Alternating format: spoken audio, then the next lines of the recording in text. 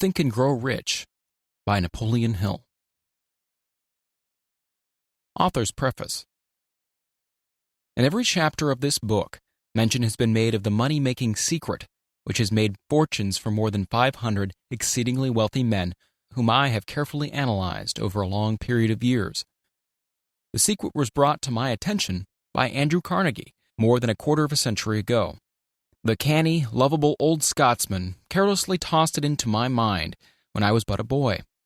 Then he sat back in his chair, with a merry twinkle in his eyes, and watched carefully to see if I had brains enough to understand the full significance of what he had said to me. When he saw that I had grasped the idea, he asked if I would be willing to spend 20 years or more preparing myself to take it to the world, to men and women who, without the secret, might go through life as failures.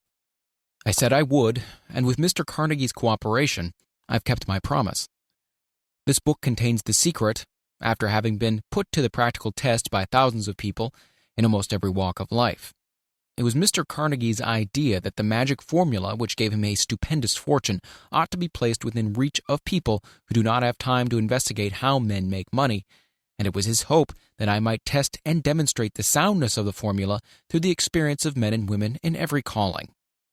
He believed the formula should be taught in all public schools and colleges, and expressed the opinion that if it were properly taught, it would so revolutionize the entire educational system that the time spent in school would be reduced to less than half.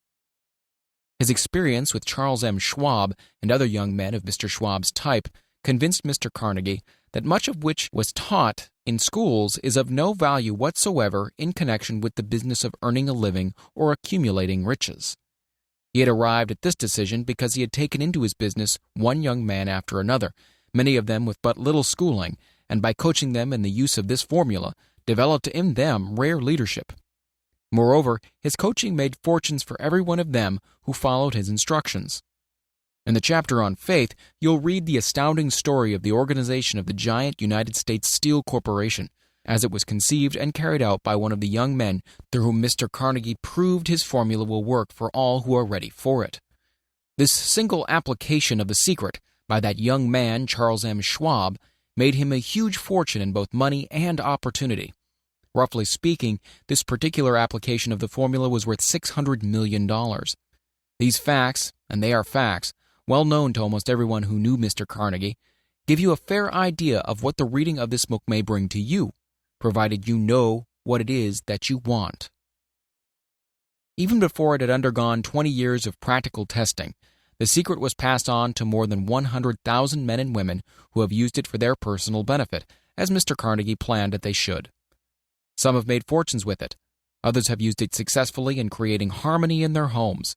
A clergyman used it so effectively that it brought him an income of upwards of $75,000 a year. Arthur Nash, a Cincinnati tailor, used his near-bankrupt business as a guinea pig on which to test the formula. The business came to life and made a fortune for its owners, and it's still thriving, though Mr. Nash is gone. The experiment was so unique that newspapers and magazines gave it more than $1 million worth of laudatory publicity. The secret was passed on to Stuart Austin Weir of Dallas, Texas. He was ready for it, so ready that he gave up his profession and studied law. Did he succeed? That story is told too. I gave the secret to Jennings Randolph the day he graduated from college, and he has used it so successfully that he is now serving his third term as a member of Congress with an excellent opportunity to keep on using it until it carries him to the White House. While serving as an advertising manager of the LaSalle Extension University, when it was little more than a name, I had the privilege of seeing J.G. Chaplin, president of the university, use the formula so effectively that he has since made the LaSalle one of the great extension schools of the country. The secret to which I refer has been mentioned no fewer than 100 times throughout this book. It has not been named directly, for it seems to work more successfully when it is merely uncovered and left in sight, where those who are ready and searching for it may pick it up.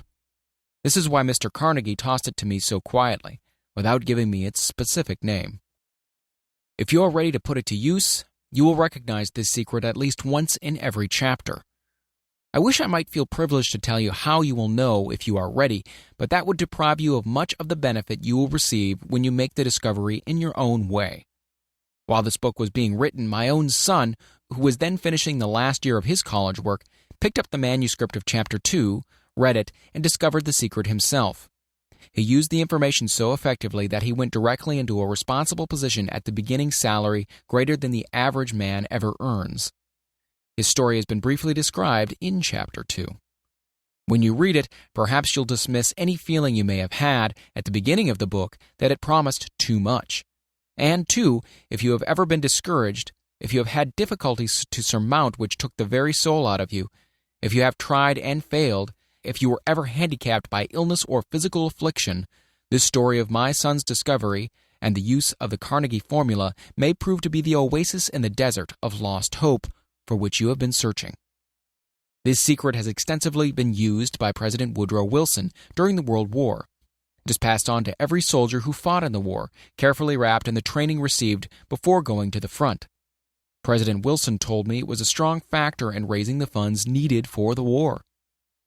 More than 20 years ago, Honorable Manuel L. Quezon, then resident commissioner of the Philippine Islands, was inspired by the secret to gain freedom for his people.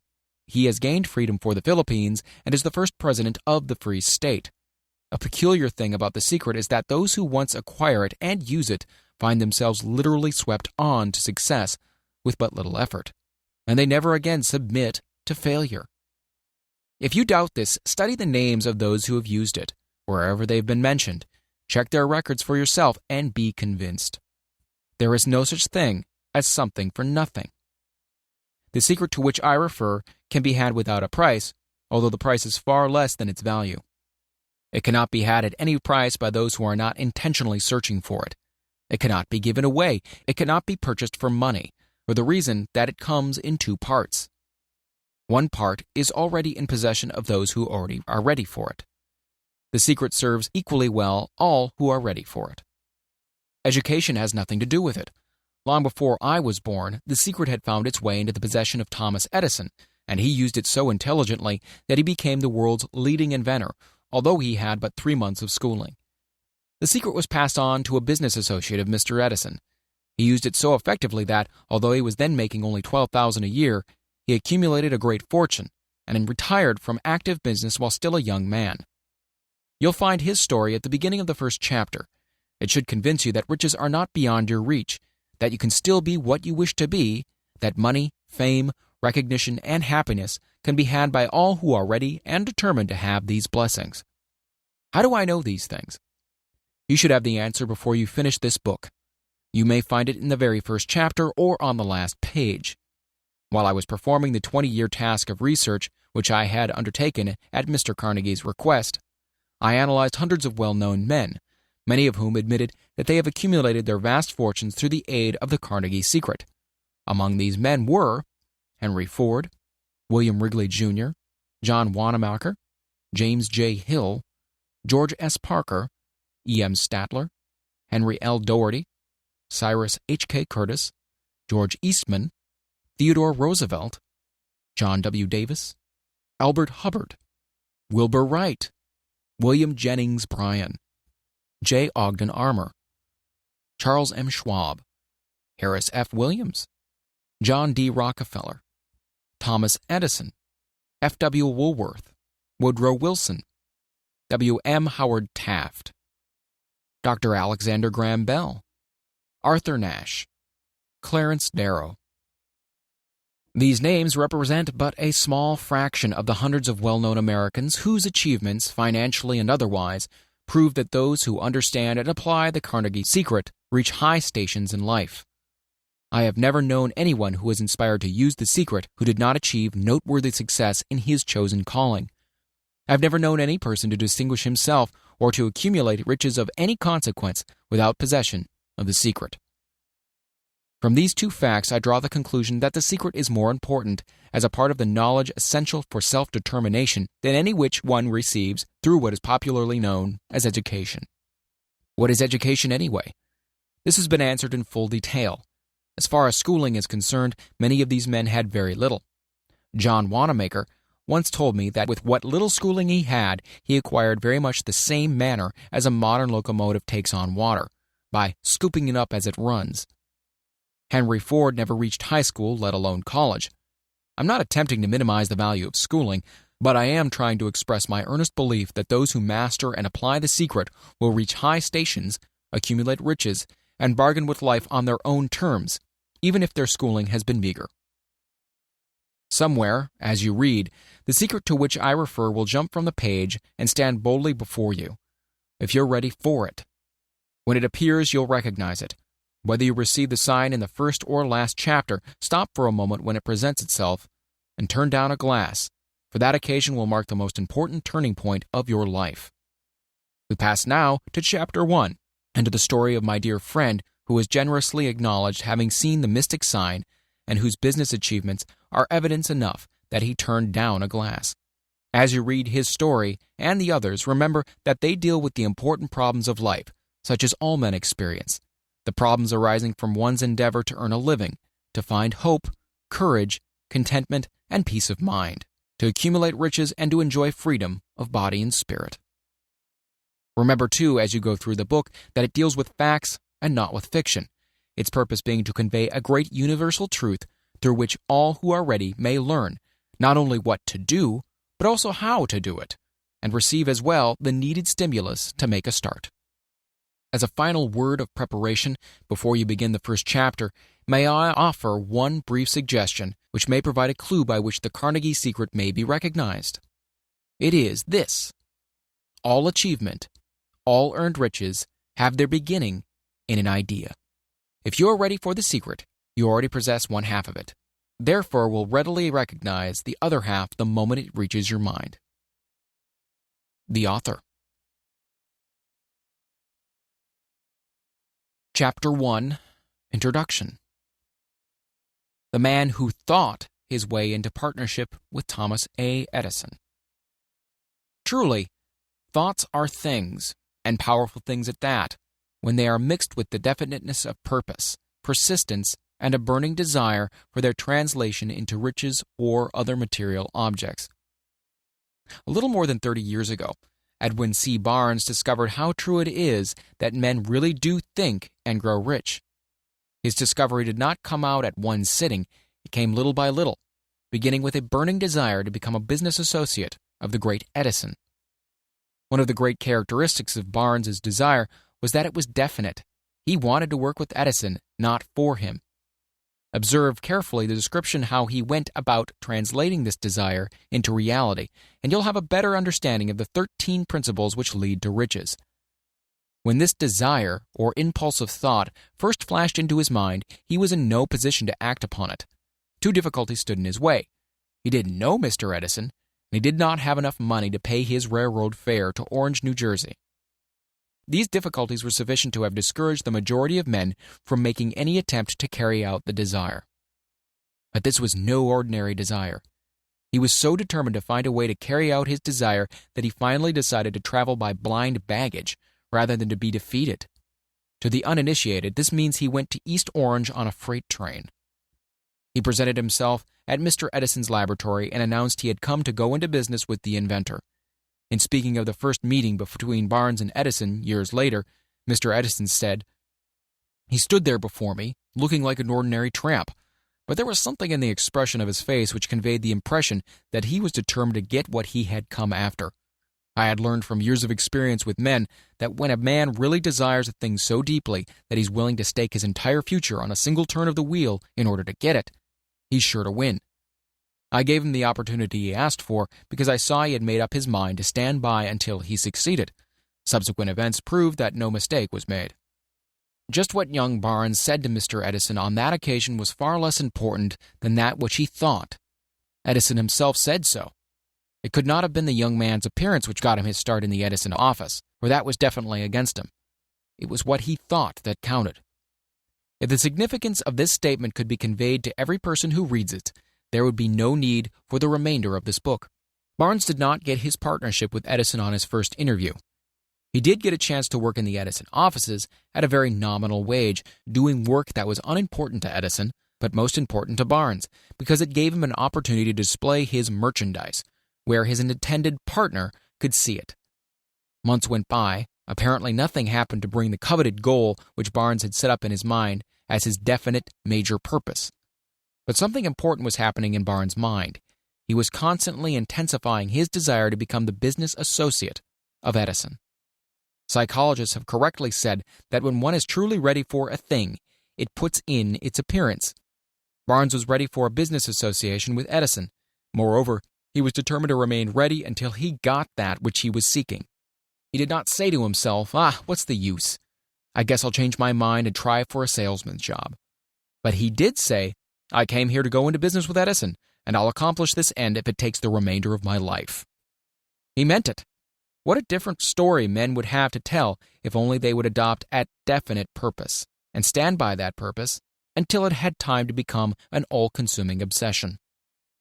Maybe young Barnes did not know it at the time, but his bulldog determination, his persistence in standing back of a single desire, was destined to mow down all opposition and bring him the opportunity he was seeking.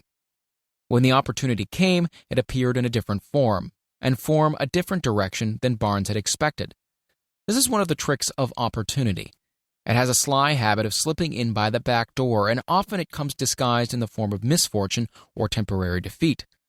Perhaps this is why so many fail to recognize opportunity. Mr. Edison had just perfected a new office device known at that time as the Edison dictating machine, now the Ediphone. His salesmen were not enthusiastic over the machine. They did not believe it could be sold without great effort. Barnes saw his opportunity right away. It had crawled in quietly, hidden in a queer-looking machine which interested no one but Barnes and the inventor. Barnes knew he could sell the Edison dictating machine. He suggested this to Edison and promptly got his chance. He did sell the machine. In fact, he sold it so successfully that Edison gave him a contract to distribute and market it all over the nation. Out of that business association grew the slogan, "Made by Edison and installed by Barnes." The business alliance has been in operation for more than 30 years. Out of it, Barnes has made himself rich in money, but he has done something infinitely greater. He has proved that one really may think and grow rich. How much actual cash and original desire of Barnes has been worth to him, I have no way of knowing. Perhaps it has brought him $2 or $3 million, but the amount, whatever it is, becomes insignificant when compared with the greater asset he acquired in the form of definite knowledge that an intangible impulse of thought can be transmuted into its physical counterpart by the application of known principles. Barnes literally thought himself into a partnership with the great Edison. He thought himself into a fortune. He had nothing to start with except the capacity to know what he wanted and the determination to stand by that desire until he realized it. He had no money to begin with. He had but little education. He had no influence. But he did have initiative, faith, and the will to win. With these intangible forces, he made himself number one man with the greatest inventor who has ever lived. Now, let us look at a different situation and study a man who had plenty of tangible evidence of riches, but lost it because he stopped 3 feet short of the goal he was seeking. 3 feet from gold. One of the most common causes of failure is the habit of quitting when one is overtaken by temporary defeat. Every person is guilty of this mistake at one time or another.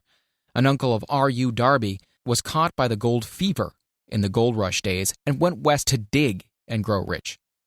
He had never heard that more gold had been mined from the brains of men than has ever been taken from earth. He staked a claim and went to work with pick and shovel. The going was hard, but his lust for gold was definite. After weeks of labor, he was rewarded by the discovery of the shining ore. He needed machinery to bring that ore to the surface. Quietly, he covered up the mine, retraced his footsteps to his home in Williamsburg, Maryland, told his relatives and a few neighbors of the strike, and they got together money for the needed machinery to have it shipped. The uncle and Darby went back to work the mine. The first car of ore was mined and shipped to a smelter. The returns proved they had one of the richest mines in Colorado. A few more cars of that ore would clear the debts.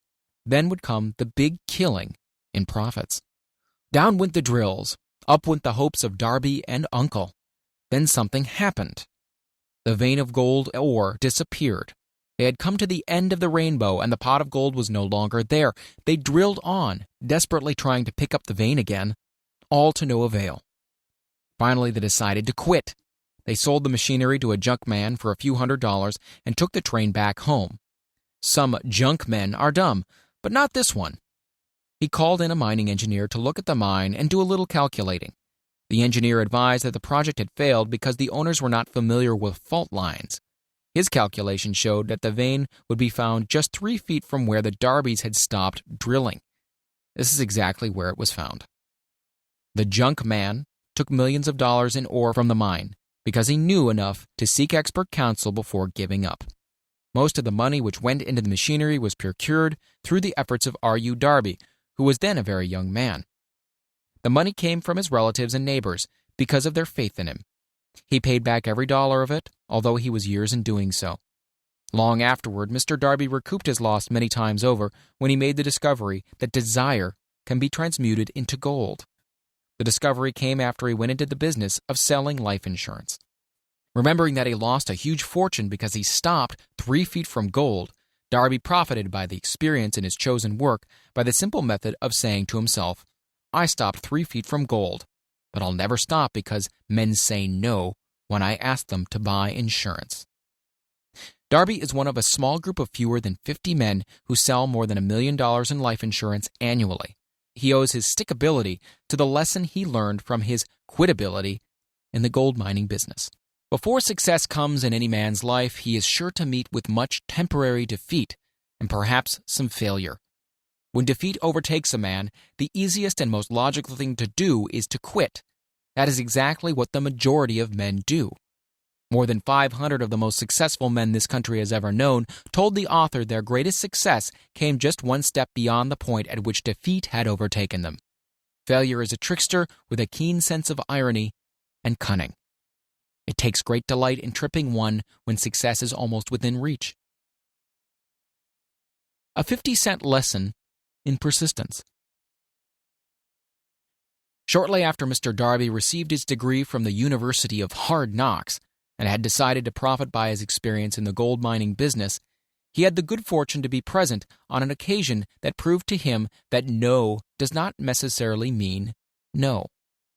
One afternoon, he was helping his uncle grind wheat in an old-fashioned mill.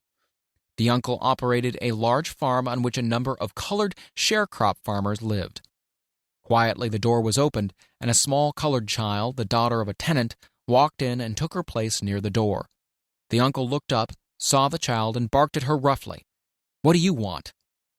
Meekly the child replied, "My mammy said send her 50 cents. "I'll not do it," the uncle retorted. "Now you run on home." "Yes, sir," the child replied. But she did not move. The uncle went ahead with his work, so busily engaged that he did not pay enough attention to the child to observe that she did not leave. When he looked up and saw her still standing there, he yelled at her, "I told you to go home. Now go, or I'll take a switch to you." The little girl said, "Yes, sir," but she did not budge an inch. The uncle dropped a sack of grain he was about to pour into the mill hopper, picked up a barrel staff, and started toward the child with an expression on his face that indicated trouble. Darby held his breath. He was certain he was about to witness a murder. He knew his uncle had a fierce temper. He knew that colored children were not supposed to defy white people in that part of the country. When the uncle reached the spot where the child was standing, she quickly stepped forward one step, looked into his eyes, and screamed at the top of her shrill voice, "My mammy's got to have that 50 cents. The uncle stopped, looked at her for a minute, then slowly laid the barrel staff down on the floor, put his hand in his pocket, took out $50 and gave it to her. The child took the money and slowly backed towards the door, never taking her eyes off the man whom she had just conquered. After she had gone, the uncle sat down on a box and looked out the window into space for more than 10 minutes. He was pondering with awe over the whipping he had just taken. Mr. Darby, too, was doing some thinking. That was the first time in his experience that he had seen a colored child deliberately master an adult white person. How did she do it? What happened to his uncle that caused him to lose his fierceness and become as docile as a lamb? What strange power did this child use that made her master over her superior? These and other similar questions flashed into Darby's mind, but he did not find the answer until years later when he told me the story. Strangely, the story of this unusual experience was told to the author in the old mill on the very spot where the uncle took his whipping. Strangely, too, I had devoted nearly a quarter of a century to the study of the power which enabled an ignorant, illiterate colored child to conquer an intelligent man. As we stood there in that musty old mill, Mr. Darby repeated the story of the unusual conquest and finished by asking, "What can you make of it? What strange power did that child use that so completely whipped my uncle?" The answer to this question will be found in the principles described in this book. The answer is full and complete. It contains details and instructions sufficient to enable anyone to understand and apply the same force which the little girl accidentally stumbled upon. Keep your mind alert, and you'll observe exactly what strange power came to the rescue of the child. You will catch a glimpse of this power in the next chapter. Somewhere in the book, you'll find an idea that will quicken your receptive powers and place at your command, for your own benefit, the same irresistible power. The awareness of this power may come to you in the first chapter, or it may flash into your mind in some subsequent chapter. It may come in the form of a single idea, or it may come in the nature of a plan or a purpose. Again, it may cause you to go back into your past experience of failure or defeat and bring to the surface the same lesson by which you can regain all that you lost through defeat. After I had described to Mr. Darby the power unwittingly used by the colored girl, he quickly retraced his 30 years of experience as a life insurance salesman, and frankly acknowledged that his success in that field was due in no small degree to the lesson he had learned from the child. Mr. Darby pointed out, "Every time a prospect tried to bow me out without buying, I saw that child standing there in the old mill, her big eyes glaring in defiance, and I said to myself, I've got to make this sale. The better portion of all sales I have made were made after people had said no." He recalled, too, his mistake in having stopped only 3 feet from gold. But, he said, that experience was a blessing in disguise. It taught me to keep on keeping on, no matter how hard the going may be, a lesson I needed to learn before I could succeed in anything. This story of Mr. Darby and his uncle, the colored girl and the gold mine, doubtless will be read by hundreds of men who make their living by selling life insurance. And to all of these, the author wishes to offer the suggestion that Darby owes to these 2 experiences his ability to sell more than $1 million of life insurance every year. Life is strange and often imponderable. Both the successes and failures have their roots in simple experiences. Mr. Darby's experiences were commonplace and simple enough, yet they held the answer to his destiny in life. Therefore, they were as important to him as life itself. He profited by these 2 dramatic experiences because he analyzed them and found the lesson they taught. But what of the man who has neither the time nor the inclination to study failure in search of knowledge that may lead to success? Where and how is he to learn the art of converting defeat into stepping stones to opportunity? In answer to these questions, this book was written. The answer called for a description of 13 principles, but remember as you read, the answer you may be seeking to the questions which have caused you to ponder over the strangeness of life may be found in your own mind through some idea, plan, or purpose which may spring into your mind as you read. One sound idea is all one needs to achieve success. The principles described in this book contain the best and the most practical of all that is known concerning ways and means of creating useful ideas. Before we may go any further in our approach to the description of these principles, we believe you are entitled to receive this important suggestion. When riches begin to come, they come so quickly in such great abundance that one wonders where they have been hiding during all those lean years. This is an astounding statement, and all the more so when we take into consideration the popular belief that riches come only to those who work hard and long. When you begin to think and grow rich, you will observe that riches begin with a state of mind, with definiteness of purpose, with little or no hard work. You and every other person ought to be interested in knowing how to acquire that state of mind which will attract riches. I spent 25 years in research analyzing more than 25,000 people because I too wanted to know how wealthy men became that way. Without that research, this book could not have been written. Here take notice of a very significant truth, viz., the business depression started in 1929 and continued on to an all-time record of destruction until sometime after President Roosevelt entered office. Then the depression began to fade into nothingness. Just as an electrician in a theater raises the light so gradually that darkness is transmuted into light before you realize it, so did the spell of fear in the minds of the people gradually fade away and become faith. Observe very closely as soon as you master the principles of this philosophy and begin to follow the instructions for applying those principles. Your financial status will begin to improve, and everything you touch will begin to transmute itself into an asset for your benefit. Impossible? Not at all. One of the main weaknesses of mankind is the average man's familiarity with the word impossible. He knows all the rules which will not work. He knows all the things which cannot be done. This book was written for those who seek the rules which have made others successful and are willing to stake everything on those rules. A great many years ago, I purchased a fine dictionary. The first thing I did with it was to turn the word impossible and neatly clip it out of the book. That would not be an unwise thing for you to do. Success comes to those who become success conscious. Failure comes to those who indifferently allow themselves to become failure conscious. The object of this book is to help all who seek it to learn the art of changing their minds from failure consciousness to success consciousness. Another weakness found in altogether too many people is the habit of measuring everything and everyone by their own impressions and beliefs. Some who will read this will believe that no one can think and grow rich. They cannot think in terms of riches because their thought habits have been steeped in poverty, want, misery, failure, and defeat. These unfortunate people remind me of a prominent Chinese person who came to America to be educated in American ways. He attended the University of Chicago. One day, President Harper met this young Oriental on the campus, stopped to chat with him for a few minutes, and asked what had impressed him as being the most noticeable characteristic of the American people. "Why," this Chinese man exclaimed, "the queer slant of your eyes. Your eyes are off slant." What do we say about the Chinese? We refuse to believe that which we do not understand. We foolishly believe that our own limitations are the proper measure of all limitations. Sure, the other fellow's mans are off slant because they are not the same as our own. Millions of people look at the achievements of Henry Ford after he had arrived and envy him because of his good fortune, or luck, or genius, or whatever it is they credit for Ford's fortune.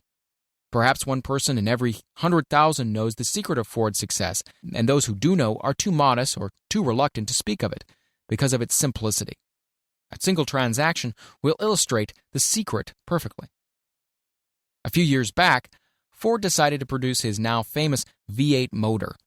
He chose to build an engine with the entire 8 cylinders cast in one block and instructed his engineers to produce a design for the engine.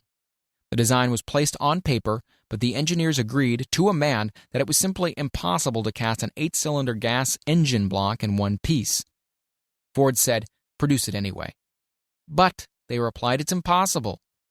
"Go ahead," Ford commanded, "and stay on the job until you succeed, no matter how much time is required." The engineers went ahead. There was nothing else for them to do, if they were to remain on Ford's staff, that is. 6 months went by, nothing happened.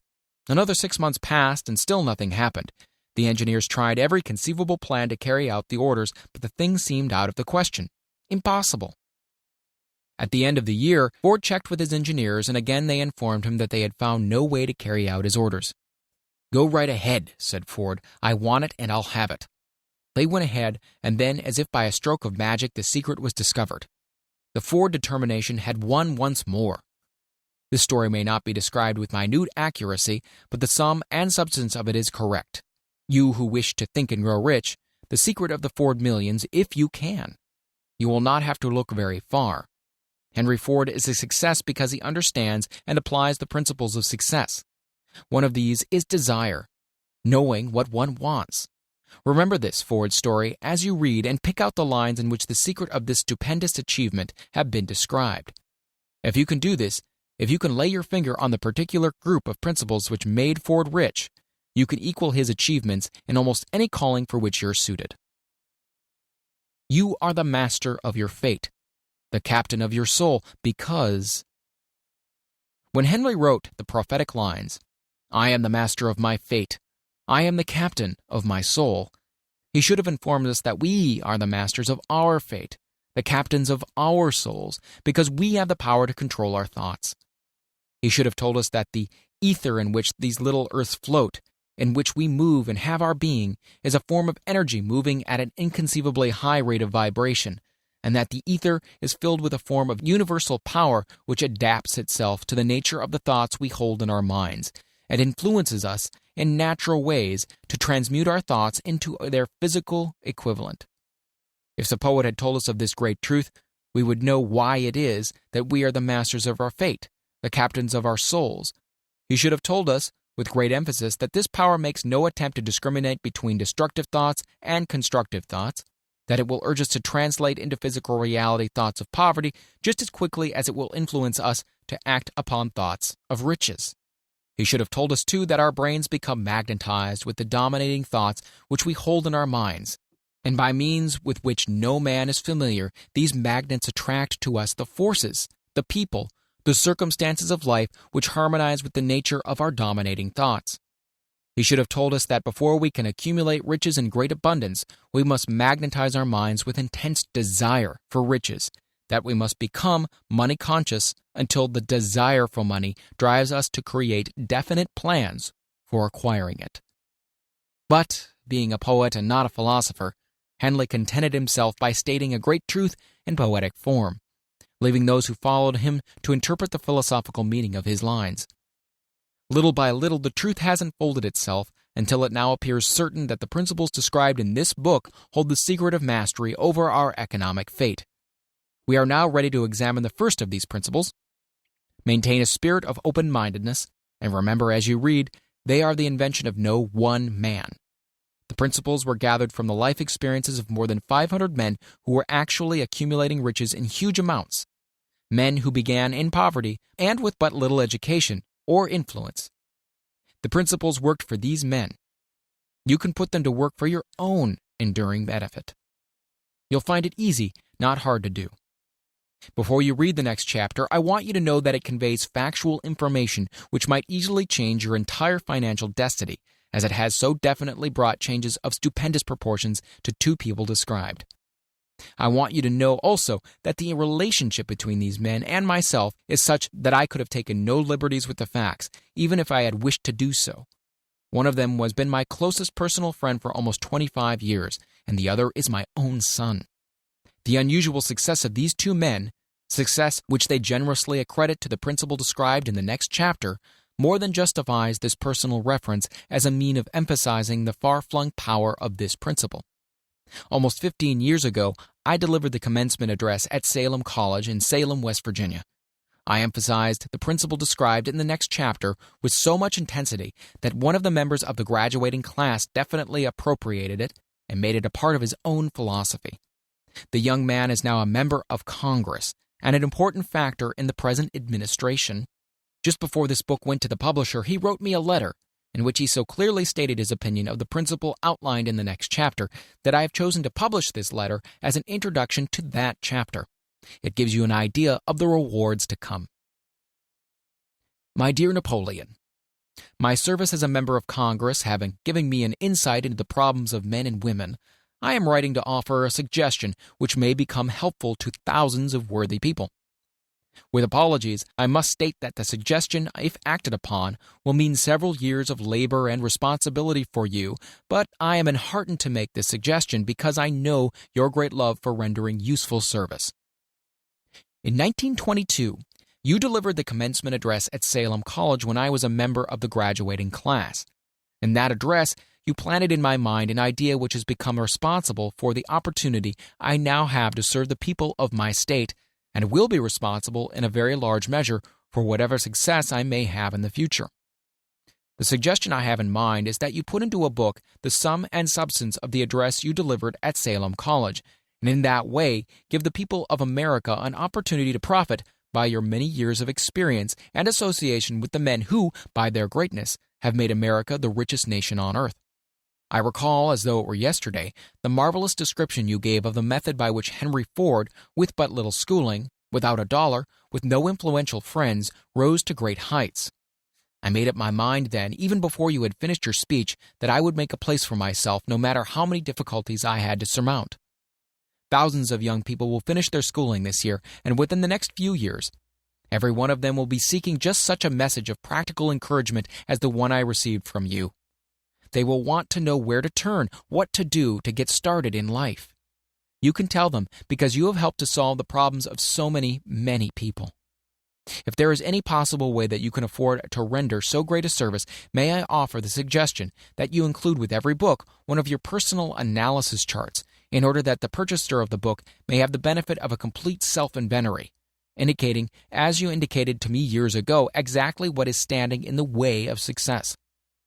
Such a service as this, providing the reader of your book with a complete, unbiased picture of their faults and their virtues, would mean to them the difference between success and failure. The service would be priceless. Millions of people are now facing the problems of staging a comeback because of the Depression.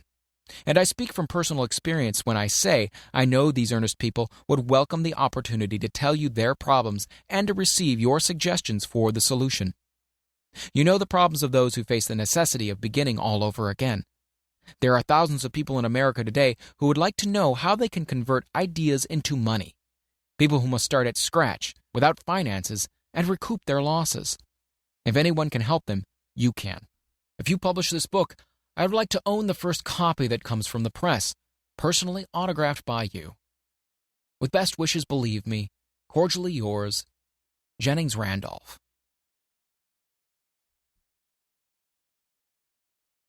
Chapter 2. Desire, the starting point of all achievement. The first step toward riches. When Edwin C. Barnes climbed down in Orange, New Jersey, more than 30 years ago, he may have resembled a tramp, but his thoughts were those of a king.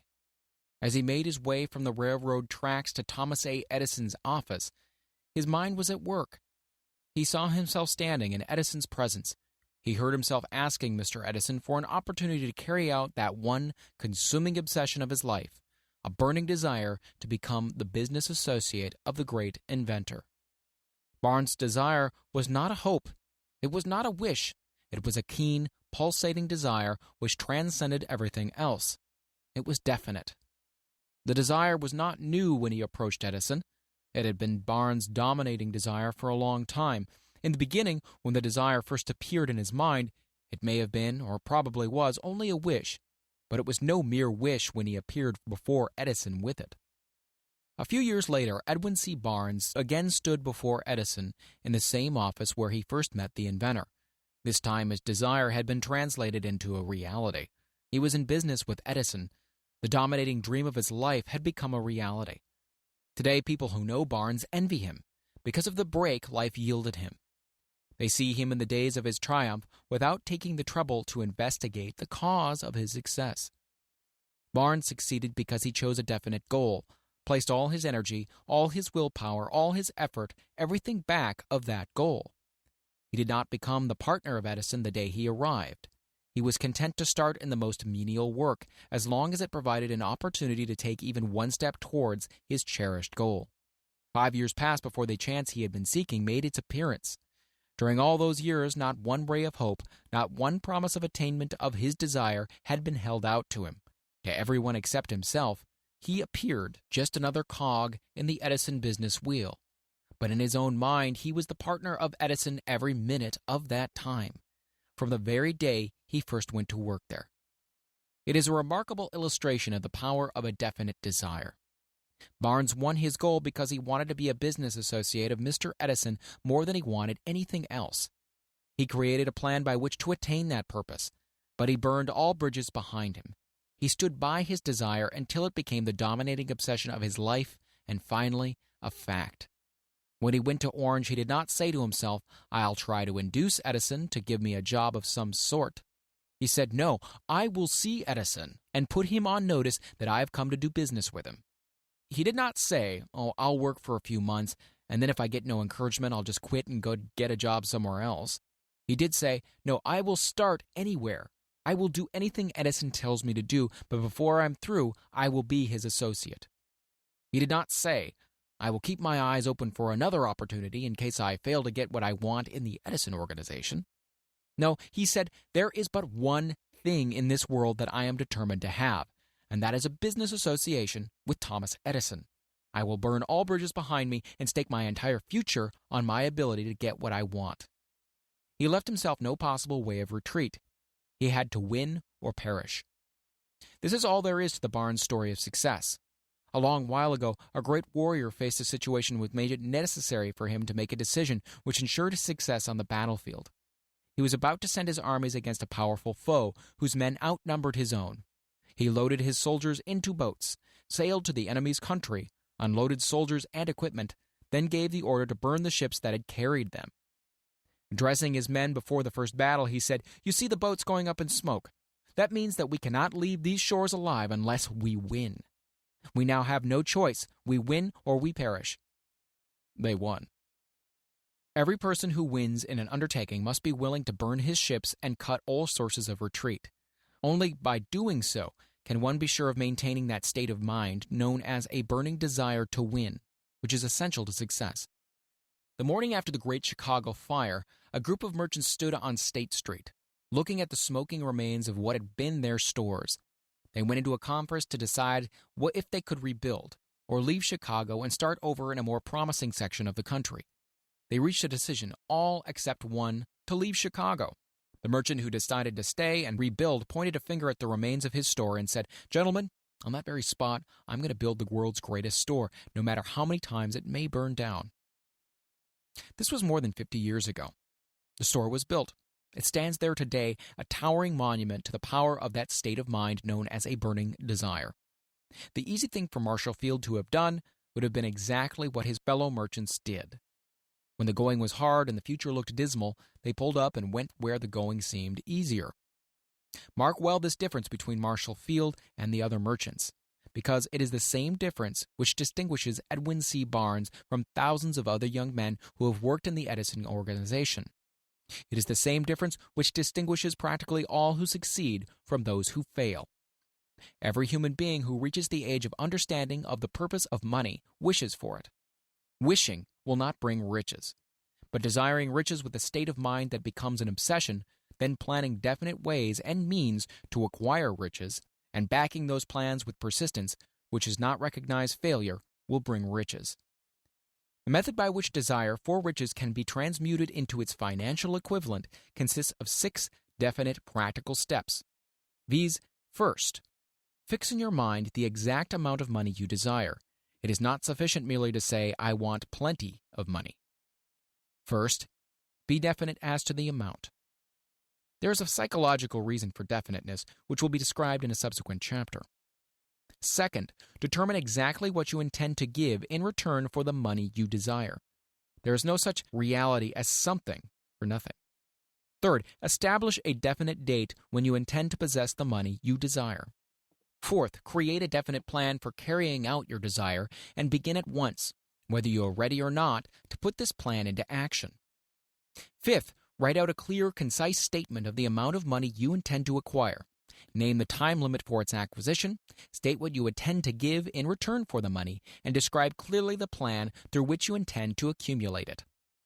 Sixth, read your written statement aloud twice daily, once just before retiring at night and once after arising in the morning.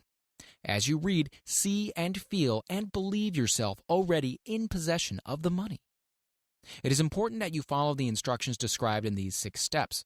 It is especially important that you observe and follow the instructions in the 6th paragraph.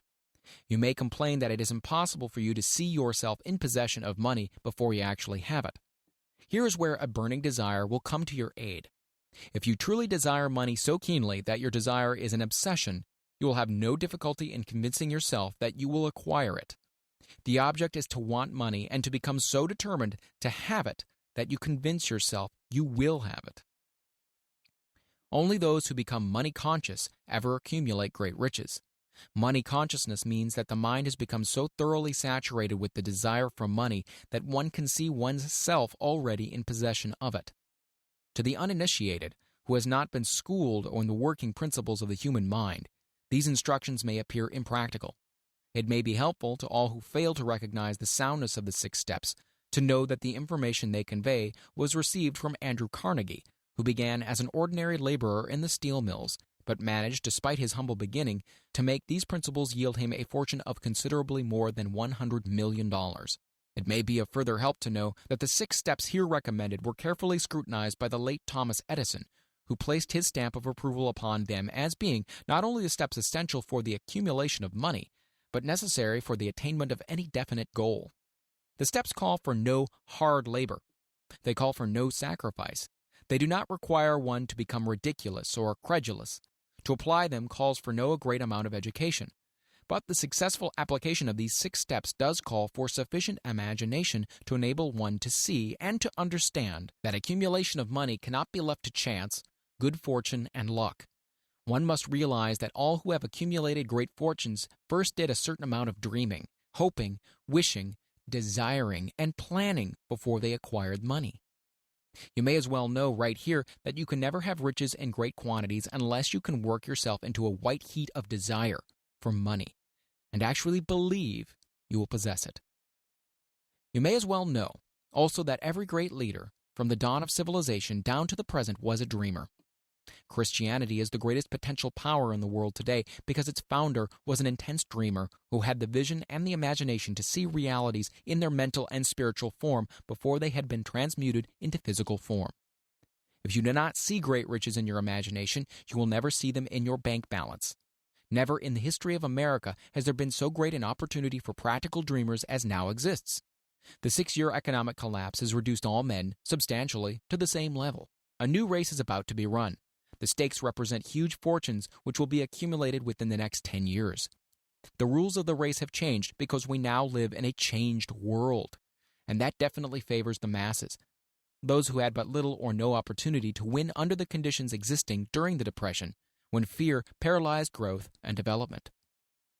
We who are in this race for riches should be encouraged to know that this changed world in which we live is demanding new ideas, new ways of doing things, new leaders, new inventions, new methods of teaching, new methods of marketing, new books, new literature, new features for the radio, new ideas for moving pictures. Back of all this demand for new and better things, there is one quality which one must possess to win, and that is definiteness of purpose. The knowledge of what one wants, and a burning desire to possess it. The business depression marked the death of one age and the birth of another. This changed world requires practical dreamers who can and will put their dreams into action. The practical dreamers have always been and always will be the pattern makers of civilization. We who desire to accumulate riches should remember the real leaders of the world always have been men who harnessed and put into practical use the intangible, unseen forces of unborn opportunity, and have converted those forces, or impulses of thought, into skyscrapers, cities, factories, airplanes, automobiles, and every form of convenience that makes life more pleasant. Tolerance and an open mind are practical necessities of the dreamer of today. Those who are afraid of new ideas are doomed before they start. Never has there been a time more favorable to pioneers than the present. True, there is no wild and woolly West to be conquered, as in the days of covered wagon, but there is a vast business, financial, and industrial world to be remolded and redirected along new and better lines. In planning to acquire your share of the riches, let no one influence you to scorn the dreamer. To win the big stakes in this changed world, you must catch the spirit of the great pioneers of the past, whose dreams have given to civilization all that it has of value, the spirit which serves as the lifeblood of your own country, your opportunities, and mine, to develop and market our talents. Let us not forget, Columbus dreamed of an unknown world, staked his life on the existence of such a world, and discovered it. Copernicus, the great astronomer, dreamed of a multiplicity of worlds and revealed them. No one denounced him as impractical after he had triumphed. Instead, the world worshipped at his shrine, thus proving once more that success requires no apologies.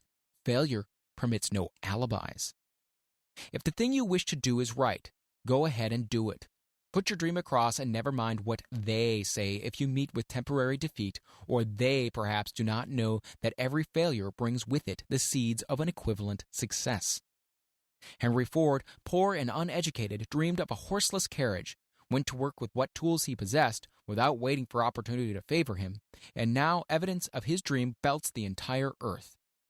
He has put more wheels into operation than any man who ever lived because he was not afraid to back his dreams. Thomas Edison dreamed of a lamp that could be operated by electricity, began where he stood to put his dream into action. Despite more than 10,000 failures, he stood by that dream until he made it a physical reality. Practical dreamers do not quit. Whelan dreamed of a chain of cigar stores, transformed his dream into action, and now the United Cigar Stores occupy the best corners in America. Lincoln dreamed of freedom for the black slaves, put his dream into action, and barely missed living to see a united North and South translate his dream into reality. The Wright brothers dreamed of a machine that would fly through the air. Now one may see evidence all over the world that they dreamed soundly. Marconi dreamed of a system for harnessing the intangible forces of the ether. Evidence that he did not dream in vain may be found in every wireless and radio in the world. Moreover, Marconi's dream brought the humblest cabin and the most stately manor house side by side. It made the people of every nation on earth backdoor neighbors. It gave the President of the United States a medium by which he may talk to all the people of America at one time and on short notice. It may interest you to know that Marconi's friends had him taken into custody and examined in a psychopathic hospital when he announced he had discovered a principle through which he could send messages through the air without the aid of wires or other direct physical means of communication. The dreamers of today fare better. The world has become accustomed to new discoveries. Nay, it has shown a willingness to reward the dreamer who gives the world a new idea. Quote, the greatest achievement was at first, and for a time, but a dream. The oak sleeps in the acorn. The bird waits in the egg. And in the highest vision of the soul, a waking angel stirs. Dreams are the seedlings of reality. Awake, arise, and assert yourself, you dreamers of the world. Your star is now in the ascendancy. The world of the Depression brought the opportunity you have been waiting for. It taught people humility, tolerance, and open-mindedness. The world is filled with an abundance of opportunity which the dreamers of the past never knew. A burning desire to be and to do is the starting point from which the dreamer must take off. Dreams are not born of indifference, laziness, or lack of ambition. The world no longer scoffs at the dreamer, nor calls him impractical. If you think it does, take a trip to Tennessee and witness what a dreamer president has done in the way of harnessing and using the great water power of America. A score of years ago, such a dream would have seemed like madness. You have been disappointed. You have undergone defeat during the Depression. You have felt the great heart within you crushed until it bled. Take courage, for these experiences have tempered the spiritual metal of which you are made. They are assets of incomparable value. Remember, too, that all who succeed in life get off to a bad start and pass through many heartbreaking struggles before they, quote-unquote, arrive. The turning point in the lives of those who succeed usually comes at a moment of some crisis, through which they are introduced to their other selves. John Bunyan wrote The Pilgrim's Progress, which is among the finest of all English literature, after he had been confined in prison and sorely punished because of his views on the subject of religion. O. Henry discovered the genius which slept within his brain after he had met with great misfortune and was confined in a prison cell in Columbus, Ohio. Forced, through misfortune, to become acquainted with his other self and to use his imagination, he discovered himself to be a great author instead of a miserable criminal and outcast.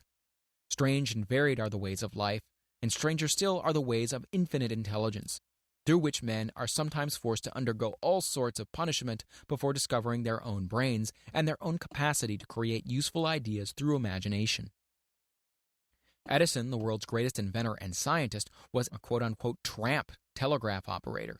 He failed innumerable times before he was driven finally to the discovery of the genius which slept within his brain. Charles Dickens began by pasting labels on blacking pots.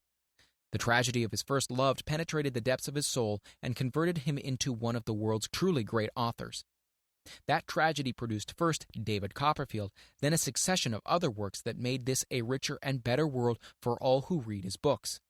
Disappointment over love affairs generally has the effect of driving men to drink and women to ruin, and this because most people never learn the art of transmuting their strongest emotions into dreams of a constructive nature. Helen Keller became deaf, dumb, and blind shortly after birth. Despite her greatest misfortune, she has written her name indelibly in the pages of the history of the great.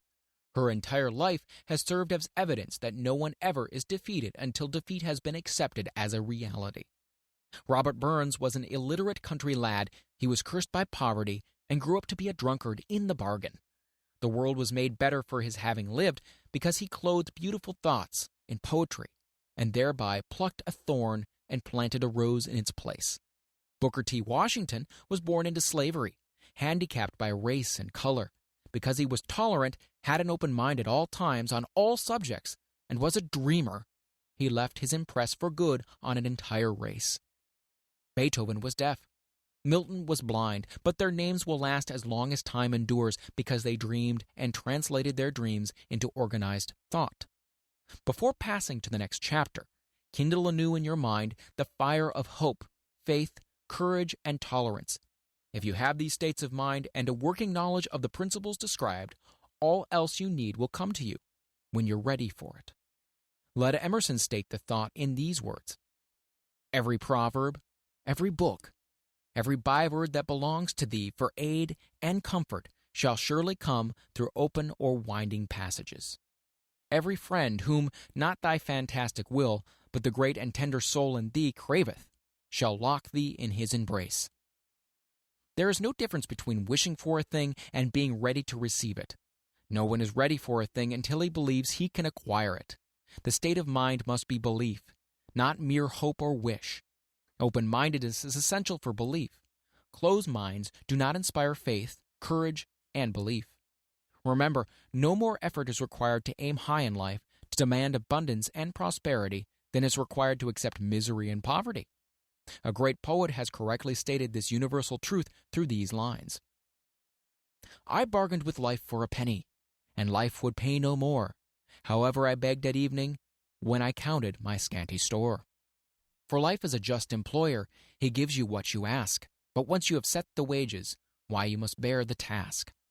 I worked for a menial's hire, only to learn dismayed, that any wage I had hoped of life, life would have willingly paid. Desire outwits Mother Nature. As a fitting climax to this chapter, I wish to introduce one of the most unusual persons I have ever known. I first saw him 24 years ago, a few minutes after he was born. He came into the world without any physical sign of ears, and the doctor admitted, when pressed for an opinion, that the child might be deaf and mute for life. I challenged the doctor's opinion. I had the right to do so. I was the child's father. I, too, reached a decision and rendered an opinion, but I expressed the opinion silently in the secrecy of my own heart. I decided that my son would hear and speak. Nature could send me a child without ears, but nature could not induce me to accept the reality of the affliction. In my own mind, I knew that my son would hear and speak. How? I was sure there must be a way, and I knew I would find it. I thought of the words of the immortal Emerson. The whole course of things goes to teach us faith. We need only obey. There is guidance for each of us, and by lowly listening, we shall hear the right word. The right word? Desire. More than anything else, I desired that my son should not be deaf-mute. From that desire, I never receded, not for a second. Many years previously, I had written, our only limitations are those we set up in our own minds. For the first time, I wondered if that statement were true.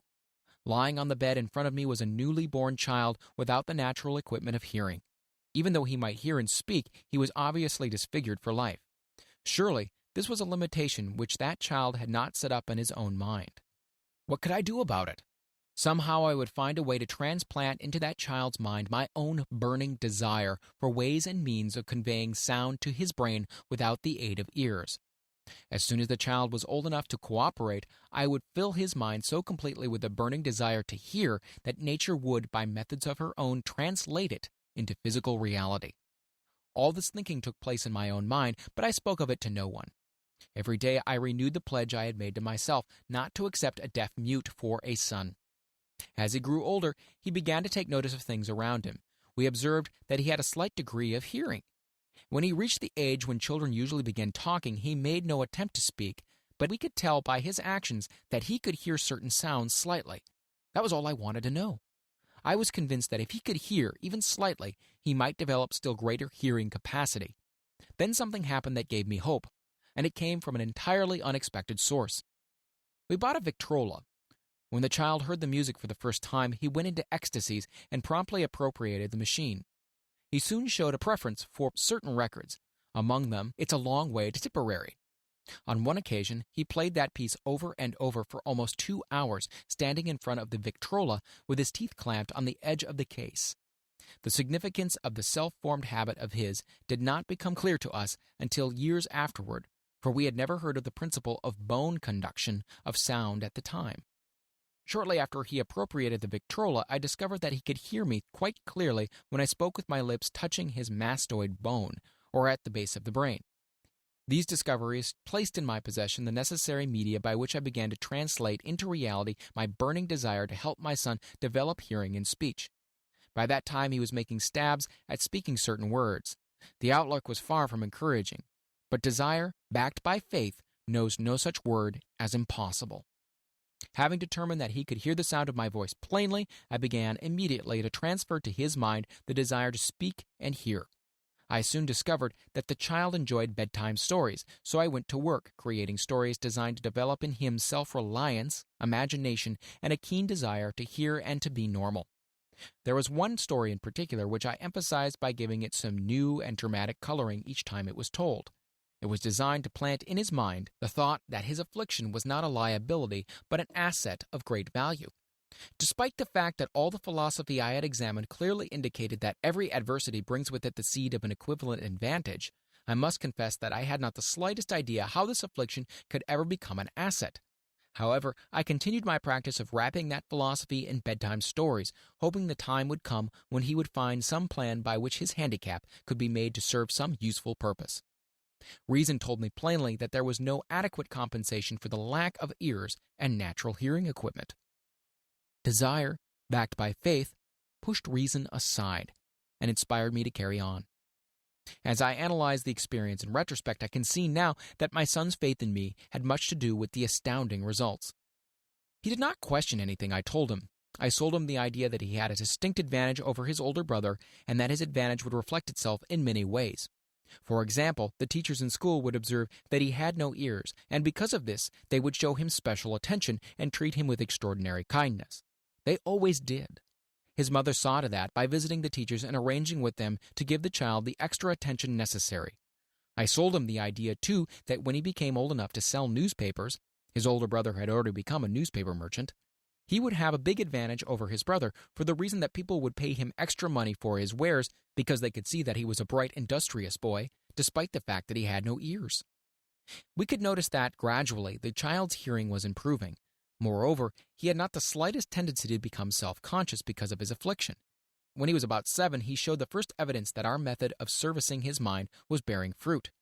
For several months he begged for the privilege of selling newspapers, but his mother would not give her consent. She was afraid that his deafness might make it unsafe for him to go on the street alone. Finally, he took matters into his own hands. One afternoon, when he was left at home with the servants, he climbed through the kitchen window, shinnied down to the ground, and set out on his own. He borrowed 6 cents in capital from the neighborhood shoemaker, invested it in papers, sold out, reinvested, and kept repeating until late in the evening. After balancing his accounts and paying back the 6 cents he was borrowed from his banker, he had a net profit of 42 cents. When he got home that night, we found him in bed asleep with the money tightly clenched in his hand. His mother opened his hand, removed the coins, and cried. Of all things, crying over her son's first victory seemed so inappropriate. My reaction was the reverse. I laughed heartily, for I knew that my endeavor to plant in the child's mind an attitude of faith in himself had been successful. His mother saw in his first business venture a little deaf boy who had gone out in the streets and risked his life to earn money. I saw a brave, ambitious, self-reliant little businessman whose stock in himself had been increased 100% because he had gone into business on his own initiative and had won. The transaction pleased me because I knew he had given evidence of a trait of resourcefulness that would go with him through life. Later events proved this to be a virtue. When his older brother wanted something, he would lie down on the floor, kick his feet in the air, cry for it, and get it. When the little deaf boy wanted something, he would plan a way to earn the money, then buy it for himself. He still follows that plan. Truly, my son has taught me that handicaps can be converted into stepping stones on which one may climb towards some worthy goal, unless they are accepted as obstacles and used as alibis. The little deaf boy went through the grades, high school, and college without being able to hear his teachers, excepting when they shouted loudly at close range. He did not go to a school for the deaf.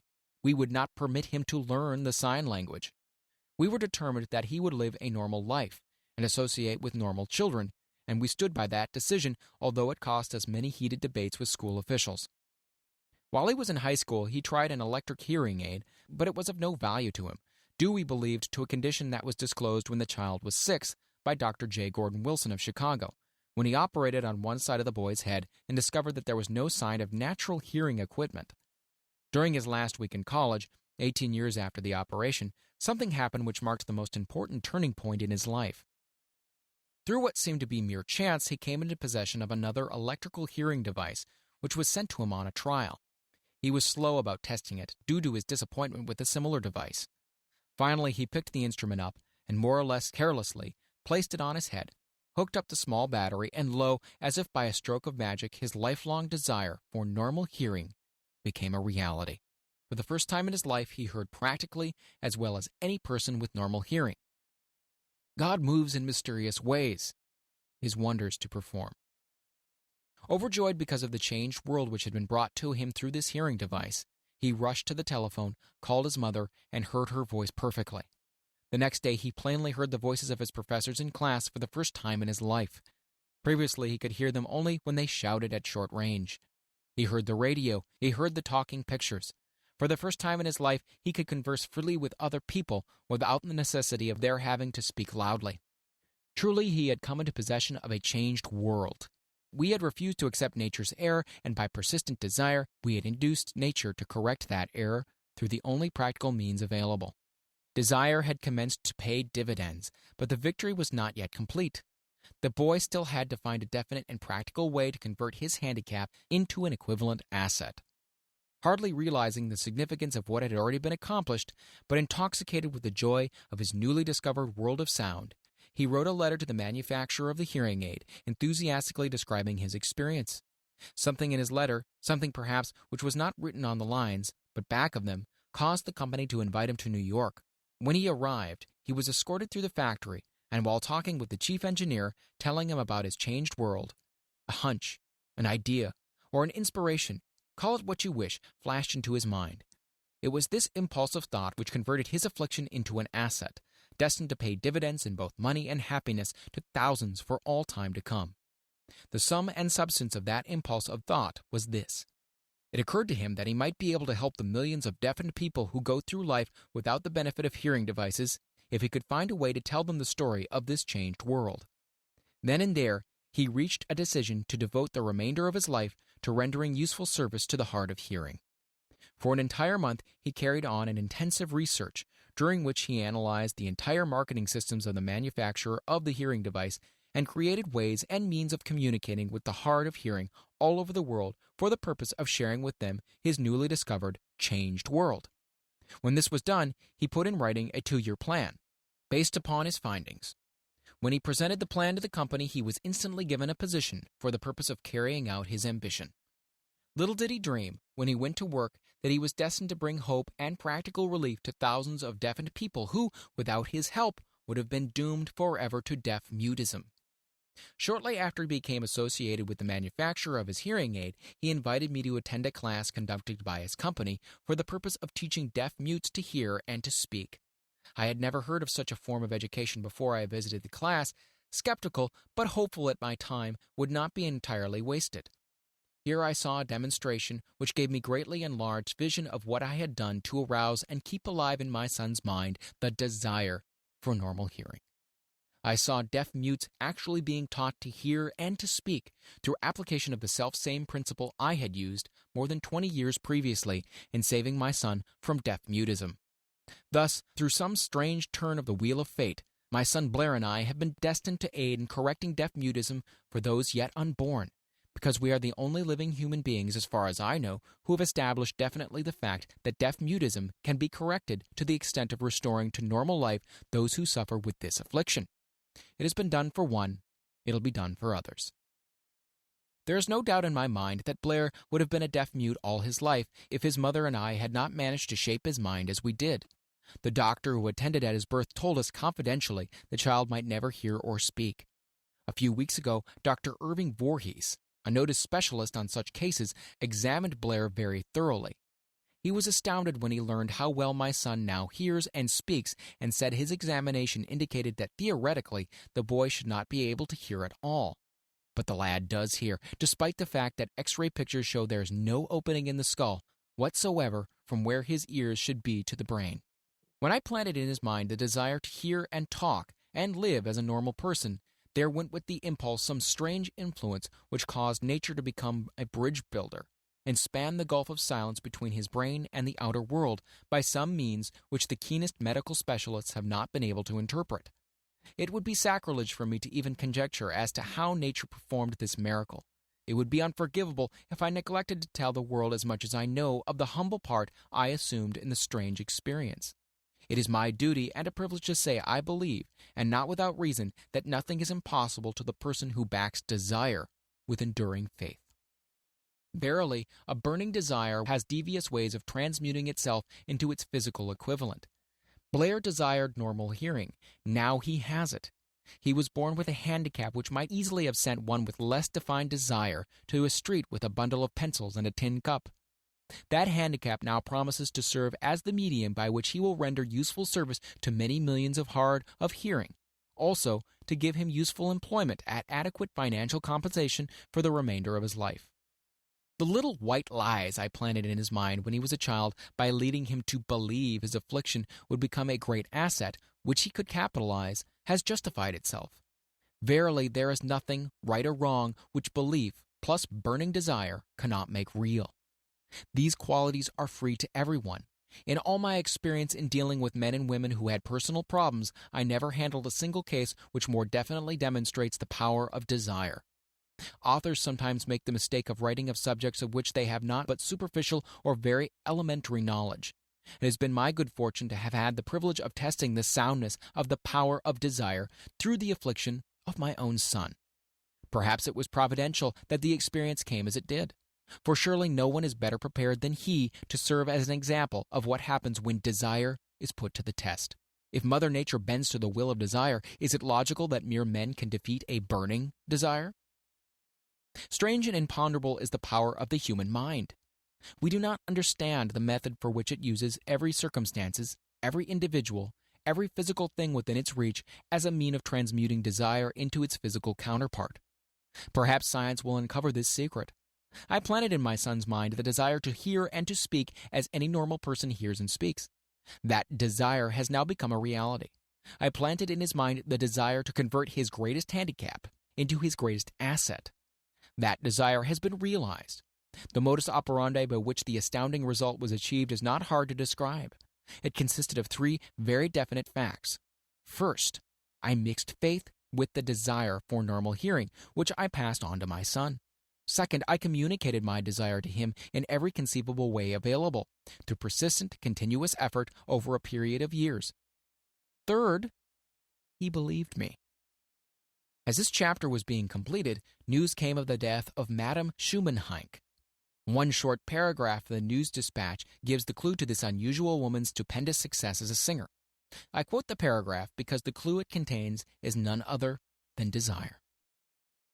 Early in her career, Madame Schumannheink visited the director of the Vienna Court Opera to have him test her voice.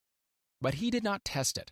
After taking one look at the awkward and poorly dressed girl, he exclaimed none too gently, "With such a face, and with no personality at all, how can you ever expect to succeed in opera?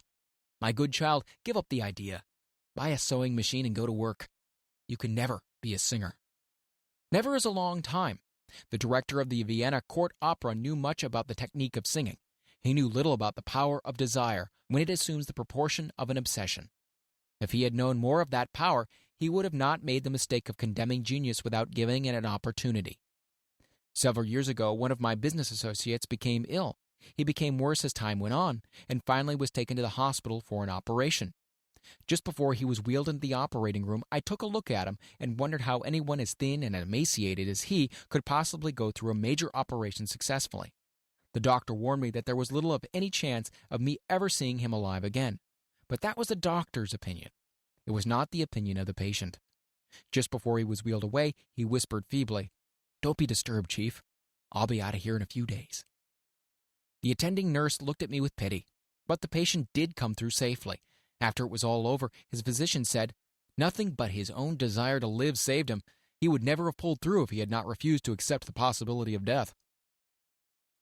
I believe in the power of desire, backed by faith, because I have seen this power lift men from lowly beginnings to places of power and wealth. I have seen it rob the grave of its victims. I have seen it serve as the medium by which men stage a comeback after having been defeated in 100 different ways. I have seen it provide my own son with a normal, happy, successful life, despite nature's having sent him into a world without ears. How can one harness and use the power of desire? This has been answered through this and the subsequent chapters of this book. This message is going out to the world at the end of the longest and perhaps the most devastating depression America has ever known. It is reasonable to presume that the message may come to the attention of many who have been wounded by the depression, those who have lost their fortunes, others who have lost their positions, and great numbers who must recognize their plans and stage a comeback. To all these, I wish to convey the thought that all achievement, no matter what may be its nature or its purpose, must begin with an intense, burning desire for something definite. Through some strange and powerful principle of mental chemistry, which she has never divulged, nature wraps up in the impulse of strong desire that something, quote-unquote, which recognizes no such word as impossible and accepts no such reality as failure. Chapter 3. Faith visualization of and belief in attainment of desire. The second step toward riches. Faith is the head chemist of the mind. When faith is blended with the vibration of thought, the subconscious mind instantly picks up the vibration, translates it into spiritual equivalents, and transmits it to the infinite intelligence, as in the case of prayer. The emotions of faith, love, and sex are the most powerful of all the major positive emotions. When the three are blended, they have the effect of coloring the vibration of thought in such a way that it instantly reaches the subconscious mind, where it is changed into its spiritual equivalent, the only form that induces a response from the infinite intelligence. Love and faith are psychic, related to the spiritual side of man. Sex is purely biological and related only to the physical. The mixing or blending of these three emotions has the effect of opening a direct line of communication between the finite, thinking mind of man and infinite intelligence. How to develop faith. There comes now a statement which will give a bigger or better understanding of the importance the principle of autosuggestion assumes in the transmutation of desire into its physical or monetary equivalent. Namely, faith is a state of mind which may be induced or created by affirmation or repeated instructions to the subconscious mind through the principle of autosuggestion. As an illustration, consider the purpose for which you are presumably reading this book. The object is naturally to acquire the ability to transmute the intangible thought impulse of desire into its physical counterpart, money. By following the instructions laid down in the chapters on autosuggestion and the subconscious mind, as summarized in the chapter on autosuggestion, you may convince the subconscious mind that you believe you will receive that for which you ask, and it will act upon that belief, which your subconscious mind passes back to you in the form of faith, followed by definite plans for procuring that which you desire. The method by which one develops faith where it does not already exist is extremely difficult to describe, almost as difficult, in fact, as it would be to describe the color of red to a blind man who has never seen color and has nothing with which to compare what you describe to him. Faith is a state of mind which you may develop at will after you have mastered the 13 principles, because it is a state of mind which develops voluntarily through application and use of these principles. Repetition of affirmation of orders to your subconscious mind is the only known method of voluntary development of the emotion of faith. Perhaps the meaning may be made clearer through the following explanation as to the way men sometimes become criminals. Stated in the words of a famous criminologist, when men first come into contact with crime, they abhor it. If they remain in contact with crime for a time, they become accustomed to it and endure it. When they remain in contact with it for long enough, they finally embrace it and become influenced by it. This is the equivalent of saying that any impulse of thought which is repeatedly passed on to the subconscious mind is, finally, accepted and acted upon by the subconscious mind, which proceeds to translate that impulse into its physical equivalent by the most practical procedure available. In connection with this, consider again the statement, all thoughts which have been emotionalized, given feeling, and mixed with faith, begin immediately to translate themselves into their physical equivalent or counterpart. The emotions, or the feeling portion of thoughts, are the factors which give thoughts vitality, life, and action. The emotions of faith, love, and sex, when mixed with any thought impulse, give it greater action than any of these emotions can do singly. Not only thought impulses which have been mixed with faith, but those which have been mixed with any of the positive emotions or any of the negative emotions may reach and influence the subconscious mind. From this statement, you will understand that the subconscious mind will translate into its physical equivalent a thought impulse of a negative or destructive nature, just as readily as it will act upon the thought impulses of a positive or constructive nature. This accounts for the strange phenomenon so many millions of people experience, referred to as misfortune or bad luck. There are millions of people who believe themselves doomed to poverty and failure because of some strange force over which they believe they have no control. They are the creators of their own misfortunes because of this negative belief, which is picked up by the subconscious mind and translated into its physical equivalent. This is an appropriate place at which to suggest again that you may benefit by passing on to your subconscious mind any desire which you wish translated into its physical or monetary equivalent, in a state of expectancy or belief that transmutation will actually take place. Your belief or faith is the element which determines the action of your subconscious mind. There is nothing to hinder you from deceiving your subconscious mind when giving it instructions through autosuggestion, just as I deceived, quote-unquote, my son's subconscious mind. To make this deceit more realistic, conduct yourself just as you would if you were already in possession of the material thing which you are demanding when you call upon your subconscious mind. The subconscious mind will transmute into its physical equivalent by the most direct and practical media available any order which is given to it in a state of belief or faith that the order will be carried out.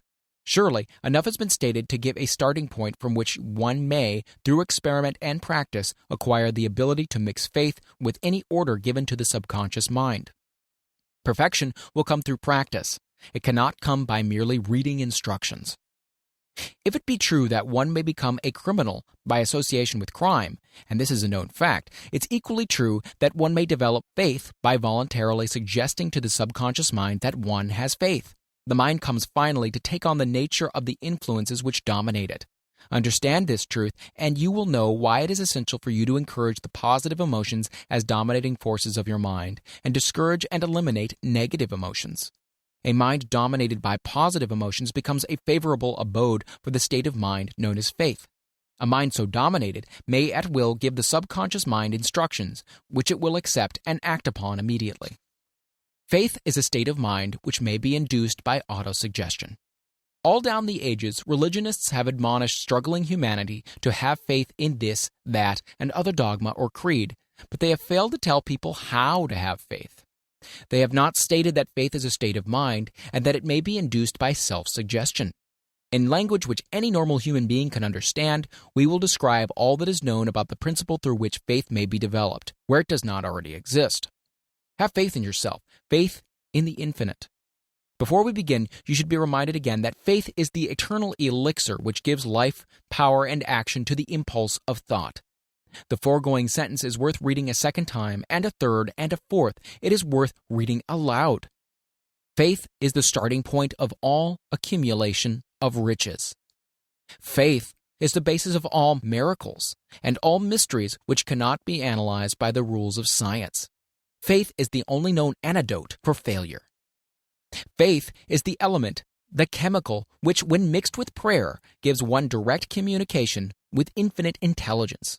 Faith is the element which transforms the ordinary vibration of thought created by the finite mind of man into the spiritual equivalent. Faith is the only agency through which the cosmic force of infinite intelligence can be harnessed and used by man. Every one of the foregoing statements is capable of proof. The proof is simple and easily demonstrated. It is wrapped up in the principle of autosuggestion. Let us center our attention, therefore, upon the subject of self-suggestion and find out what it is and what it is capable of achieving. It is a well-known fact that one comes finally to believe whatever one repeats to oneself, whether the statement be true or false. If a man repeats a lie over and over, he will eventually accept the lie as truth. Moreover, he will believe it to be the truth. Every man is what he is because of the dominating thoughts which he permits to occupy his mind. Thoughts which a man deliberately places in his own mind and encourages with sympathy, and with which he mixes any one or more of the emotions, constitute the motivating forces which direct and control his every movement, act, and deed. Comes now a very significant statement of truth. Thoughts, which are mixed with any of the feeling of emotions, constitute a magnetic force which attracts, from the vibrations of the ether, other similar or related thoughts. A thought thus magnetized with emotion may be compared to a seed which, when planted in fertile soil, germinates, grows, and multiplies itself over and over again until that which was originally one small seed becomes countless millions of seeds of the same brand. The ether is a great cosmic mass of eternal forces of vibration. It is made up of both destructive vibrations and constructive vibrations. It carries at all times vibrations of fear, poverty, disease, failure, misery, and vibrations of prosperity, health, success, and happiness, just as surely as it carries the sound of hundreds of orchestrations of music and hundreds of human voices, all of which maintain their own individuality and means of identification through the medium of radio. From the great storehouse of the ether, the human mind is constantly attracting vibrations which harmonize with that which dominates the human mind. Any thought, idea, plan, or purpose which one holds in one's mind attracts, from the vibrations of the ether, a host of its relatives, adds these relatives to its own force, and grows until it becomes the dominating, motivating master of the individual in whose mind it has been housed. Now let us go back to the starting point and become informed as to how the original seed of an idea, plan, or purpose may be planted in the mind. The information is easily conveyed. Any plan, idea, or purpose may be placed in the mind through repetition of thought. This is why you are asked to write out a statement of your major purpose, or definite chief aim, commit it to memory, and repeat it in audible words day after day until these vibrations of sound have reached your subconscious mind. We are what we are because of the vibrations of thought which we pick up and register through the stimuli of our daily environment. Resolve to throw off the influences of any unfortunate environment and to build your own life to order.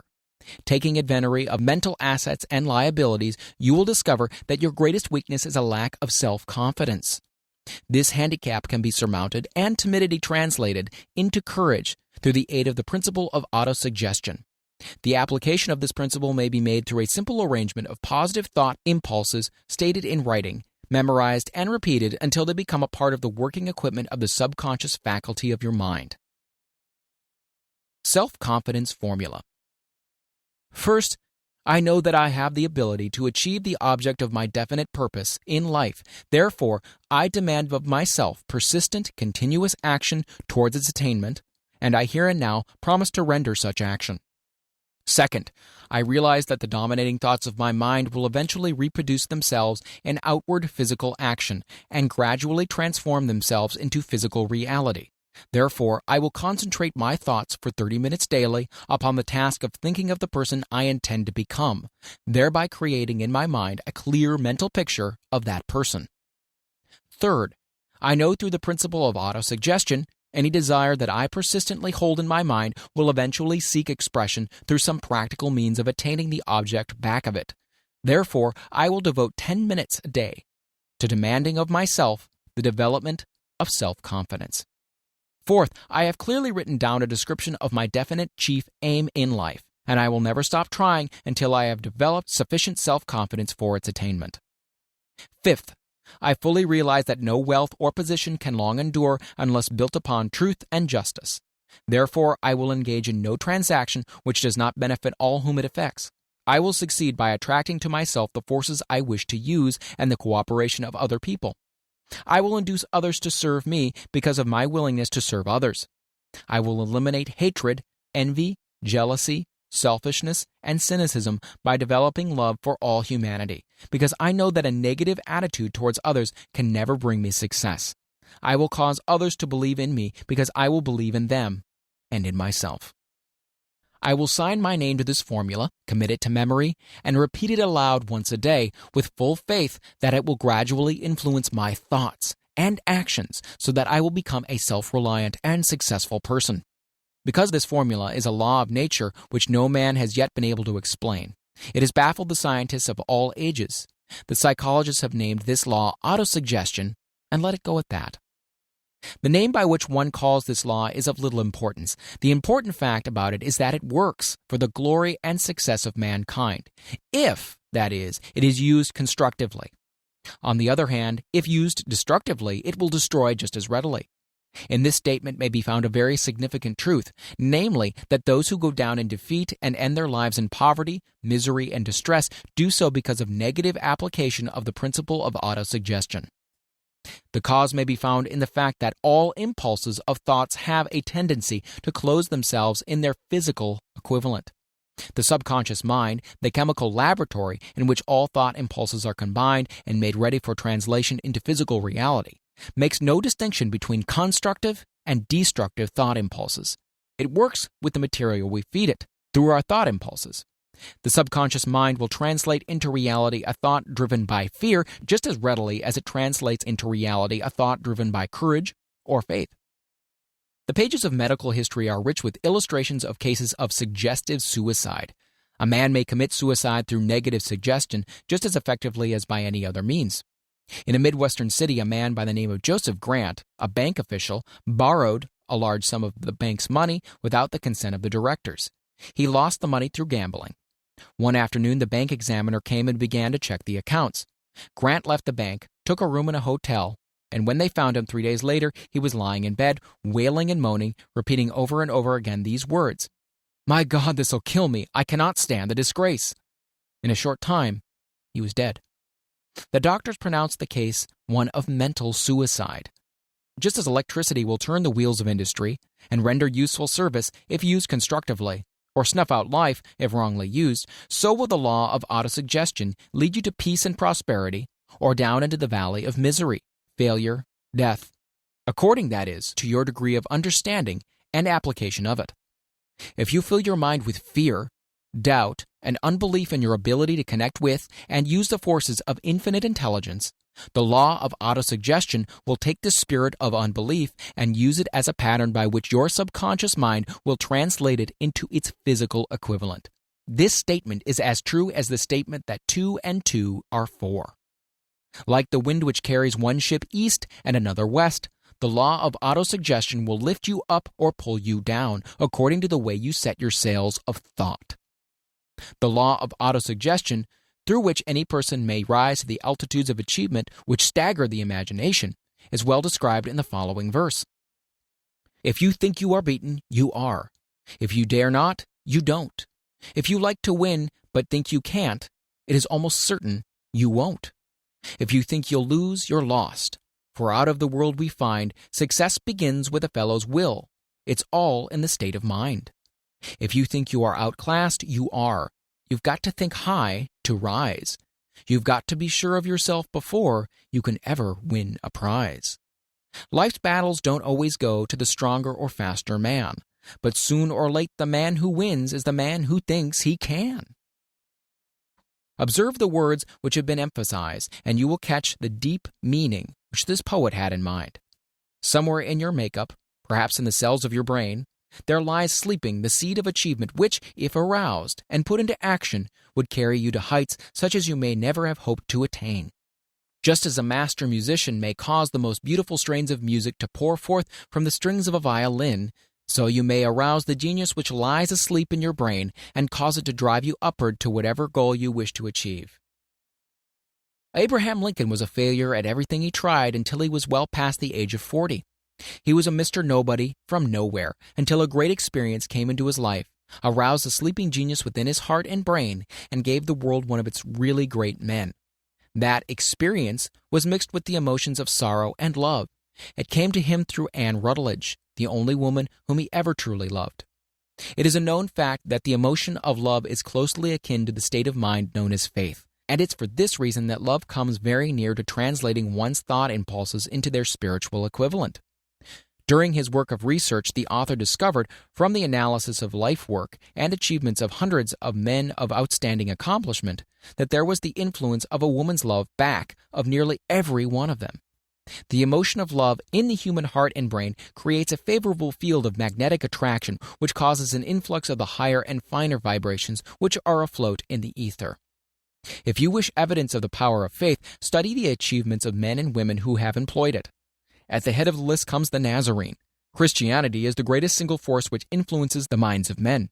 The basis of Christianity is faith. No matter how many people may have perverted or misinterpreted the meaning of this great force, and no matter how many dogmas and creeds have been created in its name, which do not reflect its tenets. The sum and substance of the teachings and achievements of Christ, which may have been interpreted as miracles, were nothing more nor less than faith. If there are any such phenomena as miracles, they are produced only through the state of mind known as faith. Some teachers of religion, and many who call themselves Christians, never understand nor practice faith. Let us consider the power of faith as it is now being demonstrated by a man who is well known to all of civilization, Mahatma Gandhi of India. In this man, the world has one of the most astounding examples known to civilization of the possibilities of faith. Gandhi wields more potential power than any man living at his time, and this despite the fact that he has none of the orthodox tools of power, such as money, battleships, soldiers, and materials of warfare. Gandhi has no power, he has no home, he does not own a suit of clothes, but he does have power. How does he come by that power? He created it out of his own understanding of the principle of faith, and through his ability to transplant that faith into the minds of 200 million people.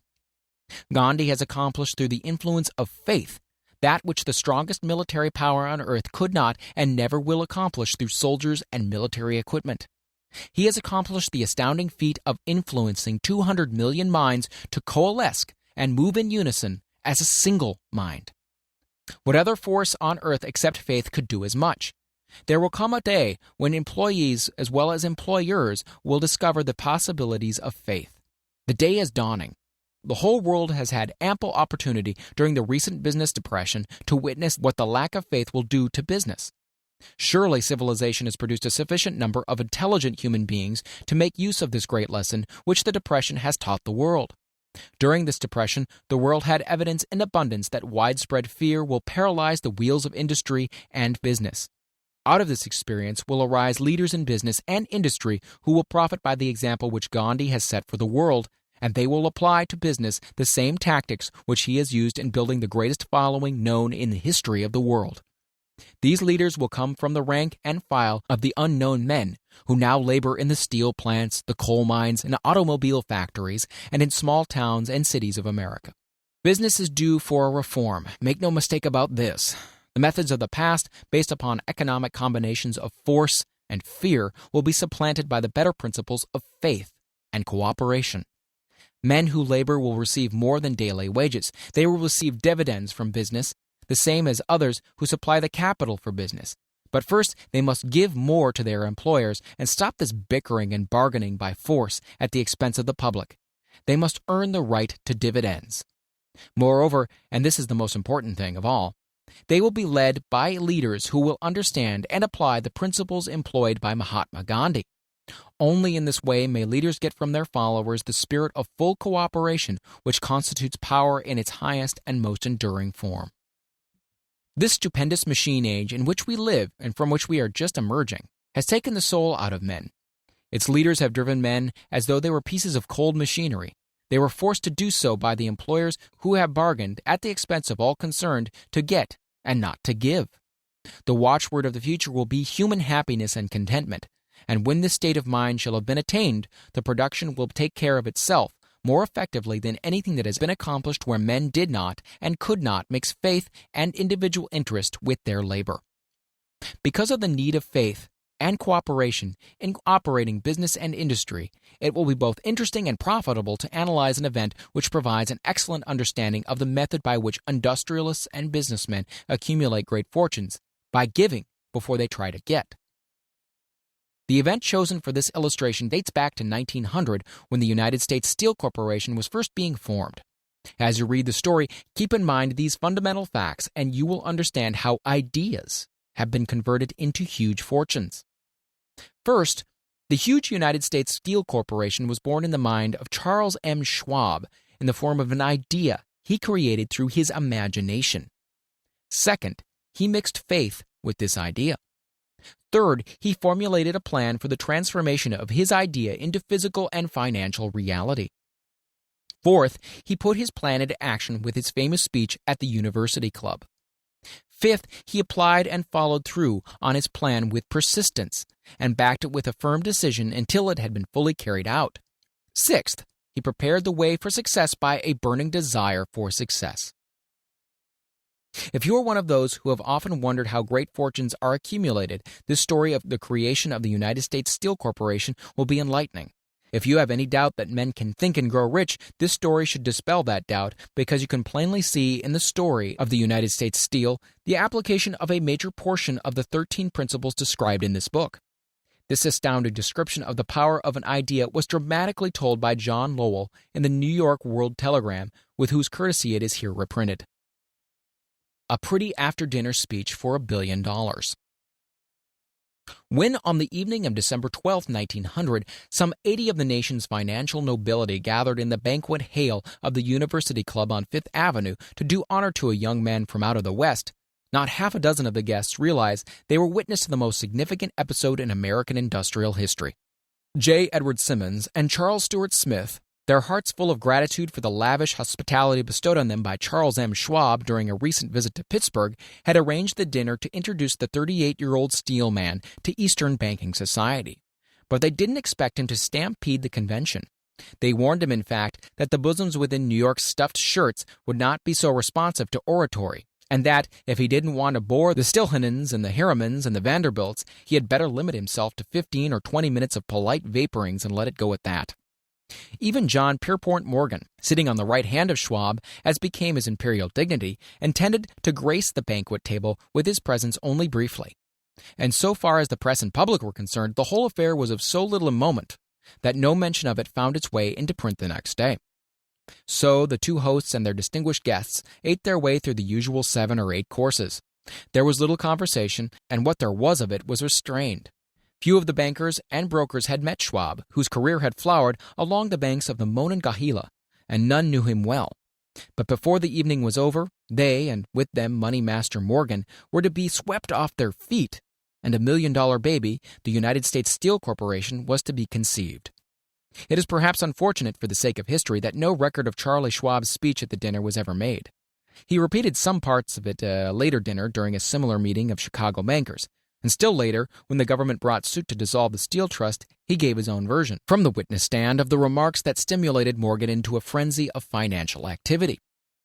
It is probable, however, that it was a homely speech, somewhat ungrammatical, for the niceties of language never bothered Schwab, full of epigram and threaded with wit. But aside from that, it had a galvanic force and effect upon the $5 billion of estimated capital that was represented by the diners. After it was over and the gathering was still under its spell, although Schwab had talked for 90 minutes, Morgan led the orator to a recessed window where, dangling their legs from the high, uncomfortable seat, they talked for an hour more. The magic of the Schwab personality had been turned on full force, but what was more important and lasting was the full-fledged, clear-cut program he laid down for the aggrandizement of steel. Many other men had tried to interest Morgan in slapping together a steel trust after the pattern of the biscuit, wire and hoop, sugar, rubber, whiskey, oil, or chewing gum combinations. John W. Gates, the gambler, had urged it, but Morgan distrusted him. The Moore boys, Bill and Jim, Chicago stock jobbers who had glued together a match trust and a cracker corporation, had urged it and failed. Albert H. Gary, the sanctimonious country lawyer, wanted to foster it, but he wasn't big enough to be impressive. Until Schwab's eloquence took J.P. Morgan to the heights from which he could visualize the solid results of the most daring financial undertaking ever conceived, the project was regarded as a delirious dream of easy money crackpots. The financial magnetism that began a generation ago to attract thousands of small and sometimes inefficiently managed companies into large and competition-crushing combinations had become operative in the steel world through the devices of that jovial business pirate, John W. Gates. Gates already had formed the American Steel and Wire Company out of a chain of small concerns, and together with Morgan had created the Federal Steel Company. The National Tube and American Bridge Companies were two more Morgan concerns, and the Moore brothers had forsaken the match and cookie business to form the American Group: Tin Plate, Steel Hoop, Sheet Steel, and National Steel Company. But by the side of Andrew Carnegie's gigantic vertical trust, a trust owned and operated by 53 partners, those other combinations were picayune. They might combine to their heart's content, but the whole lot of them couldn't make a dent in Carnegie's organization, and Morgan knew it. The eccentric old Scot knew it too. From the magnificent heights of Skibo Castle, he had viewed, first with amusement and then with resentment, the attempts of Morgan's smaller companies to cut into his business. When the attempts became too bold, Carnegie's temper was translated into anger and retaliation. He decided to duplicate every mill owned by his rivals. Hitherto, he hadn't been interested in wire, pipe, hoops, or sheet. Instead, he was content to sell such companies the raw steel and let them work it into whatever shape they wanted. Now, with Schwab as his chief and able lieutenant, he planned to drive his enemies to the wall. So it was that in the speech of Charles M. Schwab, Morgan saw the answer to his problem of combination. A trust without Carnegie, giant of them all, would be no trust at all. A plum pudding, as one writer said, without the plums. Schwab's speech on the night of December 12, 1900, undoubtedly carried the influence, though not the pledge, that the vast Carnegie enterprise could be brought under the Morgan tent. He talked of the world future for steel, of reorganization for efficiency, of specialization, of the scrapping of unsuccessful mills and concentration of effort on the flourishing properties, of economies in the ore traffic, of economies in overhead and administrative departments, of capturing foreign markets. More than that, he told the buccaneers among them wherein lay the errors of their customary piracy. Their purposes, he inferred, had been to create monopolies, raise prices, and pay themselves fat dividends out of privilege. Schwab condemned the system in his heartiest manner. The short-sightedness of such policy, he told his hearers, lay in the fact that it restricted the market in an era when everything carried for expansion. By cheapening the cost of steel, he argued, an ever-expanding market would be created. More uses for steel would be devised, and a goodly portion of the world trade could be captured. Actually, though he did not know it, Schwab was an apostle of modern mass production. So the dinner at the University Club came to an end. Morgan went home to think about Schwab's rosy predictions.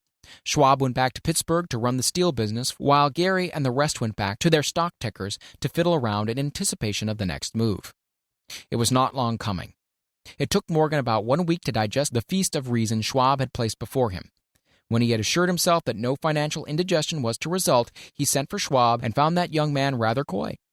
Mr. Carnegie, Schwab indicated, might not like it if he found his trust company president had been flirting with the Emperor of Wall Street, the street upon which Carnegie had resolved never to tread. Then it was suggested by John W. Gates, the go-between, that if Schwab happened to be in the Bellevue Hotel in Philadelphia, J.P. Morgan might also happen to be there. When Schwab arrived, however, Morgan was inconveniently ill at his New York home, and so, on the elder man's pressing invitation, Schwab went to New York and presented himself at the door of the financier's library. Now, certain economic historians have professed the belief that from the beginning to the end of the drama, the stage was set by Andrew Carnegie, that the dinner to Schwab, the famous speech, the Sunday night conferences between Schwab and the Money King were events arranged by the canny Scot. The truth is exactly the opposite.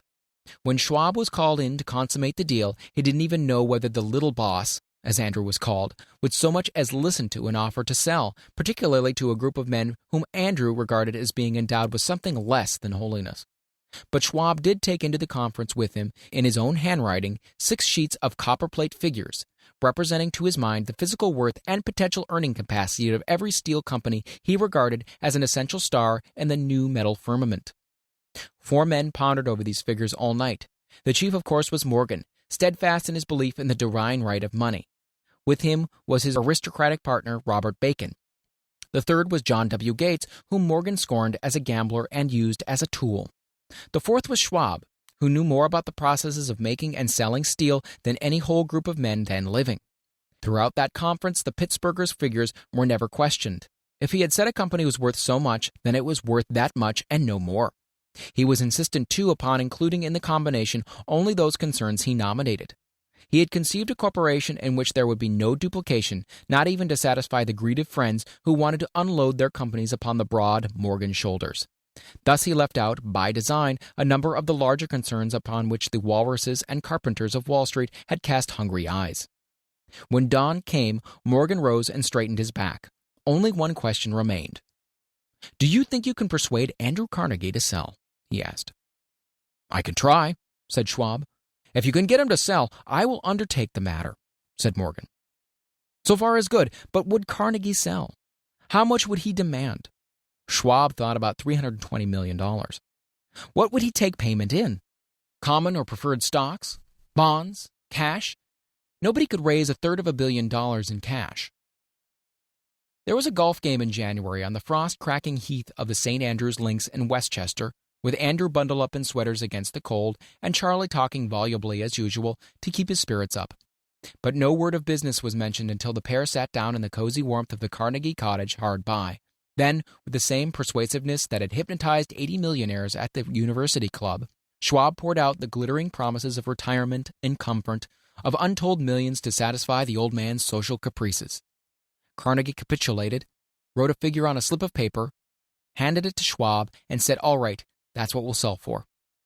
The figure was approximately $400 million, and was reached by taking the $320 million mentioned by Schwab as a basic figure and adding to it $80 million to represent the increased capital value over the previous 2 years. Later on the deck of a transatlantic liner, the Scotsman said ruefully to Morgan, "I really wish I'd asked you for $100 million more." "If you asked for it, you'd have gotten it," Morgan told him cheerfully. There was an uproar, of course. A British correspondent cabled that the foreign steel world was appalled by the gigantic combination. President Hadley of Yale declared that unless trusts were regulated, the country might expect an emperor in Washington within the next 25 years. But that able stock manipulator, Keene, went at his work of shoving the new stock at the public so vigorously that all the excess water, estimated by some at nearly $600 million, was absorbed in a twinkling. So, Carnegie had his millions, and Morgan Syndicate had $62 million for all its trouble. And all the boys from Gates to Gary had their millions. The 38-year-old Schwab had his reward. He was made president of the new corporation and remained in control until 1930. The dramatic story of Big Business, which you have just finished, was included in this book because it is a perfect illustration of the method by which desire can be transmuted into its physical equivalent. I imagine some readers will question the statement that a mere intangible desire can be converted into its physical equivalent. Doubtless some will say, you cannot convert nothing into something. The answer is in the story of United States Steel. That giant organization was created in the mind of one man. The plan by which the organization was provided with the steel mills that gave it financial stability was created in the mind of the same man. His faith, his desire, his imagination, his persistence were the real ingredients that went into United States Steel. The steel mills and mechanical equipment acquired by the corporation after it had been brought into legal existence were incidental, but careful analysis will disclose the fact that the appraised value of the properties acquired by the corporation increased in value by an estimated $600 million just by the mere transaction which consolidated them into one management. In other words, Charles M. Schwab's idea, plus the faith with which he conveyed it in the minds of J.P. Morgan and the others, was marketed for a profit of approximately $600 million. That is not an insignificant sum for a single idea. What happened to some of the men who took their share of the millions of dollars of profit made by this transaction is a matter with which we are not now concerned. The important feature of the astounding achievement is that it serves as unquestionable evidence of the soundness of the philosophy described in this book, because this philosophy was the warp and the woof of the entire transaction. Moreover, the practicability of the philosophy has been established by the fact that the United States Steel Corporation prospered and became one of the richest and most powerful corporations in America, employing thousands of people, developing new uses for steel, and opening new markets, thus proving that the $600 million in profit which the Schwab idea produced was earned. Riches begin in the form of thought. The amount is limited only by the persons in whose mind the thought is put into motion. Faith removes limitations. Remember this when you are ready to bargain with life for whatever it is that you ask as your price for having passed this way. Remember also that the man who created the United States Steel Corporation was practically unknown at the time. He was merely Andrew Carnegie's Man Friday until he gave birth to his famous idea. After that, he quickly rose to a position of power, fame, and riches. There are no limitations to the mind except those we acknowledge. Both poverty and riches are the offspring of thought. Chapter 4. Autosuggestion, the medium for influencing the subconscious mind. The third step towards riches. Autosuggestion is a term which applies to all suggestions and all self-administered stimuli which reach one's mind through the five senses. Stated in another way, autosuggestion is self-suggestion. It is the agency of communication between that part of the mind where conscious thought takes place and that which serves as the seat of action for the subconscious mind. Through the dominating thoughts which one permits to remain in the conscious mind, whether these thoughts be negative or positive is immaterial, the principle of autosuggestion voluntarily reaches the subconscious mind and influences it with these thoughts. No thought, whether it be negative or positive, can enter the subconscious mind without the aid of the principle of autosuggestion, with the exception of thoughts picked up from the ether. Stated differently, all sense impressions, which are perceived through the five senses, are stopped by the conscious thinking mind, and may be either passed on to the subconscious mind or rejected at will. The conscious faculty serves, therefore, as an outer guard to the approach of the subconscious. Nature has so built man that he has absolute control over the material which reaches his subconscious mind through his five senses, although this is not meant to be construed as a statement that man always exercises this control. In the great majority of instances, he does not exercise it, which explains why so many people go through life in poverty. Recall what has been said about the subconscious mind resembling a fertile garden spot, in which weeds will grow in abundance if the seeds of more desirable crops are not sown therein. Autosuggestion is the agency of control through which an individual may voluntarily feed his subconscious mind on thoughts of a creative nature, or, by neglect, permit thoughts of a destructive nature to find their way into the rich garden of the mind.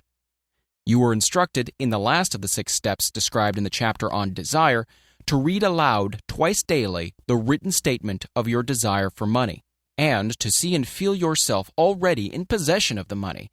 By following these instructions, you communicate the object of your desire directly to your subconscious mind in a spirit of absolute faith. Through repetition of this procedure, you voluntarily create thought habits which are favorable to your efforts to transmute desire into its monetary equivalent. Go back to these 6 steps described in Chapter 2 and read them again very carefully before you proceed further.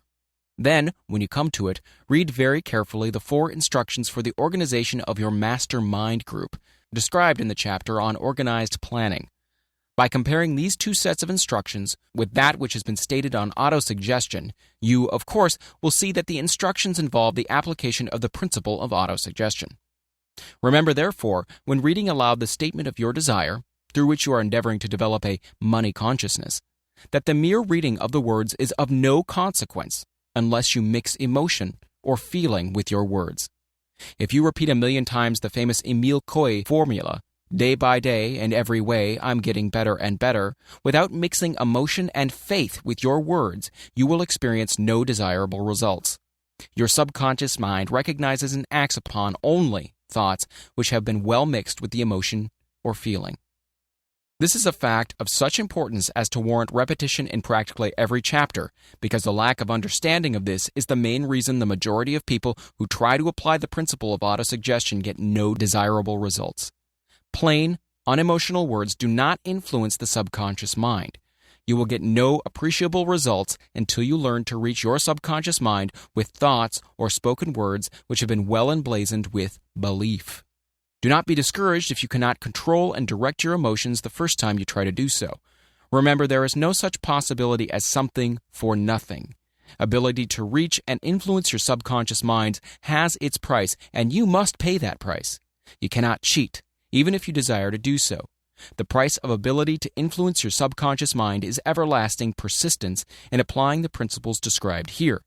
You cannot develop the desired ability for a lower price. You and you alone must decide whether or not the reward for which you are striving, the money consciousness, is worth the price you must pay for it in effort. Wisdom and cleverness alone will not attract and retain money except in very rare instances where the law of averages favors the attraction of money through these sources. The method of attracting money described here does not depend upon the law of averages. Moreover, the method plays no favorites. It will work for one person as effectively as it will for another. Where failure is experienced, it is the individual, not the method, which has failed. If you try and fail, make another effort and still another until you succeed. Your ability to use the principle of autosuggestion will depend very largely upon your capacity to concentrate upon a given desire until the desire becomes a burning obsession. When you begin to carry out the instructions in connection with the 6 steps described in the 2nd chapter, it will be necessary for you to make use of the principle of concentration. Let us here offer suggestions for the effective use of concentration. When you begin to carry out the first of the 6 steps, which instructs you to fix in your mind the exact amount of money you desire, hold your thoughts on that amount of money by concentration, or fixation of attention, with your eyes closed, until you can actually see the physical appearance of the money. Do this at least once each day. As you go through these exercises, follow the instructions given in the chapter on faith, and see yourself actually in possession of the money. Here is the most significant fact. The subconscious mind takes any orders given it in a spirit of absolute faith, and acts upon those orders, although the orders often have to be presented over and over again through repetition before they are interpreted by the subconscious mind. Following the preceding statement, consider the possibility of playing a perfectly legitimate trick on your subconscious mind by making it believe, because you believe it, that you must have the amount of money you are visualizing, that this money is already awaiting your claim, that the subconscious mind must hand over to you practical plans for acquiring the money which is yours. Hand over the thought suggested in the preceding paragraph to your imagination and see what your imagination can or will do to create practical plans for the accumulation of money through transmutation of your desire.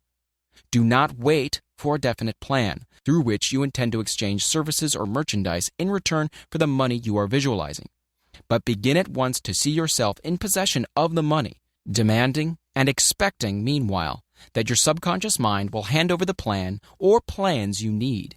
Be on the alert for these plans, and when they appear, put them into action immediately. When the plans appear, they will probably flash into your mind through the 6th sense in the form of an inspiration. This inspiration may be considered a direct telegram or message from infinite intelligence. Treat it with respect and act upon it as soon as you receive it. Failure to do this will be fatal to your success. In the 4th of the 6 steps, you were instructed to create a definite plan for the carrying out your desire and begin at once to put this plan into action. You should follow this instruction in the manner described in the preceding paragraph. Do not trust to your reason when creating your plan for accumulating money through the transmutation of desire. Your reason is faulty. Moreover, your reasoning faculty may be lazy, and if you depend entirely upon it to serve you, it may disappoint you. When visualizing the money you intend to accumulate with closed eyes, see yourself rendering the service or delivering the merchandise you intend to give in return for this money. This is important. Summary of instructions. The fact that you are reading this book is an indication that you earnestly seek knowledge. It is also an indication that you are a student of this subject. If you are only a student, there is a chance that you may learn much that you did not know, but you will learn only by assuming an attitude of humility.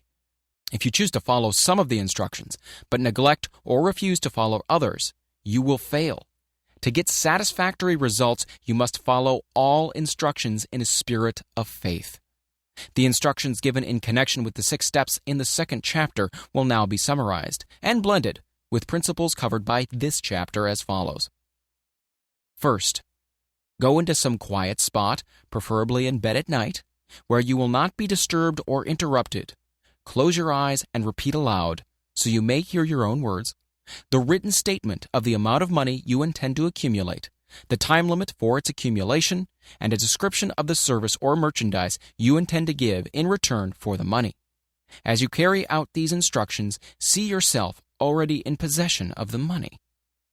For example, suppose that you intend to accumulate $50,000 by the 1st of January 5 years hence, that you intend to give personal service in return for the money in the capacity of a salesman. Your written statement of your purpose should be similar to the following.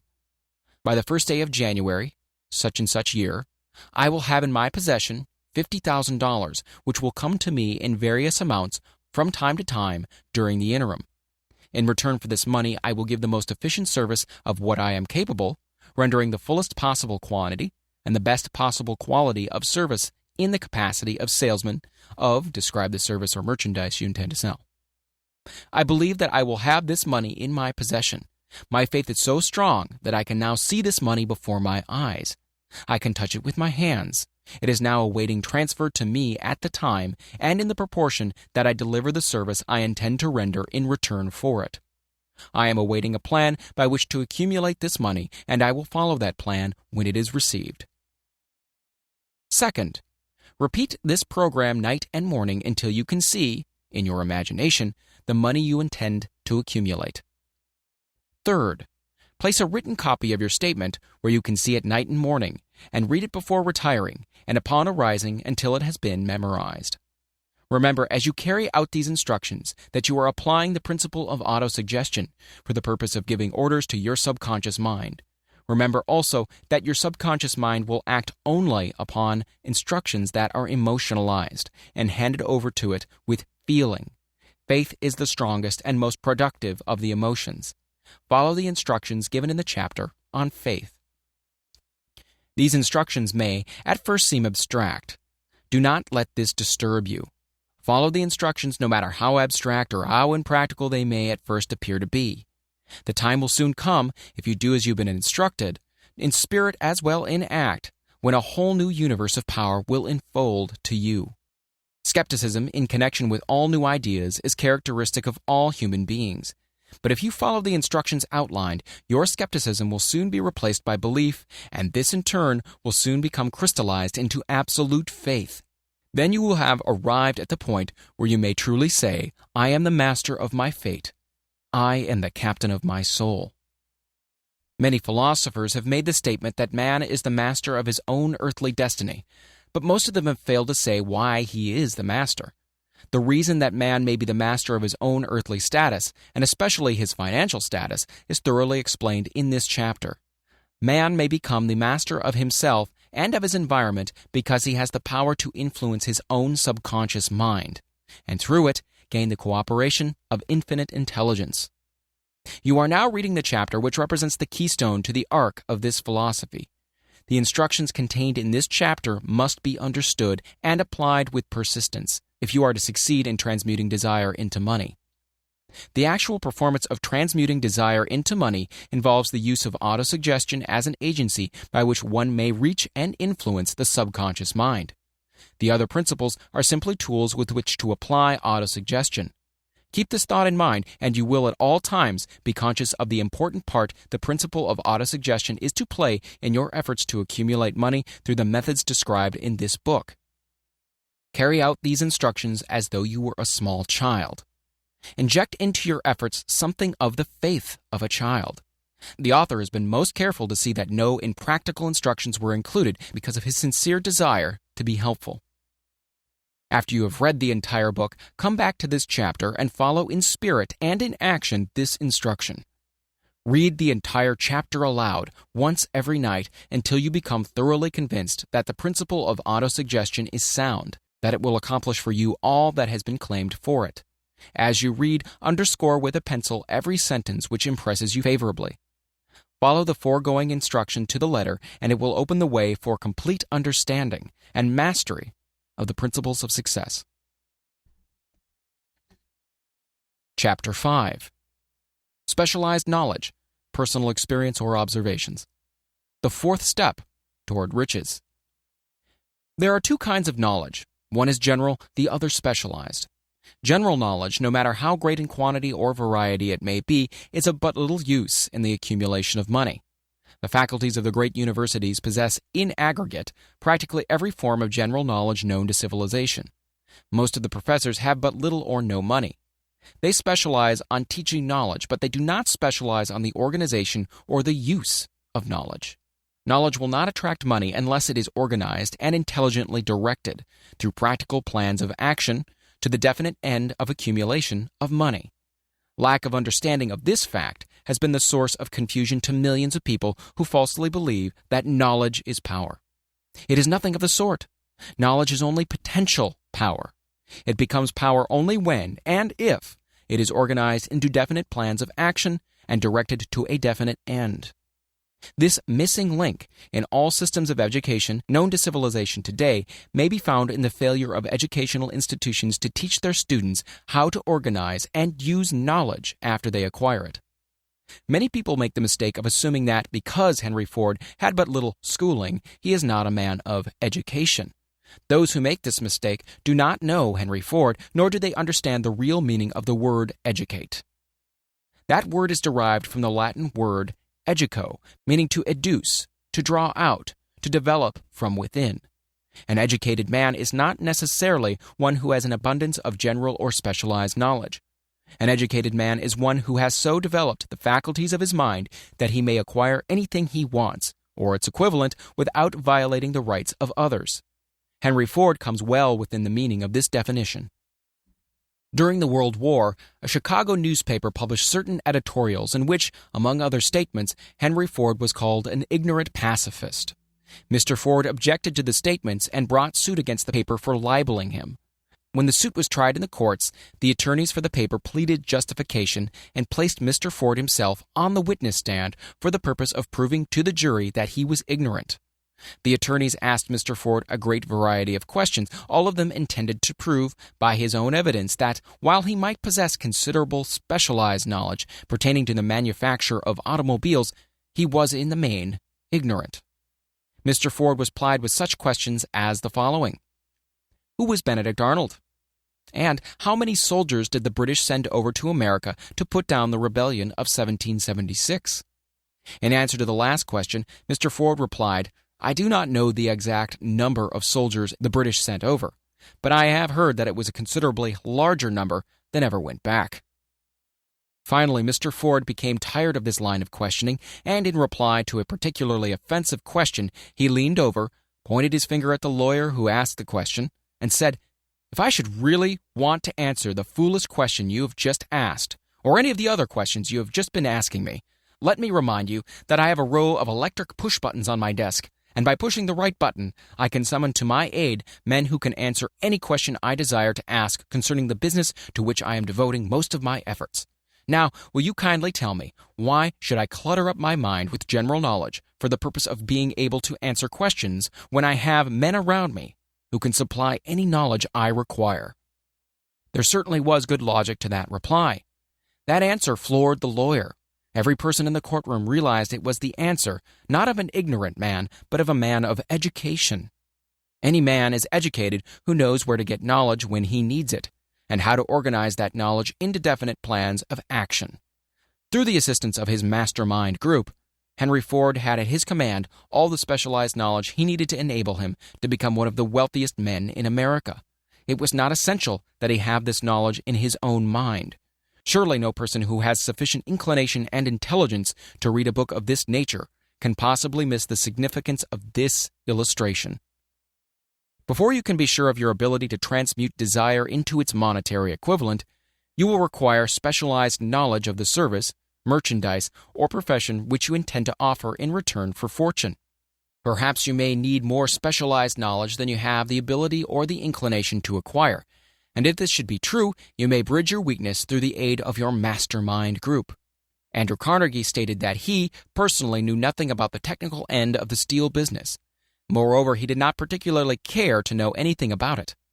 The specialized knowledge which he required for the manufacture and marketing of steel, he found available through the individual units of his mastermind group. The accumulation of great fortunes calls for power, and power is acquired through highly organized and intelligently directed specialized knowledge, but that knowledge does not necessarily have to be in the possession of the man who accumulates the fortune. The preceding paragraph should give hope and encouragement to the man with ambition to accumulate a fortune who has not possessed himself of the necessary education to supply such specialized knowledge as he may require. Men sometimes go through life suffering from inferiority complexes because they are not men of education. The man who can organize and direct a mastermind group of men who possess knowledge useful in the accumulation of money is just as much a man of education as any man in the group. Remember this if you suffer from a feeling of inferiority because your schooling has been limited. Thomas A. Edison had only 3 months of schooling during his entire life. He did not lack education, neither did he die poor. Henry Ford had less than a 6th grade schooling, but he has managed to do pretty well by himself financially. Specialized knowledge is among the most plentiful and the cheapest forms of service which may be had. If you doubt this, consult the payroll of any university. Pays to know how to purchase knowledge. First of all, decide the sort of specialized knowledge you require and the purpose for which it is needed. To a large extent, your major purpose in life, the goal toward which you are working, will help determine what knowledge you need. With this question settled, your next move requires that you have accurate information concerning dependable sources of knowledge. The more important of these are: A. One's own experience and education. B. Experience and education available through cooperation of others, the Mastermind Alliance. C. Colleges and universities. D. Public libraries, through books and periodicals in which may be found all the knowledge organized by civilization. E. Special training courses, through night schools and home study schools in particular. As knowledge is acquired, it must be organized and put into use for a definite purpose through practical plans. Knowledge has no value except that which can be gained from its application toward some worthy end. This is one reason why college degrees are not valued more highly. They represent nothing but miscellaneous knowledge. If you contemplate taking additional schooling, first determine the purpose for which you want the knowledge you are seeking, then learn where this particular sort of knowledge can be obtained from reliable sources. Successful men in all callings never stop acquiring specialized knowledge related to their major purpose, business, or profession. Those who are not successful usually make the mistake of believing that the knowledge acquiring period ends when one finishes school. The truth is that schooling does but little more than to put one in the way of learning how to acquire practical knowledge. With this changed world, which began at the end of the economic collapse, came also astounding changes in educational requirements. The order of the day is specialization. This truth was emphasized by Robert P. Moore, Secretary of Appointments of Columbia University. Specialists most sought after. Particularly sought after by employing companies are candidates who have specialized in some field business school, graduates with training in accounting and statistics, engineers of all varieties, journalists, architects, chemists, and also outstanding leaders and activity men of the senior class. The man who has been active on the campus, whose personality is such that he gets along with all kinds of people and who has done an adequate job with his studies, has a most decided edge over the strictly academic student. Some of these, because of their all-around qualifications, have received several offers of positions, a few of them as many as 6. In departing from the conception that the straight-A student was invariably the one to get the choice of the better jobs, Mr. Moore said that most companies look not only to academic records but to activity records and personalities of the students. One of the largest industrial companies, the leader in its field, in writing to Mr. Moore concerning prospective seniors at the college, said, "We're interested primarily in finding men who can make exceptional progress in management work. For this reason, we emphasize qualities of character, intelligence, and personality far more than specific educational background." Apprenticeship proposed. Proposing a system of apprenticing students in offices, stores, and industrial occupations during the summer vacation, Mr. Moore asserts that after the first 2 or 3 years of college, every student should be asked to choose a definite future course and to call a halt if he has been merely pleasantly drifting without purpose through an unspecialized academic curriculum. Colleges and universities must face the practical consideration that all professions and occupations now demand specialists, urging that educational institutions accept more direct responsibility for vocational guidance. One of the most reliable and practical sources of knowledge available to those who need specialized schooling is the night schools operated in most large cities. The correspondence schools give specialized training anywhere the U.S. mails go, on all subjects that can be taught by the extension method. One advantage of home study training is the flexibility of the study program, which permits one to study during spare time. Another stupendous advantage of home study training, if the school is carefully chosen, is the fact that most courses afforded by home study schools carry with them generous privileges of consultation, which can be of priceless value to those needing specialized knowledge. No matter where you live, you can share the benefits. Anything acquired without effort and without cost is generally unappreciated, often discredited. Perhaps this is why we get so little from our marvelous opportunity in public schools. The self-discipline one receives from a definite program of specialized study makes up to some extent for the wasted opportunity when knowledge has been available without cost. Correspondence schools are highly organized business institutions. Their tuition fees are so low that they are forced to insist upon prompt payments. Being asked to pay, whether the student makes good grades or poor, has the effect of causing one to follow through with the course when he would otherwise drop it. The correspondence schools have not stressed this point sufficiently, for the truth is that their collection departments constitute the very finest sort of training on decision, promptness, action, and the habit of finishing that which one begins. I learned this from experience more than 25 years ago. I enrolled for a home study course in advertising. After completing 8 or 10 lessons, I stopped studying, but the school did not stop sending me bills. Moreover, it insisted upon payment, whether I kept up my studies or not. I decided that if I had to pay for the course, which I had legally obligated myself to do, I should complete the lessons and get my money's worth. I felt at first at the time that the collection system of the school was somewhat too well organized, but I learned later in life that it was a valuable part of my training for which no charge had been made. Being forced to pay, I went ahead and completed the course. Later in life, I discovered that the efficient collection system of that school had been worth much in the form of money earned because of the training in advertising I had so reluctantly taken. We have in this country what is said to be the greatest public school system in the world. We have invested fabulous sums for fine buildings. We have provided convenient transportation for children living in rural districts so they may attend the best schools. But there is one astounding weakness to this marvelous system. It is free. One of the strange things about human beings is that they value only that which has a price. The free schools of America and the free public libraries do not impress people because they are free. This is the major reason why so many people find it necessary to acquire additional training after they quit school and go to work. It is also one of the major reasons why employers give greater consideration to employees who take home study courses. They have learned from experience that any person who has the ambition to give up a part of his spare time to studying at home has in him those qualities which make for leadership. This recognition is not a charitable gesture, it is a sound business judgment upon the part of the employers. There is one weakness in people for which there is no remedy. It is the universal weakness of lack of ambition. Persons, especially salaried people, who schedule their spare time to provide for home study seldom remain at the bottom very long. Their action opens the way for the upward climb, removes many obstacles from their path, and gains the friendly interest of those who have the power to put them in the way of opportunity. The home study method of training is especially suited to the needs of employed people who find after leaving school that they must acquire additional specialized knowledge but cannot spare the time to go back to school.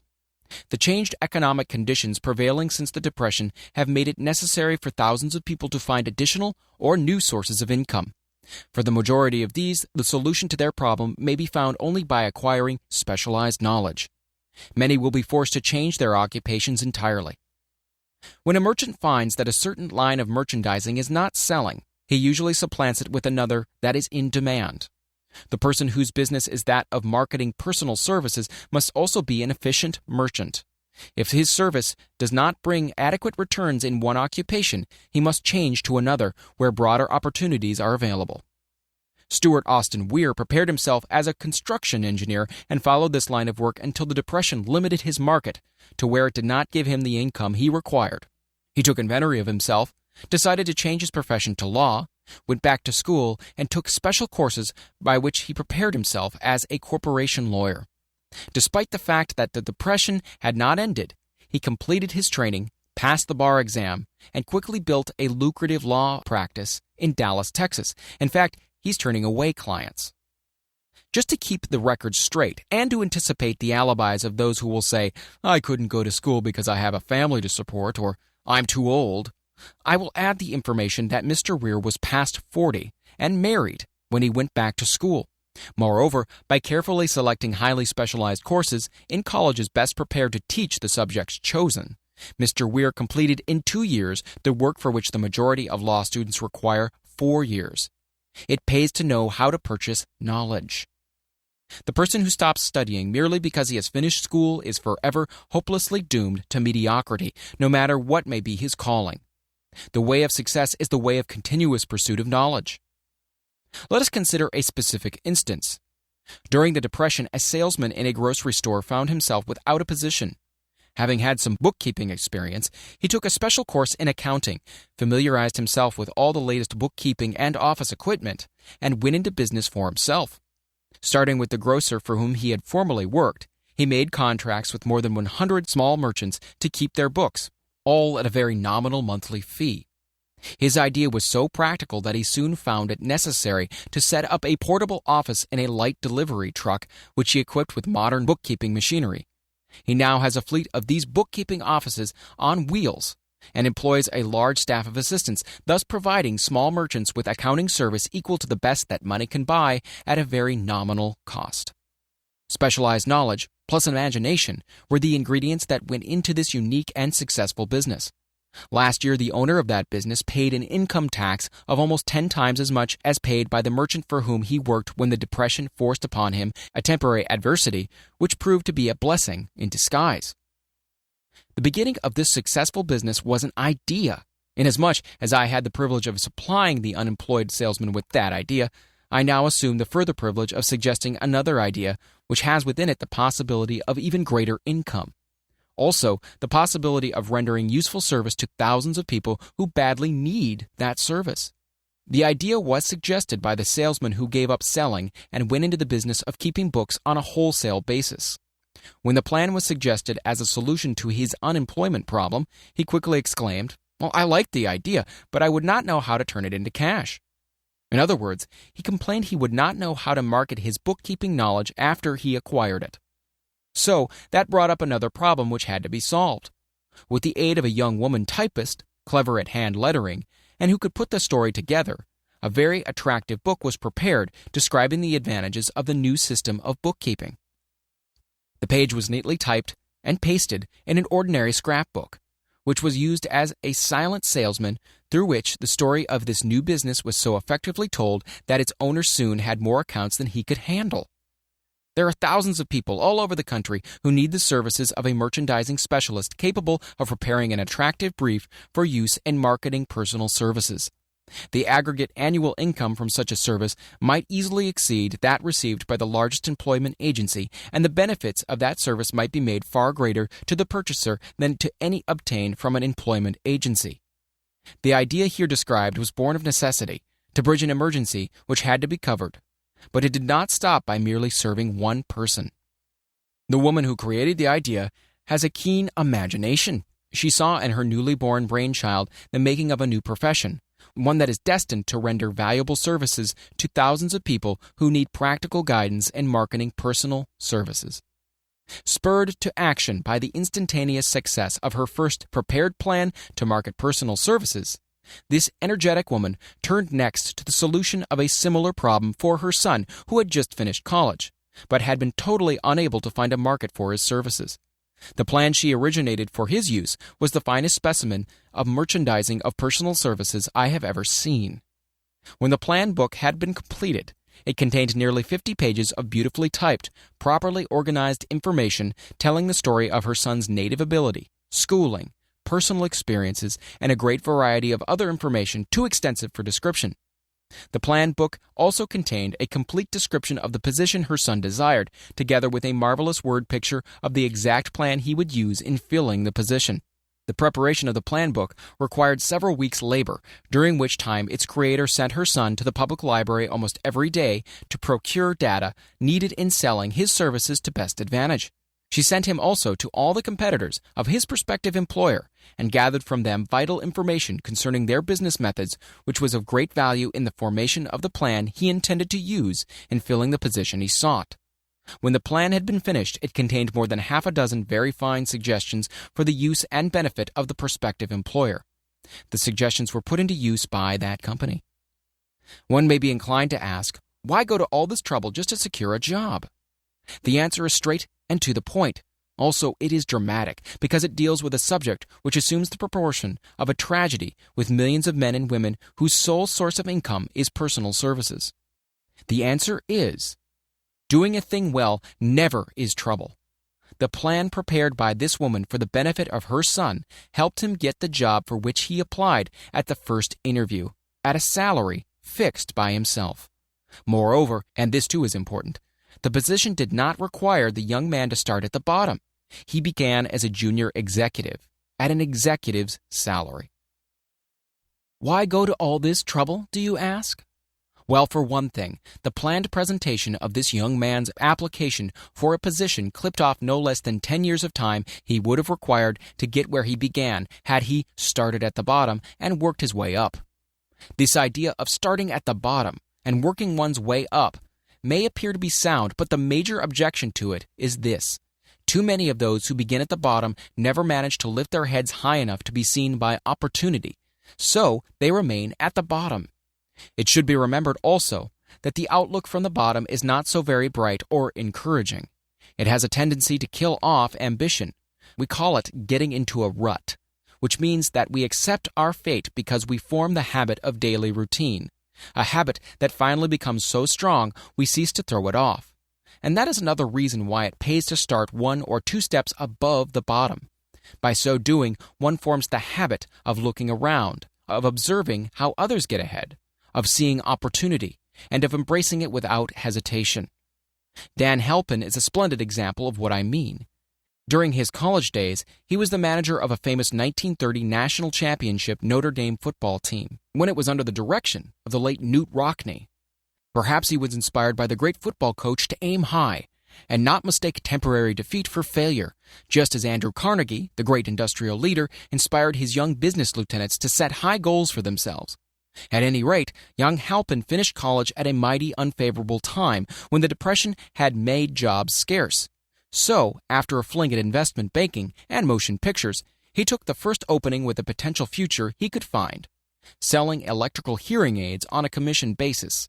Anyone could start in that sort of job, and Halpin knew it, but it was enough to open the door of opportunity to him.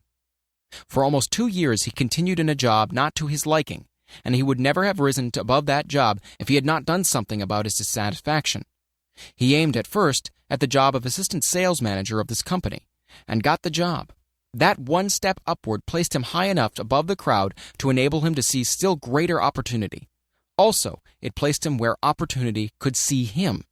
He made such a fine record selling hearing aids that A.M. Andrews, chairman of the board of the Dictograph Products Company, a business competitor of the company for which Halpin worked, wanted to know something about that man Dan Halpin, who was taking big sales away from the long-established Dictograph Company. He sent for Halpin. When the interview was over, Halpin was the new sales manager in charge of the Acousticon division. Then, to test young Halpin's mettle, Mr. Andrews went away to Florida for 3 months, leaving him to sink or swim in his new job. He didn't sink. Knute Rockne's spirit of all the world loves a winner and has no time for a loser inspired him to put so much into his job that he was recently elected vice president of the company and general manager of Acousticon and silent radio divisions, a job which most men would be proud to earn through 10 years of loyal effort. Halpin turned this trick in little more than 6 months. It is difficult to say whether Mr. Andrews or Mr. Halpin is more deserving of eulogy, for the reason that both showed evidence of having an abundance of that very rare quality known as imagination. Mr. Andrews deserves credit for seeing in young Halpin a go-getter of the highest order. Halpin deserves credit for refusing to compromise with life by accepting and keeping a job he did not want. And that is one of the major points I am trying to emphasize through this entire philosophy, that we rise to high positions or remain at the bottom because of conditions we can control if we desire to control them. I'm also trying to emphasize another point, namely that both success and failure are largely the results of habit. I have not the slightest doubt that Dan Halpin's close association with the greatest football coach America ever knew planted in his mind the same brand of desire to excel which made the Notre Dame football team world famous. Truly, there is something to the idea that hero worship is helpful, provided one worships a winner. Halpin tells me that Rockne was one of the world's greatest leaders of men in all history. My belief in the theory that business associations are vital factors both in failure and in success were recently demonstrated when my son Blair was negotiating with Dan Halpin for a position. Mr. Halpin offered him a beginning salary of about 1/2 that he could have gotten from a rival company. I brought parental pressure to bear and induced him to accept the place with Mr. Halpin because I believe that close association with one who refuses to compromise with circumstances he does not like is an asset that can never be measured in terms of money. The bottom is a monotonous, dreary, unprofitable place for any person. That is why I've taken the time to describe how lowly beginnings may be circumvented by proper planning. Also, that is why so much space has been devoted to a description of this new profession, created by a woman who was inspired to do a fine job of planning because she wanted her son to have a favorable break. With the changed conditions ushered in by the world economic collapse came also the need for newer and better ways of marketing personal services. It is hard to determine why someone had not previously discovered this stupendous need, in view of the fact that more money changes hands in return for personal services than for any other purpose. The same paid out monthly to people who work for wages and salaries is so huge that it runs into hundreds of millions, and the annual distribution amounts to billions. Perhaps some will find in the idea here briefly described the nucleus of the riches they desire. Ideas with much less merit have been the seedlings from which great fortunes have grown. Woolworth's 5 and 10 cent store idea, for example, had far less merit, but it piled up a fortune for its creator. Those seeing opportunity lurking in this suggestion will find valuable aid in the chapter on organized planning.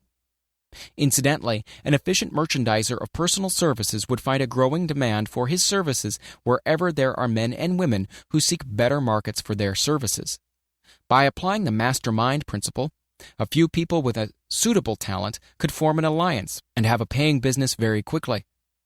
One would need to be a fair writer with a flair for advertising and selling, one handy at typing and hand lettering, and one should be a first-class business getter who would let the world know about the service. If one person possessed all these abilities, he might carry on the business alone until it outgrew him. The woman who prepared the personal service sales plan for her son now receives requests from all parts of the country for her cooperation in preparing similar plans for others who desire to market their personal services for more money. She has a staff of expert typists, artists, and writers who have the ability to dramatize the case history so effectively that one's personal services can be marketed for much more money than the prevailing wages for similar services. She is so confident of her ability that she accepts as the major portion of her fee a percentage of the increased pay she helps her clients to earn. It must not be supposed that her plan merely consists of clever salesmanship, by which she helps men and women to demand and receive more money for the same services they formerly sold for less pay. No, she looks after the interests of the purchaser as well as the seller of personal services, and so prepares her plans that the employer receives full value for the additional money he pays. The method by which she accomplishes this astonishing result is a professional secret which she discloses to no one excepting her own clients. If you have the imagination and seek a more profitable outlet for your personal services, this suggestion may be the stimulus for which you have been searching. The idea is capable of yielding an income far greater than that of the average doctor, lawyer, or engineer whose education required several years in college. The idea is saleable to those seeking new positions, in practically all positions calling for managerial or executive ability, and those desiring rearrangement of incomes in their present positions. There is no fixed price for sound ideas. Back of all ideas is specialized knowledge.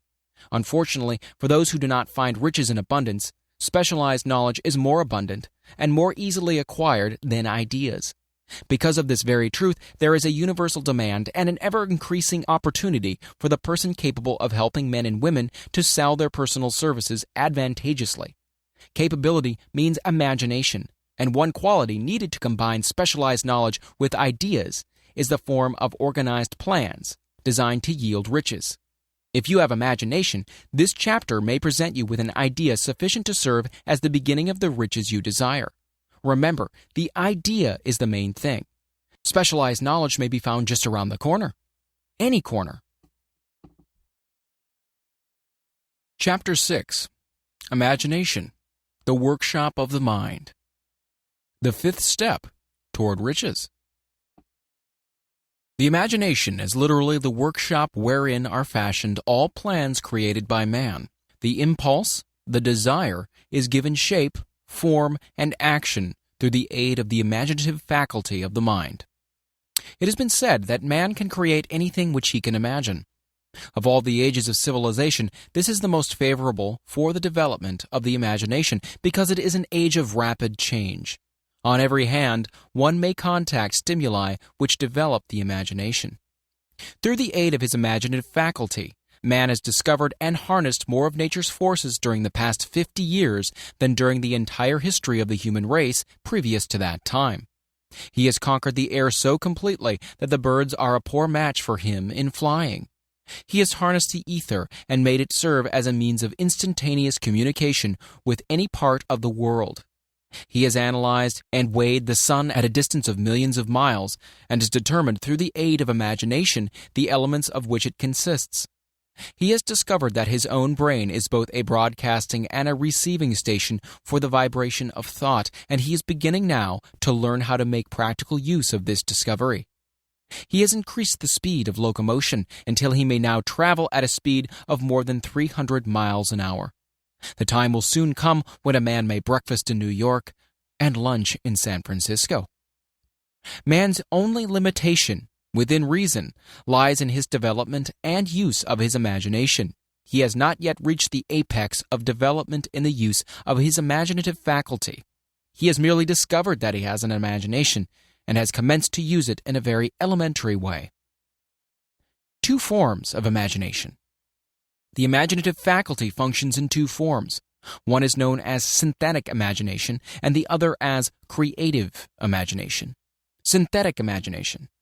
Through this faculty, one may arrange old concepts, ideas, or plans into new combinations. The faculty creates nothing. It merely works with the material of experience, education, and observation with which it is fed.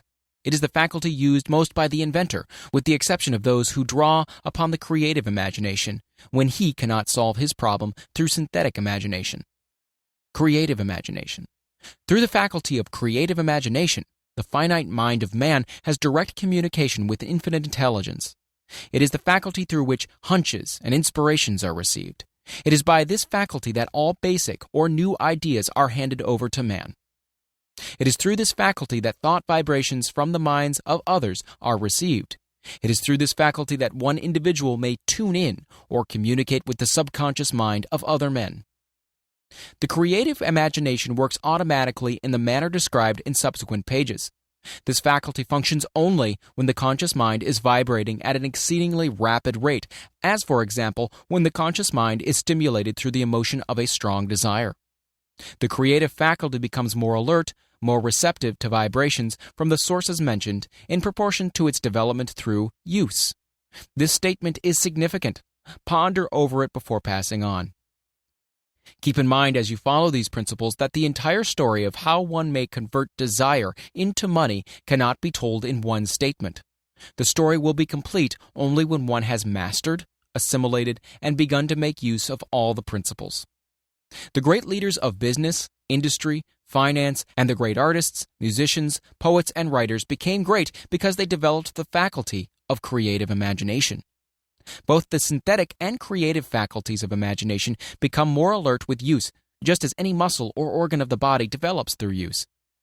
Desire is only a thought, an impulse. It is nebulous and ephemeral. It is abstract and of no value until it has been transformed into its physical counterpart.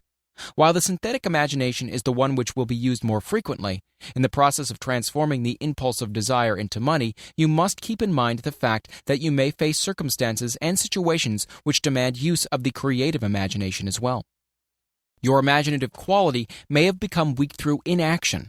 It can be revived and made alert through use. This faculty does not die, though it may become quiescent through lack of use. Center your attention for the time being on the development of the synthetic imagination because this is the faculty which you will use more often in the process of converting desire into money. Transformation of the intangible impulse of desire into the tangible reality of money calls for the use of a plan or plans. These plans must be formed with the aid of the imagination, and mainly with the synthetic faculty. Read the entire book through, then come back to this chapter and begin at once to put your imagination to work on the building of a plan or plans for the transformation of your desire into money. Detailed instructions for the building of plans has been given in almost every chapter. Carry out the instructions best suited to your needs. Reduce your plan to writing if you have not already done so. The moment you complete this, you will have definitely given concrete form to the intangible desire. Read the preceding sentence once more. Read it aloud, very slowly, as you do so. Remember that the moment you reduce the statement of your power and a plan for its realization to writing, you have actually taken the first of a series of steps which will enable you to convert the thought into its physical counterpart. The earth on which you live, you yourself, and every other material thing are the result of evolutionary change, through which microscopic bits of matter have been organized and arranged in an orderly fashion. Moreover, and this statement is of stupendous importance, this earth, every one of the billions of individual cells of your bodies, and every atom of matter began as an intangible form of energy. Desire is thought impulse. Thought impulses are forms of energy. When you begin with the thought impulse, desire, to accumulate money, you are drafting into your service the same stuff that nature used in creating this earth and in every material form in the universe, including the body and brain in which the thought impulses function. As far as science has been able to determine, the entire universe consists of but two elements, matter and energy.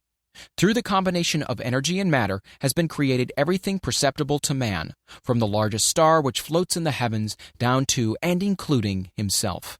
You are now engaged in the task of trying to profit by nature's method. You are sincerely and earnestly, we hope, trying to adapt yourself to nature's laws by endeavoring to convert desire into its physical or monetary equivalent.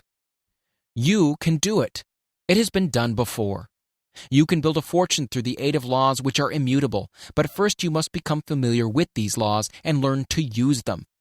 Through the repetition and by approaching the description of these principles from every conceivable angle, the author hopes to reveal to you the secret through which every great fortune has been accumulated.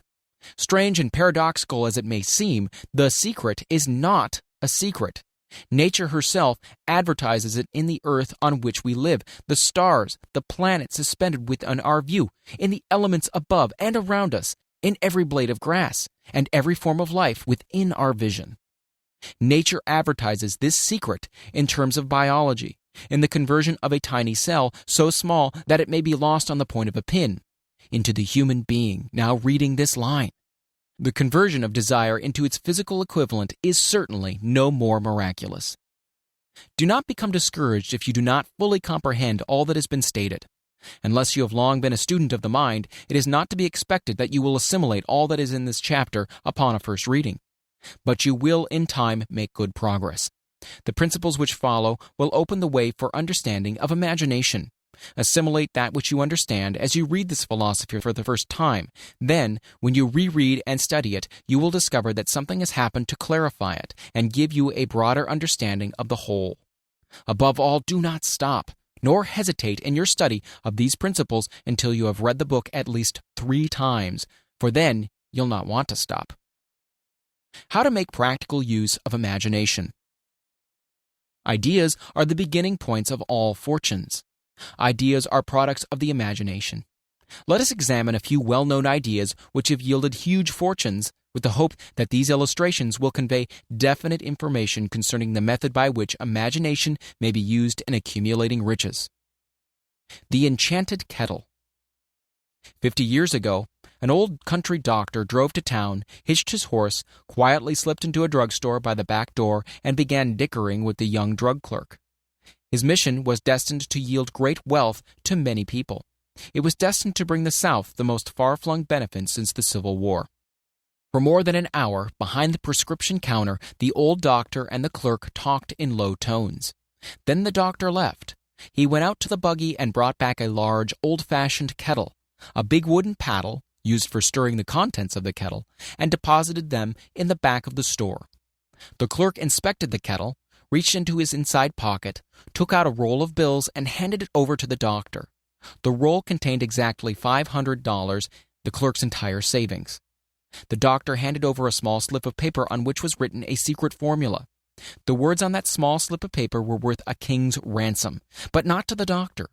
Those magic words were needed to start the kettle to boiling, but neither the kettle nor the young clerk knew what fabulous fortunes were destined to flow from that kettle. The old doctor was glad to sell the outfit for $500. The money would pay off his debts and give him freedom of mind. The clerk was taking a big chance by staking his entire life savings on a mere scrap of paper and an old kettle. He never dreamed his investment would start a kettle to overflowing with gold that would surpass the miraculous performance of Aladdin's lamp. What the clerk really purchased was an idea. The old kettle and the wooden paddle and the secret message on a slip of paper were incidental. The strange performance of the kettle began to take place after the new owner mixed with the secret instructions an ingredient of which the doctor knew nothing. Read this story carefully. Give your imagination a test. See if you can discover what it was the young man added to the secret message which caused the kettle to overflow with gold. Remember as you read that this is not a story from Arabian Nights. Here you have a story of facts, stranger than fiction, facts which began in the form of an idea. Let us take a look at the vast fortunes of gold this idea has produced. It has paid and still pays huge fortunes to men and women all over the world who distribute the contents of the kettle to millions of people. The old kettle is now one of the world's largest consumers of sugar, thus providing jobs of a permanent nature to thousands of men and women engaged in growing sugarcane and in refining and marketing sugar. The old kettle consumes annually millions of glass bottles, providing jobs to huge numbers of glass workers. The old kettle gives employment to an army of clerks, stenographers, copywriters, and advertising experts through the nation. It has brought fame and fortune to scores of artists who have created magnificent pictures describing the product. The old kettle has converted a small southern city into the business capital of the South, where it now benefits, directly or indirectly, every business and practically every resident of the city. The influence of this idea now benefits every civilized country in the world, pouring out a continuous stream of gold to all who touch it. Gold from the kettle built and maintains one of the most prominent colleges of the South, where thousands of young people receive the training essential for success. The old kettle has done other marvelous things. All through the World Depression, when factories, banks, and business houses were folding up and quitting by the thousands, the owner of this enchanted kettle went marching on, giving continuous employment to an army of men and women all over the world, and paying out extra portions of gold to those who, long ago, had faith in the idea. If the product of that old brass kettle could talk, it would tell thrilling tales of romance in every language. Romances of love, romances of business, romances of professional men and women who are daily being stimulated by it. The author is sure of at least one such romance, for he was a part of it, and it all began not far from the very spot on which the drug clerk purchased the kettle. It was here that the author met his wife, and it was she who first told him of the enchanted kettle. It was the product of that kettle they were drinking when he asked her to accept him, for better or worse. Now that you know the content of the enchanted kettle is a world-famous drink, it is fitting that the author confesses that the home city of that drink supplied him with a wife. Also, that the drink itself provides him with the stimulation of thought without intoxication, and thereby it gives to serve refreshment of mind, which an author must have to do his best work. Whoever you are, wherever you may live, whatever occupation you may be engaged in, just remember in the future, every time you see the words Coca-Cola, that its vast empire of wealth and influence grew out of a single idea, and that the mysterious ingredient the drug clerk Asa Chandler mixed with the secret formula was imagination. Stop and think of that for a moment. Remember also that the 13 steps to riches described in this book were the media through which the influence of Coca-Cola has been extended to every city, town, village, and crossroads of the world, and that any idea you may create, as good and meritorious as Coca-Cola, has a possibility of duplicating the stupendous record of this worldwide thirst killer. Truly, thoughts are things, and the scope of operation is the world itself. What I would do if I had $1 million. This story proves the truth of the old saying, where there's a will, there's a way. It was told to me by that beloved educator and clergyman, the late Frank Gonzalez, who began his preaching career in the Stockyards region of South Chicago. While Dr. Gonzalez was going through college, he observed many defects in our educational system, defects which he believed he could correct if he were the head of a college. His deepest desire was to become the directing head of an educational institution in which young men and women would be taught to learn by doing. He made up his mind to organize a new college in which he could carry out his ideas without being handicapped by orthodox methods of education. He needed $1 million to put the project across. Where was he to lay his hands on so large a sum of money? That was the question that absorbed most of his ambitious young preacher's thought. But he couldn't seem to make any progress. Every night he took that thought to bed with him. He got up with it in the morning. He took it with him everywhere he went. He turned it over and over in his mind until it became a consuming obsession with him. $1 million is a lot of money. He recognized that fact, but he also recognized the truth that the only limitation is that which one sets up in one's own mind. Being a philosopher as well as a preacher, Dr. Gonzalez recognized, as do all who succeed in life, that definiteness of purpose is the starting point from which one must begin. He recognized, too, that definiteness of purpose takes on animation, life, and power when backed by a burning desire to translate that purpose into its material equivalent. He knew all these great truths, yet he did not know where or how to lay his hands on $1 million. The natural procedure would have been to give up and quit. By saying, well, my idea is a good one, but I just can't do anything about it because I could never procure the necessary $1 million. This is exactly what the majority of people would have said, but it is not what Dr. Gonzalez said. What he said and what he did are so important that I now introduce him and let him speak for himself. One Saturday afternoon, I sat in my room thinking of ways and means of raising the money to carry out my plans. For nearly 2 years I had been thinking, but I had done nothing but think. The time had come for action. I made up my mind then and there that I would get the necessary $1 million within a week. How? I wasn't concerned about that. The main thing of importance was the decision to get the money within a specified time. And I want to tell you that the moment I reached a definite decision to get the money within a specified time, a strange feeling of assurance came over me, such as I had never before experienced. Something inside me seemed to say, "Why didn't you reach that decision a long time ago? The money was waiting for you all that time." Things began to happen in a hurry. I called the newspapers and announced that I would preach a sermon that following morning entitled, "What I Would Do If I Had $1 Million." I went to work on the sermon immediately, but I must tell you frankly, the task was not difficult because I had been preparing that sermon for almost 2 years. The spirit back of it was a part of me. Long before midnight, I had finished writing the sermon. I went to bed and slept with a feeling of confidence, for I could already see myself already in possession of the $1 million. Next morning, I arose early, went into the bathroom, read the sermon, then knelt on my knees and asked that my sermon might come to the attention of someone who could supply the needed money. While I was praying, I again had that feeling of assurance that the money would be forthcoming. In my excitement, I walked out without my sermon and did not discover the oversight until I was in my pulpit and about ready to begin delivering it.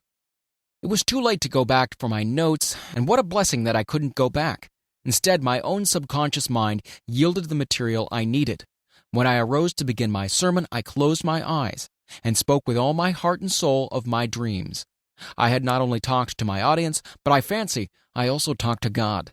I told what I would do with $1 million if that amount were placed in my hands. I described the plan I had in mind for organizing a great educational institution where young people could learn to do practical things and at the same time develop their minds. When I had finished and sat down, a man slowly arose from his seat, about 3 rows from the rear, and made his way towards the pulpit. I wondered what he was going to do. He came into the pulpit, extended his hand, and said, "Reverend, I liked your sermon. I believe you can do everything you said you would if you had $1 million. To prove that I believe in you and your sermon, if you will come to my office tomorrow morning, I will give you the $1 million. My name is Philip D. Armour." Young Gonzalez went to Mr. Armour's office, and the $1 million was presented to him. With the money, he founded the Armour Institute of Technology. That is more money than the majority of preachers ever see in an entire lifetime, yet the thought impulse back of the money was created in the young preacher's mind in a fraction of a minute. The necessary $1 million came as a result of an idea. Back of the idea was a desire which young Gonzalez had been nursing in his mind almost 2 years. Observe this important fact. He got the money within the 36 hours after he reached a definite decision in his mind to get it, and decided upon a definite plan for getting it. There was nothing new or unique about Gonzalez's vague thinking about $1 million and weakly hoping for it. Others before him, and many since his time, have had similar thoughts. But there was something very unique and different about the decision he reached on that memorable Saturday when he put vagueness into the background and definitely said, "I will get that money within a week." God seems to throw himself on the side of the man who knows exactly what he wants, if he is determined to get just that. Moreover, the principle through which Mr. Gonzalez got his $1 million is still alive. It is available to you. This universal law is as workable today as it was when the young preacher made use of it so successfully. This book describes, step by step, the 13 elements of this great law and suggests how they can be put to use. Observe that Asa Chandler and Dr. Frank Gonzalez had one characteristic in common. Both knew the astounding truth that ideas can be transmuted into cash through the power of definite purpose, plus definite plans. If you are one of those who believe that hard work and honesty alone will bring riches, perish the thought. It is not true. Riches, when they come in huge quantities, are never the result of hard work. Riches come, if they come at all, in response to definite plans, based upon the application of definite principles, and not by chance or luck. Generally speaking, an idea is an impulse of thought that impels action, by an appeal to the imagination. All master salesmen know that ideas can be sold where merchandise cannot. Ordinary salesmen do not know this. That is why they're ordinary.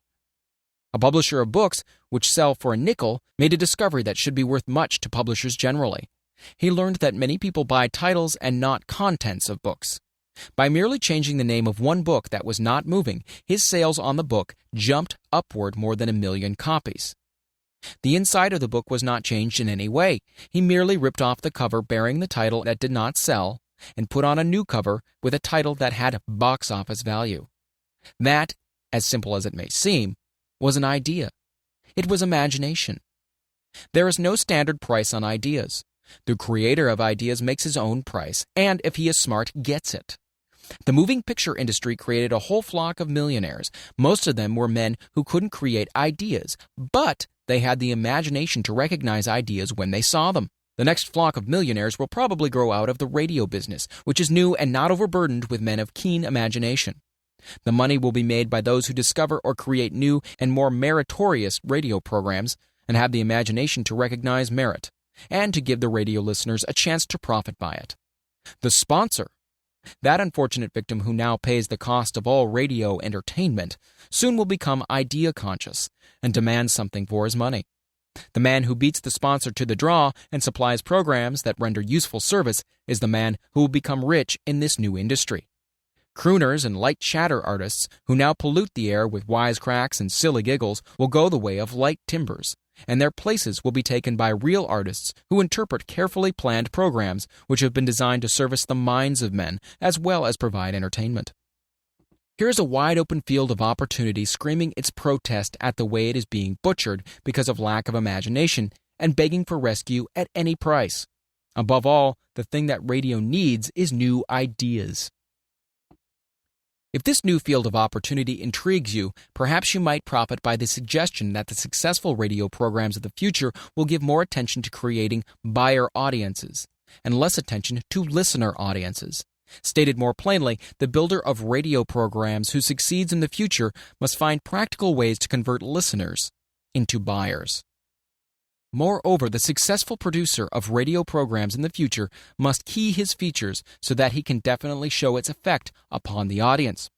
Sponsors are becoming a bit wary of buying glib, selling talks based upon statements grabbed out of thin air. They want, and in the future will demand, indisputable proof that the Who's It program not only gives millions of people the silliest giggle ever, but that the silly giggler can sell merchandise. Another thing that might as well be understood by those who contemplate entering this new field of opportunity: radio advertising is going to be handled by an entirely new group of advertising experts, separate and distinct from the old-time newspaper and magazine advertising agency men. The old-timers in the advertising game cannot read the modern radio scripts because they have not been schooled to see ideas. The new radio technique demands men who can interpret ideas from a written manuscript in terms of sound. It cost the author a year of hard labor and many thousands of dollars to learn this. Radio right now is about where the moving pictures were when Mary Pickford and her curls first appeared on the screen. There is plenty of room in radio for those who can produce or recognize ideas. If the foregoing comment on the opportunity of radio has not started your idea factory to work, you had better forget it. Your opportunity is in some other field. If the comment intrigued you in the slightest degree, then go further into it, and you may find the one idea you need to round out your career. Never let it discourage you if you have no experience in radio. Andrew Carnegie knew very little about making steel. I have Carnegie's own word for this. But he made practical use of two of the principles described in this book and made the steel business yield him a fortune. The story of practically every great fortune starts with the day when a creator of ideas and a seller of ideas got together and worked in harmony. Carnegie surrounded himself with men who could do all that he could not do. Men who created ideas and men who put ideas into operation and made himself and the others fabulously rich. Millions of people go through life hoping for favorable breaks. Perhaps a favorable break can get one opportunity, but the safest plan is not to depend upon luck. It was a favorable break that gave me the biggest opportunity of my life, but 25 years of determined effort had to be devoted to that opportunity before it became an asset. The break consisted of my good fortune in meeting and gaining the cooperation of Andrew Carnegie. On that occasion, Carnegie planted in my mind the idea of organizing the principles of achievement into a philosophy of success. Thousands of people have profited by the discoveries made in the 25 years of research, and several fortunes have been accumulated through the application of this philosophy. The beginning was simple, though. It was an idea which anyone might have developed. The favorable break came through Carnegie, but what about the determination, definiteness of purpose, and the desire to attain the goal, and the persistent effort of 25 years? It was no ordinary desire that survived disappointment, discouragement, temporary defeat, criticism, and the constant reminding of waste of time. It was a burning desire. It was an obsession. When the idea was first planted in my mind by Mr. Carnegie, it was coaxed, nursed, and enticed to remain alive. Gradually, the idea became a giant under its own power, and it coaxed, nursed, and drove me. Ideas are like that. First you give life and action and guidance to ideas, then they take on power of their own and sweep aside all opposition. Ideas are intangible forces, but they have more power than the physical brains that give birth to them. They have the power to live on, after the brain that created them are returned to dust. For example, take the power of Christianity. That began with a simple idea born in the brain of Christ. Its chief tenet was, do unto others as you would have others do unto you. Christ has gone back to the source from whence he came, but his idea goes marching on. Someday it may grow up and come into its own. Then it will have fulfilled Christ's deepest desire. The idea has been developing only 2,000 years. Give it time. Success requires no explanations. Failure permits no alibis. Chapter 7. Organized Planning. The crystallization of desire into action. The sixth step toward riches. You have learned that everything man creates or acquires begins in the form of desire. That desire is taken on the first lap of its journey from the abstract to the concrete into the workshop of the imagination, where plans for its transition are created and organized. In Chapter 2, you are instructed to take 6 definite practical steps as your first move in translating the desire for money into its monetary equivalent. One of these steps is the formation of a definite, practical plan or plans through which this transformation may be made.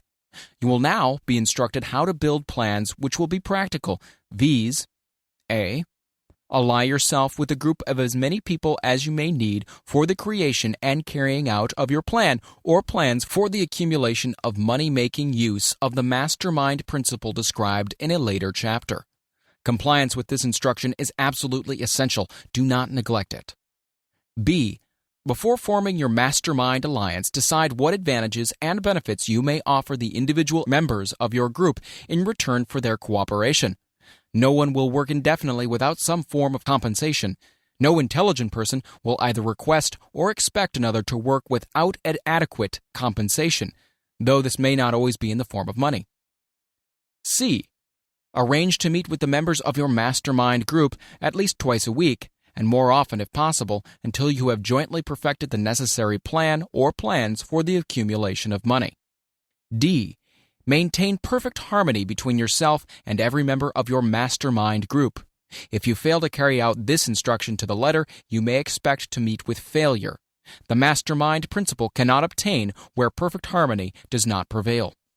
Keep in mind these facts. First, you are engaged in an undertaking of major importance to you. To be sure of success, you must have plans which are faultless. Second, you must have the advantage of the experience, education, native ability, and imagination of other minds. This is in harmony with the methods followed by every person who has accumulated a great fortune. No individual has sufficient experience, education, native ability, and knowledge to ensure the accumulation of a great fortune without the cooperation of other people. Every plan you adopt in your endeavor to accumulate wealth should be the joint creation of yourself and every other member of your mastermind group. You may originate your own plans, either in whole or in part, but see that those plans are checked and approved by the members of your mastermind alliance. If the first plan which you adopt does not work successfully, replace it with a new plan. If this new plan fails to work, replace it, in turn with still another, and so on, until you find a plan which does work. Right here is the point at which the majority of men meet with failure because of their lack of persistence in creating new plans to take the place of those which fail. The most intelligent men living cannot succeed in accumulating money, nor in any other undertaking, without plans which are practical and workable. Just keep this fact in mind and remember when your plans fail that temporary defeat is not permanent failure. It may only mean that your plans have not been sound. Build other plans. Start all over again. Thomas Edison failed 10,000 times before he perfected the incandescent electric light bulb. That is, he met with temporary defeat 10,000 times before his efforts were crowned with success. Temporary defeat should mean only one thing: the certain knowledge that there is something wrong with your plan. Millions of men go through life in misery and poverty because they lack a sound plan through which to accumulate a fortune. Henry Ford accumulated a fortune not because of his superior mind, but because he adopted and followed a plan which proved to be sound. 1,000 men could be pointed out, each with a better education than Ford's, yet each of whom lives in poverty, because he does not possess the right plan for the accumulation of money. Your achievement can be no greater than your plans are sound. That may seem to be an axiomatic statement, but it is true. Samuel Insull lost his fortune of over $100 million. The Insull fortune was built on plans which were sound. The business depression forced Mr. Insull to change his plans, and the change brought temporary defeat because his new plans were not sound. Mr. Insull is now an old man. He may consequently accept failure instead of temporary defeat, but if his experience turns out to be a failure, it will be for the reason that he lacks the fire of persistence to rebuild his plans. No man is ever whipped until he quits in his own mind. This fact will be repeated many times because it is so easy to take the count at the first sign of defeat. James J. Hill met with temporary defeat when he first endeavored to raise the necessary capital to build a railroad from east to west, but he too turned defeat into victory through new plans. Henry Ford met with temporary defeat not only at the beginning of his automobile career, but after he had gone far towards the top. He created new plans and went marching on to financial victory. We see men who have accumulated great fortunes, but we often recognize only their triumph, overlooking the temporary defeats which they had to surmount before arriving. No follower of this philosophy can reasonably expect to accumulate a fortune without experiencing temporary defeat. When defeat comes, accept it as a signal that your plans are not sound. Rebuild those plans and set sail once more towards your coveted goal. If you give up before your goal has been reached, you're a quitter. A quitter never wins, and a winner never quits. Lift this sentence out, write it on a piece of paper in letters an inch high, and place it where you will see it every night before you go to sleep, and every morning before you go to work. When you begin to select members of your mastermind group, endeavor to select those who do not take defeat seriously. Some people foolishly believe that only money can make money. That's not true. Desire, transmuted into its monetary equivalent through the principles laid down here, is the agency through which money is made. Money of itself is nothing but inert matter. It cannot move, think, or talk, but it can hear when a man who desires it calls it to come. Planning the sale of services. The remainder of this chapter has been given over to a description of ways and means of marketing personal services. The information here covered will be of practical help to any person having any form of personal services to market, but it will be of priceless benefit to those who aspire to leadership in their chosen occupations. Intelligent planning is essential for success in any undertaking designed to accumulate riches. Here will be found detailed instructions to those who must begin the accumulation of riches by selling personal services. It should be encouraging to know that practically all the great fortunes began in the form of compensation for personal services, or from the sale of ideas. What else, except ideas and personal services, would one not possessed of property have to give in return for riches? Broadly speaking, there are two types of people in the world. One type is known as leaders and the other as followers. Decide at the outset whether you intend to become a leader in your chosen calling or remain a follower. The difference in compensation is vast. The follower cannot reasonably expect the compensation to which the leader is entitled, although many followers make the mistake of expecting such pay. It is no disgrace to be a follower. On the other hand, it's no credit to remain a follower. Most great leaders began in the capacity of followers. They became great leaders because they were intelligent followers. With few exceptions, the man who cannot follow a leader intelligently cannot become an efficient leader. The man who can follow a leader most efficiently is usually the man who develops into leadership most rapidly. An intelligent follower has many advantages, among them the opportunity to acquire knowledge from his leader. The major attributes of leadership. The following are important factors of leadership. 1. Unwavering courage based upon knowledge of self and of one's occupation. No follower wishes to be dominated by a leader who lacks self-confidence and courage. No intelligent follower will be dominated by such a leader very long. 2. Self-control. The man who cannot control himself can never control others. Self-control sets a mighty example for one's followers, which the more intelligent will emulate. 3. A keen sense of justice. Without a sense of fairness and justice, no leader can command and retain the respect of his followers. 4. Definiteness of decision. The man who wavers in his decisions shows that he is not sure of himself. He cannot lead others successfully. 5. Definiteness of plans. The successful leader must plan his work and work his plan. A leader who works by guesswork without practical, definite plans is comparable to a ship without a rudder. Sooner or later, he will land on the rocks. 6. The habit of doing more than paid for. One of the penalties of leadership is the necessity of willingness upon the part of the leader to do more than he requires of his followers. 7. A pleasing personality. No slovenly, careless person can become a successful leader. Leadership requires respect. Followers will not respect a leader who does not grade high on all the factors of a pleasing personality. 8. Sympathy and understanding. The successful leader must be in sympathy with his followers. Moreover, he must understand them and their problems. 9. Mastery of detail. Successful leadership calls for mastery of details of the leader's position. 10. Willingness to assume full responsibility. The successful leader must be willing to assume responsibility for the mistakes and the shortcomings of his followers. If he tries to shift this responsibility, he will not remain the leader. If one of his followers makes a mistake and shows himself incompetent, the leader must consider that it is he who failed. 11. Cooperation. The successful leader must understand and apply the principle of cooperative effort and to be able to induce his followers to do the same. Leadership calls for power, and power calls for cooperation. There are two forms of leadership. The first and by far the most effective is leadership by consent of and with sympathy of the followers. The second is leadership by force, without the consent and sympathy of the followers. History is filled with evidences that leadership by force cannot endure. The downfall and disappearance of dictators and kings is significant. It means that people will not follow forced leadership indefinitely. The world has just entered a new era of relationship between leaders and followers, which very clearly calls for new leaders and a new brand of leadership in business and industry. Those who belong to the old school of leadership by force must acquire an understanding of the new brand of leadership, cooperation, or be relegated to the rank and file of the followers.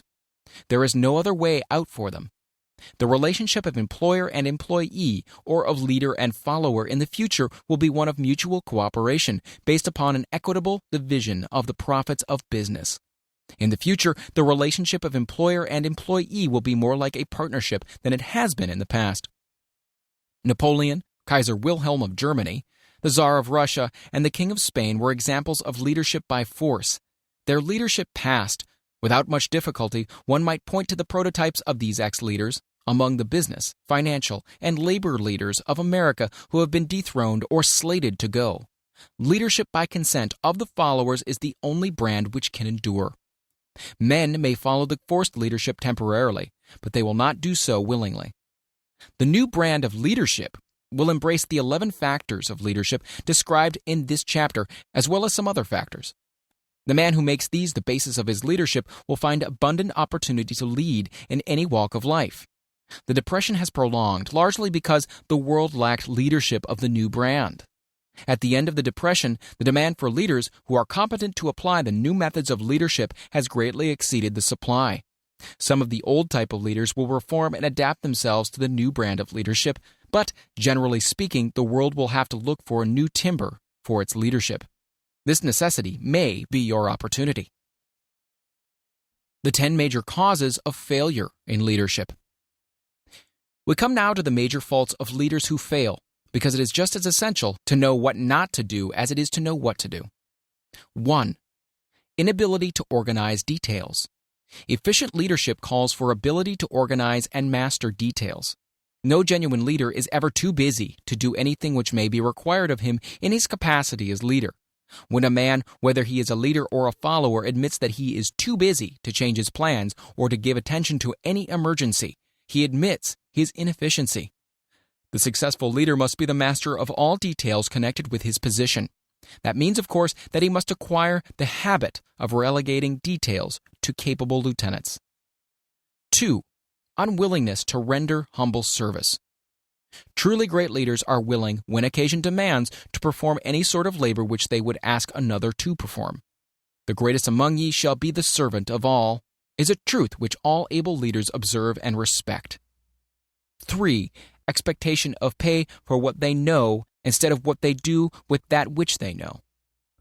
The world does not pay men for that which they know. It pays them for what they do or induce others to do. 4. Fear of competition from followers. The leader who fears that one of his followers may take his position is practically sure to realize that fear sooner or later. The able leader trains understudies to whom he may delegate at will any of the details of his position. Only in this way may a leader multiply himself and prepare himself to be at many places and give attention to many things at one time. It is an eternal truth that men receive more money for their ability to get others to perform than they could possibly earn by their own efforts. An efficient leader may, through his knowledge of his job and the magnetism of his personality, greatly increase the efficiency of others and induce them to render more service and better service than they could render without his aid. 5. Lack of imagination. Without imagination, the leader is incapable of meeting emergencies and of creating plans by which to guide his followers efficiently. 6. Selfishness. The leader who claims all the honor for the work of his followers is sure to be met by resentment. The really great leader claims none of the honors. He is contented to see the honors, when there are any, to go to his followers, because he knows that most men will work harder for commendation and recognition than they will for money alone. 7. Intemperance. Followers do not respect an intemperate leader. Moreover, intemperance in any of its various forms destroys the endurance and the vitality of all who indulge in it. 8. Disloyalty. Perhaps this should have come at the head of the list. The leader who is not loyal to his trust and to his associates, those above him, and those below him, cannot long maintain his leadership. Disloyalty marks one as being less than the dust of the earth, and brings down on one's head the contempt he deserves. Lack of loyalty is one of the major causes of failure in every walk of life. 9. Emphasis of the authority of leadership. The efficient leader leads by encouraging, and not by trying to instill fear in the hearts of his followers. The leader who tries to impress his followers with his authority comes within the category of leadership through force. If a leader is a real leader, he will have no need to advertise that fact except by his conduct, his sympathy, understanding, fairness, and a demonstration that he knows his job. 10. Emphasis of title. The competent leader requires no title to give him the respect of his followers. The man who makes too much over his title generally has little else to emphasize. The doors to the office of the real leader are open to all who wish to enter, and his working quarters are free from formality or ostentation. These are among the more common of the causes of failure in leadership. Any one of these faults is sufficient to induce failure. Study the list carefully if you aspire to leadership and make sure that you are free of these faults. Some fertile fields in which new leadership will be required. Before leaving this chapter, your attention is called to a few of the fertile fields in which there have been a decline of leadership and in which the new type of leader may find an abundance of opportunity. First, in the field of politics, there is a most insistent demand for new leaders, a demand which indicates nothing less than an emergency. The majority of politicians have seemingly become high-grade, legalized racketeers. They have increased taxes and debauched the machinery of industry and business until the people can no longer stand the burden. Second, the banking business is undergoing a reform. The leaders in this field have almost entirely lost the confidence of the public. Already the bankers have sensed the need of reform, and they have begun it. Third, industry calls for new leaders. The old type of leaders thought and moved in terms of dividends instead of thinking and moving in terms of human equations. The future leader in industry, to endure, must regard himself as a quasi-public official whose duty it is to manage his trust in such a way that it will work hardship on no individual or group of individuals. Exploitation of working men is a thing of the past. Let the man who aspires to leadership in the field of business, industry, and labor remember this. Fourth, the religious leader of the future will be forced to give more attention to the temporary needs of his followers in the solution of their economic and personal problems of the present, and less attention to the dead past and yet unborn future. Fifth, in the professions of law, medicine, and education, a new brand of leadership, and to some extent, new leaders will become a necessity. This is especially true in the field of education. The leader in that field must, in the future, find ways and means of teaching people how to apply the knowledge they receive in school. He must deal more with practice and less with theory. Sixth, new leaders will be required in the field of journalism. Newspapers of the future, to be conducted successfully, must be divorced from special privilege and relieved from the subsidy of advertising.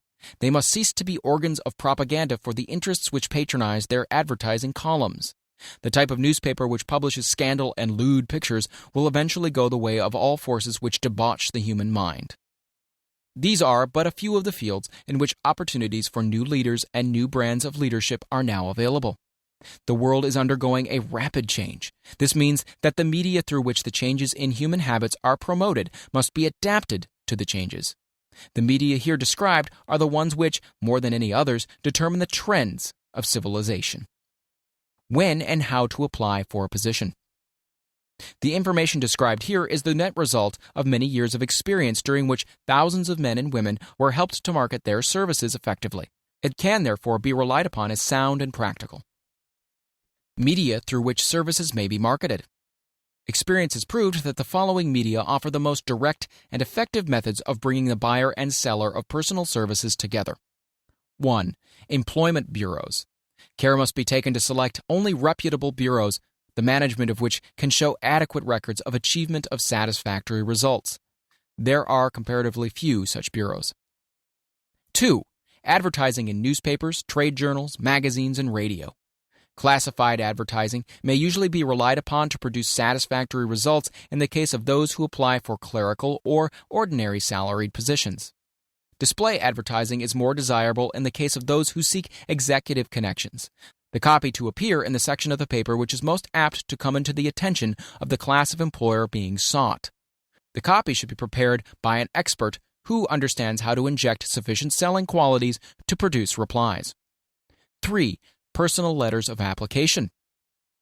Directed to particular forms or individuals most apt to need such services as being offered. Letters should be neatly typed, always, and signed by hand. With the letter should be sent a complete brief or outline of the applicant's qualifications. Both the letter of application and the brief of experience or qualifications should be prepared by an expert. Again, see instructions as to information to be supplied. 4. Application through personal acquaintances.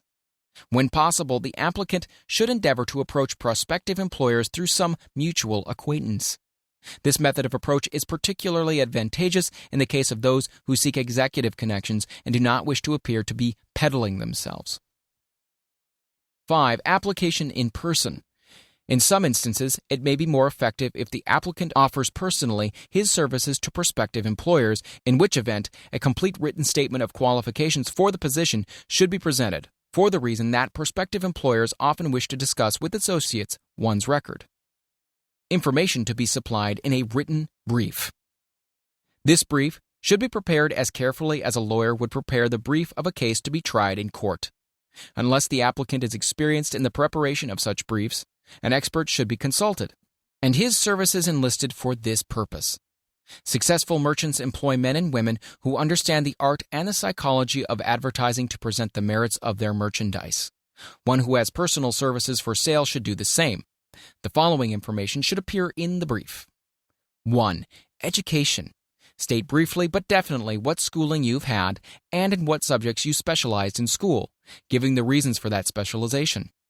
2. Experience. If you have had experience in connection with positions similar to the one you seek, describe it fully. State names and addresses of former employers. Be sure to bring out clearly any special experience you may have had which would equip you to fill the position you seek. 3. References. Practically every business firm desires to know all about the previous records, antecedents, etc. of prospective employees who seek positions of responsibility. Attach to your brief photostatic copies of letters from A. Former employers. B. Teachers under whom you've studied. C. Prominent people whose judgment may be relied upon. 4. Photograph of self. Attach to your brief a recent, unmounted photograph of yourself. 5. Apply for a specific position. Avoid application for a position without describing exactly what particular position you seek. Never apply for just a position. That indicates you lack specialized qualifications. 6. State your qualifications for the particular position for which you apply. Give full details as to the reasons you believe you are qualified for the particular position you seek. This is the application. It will determine more than anything else what consideration you receive. 7. Offer to go to work on probation. In the majority of instances, if you are determined to have the position for which you apply, it will be most effective if you offer to work for a week or a month, or for sufficient length of time to enable your prospective employer to judge your value without pay. This may appear to be a radical suggestion, but experience has proved that it seldom fails to win at least a trial. If you are sure of your qualifications, a trial is all you need. Incidentally, such an offer indicates that you have confidence in your ability to fill the position you seek. It is most convincing. If your offer is accepted and you make good, more than likely you'll be paid for your probation period. Make clear the fact that your offer is based upon A.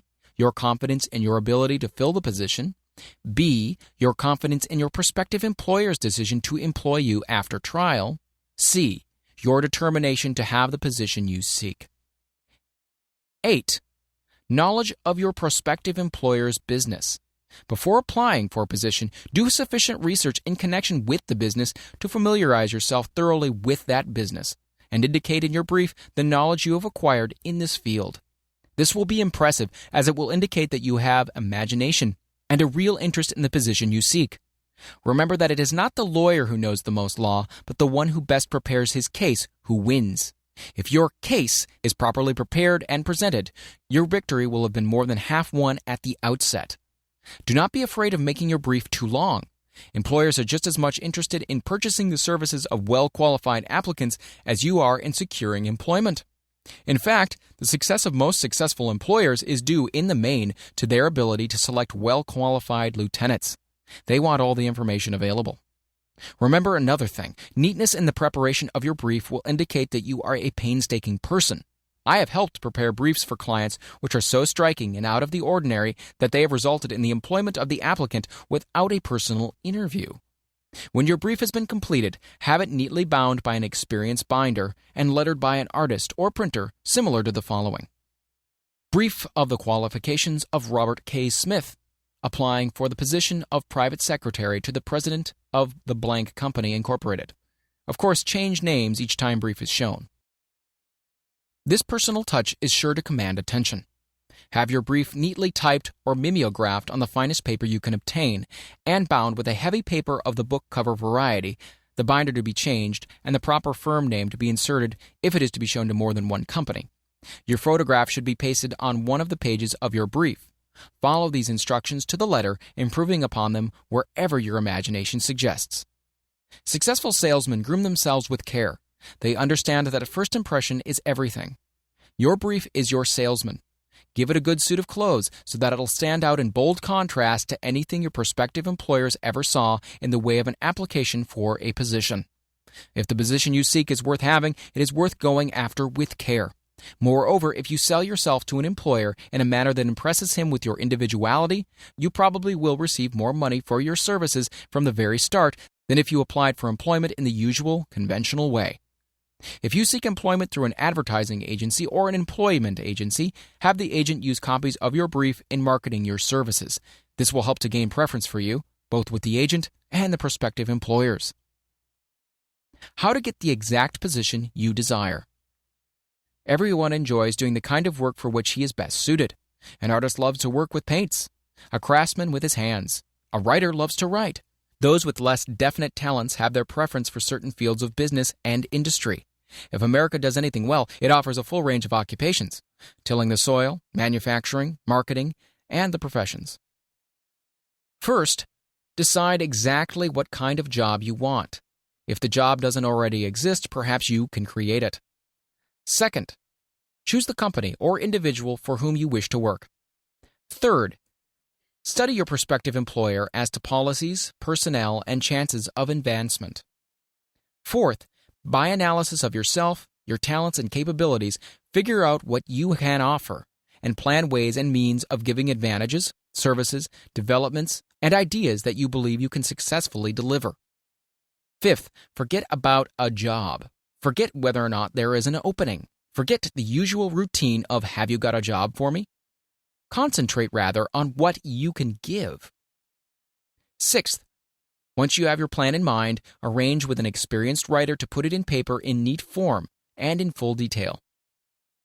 Seventh, present it to the proper person with authority, and he will do the rest. Every company is looking for men who can give something of value, whether it be ideas, services, or connections. Every company has room for the man who has a definite plan of action, which is to the advantage of that company. This line of procedure may take a few days or weeks of extra time, but the difference in income, in advancement, in gaining recognition will save years of hard work at small pay. It has many advantages, the main one being that it will often save from 1 to 5 years of time in reaching a chosen goal.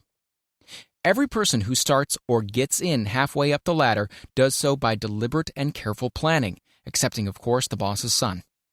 The new way of marketing services, jobs, are now partnerships. Men and women who market their services to best advantage in the future must recognize the stupendous change which has taken place in connection with the relationship between employer and employee. In the future, the golden rule, and not the rule of gold, will be the dominating factor in marketing of merchandise as well as personal services. The future relationship between employers and their employees will be more in the nature of a partnership consisting of A. The employer, B. The employee, C. The public they serve. This new way of marketing personal services is called new for many reasons. First, both the employer and the employee of the future will be considered as fellow employees whose business it will be to serve the public efficiently. In times past, employers and employees have bartered among themselves, driving the best bargains they could with one another, not considering that in the final analysis they were in reality bargaining at the expense of the third party, the public they served.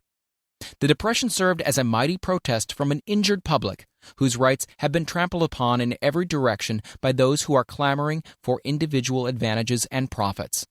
When the debris of the Depression shall have cleared away and business shall have been once again restored to balance, both employers and employees will recognize that they are no longer privileged to drive bargains at the expense of those whom they serve. The real employer of the future will be the public. This should be kept uppermost in mind by every person seeking to market personal services effectively. Nearly every railroad in America is in financial difficulty. Who does not remember the day when, if a citizen inquired at the ticket office the time of departure of a train, he was abruptly referred to the bulletin board instead of being politely given the information? The streetcar companies have experienced a change of times also. There was a time not so long ago when streetcar conductors took pride in giving argument to passengers. Many of the streetcar tracks have been removed and passengers ride on a bus, whose driver is the last word in politeness.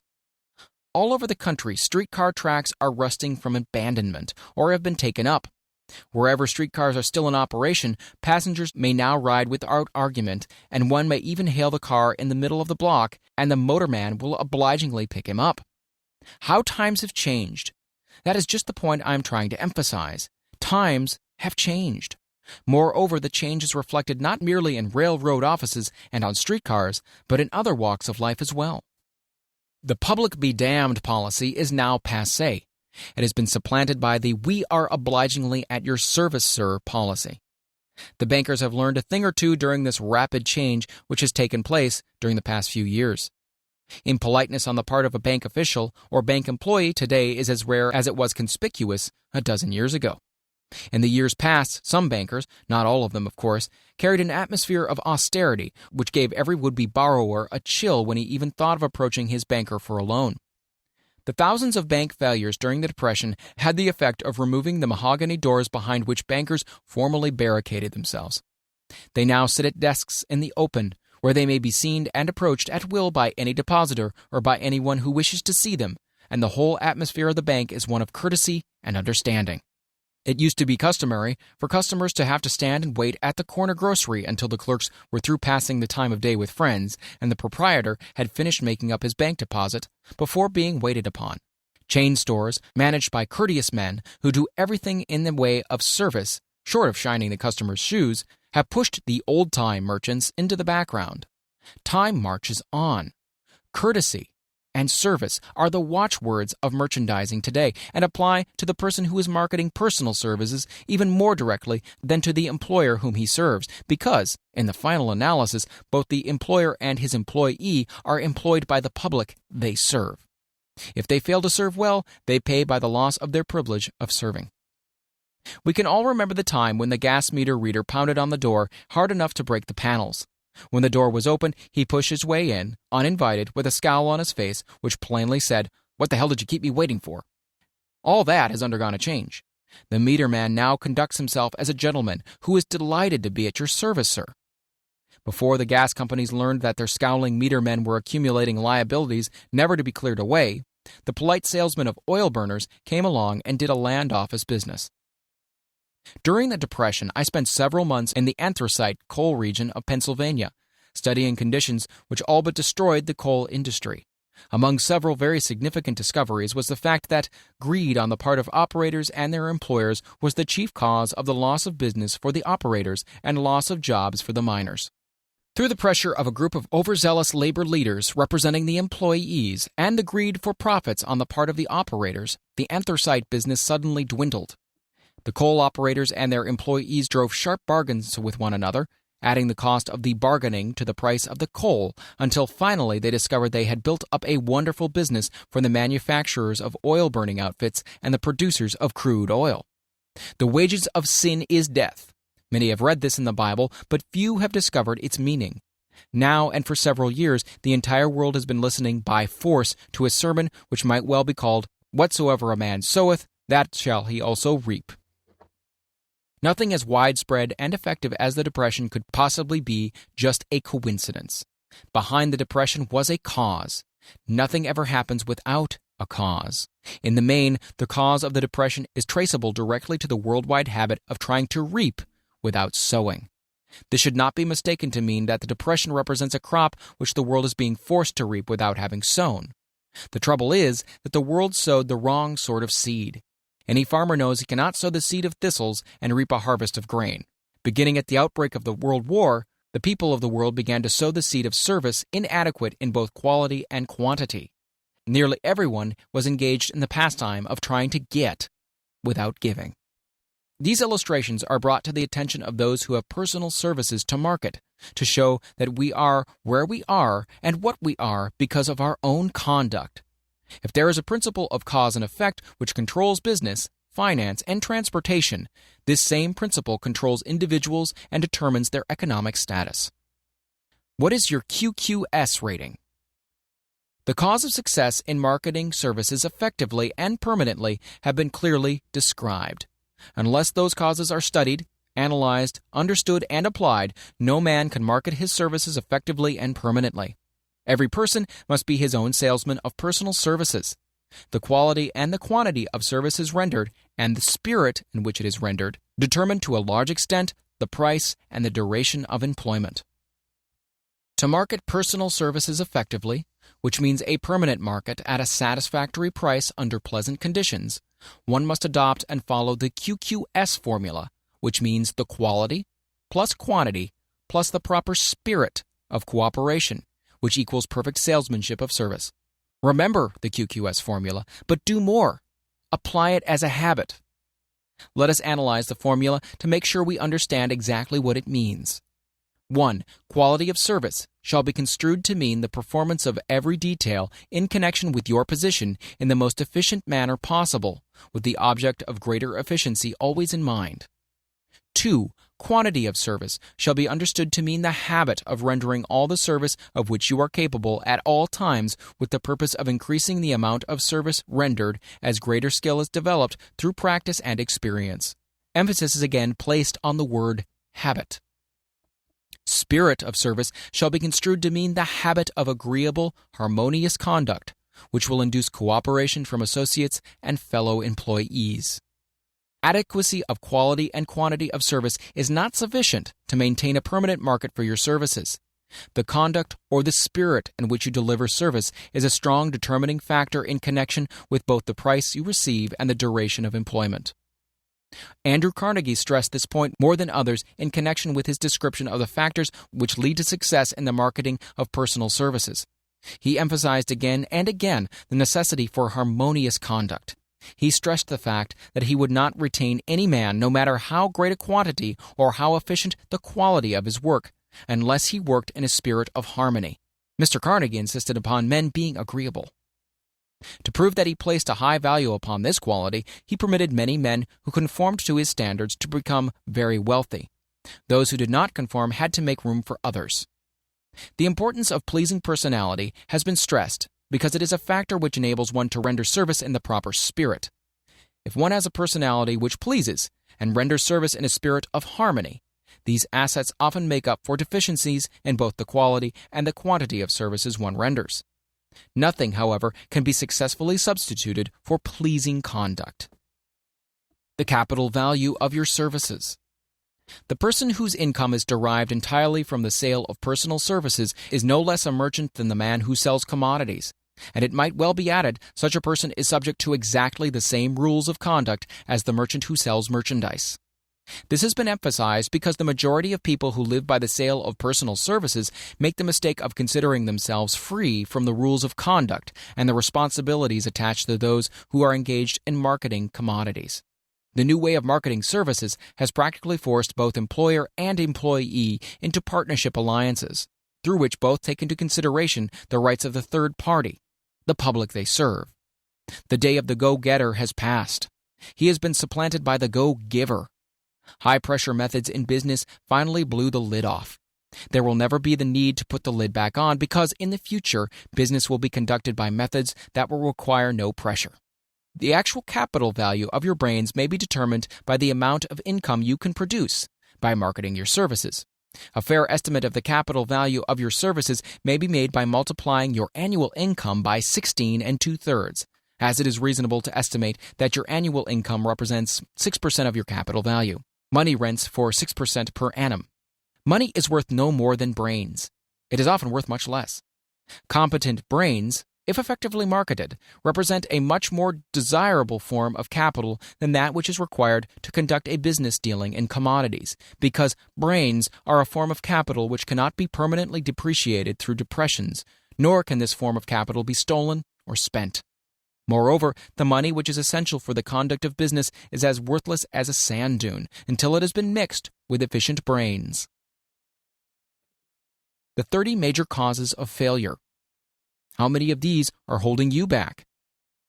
Life's greatest tragedy consists of men and women who earnestly try and fail. The tragedy lies in the overwhelmingly large majority of people who fail as compared to the few who succeed. I've had the privilege of analyzing several thousand men and women, 98% of whom were classed as failures. There is something radically wrong with a civilization and a system of education which permit 98% of the people to go through life as failures. But I did not write this book for the purpose of moralizing on the rights and wrongs of the world. That would require a book of 100 times the size of this one. My analysis work proved that there are 30 major reasons for failure and 13 major principles through which people accumulate fortunes. In this chapter, a description of the 30 major causes of failure will be given. As you go over the list, check yourself by it, point by point, for the purpose of discovering how many of these causes of failure stand between you and success. 1. Unfavorable hereditary background. There is but little, if anything, which can be done for people who are born with a deficiency in brain power. This philosophy offers but one method of bridging this weakness, through the aid of the master mind. Observe with profit, however, that this is the only one of the 30 causes of failure which may not be easily corrected by any individual. 2. Lack of a well-defined purpose in life. There is no hope of success for the person who does not have a central purpose or definite goal at which to aim. 98 out of every 100 of those whom I have analyzed had no such aim. 3. Lack of ambition to aim above mediocrity. We offer no hope for the person who is so indifferent as not to want to get ahead in life and who is not willing to pay the price. 4. Insufficient education. This is a handicap which may be overcome with comparative ease. Experience has proven that the best educated people are often those who are known as self-made or self-educated. It takes more than a college degree to make one a person of education. Any person who is educated is one who has learned to get whatever he wants in life without violating the rights of others. Education consists not so much of knowledge, but of knowledge effectively and persistently applied. Men are paid not merely for what they know, but more particularly for what they do with that which they know. 5. Lack of self-discipline. Discipline comes through self-control. This means that one must control all negative qualities. Before you can control conditions, you must control yourself first. Self-mastery is the hardest job you will ever tackle. If you do not conquer self, you will be conquered by self. You may see at one and the same time both your best friend and your greatest enemy by stepping in front of the mirror. 6. Ill health. No person may enjoy outstanding success without good health. Many of the causes of ill health are subject to mastery and control. These, in the main, are A. Overeating of foods not conducive to health. B. Wrong habits of thought giving expression to negatives. C. Wrong use of and overindulgence in sex. D. Lack of proper physical exercise. E. An inadequate supply of fresh air due to improper breathing. 7. Unfavorable environmental influences during childhood. As the twig is bent, so shall the tree grow. Most people who have criminal tendencies acquire them as a result of a bad environment and improper associates during childhood. 8. Procrastination. This is one of the most common causes of failure. Old man procrastination stands within the shadow of every human being, waiting his opportunity to spoil one's chances of success. Most of us go through life as failures because we are waiting for the time to be right, to start doing something worthwhile. Don't wait. The time will never be just right. Start where you stand and work with whatever tools you may have at your command, and better tools will be found as you go along. 9. Lack of persistence. Most of us are good starters but poor finishers of everything we begin. Moreover, people are prone to give up at the first signs of defeat. There is no substitute for persistence. The person who makes persistence his watchword discovers that old man failure finally becomes tired and makes his departure. Failure cannot cope with persistence. 10. Negative personality. There is no hope of success for the person who repels power through a negative personality.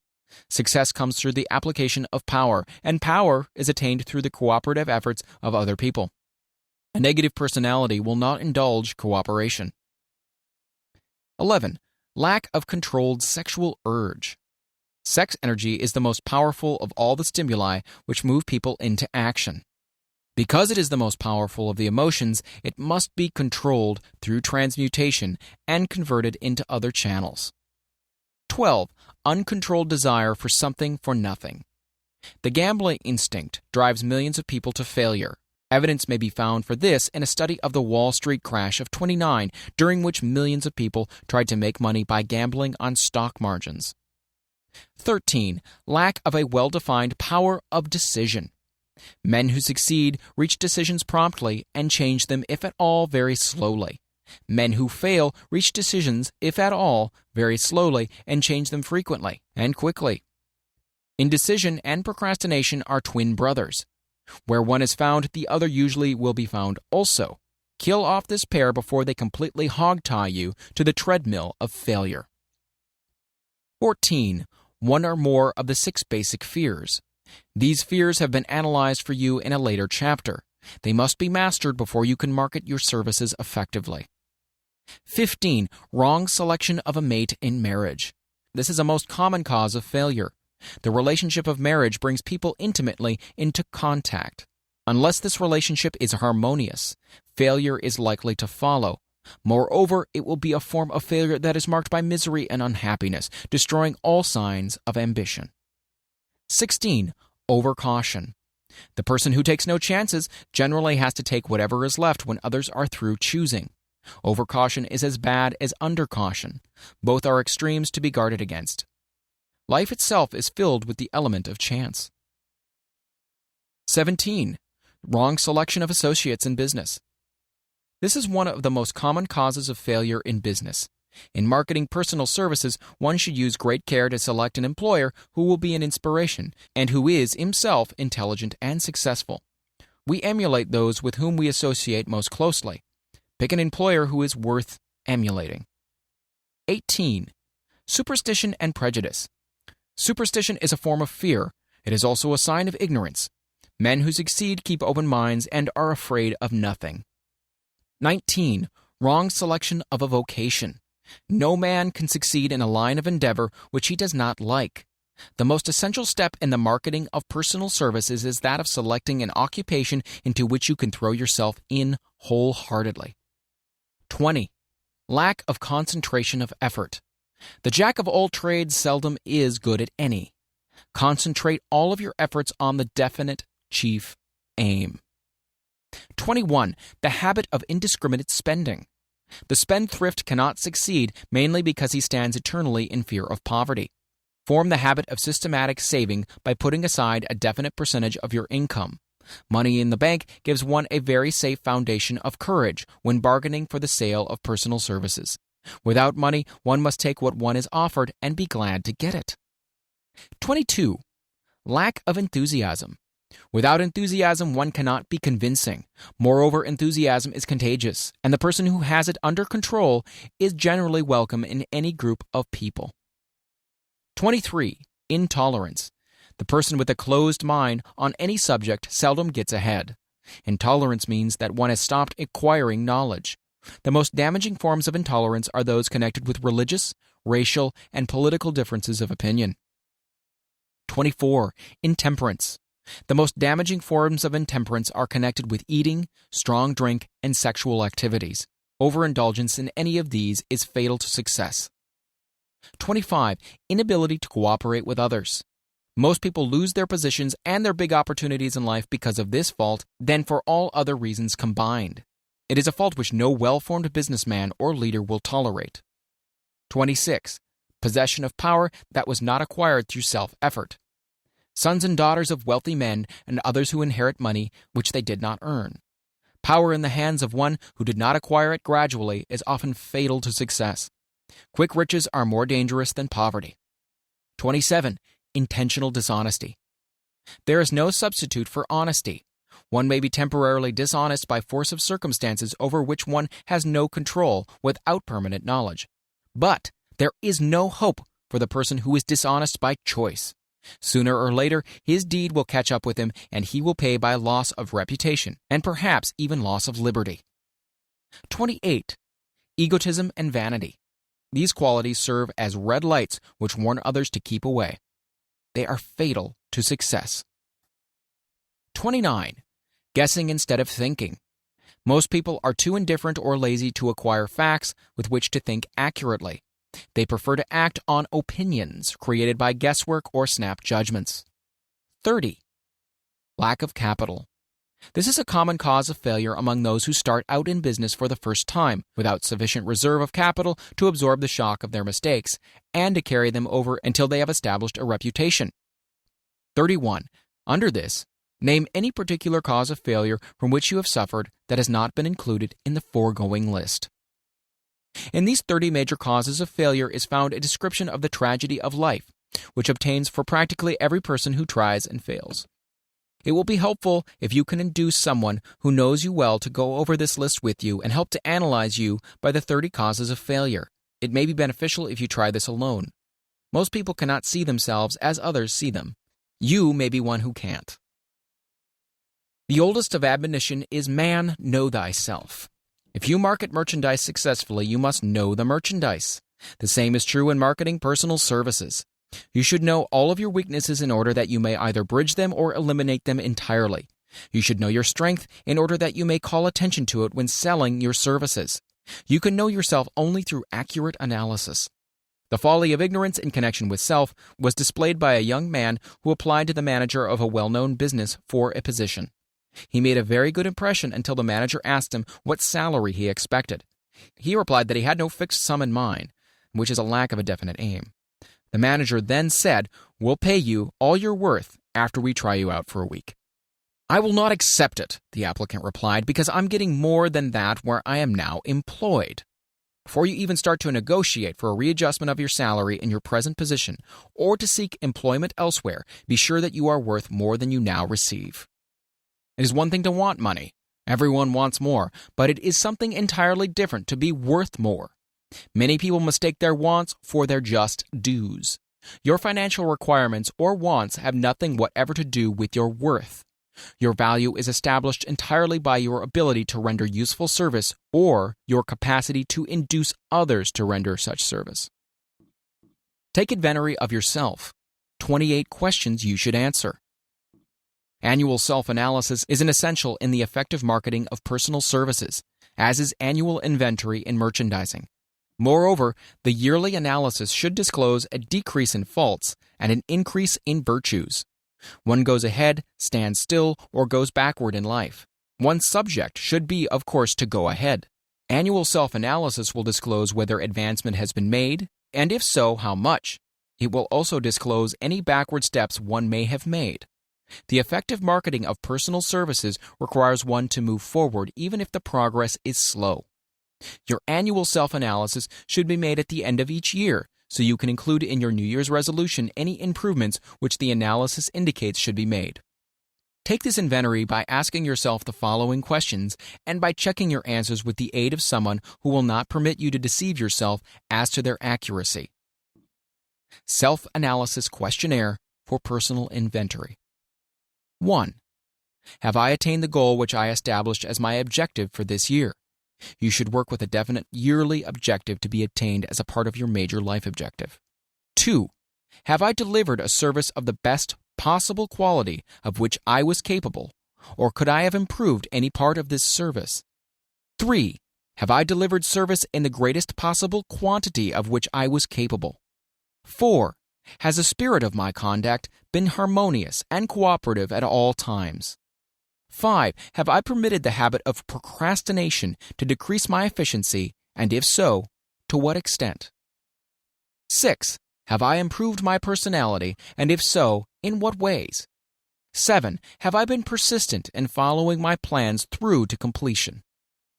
8. Have I reached decisions promptly and definitely on all occasions? 9. Have I permitted any one or more of the 6 basic fears to decrease my efficiency? 10. Have I been either overcautious or undercautious? 11. Has my relationship with my associates in work been pleasant or unpleasant? If it has been unpleasant, has the fault been partly or wholly mine? 12. Have I dissipated any of my energy through lack of concentration of effort? 13. Have I been open-minded and tolerant in connection with all subjects? 14. In what way have I improved my ability to render service? 15. Have I been intemperate in any of my habits? 16. Have I expressed, either openly or secretly, any form of egotism?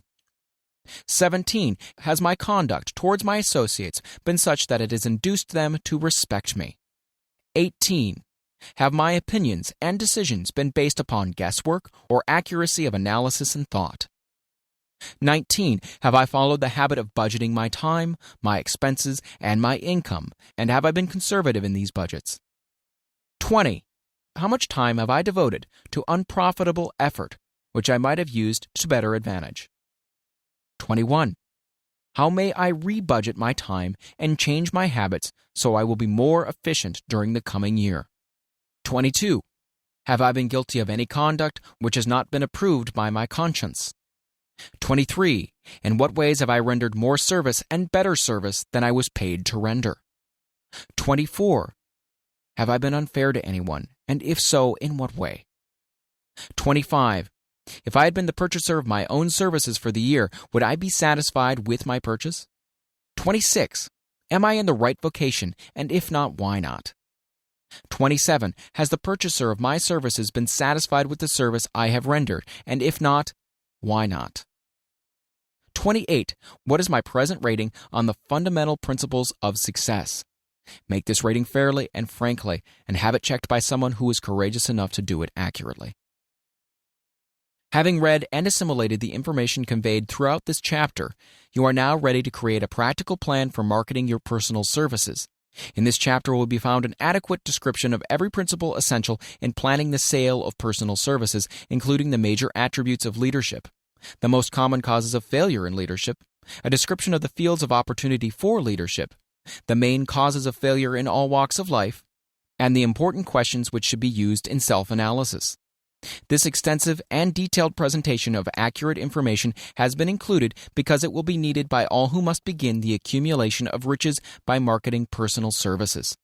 Those who have lost their fortunes and those who are just beginning to earn money have nothing but personal services to offer in return for riches. Therefore, it is essential that they have available the practical information needed to market services to best advantage.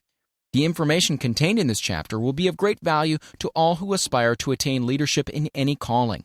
It will be particularly helpful to those aiming to market their services as business or industrial executives.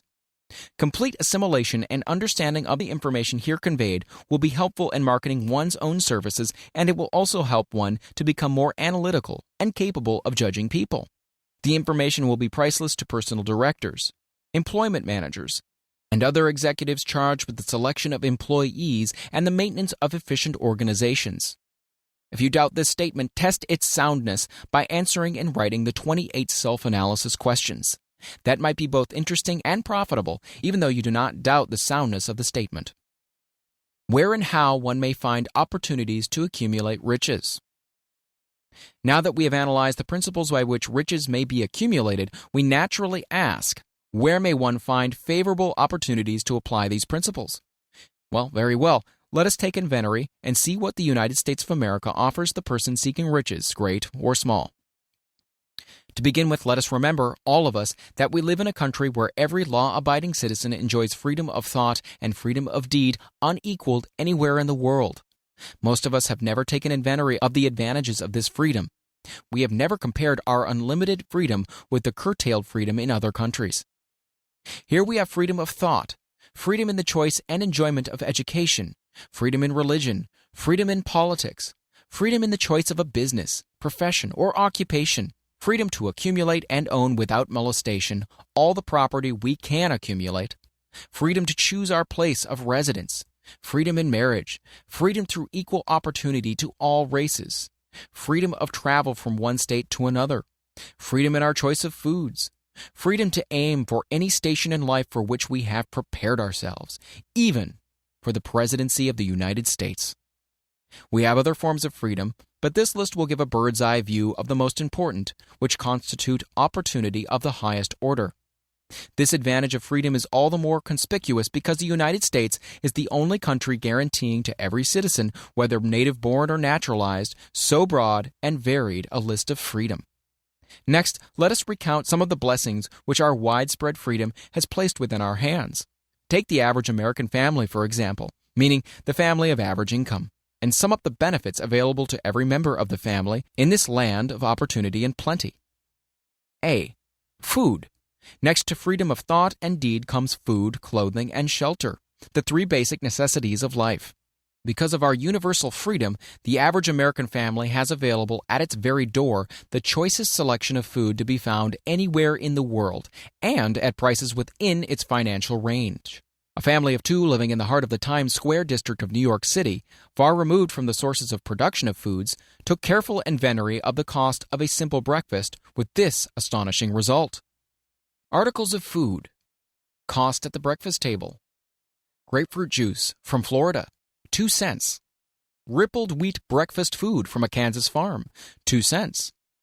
Tea from China, 2 cents. Bananas from South America, 2.5 cents. Toasted bread from a Kansas farm, 1 cent. Fresh country eggs from Utah, 7 cents. Sugar from Cuba or Utah, half of a cent. Butter and cream from New England, 3 cents. And the grand total, 20 cents. It is not very difficult to obtain food in a country where two people can have a breakfast consisting of all they want or need for a dime apiece. Observe that this simple breakfast was gathered by some strange form of magic from China, South America, Utah, Kansas, and the New England states, and delivered on the breakfast table, ready for consumption, in the very heart of the most crowded city in America, at a cost well within the means of the most humble laborer. The cost included all federal, state, and city taxes. Here is a fact that politicians did not mention when they were crying out to the voters to throw their opponents out of office because the people were being taxed to death. B. Shelter. This family lives in a comfortable apartment, heated by steam, lighted with electricity, with gas for cooking, all for $65 a month. In a smaller city or more sparsely settled part of New York City, the same apartment could be had for as low as $20 a month. The toast they had for breakfast in the food estimate was toasted on an electric toaster, which cost but a few dollars. The apartment is cleaned with a vacuum sweeper that is run by electricity. Hot and cold water is available at all times in the kitchen and in the bathroom. The food is kept cold in a refrigerator that is run by electricity. The wife curls her hair, washes her clothes, and irons them with easily operated electrical equipment on power obtained by sticking a plug in the wall. The husband shaves with an electric shaver, and they receive entertainment from all over the world, 24 hours a day, if they want it, without cost, by merely turning the dial of their radio. There are other conveniences in this apartment, but the foregoing list will give a fair idea of some of the concrete evidences of the freedom we of America enjoy. And this is neither political nor economic propaganda. C. Clothing. Anywhere in the United States, the woman of average clothing requirements can dress very comfortably and neatly for less than $200 a year, and the average man can dress for the same or less. Only the three basic necessities of food, clothing, and shelter have been mentioned. The average American citizen has other privileges and advantages available in return for modest effort, not exceeding 8 hours per day of labor. Among those is the privilege of automobile transportation, with which one can go and come at will at very small cost. The average American has security of property rights not found in any other country in the world. He can place his surplus money in a bank with the assurance that his government will protect it and make good to him if the bank fails. If an American citizen wants to travel from one state to another, he needs no passport, no one's permission. He may go when he pleases and return at will. Moreover, he may travel by train, private automobile, bus, airplane, or ship as his pocketbook permits. In Germany, Russia, Italy, and most of the other European and Oriental countries, the people cannot travel with so much freedom and at so little cost.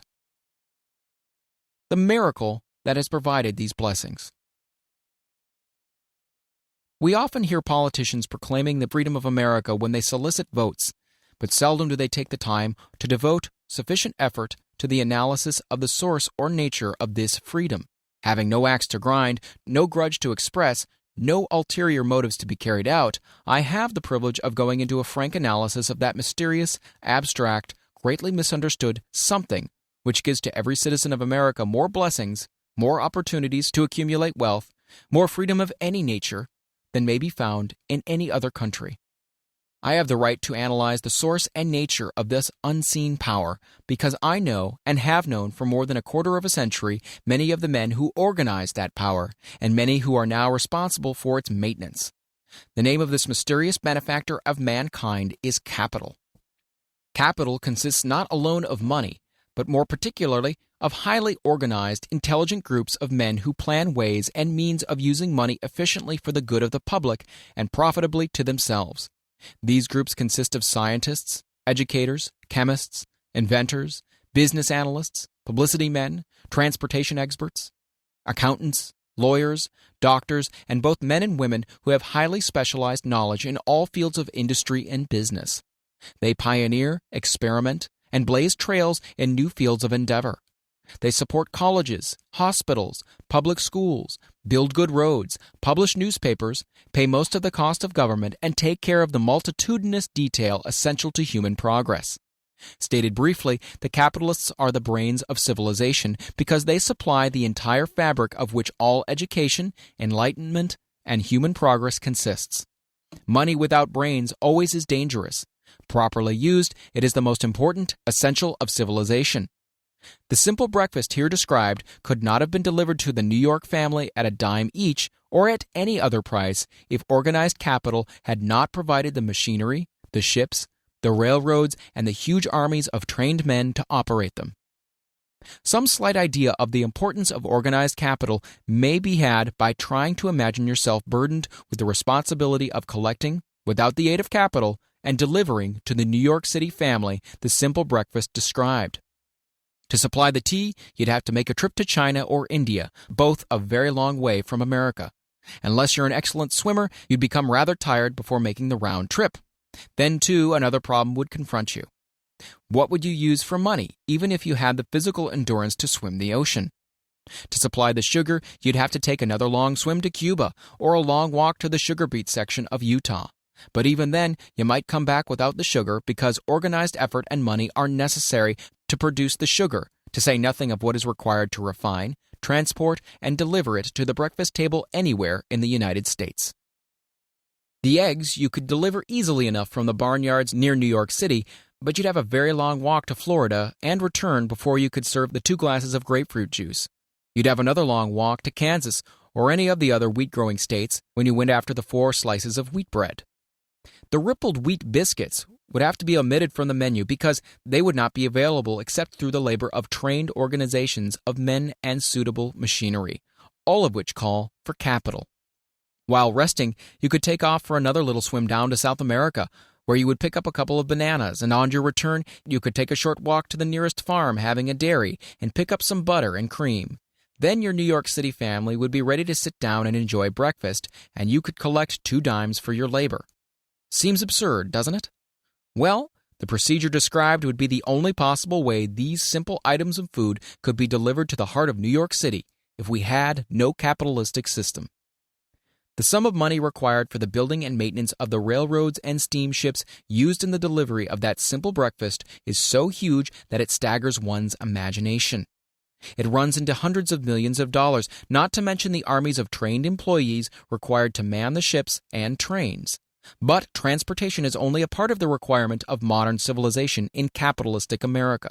Before there can be anything to haul, something must be grown from the ground, or manufactured and prepared for market. This calls for millions of dollars of equipment, machinery, boxing, marketing, and for the wages of millions of men and women. Steamships and railroads do not spring up from the earth and function automatically. They come in response to the call of civilization, through the labor and ingenuity and organizing ability of men who have imagination, faith, enthusiasm, decision, persistence. These men are known as capitalists. They are motivated by the desire to build, construct, achieve, render useful service, earn profits, and accumulate riches. And because they render service without which there would be no civilization, they put themselves in the way of great riches. Just to keep the record simple and understandable, I will add that these capitalists are the self-same men of whom most of us have heard soapbox orators speak. They are the same men to whom radicals, racketeers, dishonest politicians, and grafting labor leaders refer to as predatory interests, or Wall Street. I'm not attempting to present a brief for or against any group of men or any system of economics. I'm not attempting to condemn the collective bargaining when I refer to the grafting labor leaders, nor do I aim to give a clean bill of health to all individuals known as capitalists. The purpose of this book, a purpose to which I have faithfully devoted over a quarter of a century, is to present to all who want the knowledge the most dependable philosophy through which individuals may accumulate riches in whatever amounts they desire. I have here analyzed the economic advantages of the capitalistic system for the twofold purpose of showing, 1, that all who seek riches must recognize and adapt themselves to the system that controls all approaches to fortunes, large or small, and 2, to present the side of the picture opposite to that being shown by politicians and demagogues who deliberately becloud the issues they bring up by referring to organized capital as if it were something poisonous. This is a capitalistic country. It was developed through the use of capital, and we who claim the right to partake of the blessings of freedom and opportunity, we who seek to accumulate riches here, may as well know that neither riches nor opportunity would be available to us if organized capital had not provided these benefits. For more than 20 years, it has been a somewhat popular and growing pastime for radicals, self-seeking politicians, racketeers, crooked labor leaders, and on occasion religious leaders to take potshots at Wall Street, the money changers, and big business.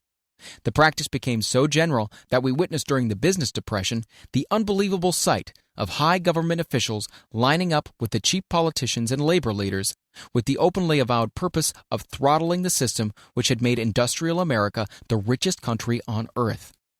The lineup was so general and so well organized that it prolonged the worst depression America has ever known.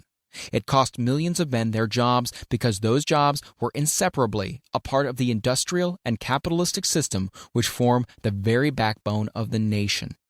During this unusual alliance of government officials and self-seeking individuals who were endeavoring to profit by declaring open season on the American system of industry, a certain type of labor leader joined forces with the politicians and offered to deliver voters in return for legislation designed to permit men to take riches away from industry by organized force of numbers, instead of the better method of giving a fair day's work for a fair day's pay. Millions of men and women throughout the nation are still engaged in this popular pastime of trying to get without giving. Some of them are lined up with labor unions, where they demand shorter hours and more pay. Others do not take the trouble to work at all. They demand government relief and are getting it. Their idea of their rights of freedom was demonstrated in New York City, where a violent complaint was registered with the postmaster by a group of relief beneficiaries, so-called, because the postman awakened them at 7:30 a.m. to deliver government relief checks. They demanded that the time of delivery be set up to 10 o'clock. If you are one of those who believe that riches can be accumulated by the mere act of men who organize themselves into groups and demand more pay for less service, if you're one of those who demand government relief without early morning disturbance when the money is delivered to you, if you are one of those who believe in trading their votes to politicians in return for the passing of laws which permit the raiding of the public treasury, you may rest securely on your belief with certain knowledge that no one will disturb you, because this is a free country, where every man may think as he pleases, where nearly everyone can live with but little effort, where many may live well without doing any work whatsoever. However, you should know the full truth concerning this freedom, of which so many people boast and so few understand. As great as it is, as far as it reaches, as many privileges as it provides, it does not and cannot bring riches without effort. There is but one dependable method of accumulating and legally holding riches, and that is by rendering useful service. No system has ever been created by which men can legally acquire riches through mere force of numbers or without giving in return an equivalent value of one form or another. This is the principle known as the law of economics. This is more than a theory. It is a law no man can beat. Mark well the name of the principle and remember it, because it is far more powerful than all the politicians and political machines. It is above and beyond the control of all the labor unions. It cannot be swayed, nor influenced, nor bribed by racketeers or self-appointed leaders in any calling.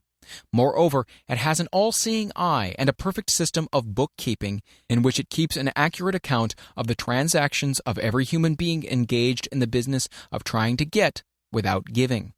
Sooner or later, its auditors come around, look over the records of individuals both great and small, and demand an accounting. Wall Street, big business, capital predatory interests, or whatever name you choose to give the system which has given us American freedom, represents a group of men who understand, respect, and adapt themselves to this powerful law of economics. Their financial continuation depends upon their respecting the law. Most people living in America like this country, its capitalistic system and all. I must confess I know of no better country where one may find greater opportunities to accumulate riches. Judging by their acts and deeds, there are some in this country who don't like it. That, of course, is their privilege. If they don't like this country, its capitalistic system, its boundless opportunities, they have the privilege of clearing out. Always there are other countries, such as Germany, Russia, and Italy, where one may try one's hand at enjoying freedom and accumulating riches, providing one is not too particular. America provides all the freedom and all the opportunity to accumulate riches that any honest person may require. When one goes hunting for game, one selects hunting grounds where game is plentiful. When seeking riches, the same rules would naturally obtain. If it is riches you're seeking, do not overlook the possibilities of a country whose citizens are so rich that women alone spend over $200 million annually for lipsticks, rouge, and cosmetics. Think twice, you who are seeking riches, before trying to destroy the capitalistic system of a country whose citizens spend over $50 million a year for greeting cards, with which to express their appreciation of their freedom. If it is money you are seeking, consider carefully a country that spends hundreds of millions of dollars annually for cigarettes, the bulk of the income from which goes to only 4 major companies engaged in supplying this national builder of nonchalance and quiet nerves. By all means, give plenty of consideration to a country whose people spend annually more than $15 million for the privilege of seeing moving pictures, and toss in a few additional millions for liquor, narcotics, and other less potent soft drinks and giggle waters. Do not be in too big a hurry to get away from a country whose people willingly, even eagerly, hand over millions of dollars annually for football, baseball, and prize fights. And by all means, stick by a country whose inhabitants give up more than $1 million a year for chewing gum and another $1 million for safety razor blades. Remember also that this is but the beginning of the available resources for the accumulation of wealth. Only a few of the luxuries and non-essentials have been mentioned, but remember that the business of producing, transporting, and marketing these few items of merchandise gives regular employment to many millions of men and women, who receive for their services many millions of dollars monthly, and spend it freely for both the luxuries and the necessities. Especially remember that back of all this exchange of merchandise and personal services may be found an abundance of opportunity to accumulate riches. Here our American freedom comes to one's aid. There is nothing to stop you or anyone from engaging in any portion of the effort necessary to carry on these businesses. If one has superior talent, training, experience, one may accumulate riches in large amounts. Those not so fortunate may accumulate smaller amounts. Anyone may earn a living in return for a very nominal amount of labor. So there you are. Opportunity has spread its wares before you. Step up to the front, select what you want, create your plan, put the plan into action, and follow through with persistence. Capitalistic America will do the rest. You can depend upon this much. Capitalistic America ensures every person the opportunity to render useful service and to collect riches in proportion to the value of the service. The system denies no one this right, but it does not and cannot promise something for nothing, because the system itself is irrevocably controlled by the law of economics, which neither recognizes nor tolerates for long getting without giving. The law of economics was passed by nature. There is no Supreme Court to which violators of this law may appeal. The law hands out both penalties for its violation and appropriate rewards for its observance, without interference or the possibility of interference by any human being. The law cannot be repealed. It is as fixed as the stars in the heavens and subject to and a part of the same system that controls the stars. May one refuse to adapt oneself to the law of economics? Certainly. This is a free country where all men are born with equal rights, including the privilege of ignoring the law of economics. What happens then? Well, nothing happens until large numbers of men join forces for the avowed purpose of ignoring the law and taking what they want by force. Then comes the dictator, with well-organized firing squads and machine guns. We have not yet reached that stage in America, but we have heard all we want to know about how that system works. Perhaps we'll be fortunate enough not to demand personal freedom of so gruesome a reality. Doubtless, we shall prefer to continue with our freedom of speech, freedom of deed, and freedom to render useful service in return for riches. The practice by government officials of extending to men and women the privilege of raiding the public treasury in return for votes sometimes results in election. But as night follows day, the final payoff comes, when every penny wrongfully used must be repaid with compound interest on compound interest. If those who make the grab are not forced to repay, the burden falls on their children and their children's children, even unto the third and fourth generations. There is no way to avoid the debt. Men can, and sometimes do, form themselves into groups for the purpose of crowding wages up and working hours down. There is a point beyond which they cannot go. It is the point at which the law of economics steps in, and the sheriff gets both the employer and the employees. For 6 years, from 1929 to 1935, the people of America, both rich and poor, barely missed seeing the old man economics hand over to the sheriff all the businesses and industries and banks. It was not a pretty sight. It did not increase our respect for mob psychology, through which men cast reason to the winds and start trying to get without giving. We who went through those 6 discouraging years, when fear was in the saddle and faith was on the ground, cannot forget how ruthlessly the law of economics exacted its toll from both rich and poor, weak and strong, old and young. We shall not wish to go through another such experience. These observations are not found upon short-time experience. They are the result of 25 years of careful analysis of the methods of both the most successful and the most unsuccessful men America has known. Chapter 8. Decision: The Mastery of Procrastination.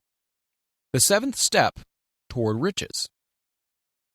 Accurate analysis of over 25,000 men and women who had experienced failure disclosed the fact that lack of decision was near the head of the list of the 30 major causes of failure. This is no mere statement of theory, it is a fact. Procrastination, the opposite of decision, is a common enemy which practically every man must conquer. You'll have an opportunity to test your capacity to reach quick and definite decisions when you finish reading this book and are ready to begin putting into action the principles which it describes. Analysis of several hundred people who had accumulated fortunes well beyond the $1 million mark disclosed the fact that every one of them had the habit of reaching decisions promptly and of changing these decisions slowly, if and when they were changed. People who fail to accumulate money, without exception, have the habit of reaching decisions, if at all, very slowly, and of changing these decisions quickly and often. One of Henry Ford's most outstanding qualities is his habit of reaching decisions quickly and definitely and changing them slowly. This quality is so pronounced in Mr. Ford that it has given him the reputation of being obstinate. It was this quality which prompted Mr. Ford to continue to manufacture his famous Model T, the world's ugliest car, when all of his advisors and many of the purchasers of the car were urging him to change it. Perhaps Mr. Ford delayed too long in making the change, but the other side of the story is that Mr. Ford's firmness of decision yielded a huge fortune before the change in model became necessary. There is but little doubt that Mr. Ford's habit of definiteness of decision assumes the proportion of obstinacy, but this quality is preferable to slowness in reaching decisions and quickness in changing them. The majority of people who fail to accumulate money sufficient for their needs are generally easily influenced by the opinions of others. They permit the newspapers and gossiping neighbors to do their thinking for them. Opinions are the cheapest commodities on earth. Everyone has a flock of opinions ready to be wished upon anyone who will accept them. If you are influenced by opinions when you reach your decisions, you will not succeed in any undertaking, much less that of transmuting your own desire into money. If you're influenced by the opinions of others, you will have no desire of your own. Keep your own counsel when you begin to put into practice the principles described here by reaching your own decisions and following them. Take no one into your confidence except the members of your mastermind group, and be very sure in your selection of this group that you choose only those who will be in complete sympathy and harmony with your purpose. Close friends and relatives, while not meaning to do so, often handicap one through opinions and sometimes through ridicule, which is meant to be humorous. Thousands of men and women carry inferiority complexes with them all through life because some well-meaning but ignorant person destroyed their confidence through opinions or ridicule. You have a brain and mind of your own. Use it and reach your own decisions. If you need facts or information from other people to enable you to reach decisions, as you probably will in many instances, acquire these facts or secure the information you need quietly without disclosing your purpose. It is characteristic of people who have but a smattering or a veneer of knowledge to try to give the impression that they have much knowledge. Such people generally do too much talking and too little listening. Keep your eyes and ears wide open and your mouth closed if you wish to acquire the habit of prompt decision. Those who talk too much do little else. If you talk more than you listen, you not only deprive yourself of many opportunities to accumulate useful knowledge, but you also disclose your plans and purposes to people who will take great delight in defeating you, because they envy you. Remember also that every time you open your mouth in the presence of a person who has an abundance of knowledge, you display to that person your exact stock of knowledge, or your lack of it. Genuine wisdom is usually conspicuous through modesty and silence. Keep in mind the fact that every person with whom you associate is like yourself, seeking the opportunity to accumulate money. If you talk about your plans too freely, you may be surprised when you learn that some other person has beaten you to your goal by putting into action ahead of you the plans of which you talked unwisely. Let one of your first decisions be to keep a closed mouth and open ears and eyes. As a reminder to yourself, follow this advice. It will be helpful if you copy the following epigram in large letters and place it where you will see it daily. Tell the world what you intend to do, but first show it. This is the equivalent of saying that deeds and not words are what count most. Freedom or death on a decision. The value of decisions depends upon the courage required to render them. The great decisions, which served as the foundation of civilization, were reached by assuming great risks, which often meant the possibility of death.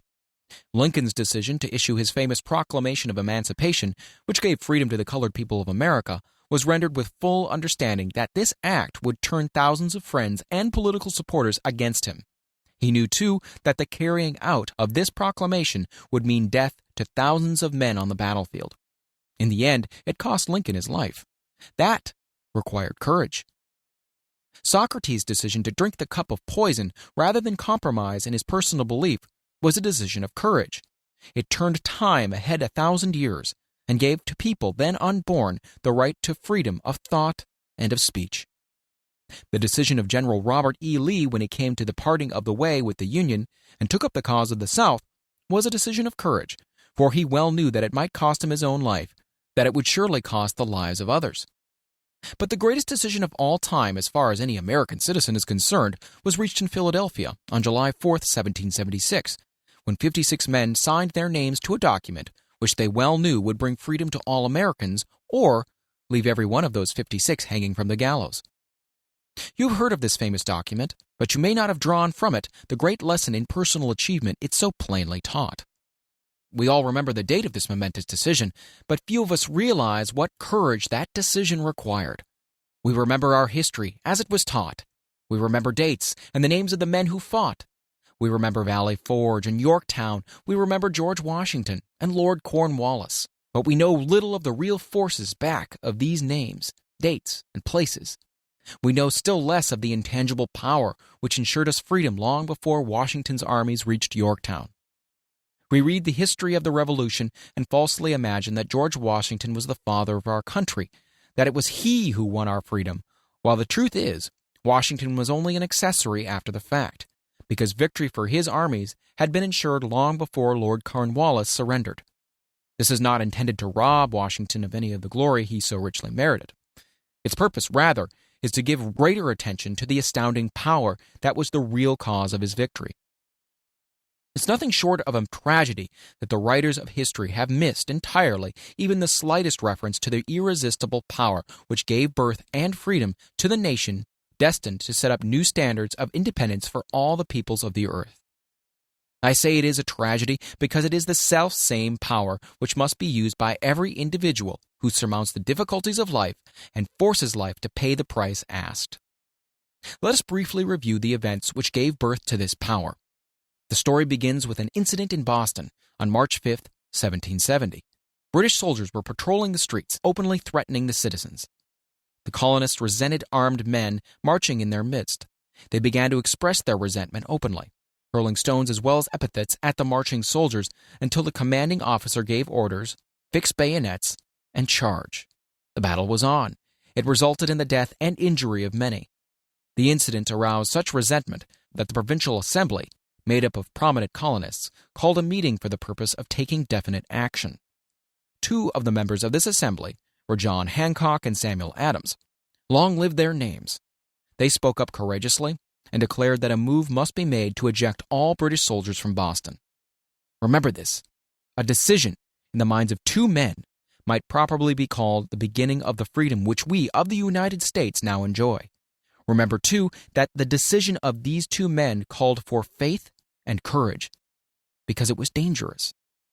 Before the assembly adjourned, Samuel Adams was appointed to call on the governor of the province, Hutchinson, and demand the withdrawal of the British troops. The request was granted, the troops were removed from Boston, but the incident was not closed. It had caused a situation destined to change the entire trend of civilization. Strange, is it not, how the great changes, such as the American Revolution and the World War, often have their beginnings in circumstances which seem unimportant. It is interesting also to observe that these important changes usually begin in the form of a definite decision in the minds of a relatively small number of people. Few of us know the history of our country well enough to realize that John Hancock, Samuel Adams, and Richard Henry Lee of the province of Virginia were the real fathers of our country.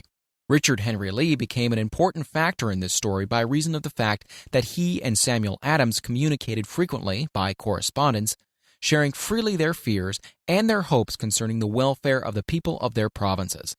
From this practice, Adams conceived the idea that a mutual exchange of letters between the 13 colonies might help to bring about the coordination of efforts so badly needed in connection with the solution of their problems.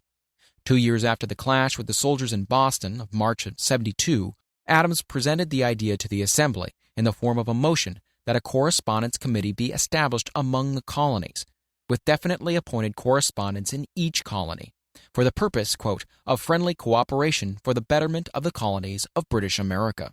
Mark well this incident. It was the beginning of the organization of the far-flung power destined to give freedom to you and me. The mastermind had already been organized. It consisted of Adams, Lee, and Hancock. Quote, I tell you further that if two of you agree upon the earth concerning anything for which you ask, it will come to you from my Father, who is in heaven. The Committee of Correspondence was organized. Observe that this move provided the way for increasing the power of the mastermind by adding to it men from all the colonies. Take notice that this procedure constituted the first organized planning of the disgruntled colonists. In union, there is strength. The citizens of the colonies had been waging disorganized warfare against the British soldiers through incidents similar to the Boston riot, but nothing of benefit had been accomplished. Their individual grievances had not been consolidated under one master mind. No group of individuals had put their minds, souls, and hearts and bodies together in one definite decision to settle their difficulty with the British once and for all, until Adams, Hancock, and Lee got together. Meanwhile, the British were not idle. They too were doing some planning and masterminding on their own account, with the advantage of having back of them money and organized soldiery. The Crown appointed Gage to supplant Hutchinson as the governor of Massachusetts. One of the new governor's first acts was to send a messenger to call on Samuel Adams for the purpose of endeavoring to stop his opposition by fear. We can best understand the spirit of what happened by quoting the conversation between Colonel Fenton, the messenger sent by Gage, and Adams. Colonel Fenton: I have been authorized by Governor Gage to assure you, Mr. Adams, that the governor has been empowered to confer upon you such benefits as would be satisfactory, endeavoring to win Adams by a promise of a bribe, upon the condition that you engage to cease in your opposition to the measures of the government. It is the governor's advice to you, sir, not to incur the further displeasure of his majesty.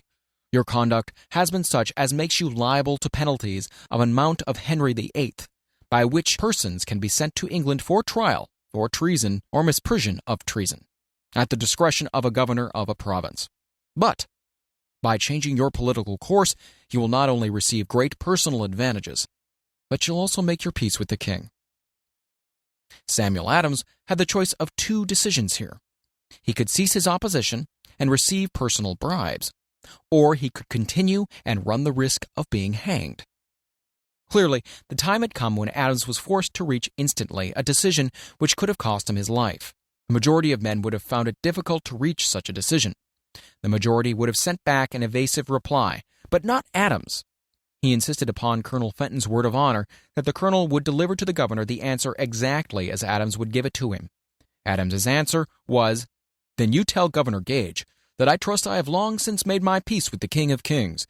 No personal consideration shall induce me to abandon the righteous cause of my country. And tell Governor Gage it is the advice of Samuel Adams to him no longer to insult the feelings of an exasperated people." Comment as to the character of this man seems unnecessary. It must be obvious to all who read this astounding message that its sender possessed loyalty of the highest order. This is important.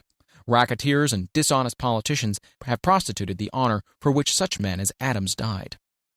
When Governor Gage received Adams's caustic reply, he flew into a rage and issued a proclamation which read, "I do hereby, in His Majesty's name, offer and promise His most gracious pardon to all persons who shall forthwith lay down their arms and return to the duties of peaceful subjects, accepting only the benefit of such pardon.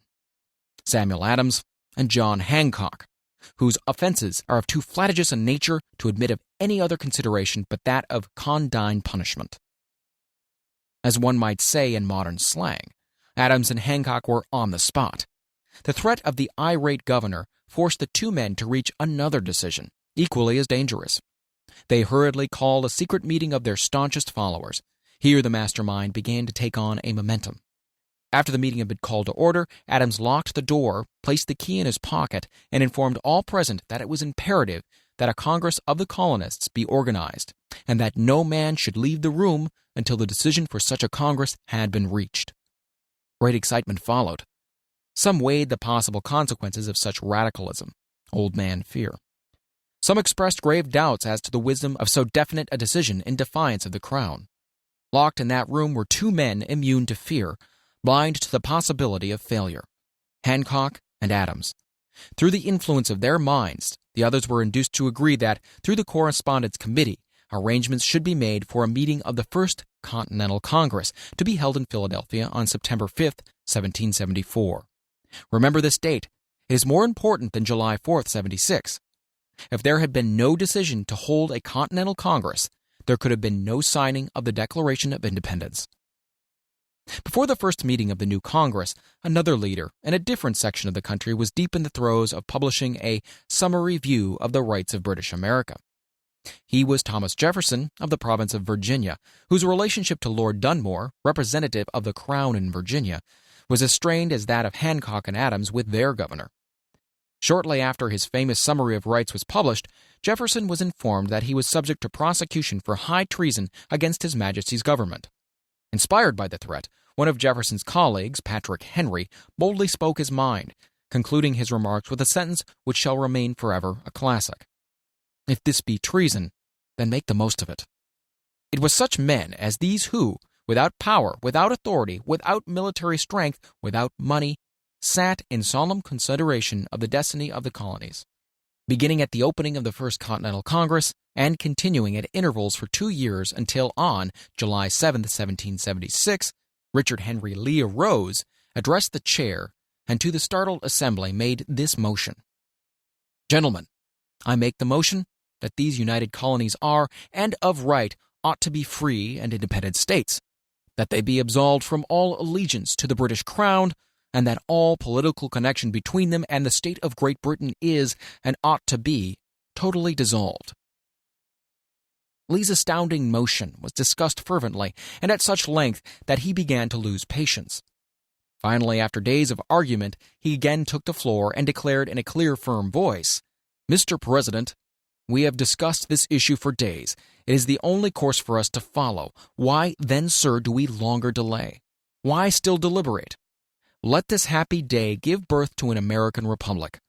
Let her arise, not to devastate and to conquer, but to reestablish the reign of peace and of law. The eyes of Europe are fixed on us. She demands of us a living example of freedom that may exhibit a contrast in the felicity of the citizen to the ever-increasing tyranny."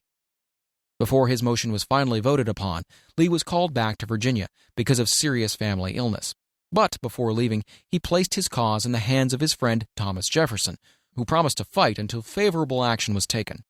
Shortly thereafter, the President of the Congress, Hancock, appointed Jefferson as chairman of a committee to draw up a Declaration of Independence. Long and hard the committee labored on a document which would mean, when accepted by the Congress, that every man who signed it would be signing his own death warrant, should the colonies lose in the fight with Great Britain, which was sure to follow.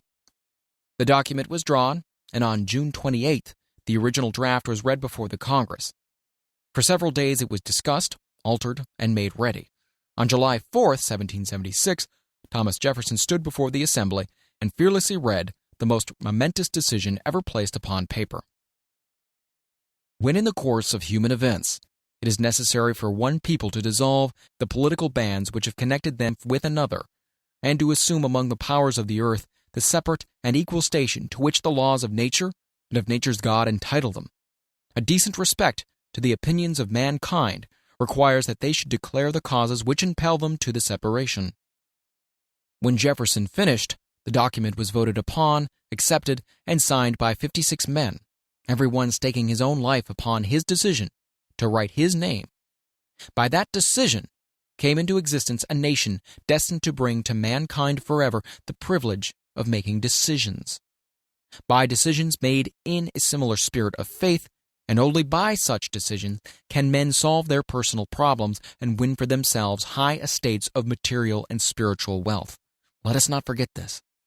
Analyze the events which led to the Declaration of Independence and be convinced that this nation, which now holds a position of commanding respect and power among all nations of the world, was born of a decision, created by a master mind, consisting of 56 men.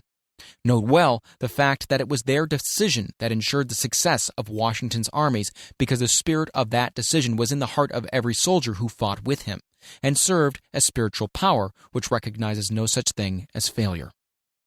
Note also, with great personal benefit, that the power which gave this nation its freedom is the self-same power that must be used by every individual who becomes self-determining. This power is made up of the principles described in this book.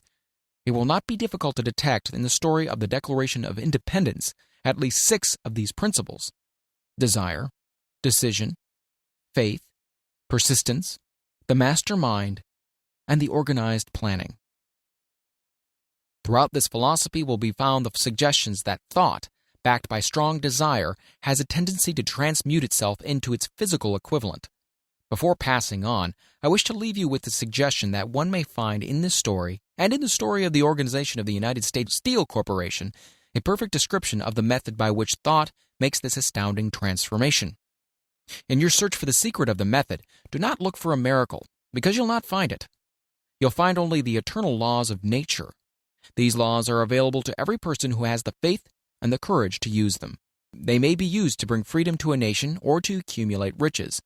There is no charge save the time necessary to understand and appropriate them. Those who reach decisions promptly and definitely know what they want, and generally get it. The leaders in every walk of life decide quickly and firmly. That is the major reason why they are leaders. The world has the habit of making room for the man whose words and actions show that he knows where he's going. Indecision is a habit which usually begins in youth. The habit takes on a permanency as the youth goes through graded school, high school, and even through college, without definiteness of purpose. The major weakness of all educational systems is that they neither teach nor encourage the habit of definite decision. It would be beneficial if no college would permit the enrollment of any student unless and until the student declared his major purpose in matriculating. It would be of still greater benefit if every student who enters the graded schools were compelled to accept training in the habit of decision and forced to pass a satisfactory examination on this subject before being permitted to advance in the grades. The habit of indecision acquired because of the deficiencies of our school system goes with the student into the occupation he chooses, if, in fact, he chooses an occupation. Generally, the youth just out of school seeks any job that can be found. He takes the first place he finds because he has fallen into the habit of indecision. 98 out of every 100 people working for wages today are in the positions they hold because they lacked the definiteness of decision to plan a definite position and the knowledge of how to choose an employer. Definiteness of decision always requires courage, sometimes very great courage.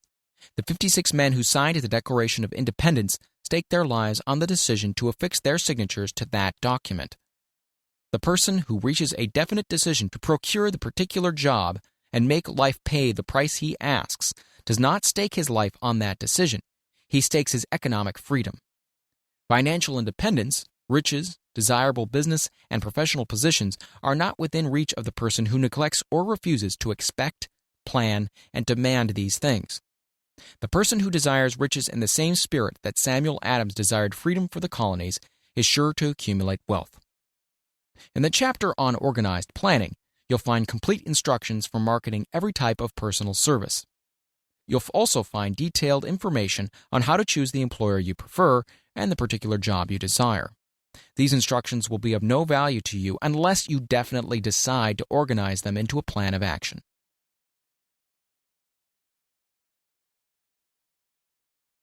Chapter 9. Persistence, the sustained effort necessary to induce faith. The 8th step toward riches. Persistence is an essential factor in the procedure of transmuting desire into its monetary equivalent. The basis of persistence is the power of will. Willpower and desire, when properly combined, make an irresistible pair. Men who accumulate great fortunes are generally known as cold-blooded and sometimes ruthless. Often they are misunderstood. What they have is willpower, which they mix with persistence and place back of their desires to ensure the attainment of their objectives. Henry Ford has been generally misunderstood to be ruthless and cold-blooded.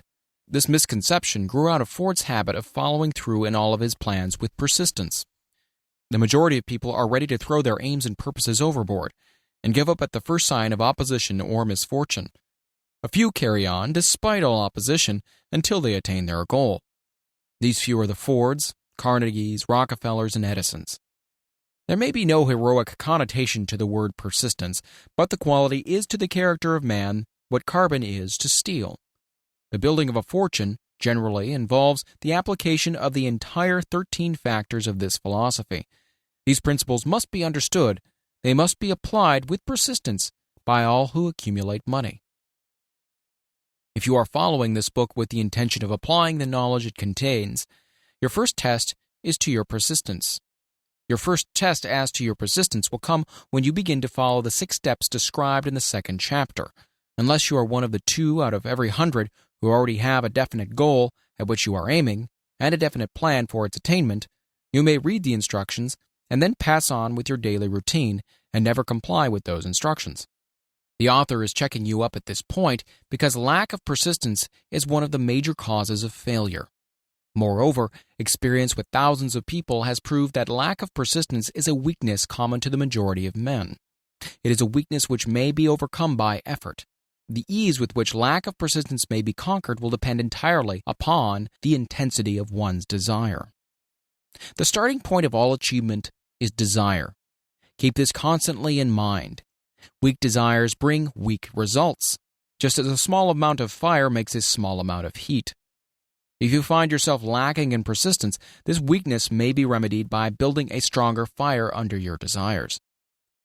Continue to read through to the end, then go back to Chapter 2 and start immediately to carry out the instructions given in connection with the 6 steps. The eagerness with which you follow these instructions will indicate clearly how much or how little you really desire to accumulate money. If you find that you are indifferent, You may be sure that you have not yet acquired the money consciousness, which you must possess before you can be sure of accumulating a fortune. Fortunes gravitate to men whose minds have been prepared to attract them, just as surely as water gravitates to the ocean. In this book may be found all the stimuli necessary to attune any normal mind to the vibrations which will attract the object of one's desires.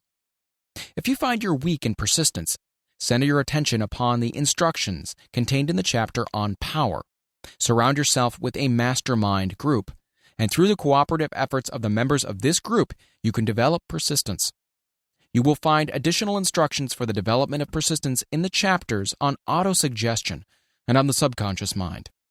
Follow the instructions outlined in these chapters until your habit nature hands over to your subconscious mind a clear picture of the object of your desire.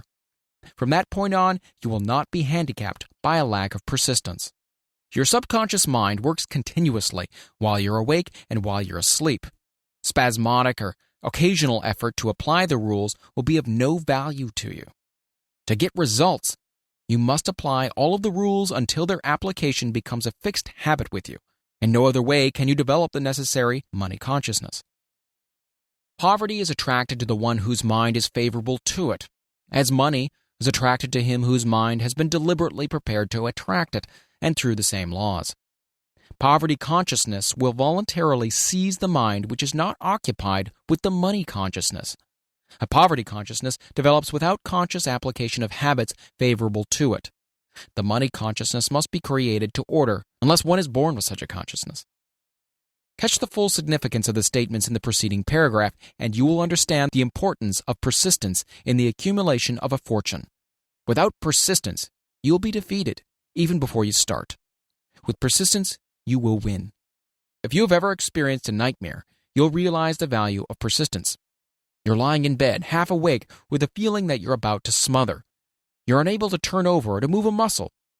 You realize that you must begin to regain control over your muscles. Through persistent effort of willpower, you finally manage to move the fingers of one hand. By continuing to move your fingers, you extend your control to the muscles of one arm until you can lift it. Then you gain control of the other arm in the same manner. You finally gain control over the muscles of one leg and then extend it to the other leg. Then, with one supreme effort of will, you regain complete control over your muscular system and snap out of your nightmare. The trick has been turned step by step. You may find it necessary to snap out of your mental inertia through a similar procedure, moving slowly at first, then increasing your speed until you gain complete control over your will. Be persistent no matter how slowly you may at first have to move. With persistence will come success. If you select your mastermind group with care, you'll have in it at least one person who will aid you in the development of persistence. Some men who have accumulated great fortunes did so because of necessity. They developed the habit of persistence because they were so closely driven by circumstances that they had to become persistent. There's no substitute for persistence. It cannot be supplanted by any other quality. Remember this, and it will hearten you in the beginning when the going may seem difficult and slow. Those who have cultivated the habit of persistence seem to enjoy insurance against failure. No matter how many times they're defeated, they finally arrive up toward the top of the ladder. Sometimes it appears that there is a hidden guide whose duty is to test men through all sorts of discouraging experiences. Those who pick themselves up after defeat and keep on trying arrive, and the world cries, "Bravo, I knew you could do it." The hidden guide lets no one enjoy great achievement without passing the persistence test. Those who can't take it simply can't make the grade. Those who can take it are bountifully rewarded for their persistence. They receive as their compensation whatever goal they're pursuing. This is not all. They receive something infinitely more important than material compensation, the knowledge that every failure brings with it the seed of an equivalent advantage. There are exceptions to this rule. A few people know from experience the soundness of persistence. They are the ones who have not accepted defeat as being anything more than temporary. They are the ones whose desires are so persistently applied that defeat is finally changed into victory. We who stand on the sidelines of life see the overwhelmingly large number who go down in defeat, never to rise again. We see the few who take the punishment of defeat as an urge to greater effort. These fortunately never learn to accept life's reverse gear. But what we do not see, what most of us never suspect of existing, is the silent but irresistible power which comes to the rescue of those who fight on in the face of discouragement. If we speak of this power at all, we call it persistence, and let it go at that.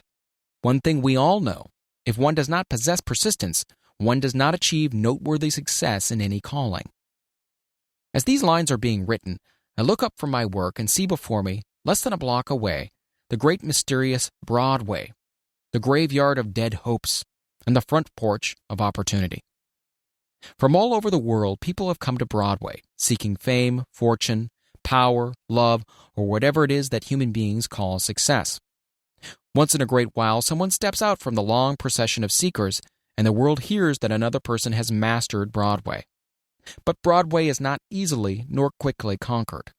She acknowledges talent, recognizes genius, pays off in money only after one has refused to quit.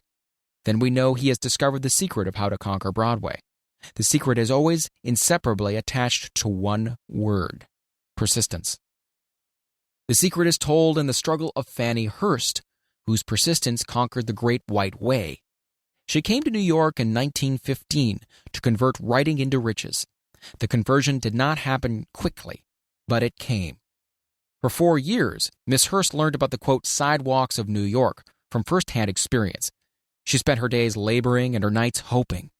When hope grew dim, she did not say, "All right, Broadway, you win." She said, "Very well, Broadway, you may whip some, but not for me. I'm going to force you to give up."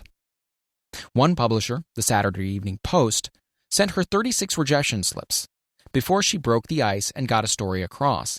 The average writer, like the average in other walks of life, would have given up the job when the first rejection slip came. She pounded the pavement for 4 years to the tune of the publisher's no, because she was determined to win. Then came the payoff. The spell had been broken. The unseen guide had tested Fannie Hurst, and she could take it. From that time on, publishers made a beaten path to her door. Money came so fast she hardly had time to count it. Then the moving picture men came, discovered her, and money came not in small change but in floods. The moving picture rights to her latest novel, Great Laughter, brought $100,000, said to be the highest price ever paid for a story before publication. Her royalties from the sale of the book probably will run much more. Briefly, you have a description of what persistence is capable of achieving. Fannie Hurst is no exception. Wherever men and women accumulate great riches, you may be sure they have first acquired persistence. Broadway will give any beggar a cup of coffee and a sandwich, but it demands persistence of those who go after the big stakes. Kate Smith will say amen when she reads this. For years, she sang without money and without price before any microphone she could reach. Broadway said to her, "Come on, get it, if you can take it." She did take it, until one happy day Broadway got tired and said, "What's the use? You don't know when you're whipped, so name your price and go to work in earnest." Miss Smith named her price. And it was plenty, a way up in figures so high that 1 week's salary is far more than most people make in a whole year. Verily, it pays to be persistent. And here is an encouraging statement which carries with it a suggestion of great significance. Thousands of singers who excel Kate Smith are walking up and down Broadway looking for a break without success. Countless others have come and gone. Many of them sang well enough, but they failed to make the grade because they lacked the courage to keep on keeping on, until Broadway became tired of turning them away. Persistence is a state of mind, therefore it can be cultivated. Like all states of mind, persistence is based upon definite causes, among them these. A. Definiteness of purpose. Knowing what one wants is the first and perhaps the most important step towards the development of persistence. A strong motive forces one to surmount many difficulties. B. Desire. It is comparably easy to acquire and to maintain persistence in pursuing the object of intense desire. C. Self-reliance. Belief in one's ability to carry out a plan encourages one to follow the plan through with persistence. Self-reliance can be developed through the principle described in the chapter on autosuggestion. D. Definiteness of plans. Organized plans, even though they may be weak and entirely impractical, encourage persistence. E. Accurate knowledge.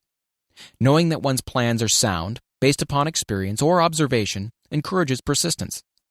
Guessing instead of knowing destroys persistence. F. Cooperation. Sympathy, understanding, and harmonious cooperation with others tends to develop persistence. G. Willpower. The habit of concentrating one's thoughts upon the building of plans for the attainment of definite purpose leads to persistence. H. Habit. Persistence is the direct result of habit. The mind absorbs and becomes a part of the daily experiences upon which it feeds. Fear, the worst of all enemies, can be effectively cured by forced repetition of courage. Everyone who has seen active service in a war knows this. Before leaving the subject of persistence, take inventory of yourself and determine in what particular, if any, you are lacking in this essential quality. Measure yourself courageously, point by point, and see how many of the 8 factors of persistence you lack. The analysis may lead to discoveries that will give you a new grip on yourself. Symptoms of lack of persistence. Here you'll find the real enemies which stand between you and noteworthy achievement.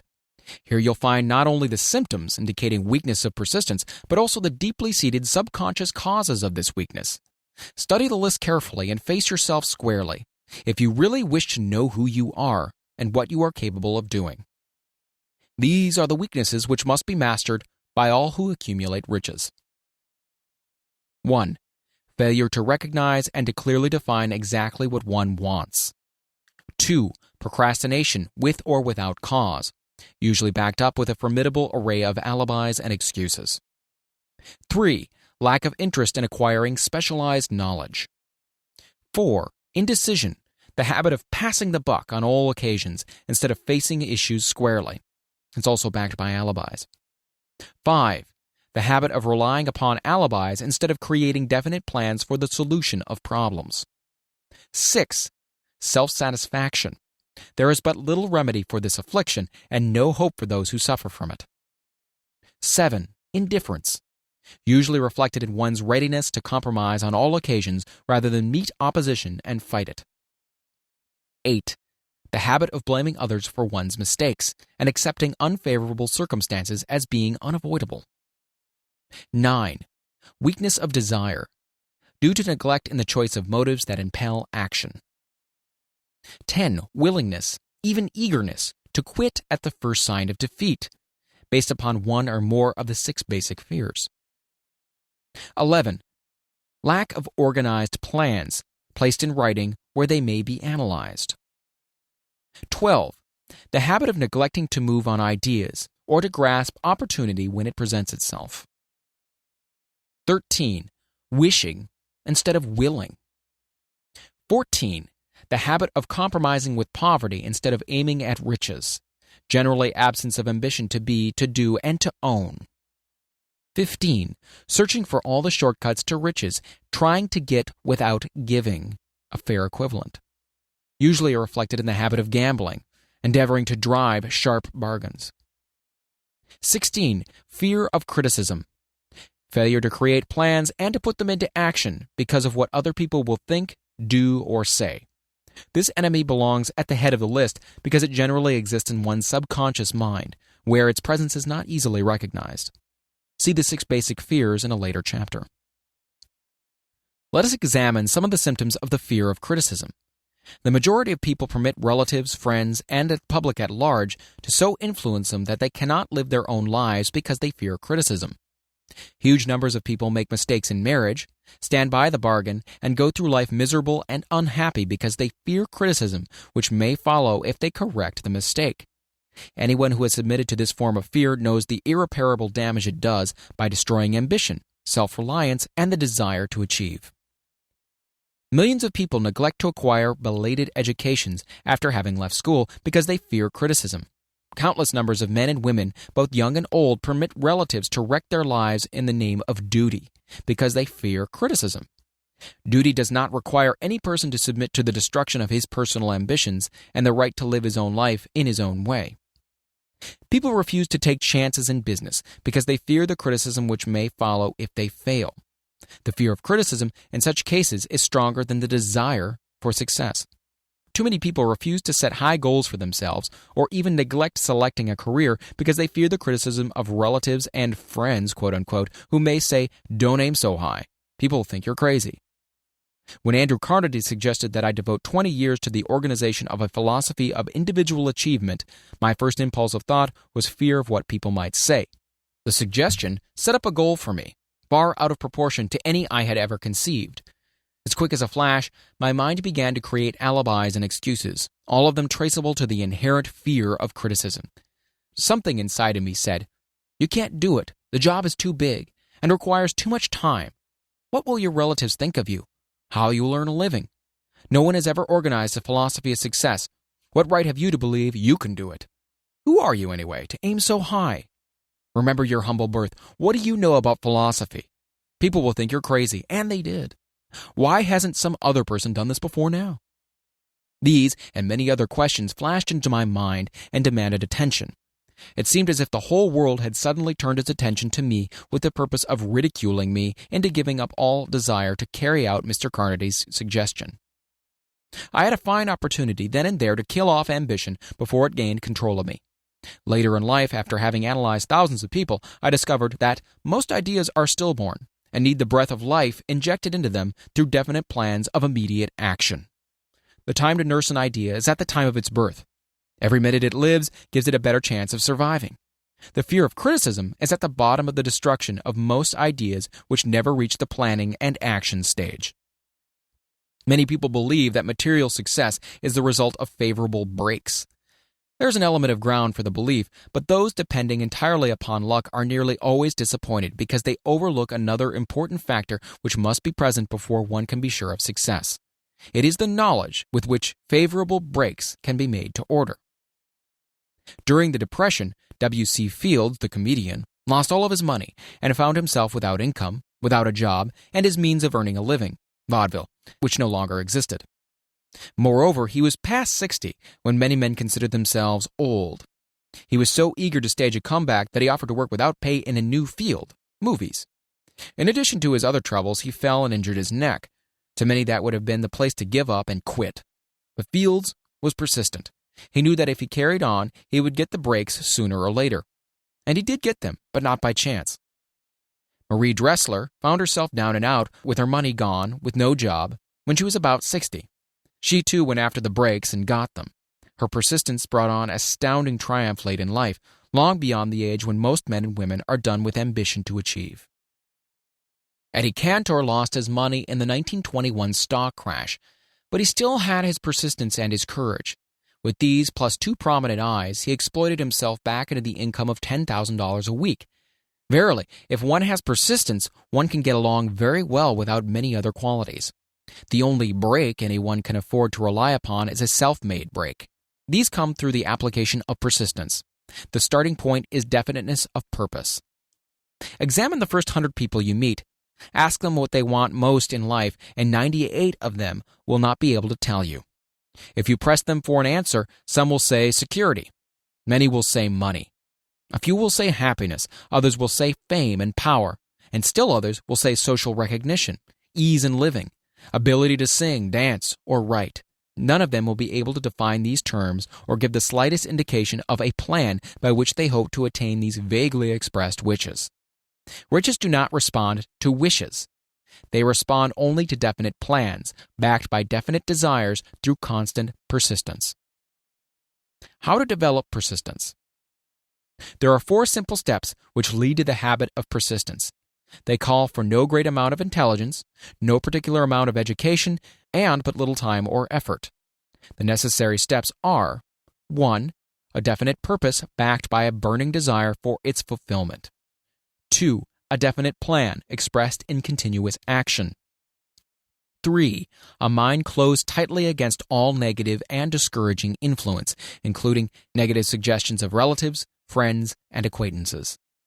4. A friendly alliance with one or more persons who will encourage one to follow through with both plan and purpose. These 4 steps are essential for success in all walks of life. The entire purpose of the 13 principles of this philosophy is to enable one to take these 4 steps as a matter of habit. These are the steps by which one may control one's economic destiny. They are the steps that lead to freedom and independence of thought. They are the steps that lead to riches in small or great quantities. They lead the way to power, fame, and worldly recognition. They are the 4 steps which guarantee favorable breaks. They are the steps that convert dreams into physical realities. They lead also to the mastery of fear, discouragement, indifference. There is a magnificent reward for all who learn to take these 4 steps. It is the privilege of writing one's own ticket and of making life yield whatever price is asked. I have no way of knowing the facts, but I venture to conjecture that Mrs. Wallace Simpson's great love for a man was not accidental, nor the result of favorable breaks alone. There was a burning desire and careful searching at every step of the way. Her first duty was to love. What is the greatest thing on earth? The master called it love, not man, made rules.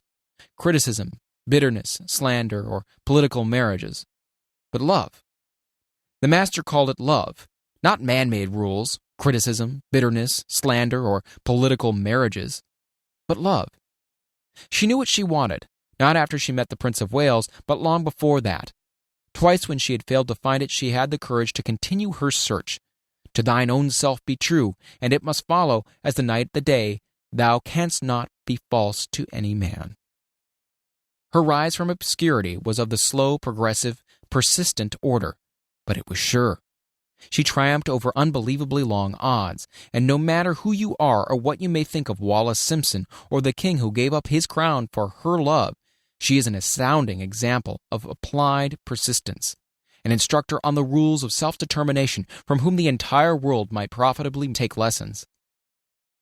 When you think of Wallace Simpson, think of one who knew what she wanted and shook the greatest empire on earth to get it.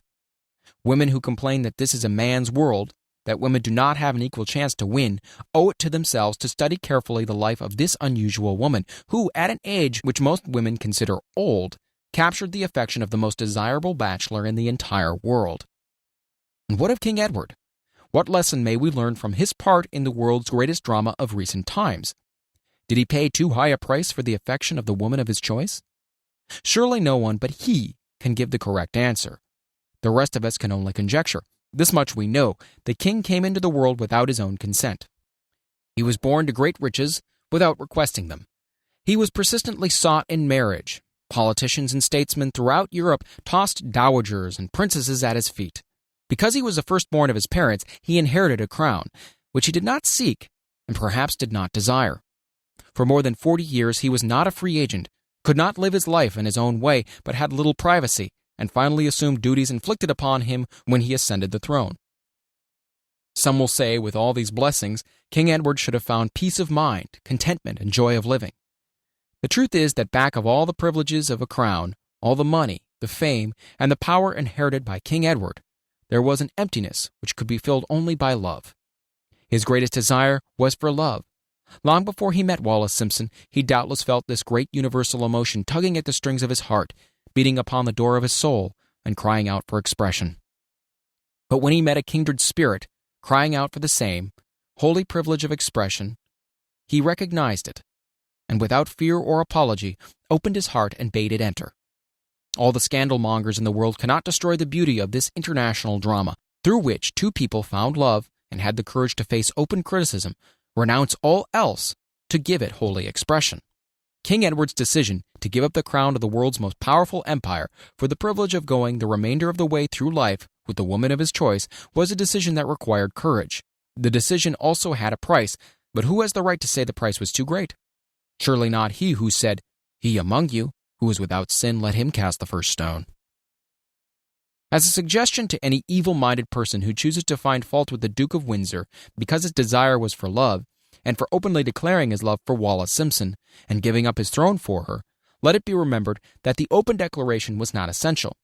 He could have followed the custom of clandestine liaison which has prevailed in Europe for centuries, without giving up either his throne or the woman of his choice, and there would have been no complaint from either church or laity. But this unusual man was built of sterner stuff. His love was clean, it was deep and sincere. It represented one thing which above all else he truly desired. Therefore, he took what he wanted and paid the price demanded.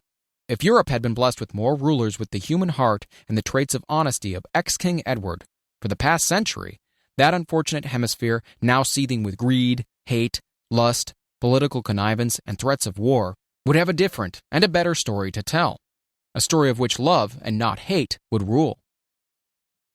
In the words of Stuart Austin Weir, we raise our cup and drink this toast to ex-King Edward and Wallace Simpson. Blessed is the man who has come to know that our muted thoughts are our sweetest thoughts. Blessed is the man who, from the blackest depths, can see the luminous figure of love, and seeing, sing. And singing, say, sweeter far than uttered lays are the thoughts I have of you. In these words would we pay tribute to the people who, more than all others of modern times, have been the victims of criticism and the recipients of abuse, because they found life's greatest treasure and claimed it. Mrs. Simpson read and approved this analysis. Most of the world will applaud the Duke of Windsor and Wallace Simpson because of their persistence in searching until they found life's greatest reward. All of us can profit by following their example in our own search for which we demand of life. What mystical power gives to men of persistence the capacity to master difficulties? Does the quality of persistence set up in one's mind some form of spiritual, mental, or chemical activity which gives one access to supernatural forces?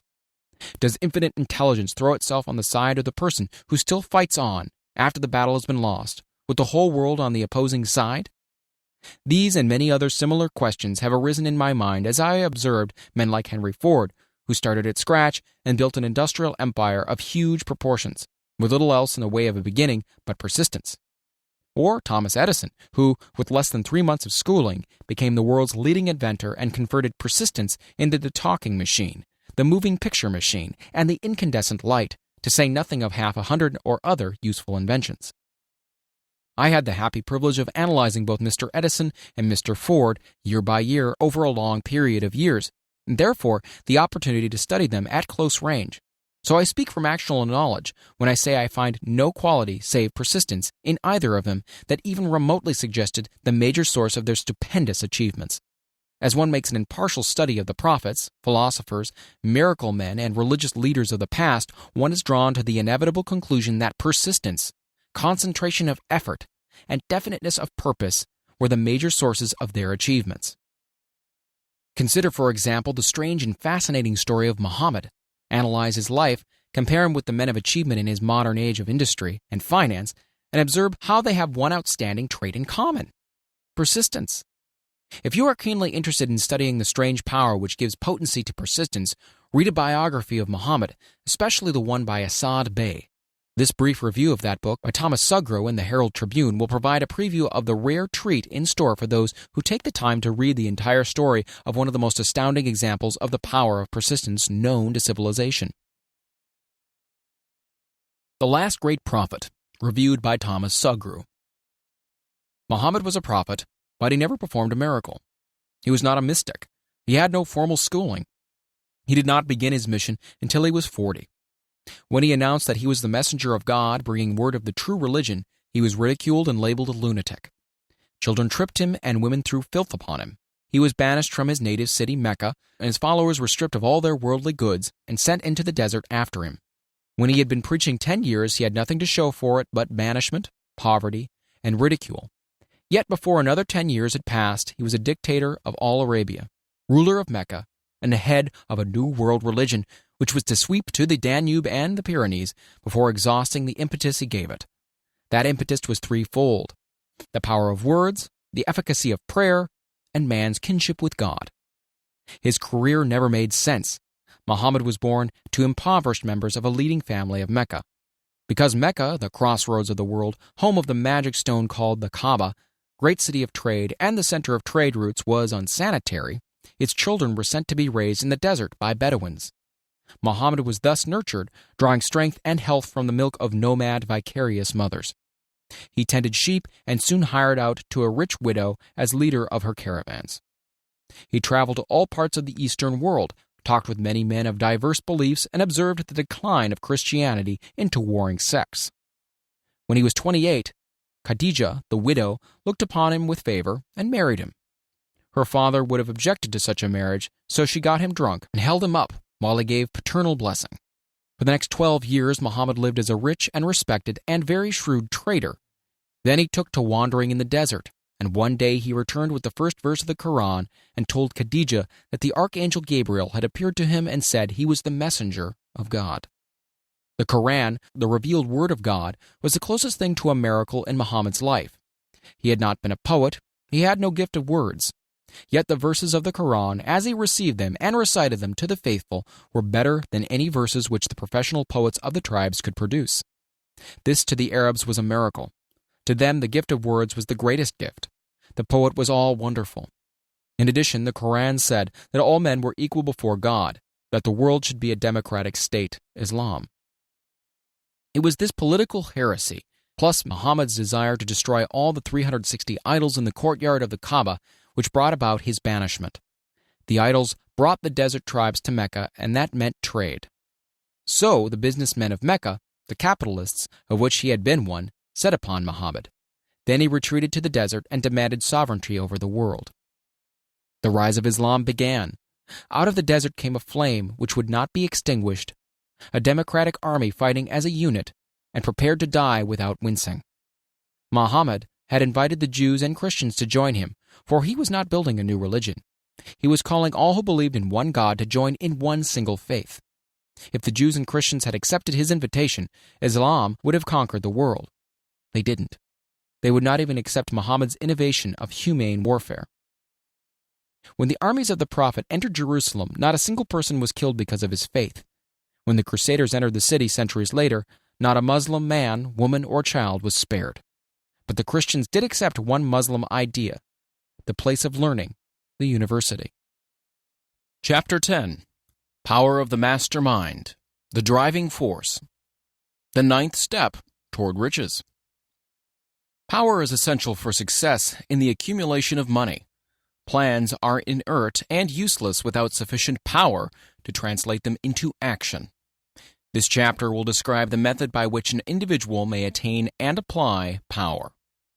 Power may be defined as organized and intelligently directed knowledge. Power, as the term is here used, refers to organized effort, sufficient to enable an individual to transmute desire into its monetary equivalent. Organized effort is produced through the coordination of effort of two people or more who work toward a definite end in the spirit of harmony. Power is required for the accumulation of money. Power is necessary for the retention of money after it has been accumulated. Let us ascertain how power may be acquired. If power is organized knowledge, let us examine the sources of knowledge. A. Infinite intelligence. This source of knowledge may be contacted through the procedure described in another chapter with the aid of creative imagination. B.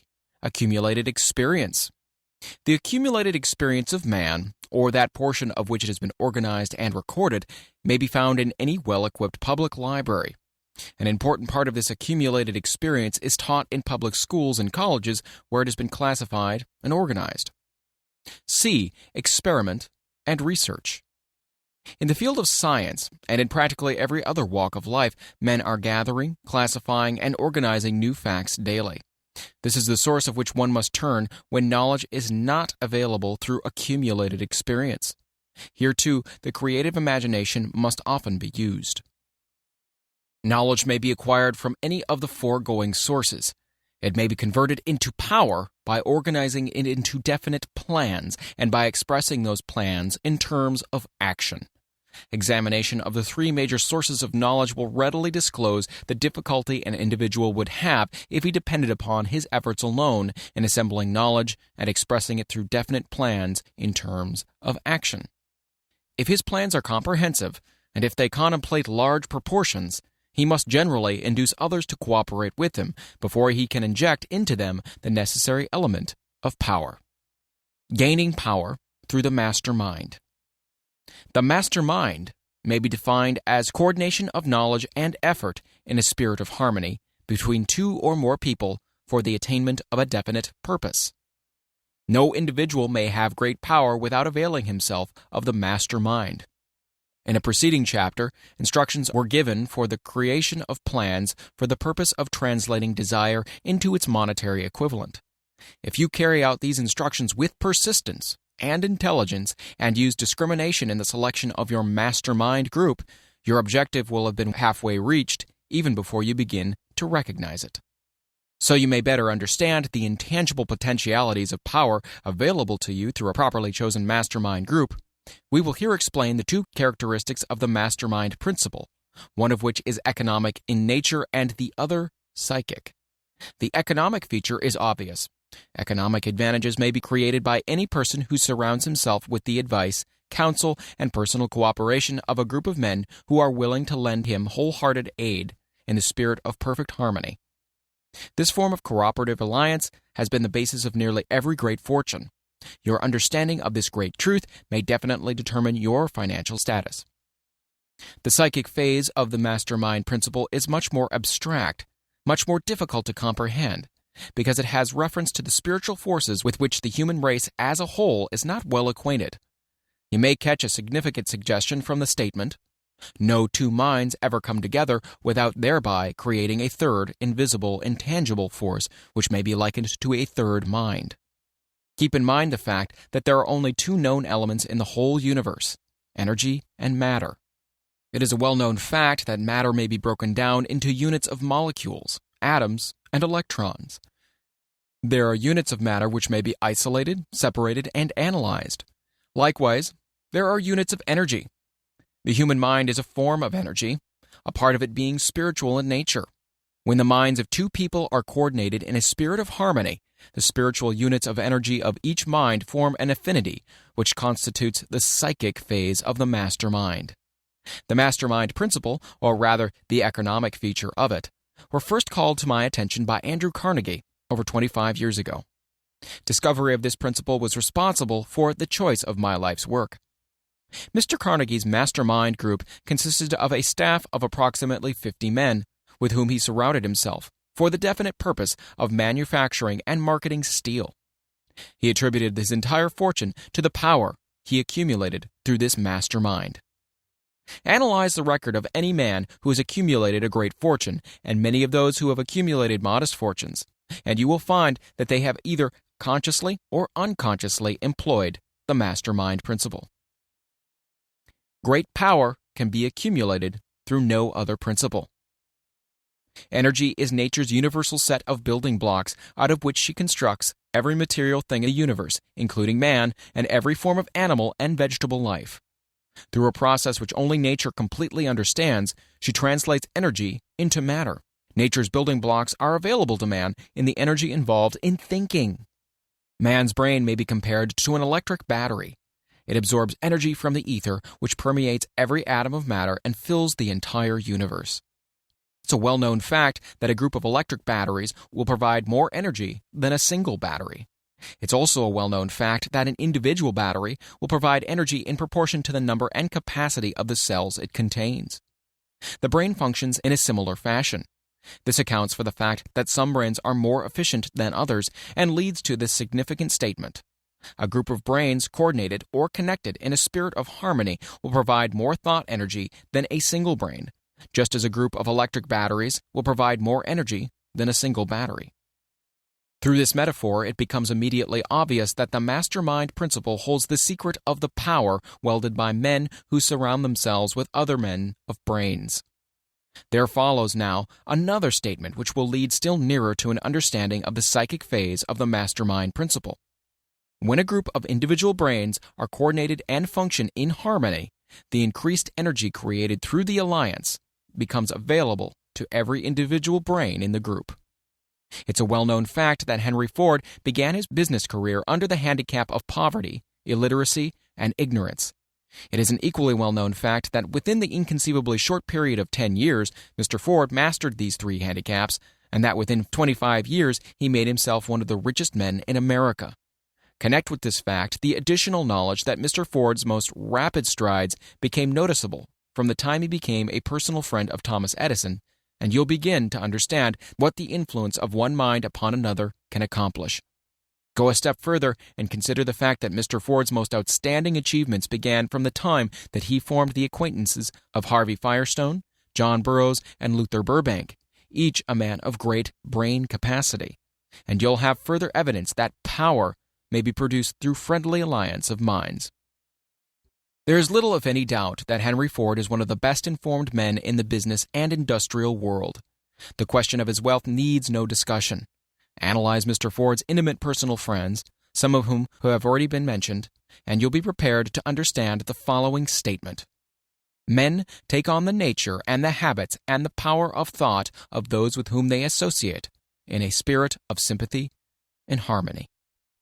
Henry Ford whipped poverty, illiteracy, and ignorance by allying himself with great minds, whose vibrations of thought he absorbed into his own mind. Through his association with Edison, Burbank, Burroughs, and Firestone, Mr. Ford added to his own brain power the sum and substance of the intelligence, experience, knowledge, and spiritual forces of these four men. Moreover, he appropriated and made use of the mastermind principle through the methods of procedure described in this book. This principle is available to you. We have already mentioned Mahatma Gandhi. Perhaps the majority of those who have heard of Gandhi look upon him as merely an eccentric little man who goes around without formal wearing apparel and makes trouble for the British government. In reality, Gandhi is not eccentric, but he is the most powerful man now living, estimated by the number of his followers and their faith in their leader.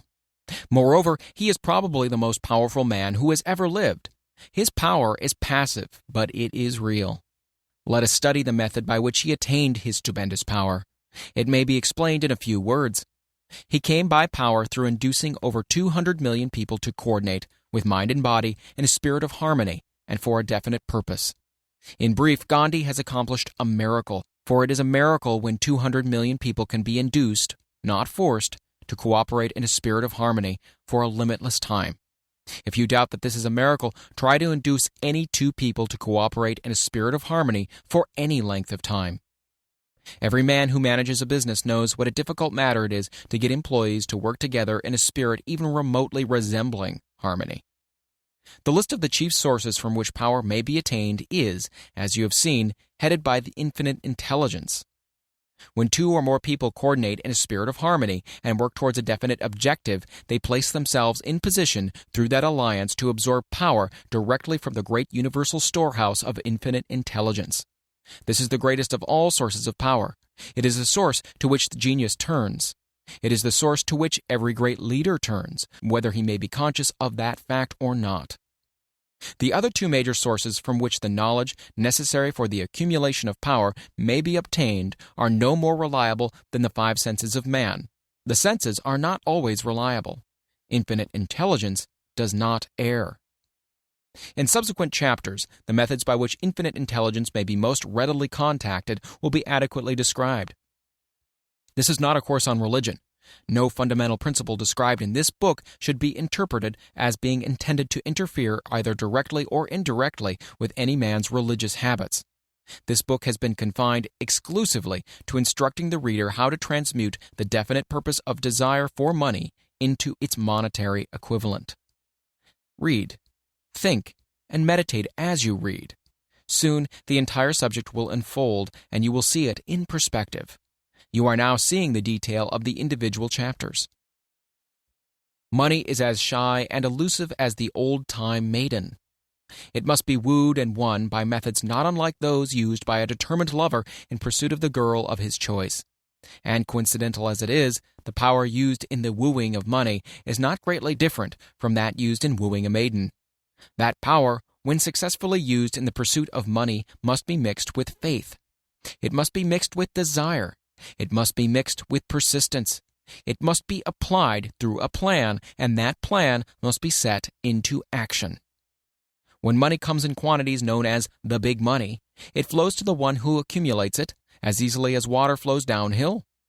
There exists a great unseen stream of power, which may be compared to a river, except that one side flows in one direction, carrying all who get into that side of the stream onward and upward to wealth, and the other side flows in the opposite direction, carrying all who are unfortunate enough to get into it, and not able to extricate themselves from it, downward, to misery and poverty. Every man who has accumulated a great fortune has recognized the existence of this stream of life. It consists of one's thinking process. The positive emotions of thought form the side of the stream which carries one to fortune. The negative emotions form the side which carries one down to poverty. This carries a thought of stupendous importance to the person who is following this book with the object of accumulating a fortune. If you are on the side of the stream of power which leads to poverty, this may serve as an oar by which you may propel yourself over into the other side of the stream. It can serve you only through application and use. Merely reading and passing judgment on it, either one way or another, will in no way benefit you. Some people undergo the experience of alternating between the positive and negative sides of the stream, being at times on the positive side and at times on the negative side. The Wall Street crash of '29 swept millions of people from the positive to the negative side of the stream. These millions are struggling, some of them in desperation and fear, to get back to the positive side of the stream.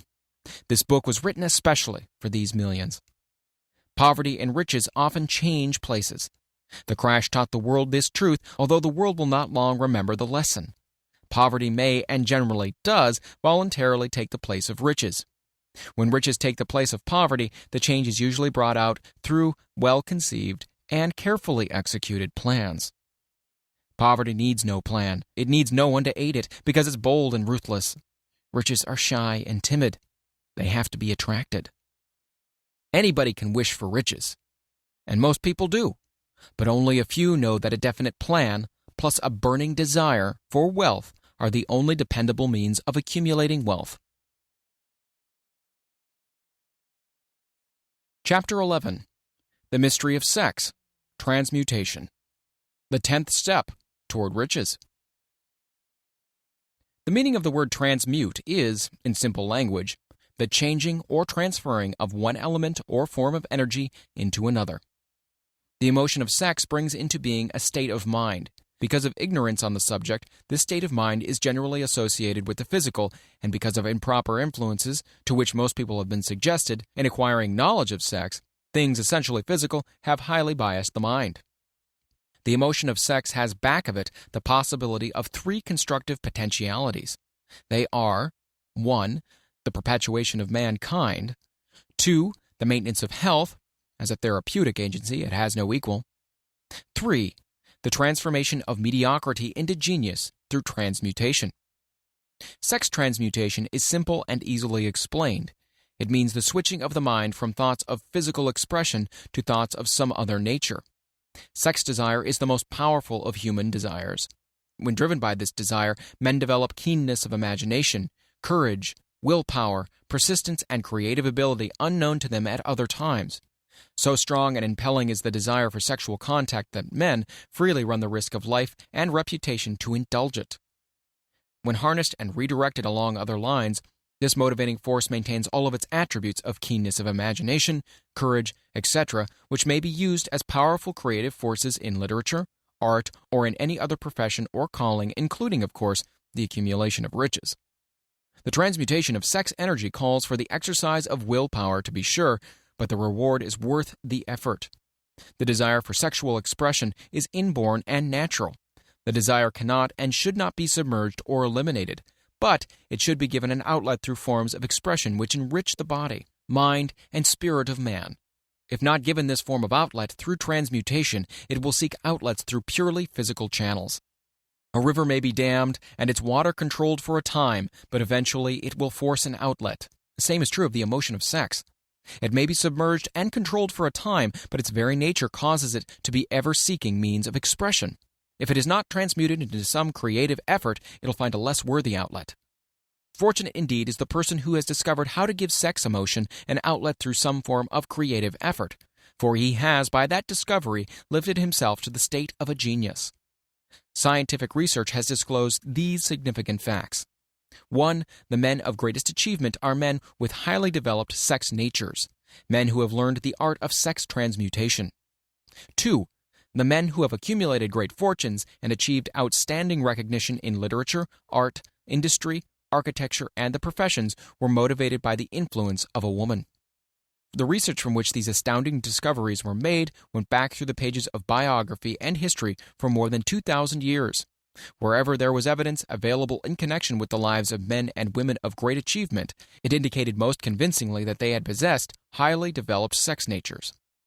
The emotion of sex is an irresistible force against which there can be no such opposition as an immovable body. When driven by this emotion, men become gifted with a superpower for action. Understand this truth, and you will catch the significance of the statement that sex transmutation will lift one to the status of a genius. The emotion of sex contains the secret of creative ability. Destroy the sex glands, whether in man or beast, and you have removed the major source of action. For proof of this, observe what happens in any animal after it has been castrated. A bull becomes as docile as a cow after it has been altered sexually. Sex alteration takes out of the male, whether man or beast, all the fight that he has in him. Sex alteration of the female has the same effect. The 10 mind stimuli. The human mind responds to stimuli through which it may be keyed up to high rates of vibration, known as enthusiasm, creative imagination, intense desire, etc. The stimuli to which the mind responds most freely are 1. The desire for sex expression. 2. Love. 3. A burning desire for fame, power, or financial gain. Money. 4. Music. 5. Friendship between either those of the same sex or those of the opposite sex. 6. A mastermind alliance based upon the harmony of 2 or more people who ally themselves for spiritual or temporal advancement. 7. Mutual suffering such as that experienced by people who are persecuted. 8. Autosuggestion. 9. Fear. 10. Narcotics and alcohol. The desire for sex expression comes at the head of the list of stimuli, which most effectively step up the vibrations of the mind and start the wheels of physical action. 8 of these stimuli are natural and constructive. 2 are destructive.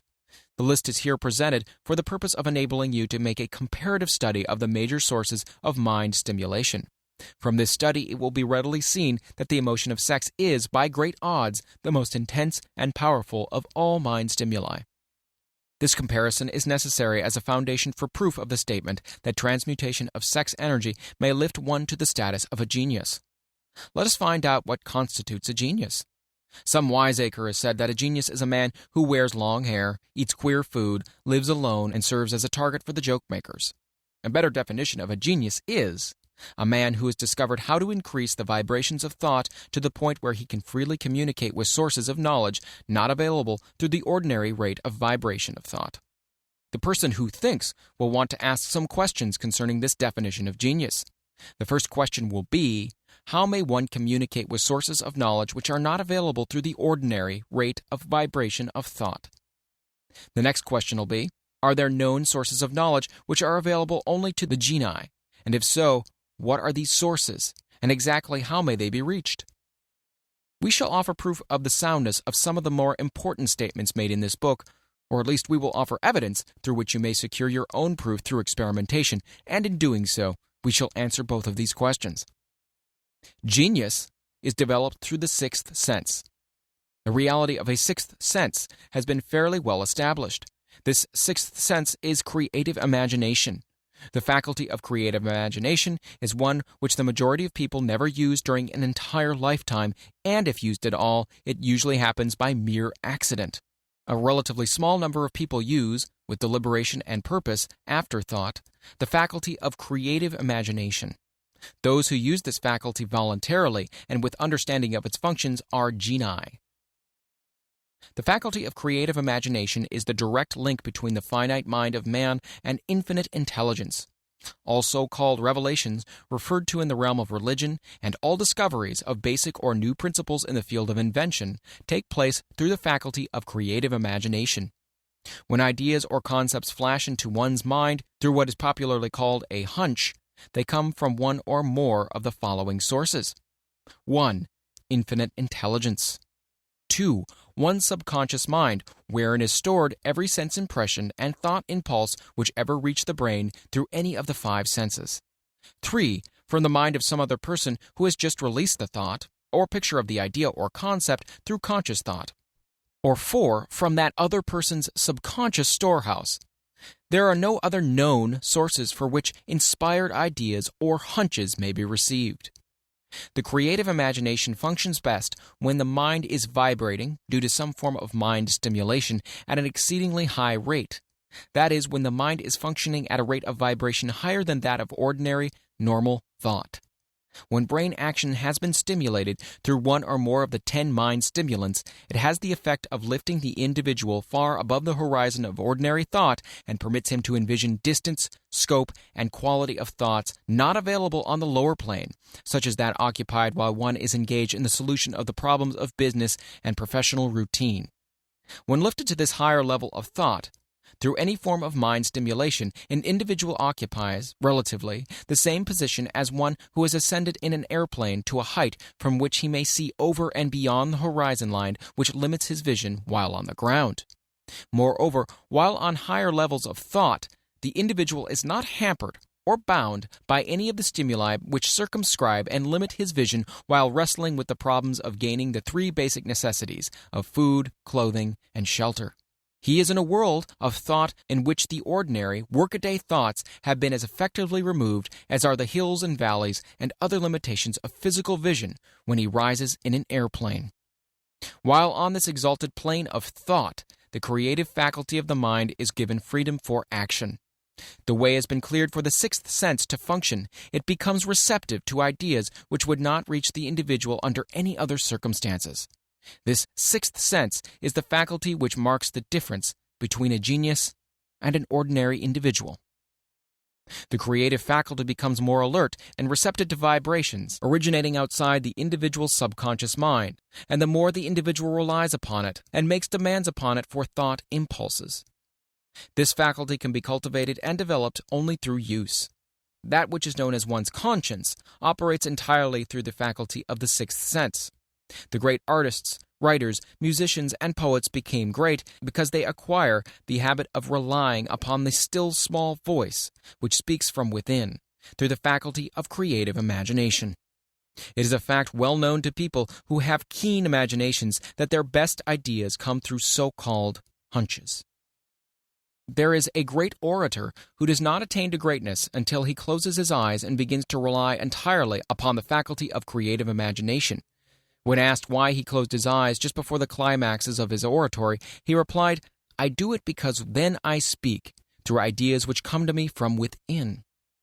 One of America's most successful and best-known financiers followed the habit of closing his eyes for 2 or 3 minutes before making a decision. When asked why he did this, he replied, "With my eyes closed, I am able to draw upon a source of superior intelligence." The late Dr. Elmer R. Gates of Chevy Chase, Maryland, created more than 200 useful patents, many of them basic, through the process of cultivating and using the creative faculty. His method is both significant and interesting to one interested in attaining the status of genius, in which category Dr. Gates unquestionably belonged. Dr. Gates was one of the really great, though less publicized, scientists of the world. In his laboratory, he had what he called his personal communication room. It was practically soundproof and so arranged that all light could be shut out. It was equipped with a small table on which he kept a pad of writing paper. In front of the table on the wall was an electric push-button which controlled the lights. When Dr. Gates desired to draw upon the forces available to him through his creative imagination, he would go into this room, seat himself at the table, shut off the lights, and concentrate upon the known factors of the invention on which he was working, remaining in that position until ideas began to flash into his mind in connection with the unknown factors of the invention. On one occasion, ideas came through so fast he was forced to write for almost 3 hours. When the thoughts stopped flowing and he examined his notes, he found they contained a minute description of principles which had no parallel among the known data of the scientific world. Moreover, the answer to his problem was intelligently presented in these notes. In this manner, Dr. Gates completed over 200 patents, which had been begun but not completed by half-baked brains. Evidence of the truth of this statement is in the United States Patent Office. Dr. Gates earned his living by sitting for ideas for individuals and corporations. Some of the largest corporations in America paid him substantial fees by the hour for sitting for ideas. The reasoning faculty is often faulty because it is largely guided by one's accumulated experience. Not all knowledge which one accumulates through experience is accurate. Ideas received through the creative faculty are much more reliable for the reason that they come from sources more reliable than any which are available to the reasoning faculty of the mind. The major difference between the genius and the ordinary crank inventor may be found in the fact that the genius works through this faculty of creative imagination, while the crank knows nothing of this faculty. The scientific inventor, such as Mr. Edison or Dr. Gates, makes use of both the synthetic and the creative faculties of imagination. For example, the scientific inventor or genius begins an invention by organizing and combining the known ideas or principles accumulated through experience through the synthetic faculty, the reasoning faculty. If he finds this accumulated knowledge to be insufficient for the completion of his invention, he then draws upon the sources of knowledge available to him through his creative faculty. The method by which he does this varies with the individual, but this is the sum and substance of this procedure. 1.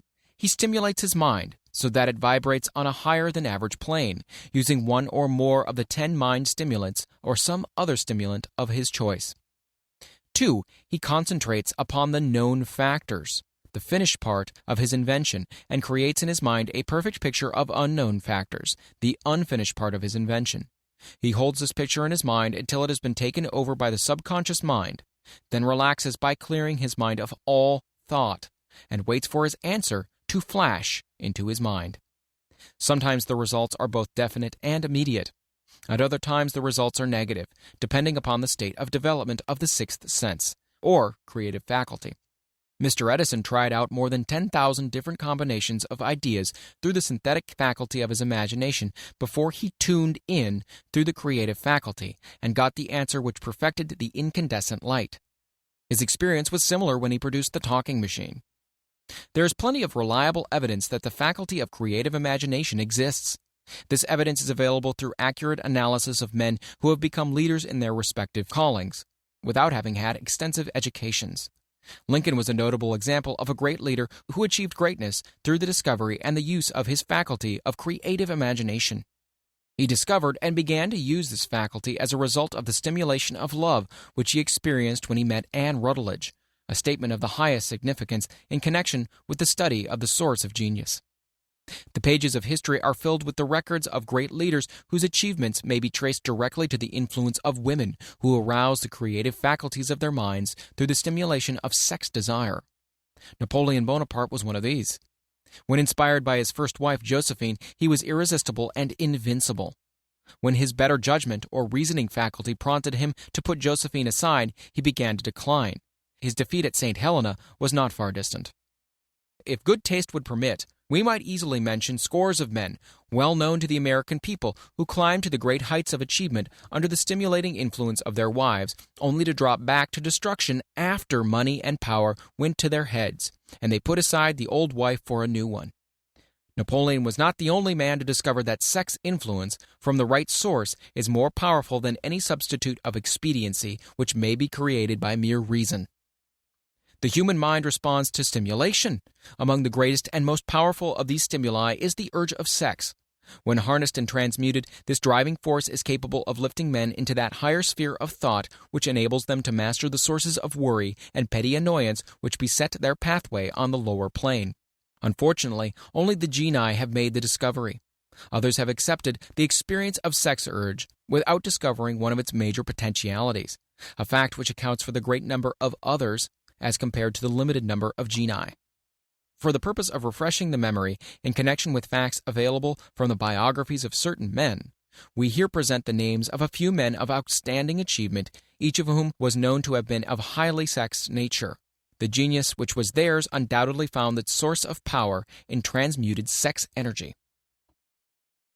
George Washington, Napoleon Bonaparte, William Shakespeare, Abraham Lincoln, Ralph Waldo Emerson, Robert Burns, Thomas Jefferson, Albert Hubbard, Albert H. Gary, Oscar Wilde, Woodrow Wilson, John H. Patterson, Andrew Jackson, Enrico Caruso.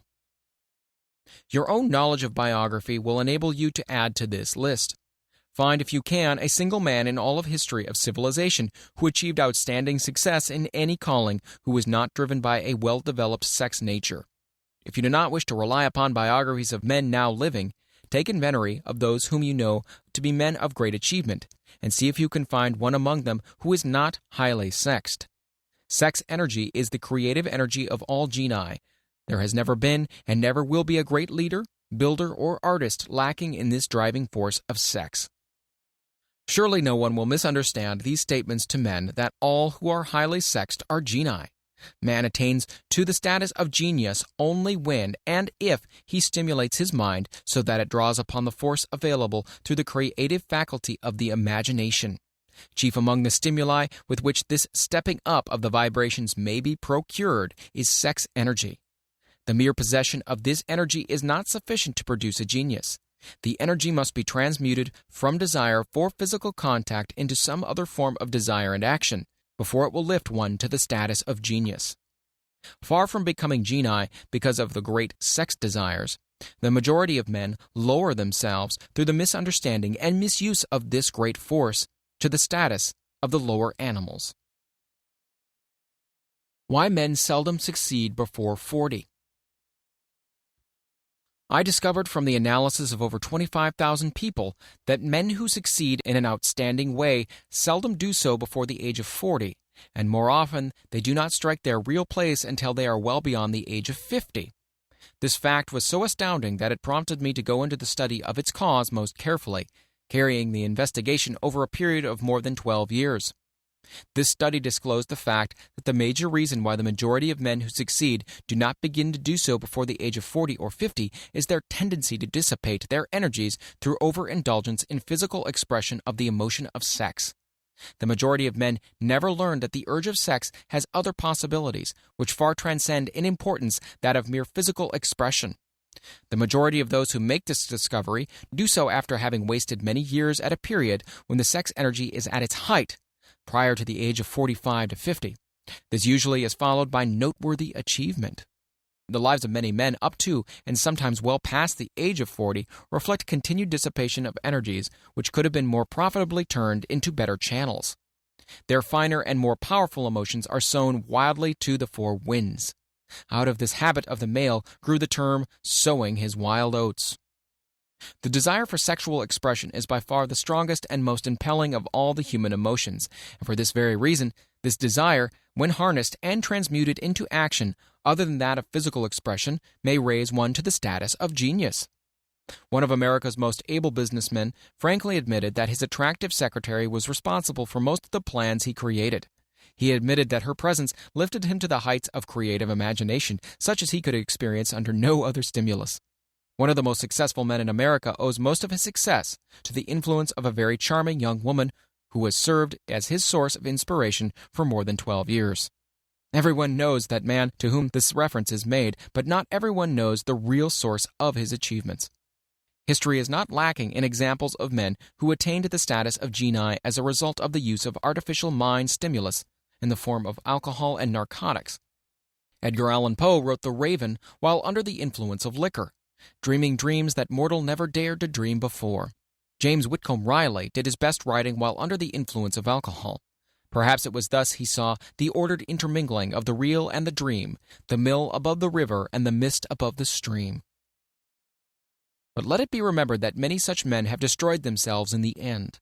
Nature has prepared her own potions with which men may safely stimulate their minds so they vibrate on a plane that enables them to tune in to fine and rare thoughts which come from no one knows where.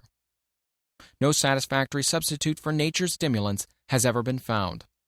It is a fact well known to psychologists that there is a very close relationship between sex desires and spiritual urges, a fact which accounts for the peculiar behavior of people who participate in orgies known as religious revivals, common among the primitive types. The world is ruled and the destiny of civilization is established by the human emotions. People are influenced in their actions not by reason so much as by feelings. The creative faculty of the mind is set into action entirely by emotions and not by cold reason. The most powerful of all human emotions is that of sex. There are other mind stimulants, some of which have been listed, but no one of them, nor all of them combined, can equal the driving power of sex. A mind stimulant is any influence which will either temporarily or permanently increase the vibrations of thought. The 10 major stimulants described are those most commonly resorted to.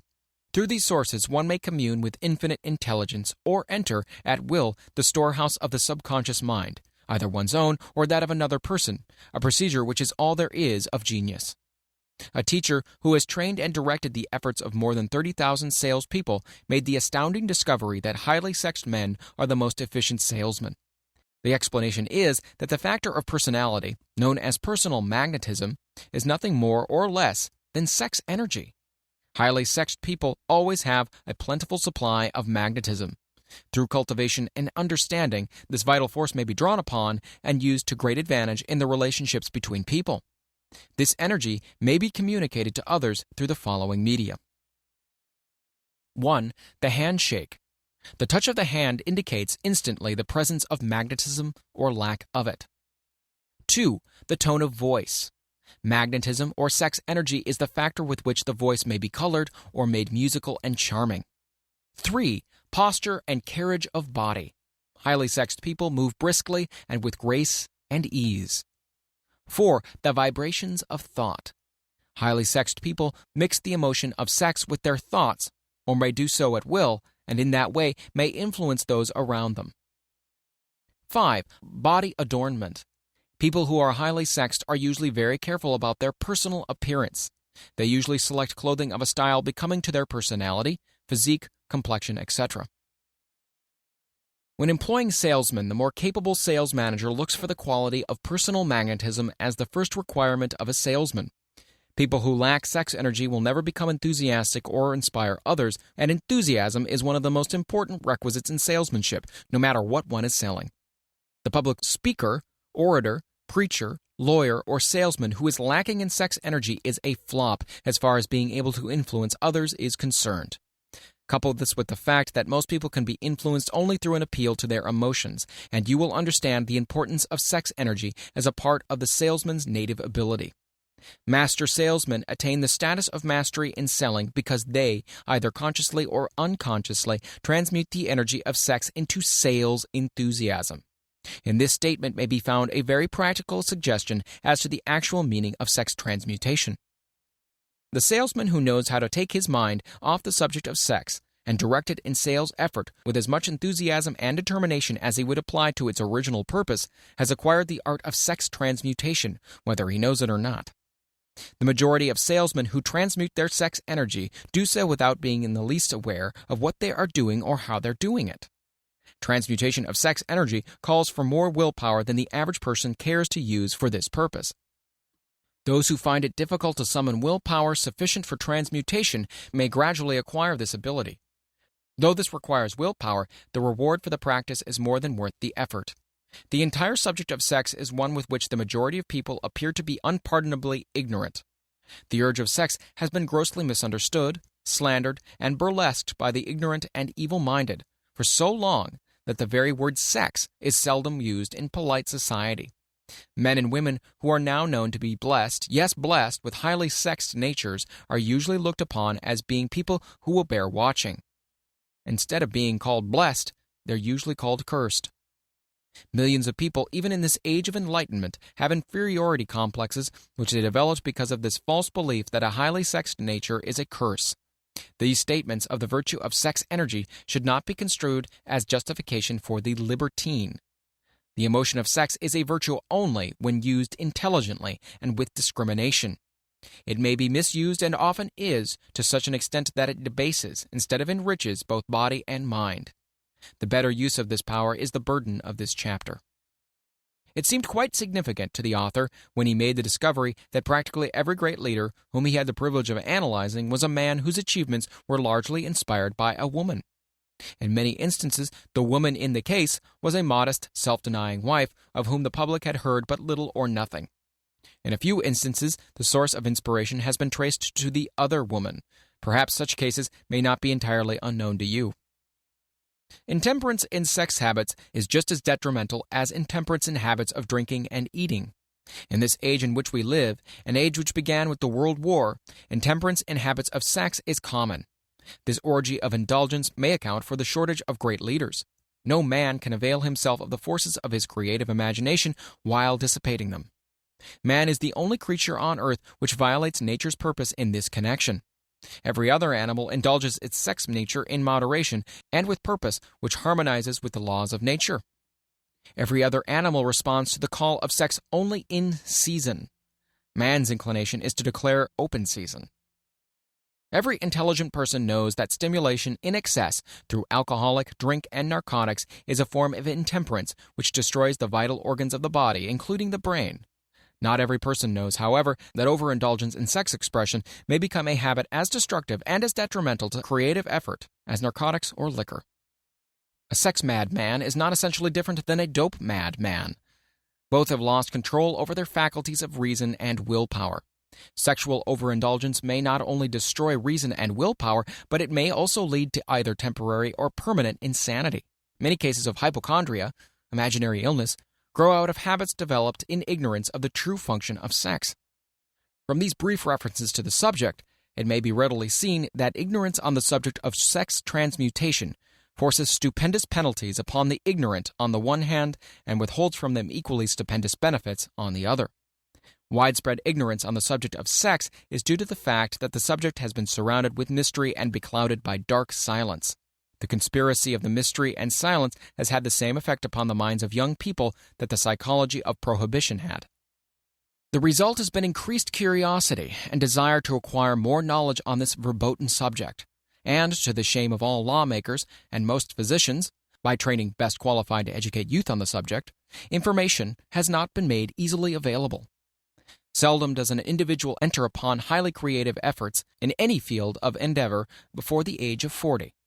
The average man reaches the period of his greatest capacity to create between 40 and 60. These statements are based upon analysis of thousands of men and women who have been carefully observed. They should be encouraging to those who fail to arrive before the age of 40 and to those who become frightened at the encroachment of old age around the 40-year mark. The years between 40 and 50 are, as a rule, the most fruitful. Men should approach this age not with fear and trembling, but with hope and eager anticipation. If you want evidence that most men do not begin to do their best work before the age of 40, study the records of the most successful men known to the American people, and you'll find it. Henry Ford did not hit his pace of achievement until he had passed the age of 40. Andrew Carnegie was well past 40 before he began to reap the reward of his efforts. James J. Hill was still running a telegraph key at the age of 40. His stupendous achievements took place after that age. Biographies of American industrialists and financiers are filled with evidence that the period from 40 to 60 is the most productive age of man. Between the ages of 30 and 40, man begins to learn, if he ever learns, the art of sex transmutation. This discovery is generally accidental, and more often than otherwise, the man who makes it is totally unconscious of this discovery. He may observe that his powers of achievement have increased around the age of 35 to 40, but in most cases he isn't familiar with the cause of this change. That nature begins to harmonize the emotions of love and sex in the individual between the ages of 30 and 40, so that he may draw upon these great forces and apply them jointly as stimuli to action.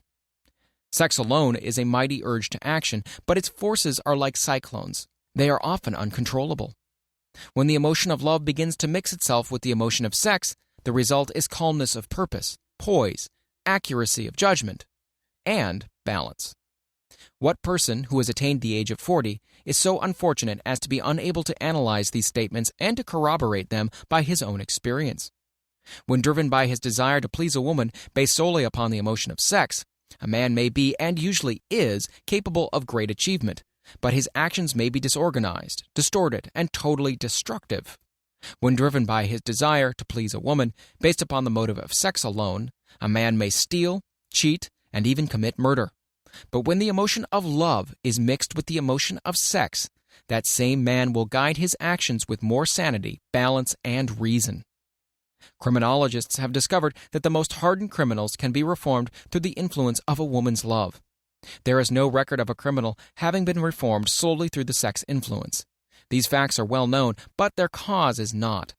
Reformation comes, if at all, through the heart, or the emotional side of man, not through his head or reasoning side. Reformation means a change of heart. It does not mean a change of head. A man may, because of reason, make certain changes in his personal conduct to avoid the consequences of undesirable effects. But genuine reformation comes only through a change of heart, through a desire to change. Love, romance, and sex are all emotions capable of driving men to heights of superachievement. Love is the emotion which serves as a safety valve and ensures balance, poise, and constructive effort. When combined, these three emotions may lift one to an altitude of a genius. Those are genii, however, who know but little of the emotion of love. Most of them may be found engaged in some form of action which is destructive, or at least not based upon justice and fairness towards others.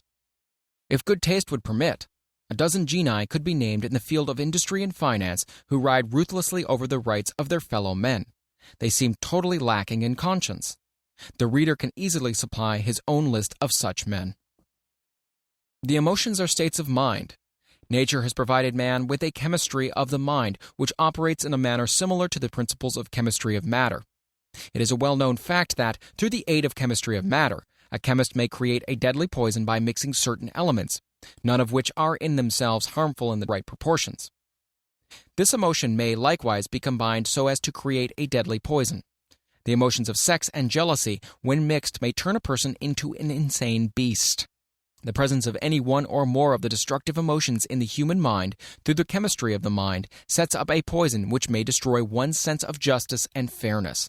In extreme cases, the presence of any combination of these emotions in the mind may destroy one's reason. The road to genius consists of the development, control, and use of sex, love, and romance. Briefly, the process may be stated as follows.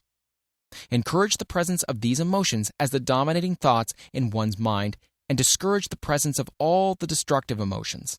The mind is a creature of habit. It thrives upon the dominating thoughts fed it. Through the faculty of willpower, one may discourage the presence of any emotion and encourage the presence of any other. Control of the mind through the power of will is not difficult. Control comes from persistence and habit. The secret of control lies in understanding the process of transmutation. When any negative emotion presents itself in one's mind, it can be transmuted into a positive or constructive emotion by the simple procedure of changing one's thoughts. There is no other road to genius than through voluntary self-effort.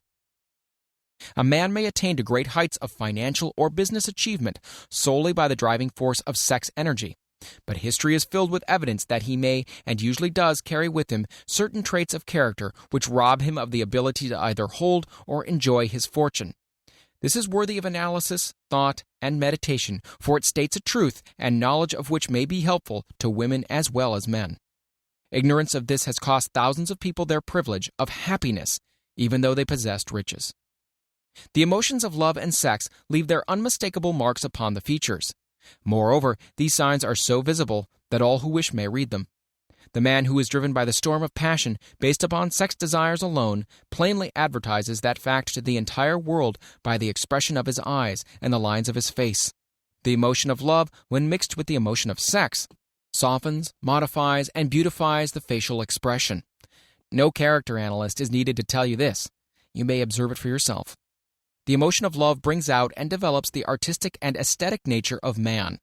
It leaves its impress upon one's very soul, even after the fire has been subdued by time and circumstance. Memories of love never pass. They linger and influence long after the source of stimulation has faded. There's nothing new in this. Every person who has been moved by genuine love knows that it leaves enduring traces upon the human heart.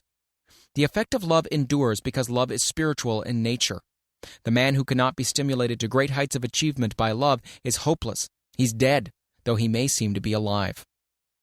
Even the memories of love are sufficient to lift one to a higher plane of creative effort. The major force of love may spend itself and pass away, like a fire which has burned itself out. But it leaves behind incredible marks as evidence that it passed this way. Its departure often prepares the human heart for a still greater love. Go back into your yesterdays at times and bathe your mind in the beautiful memories of past love. It will soften the influence of the present worries and annoyances. It will give you a source of escape from the unpleasant realities of life, and maybe, who knows, your mind will yield to you ideas or plans which may change the entire financial or spiritual status of your life. If you believe yourself unfortunate because you have loved and lost, perish the thought. One who has loved truly can never lose entirely. Love is whimsical and temperamental. Its nature is ephemeral and transitory. It comes when it pleases and goes away without warning. Accept and enjoy it while it remains, but spend no time worrying over its departure. Worry will never bring it back. Dismiss also the thought that love never comes but once. Love may come and go, times without number, but there are no two love experiences which affect one in just the same way. There may be, and there usually is, one love experience which leaves a deeper imprint on the heart than all the others. But all love experiences are beneficial except to the person who becomes resentful and cynical when love makes its departure. There should be no disappointment over love, and there should be none if people understood the difference between the emotions of love and sex. The major difference is that love is spiritual, while sex is biological. No experience which touches the human heart with a spiritual force can possibly be harmful, except through ignorance or jealousy.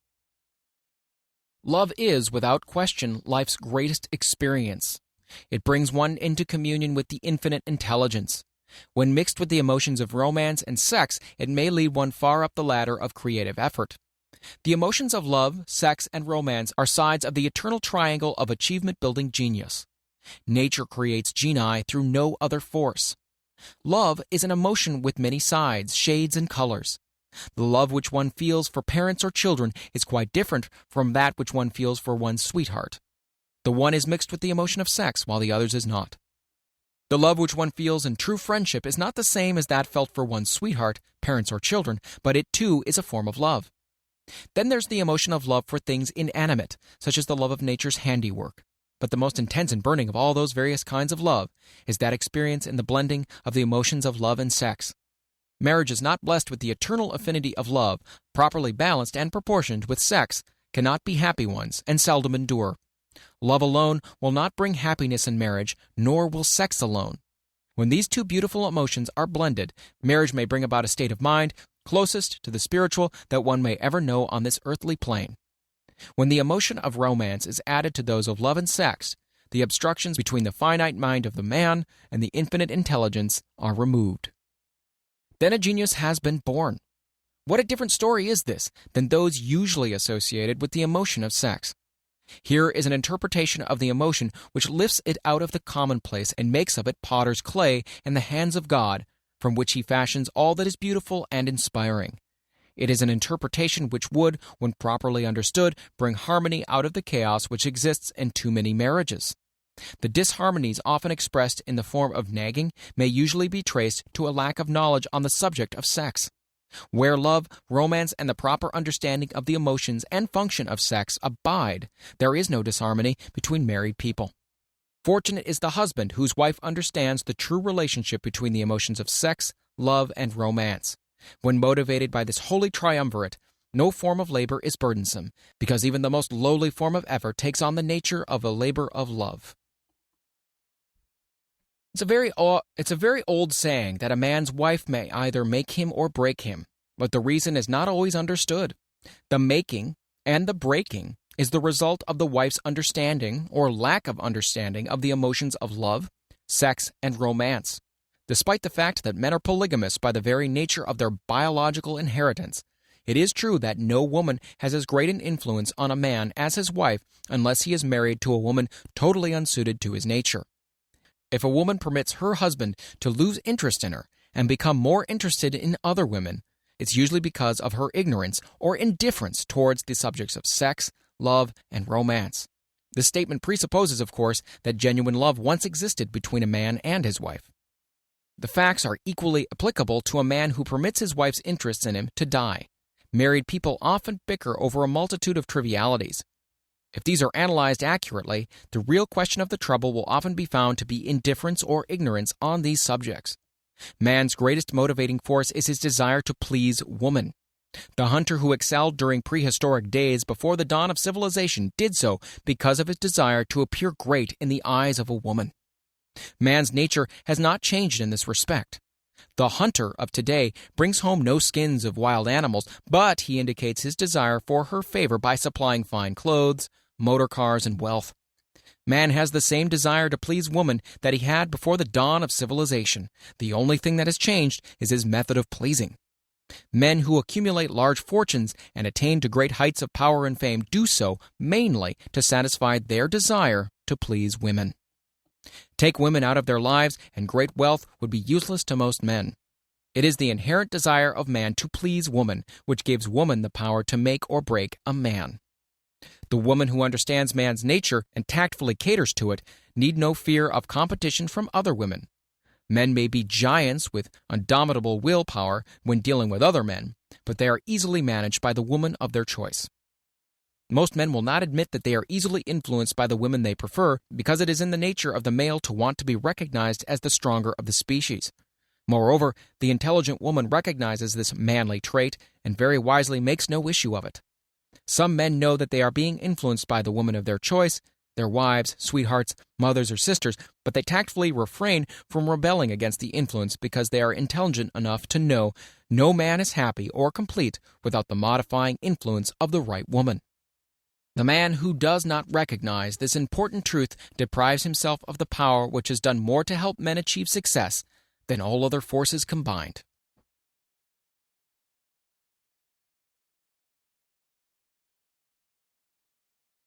Chapter 12. The Subconscious Mind. The Connecting Link. The 11th Step Toward Riches.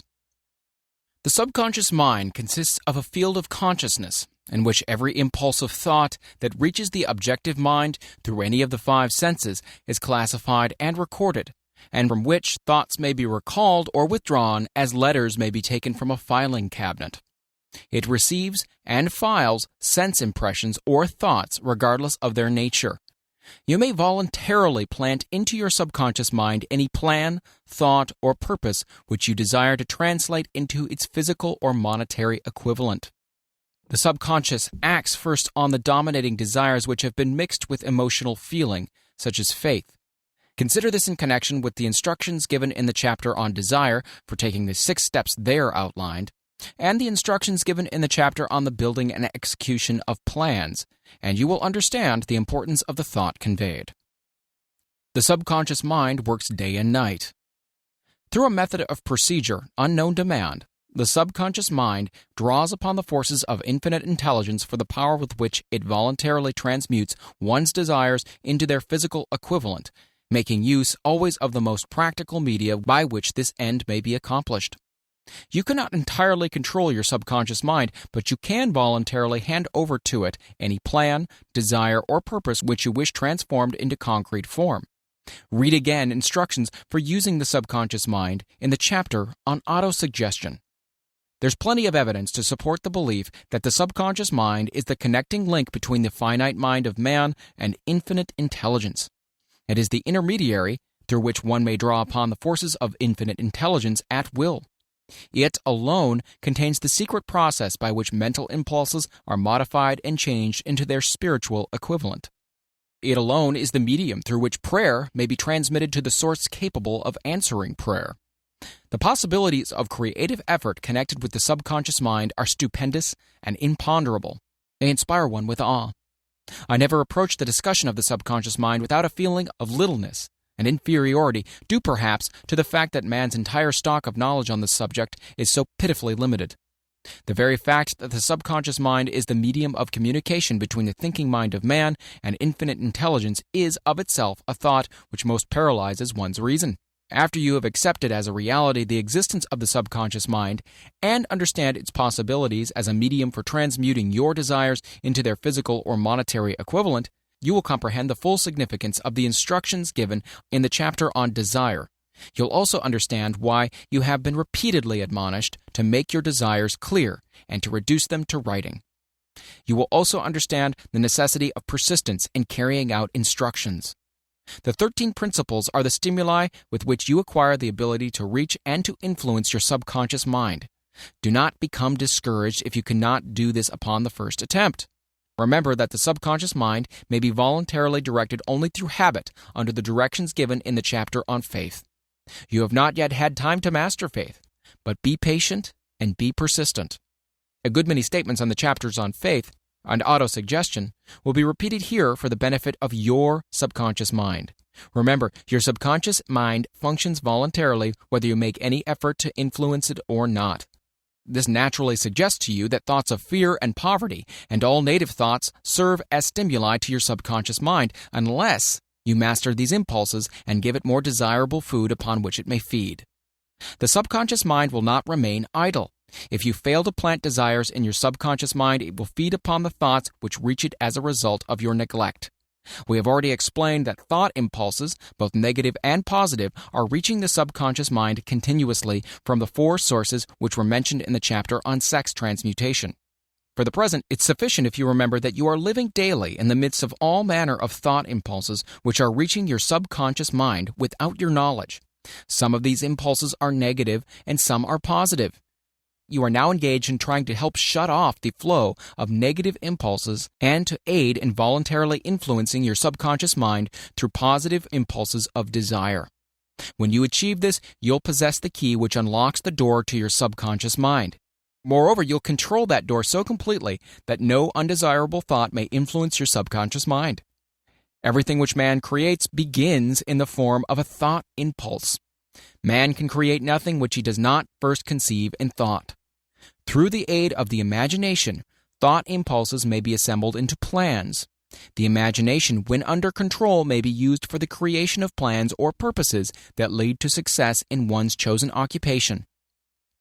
All thought impulses intended for transmutation into their physical equivalent, voluntarily planted in the subconscious mind, must pass through the imagination and be mixed with faith. The mixing of faith with a plan or purpose intended for submission to the subconscious mind may be done only through the imagination. From these statements, you'll readily observe that voluntary use of the subconscious mind calls for coordination and application of all the principles.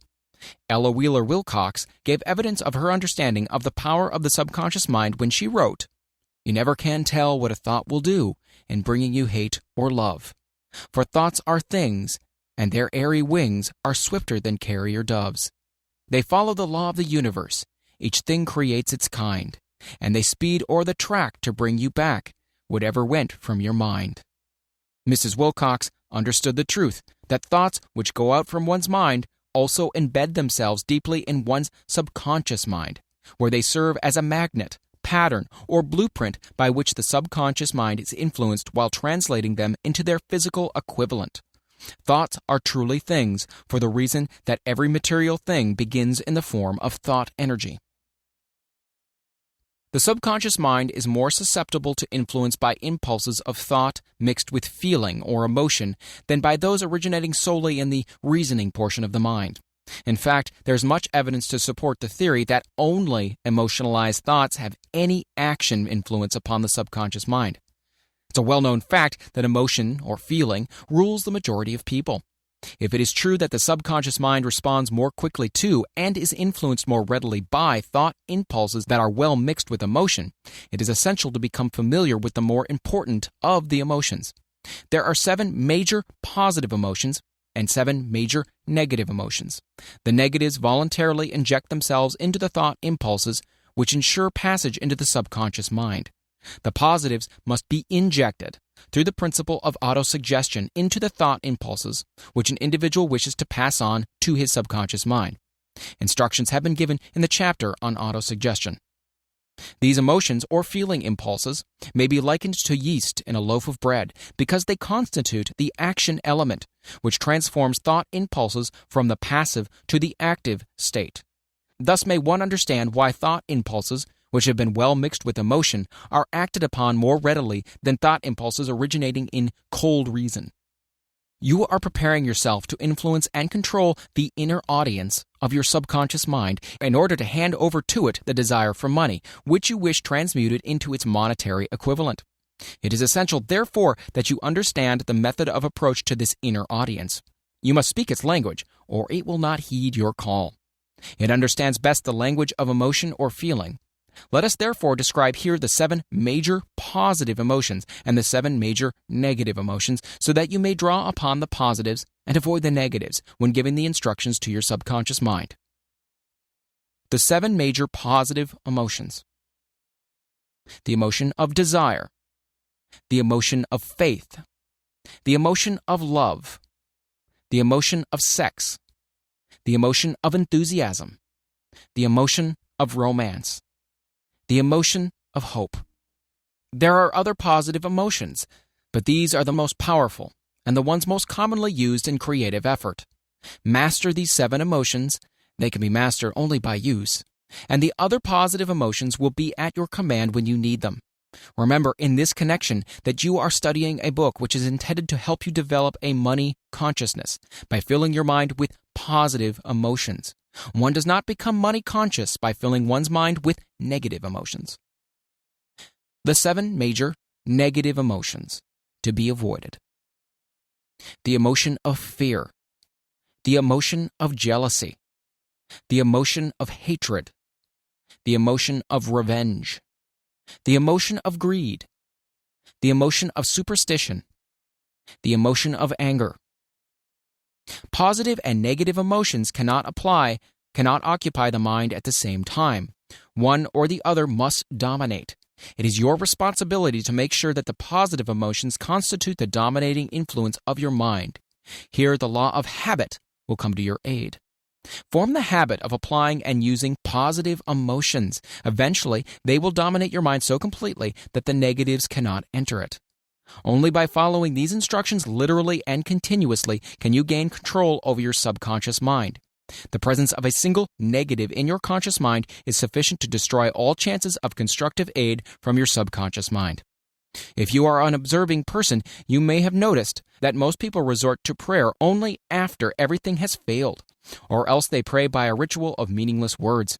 And because it is a fact that most people who pray do so only after everything else has failed, they go to prayer with their minds filled with fear and doubt, which are the emotions the subconscious mind acts upon and passes on to infinite intelligence. Likewise, this is the emotion which infinite intelligence receives and acts upon. If you pray for a thing, but you have fear as you pray that you might not receive it, or that your prayer will not be acted upon by infinite intelligence, your prayer will have been in vain. Prayer does sometimes result in the realization of that for which one prays.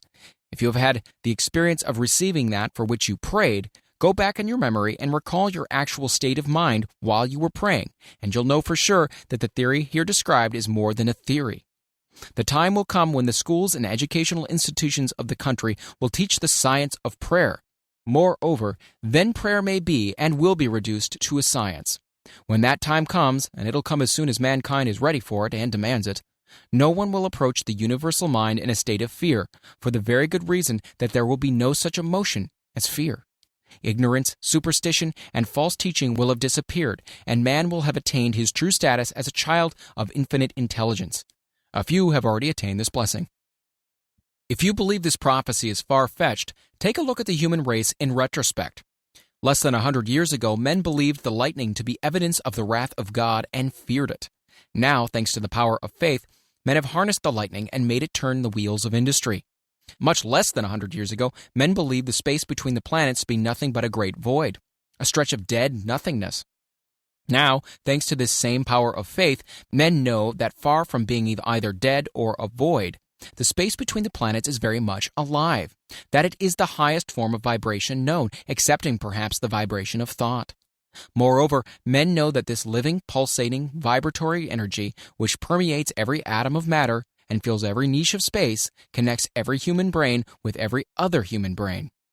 What reason have men to believe that this same energy does not connect every human brain with infinite intelligence? There are no toll gates between the finite mind of man and infinite intelligence. The communication costs nothing except patience, faith, persistence, understanding, and a sincere desire to communicate. Moreover, the approach can be made only by the individual himself. Paid prayers are worthless. Infinite intelligence does no business by proxy. You either go direct or you do not communicate. You may buy prayer books and repeat them until the day of your doom without avail. Thoughts which you wish to communicate to infinite intelligence must undergo transformation, such as can be given only through your own subconscious mind. The method by which you may communicate with infinite intelligence is very similar to that through which the vibration of sound is communicated by radio. If you understand the working principles of radio, you of course know that sound cannot be communicated through the ether until it has been stepped up or changed into a rate of vibration which the human ear cannot detect. The radio sending station picks up the sound of the human voice and scrambles or modifies it by stepping up the vibration millions of times. Only in this way can the vibration of sound be communicated through the ether. After this transformation has taken place, The ether picks up the energy, which was originally in the forms of vibrations of sound, carries that energy to radio receiving stations, and these receiving sets step that energy back down to its original rate of vibration so it is recognized as sound. The subconscious mind is the intermediary, which translates one's prayers into terms which infinite intelligence can recognize, presents the message, and brings back the answer in the form of a definite plan or idea for procuring the object of the prayer. Understand this principle, and you will know why mere words read from a prayer book cannot and will never serve as an agency of communication between the mind of man and infinite intelligence. Before your prayer will reach infinite intelligence, a statement of the author's theory only, it probably is transformed from its original thought vibration into terms of spiritual vibration. Faith is the only known agency which will give your thoughts a spiritual nature. Faith and fear make poor bedfellows. Where one is found, the other cannot exist. Chapter 13. The Brain. The 12th Step Toward Riches. More than 20 years ago, the author, working in conjunction with the late Dr. Alexander Graham Bell and Dr. Elmer R. Gates, observed that every human brain is both a broadcasting and a receiving station for the vibration of thought.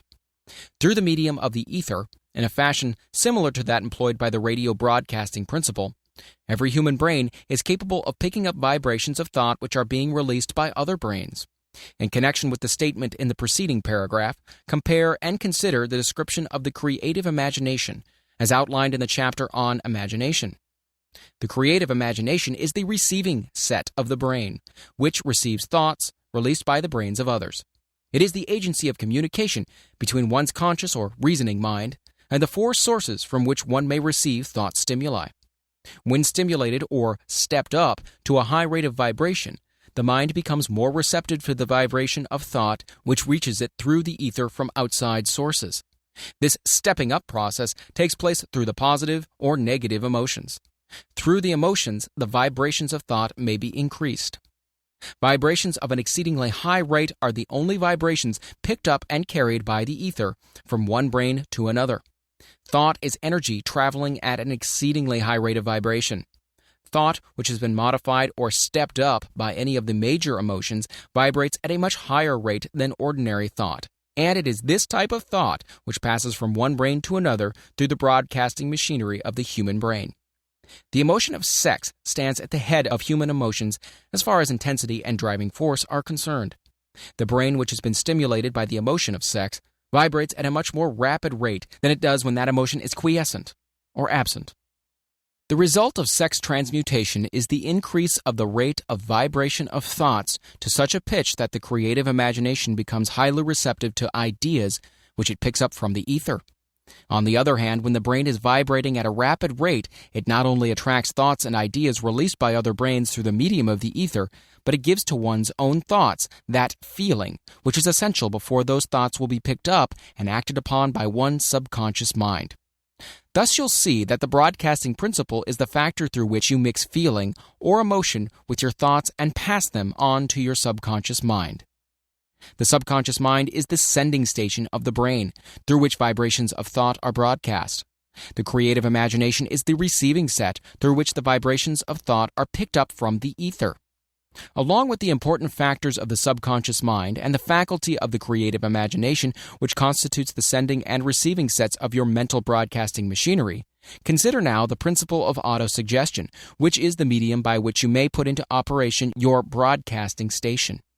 Through the instructions described in the chapter on autosuggestion, you were definitely informed of the method by which desire may be transmuted into its monetary equivalent.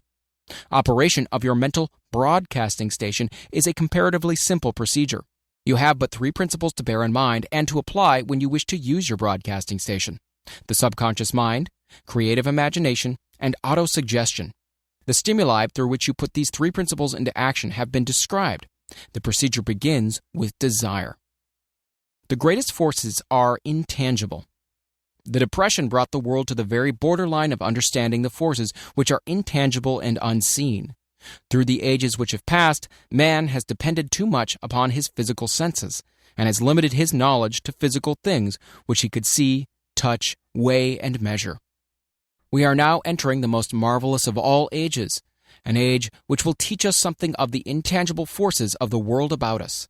Perhaps we shall learn as we pass through this age that the other self is more powerful than the physical self we see when we look into a mirror.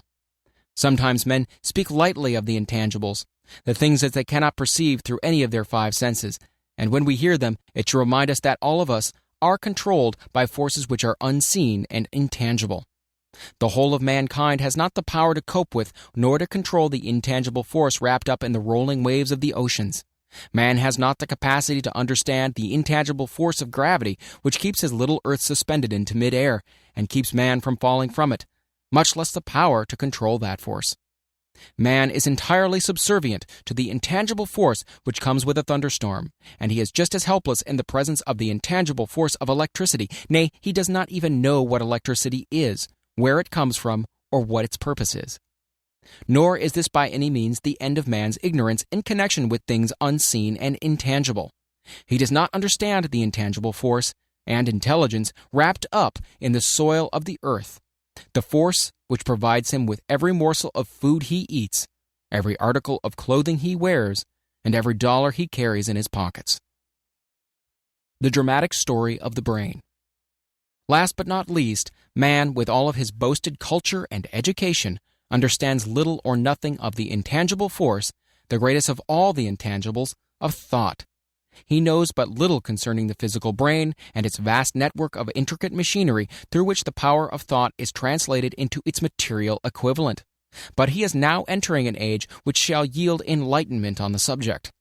Already men of science have begun to turn their attention to the study of this stupendous thing called a brain, and while they are still in the kindergarten stage of their studies, they have uncovered enough knowledge to know that the central switchboard of the human brain, the number of lines which connect the brain cells one with the other, equal the figure 1, followed by 15 million ciphers.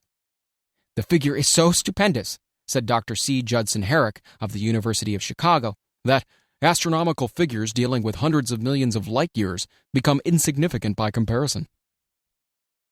It has been determined that there are 10 billion to 14 billion nerve cells in the human cerebral cortex, and we know that these are arranged in definite patterns. These arrangements are not haphazard, they are orderly. Recently developed methods of electrophysiology draw off action currents from very precisely located cells or fibers with microelectrodes, amplify them with radio tubes, and record potential differences to the millionth of a volt. It is inconceivable that such a network of intricate machinery should be in existence for the sole purpose of carrying on the physical functions incidental to growth and maintenance of the physical body.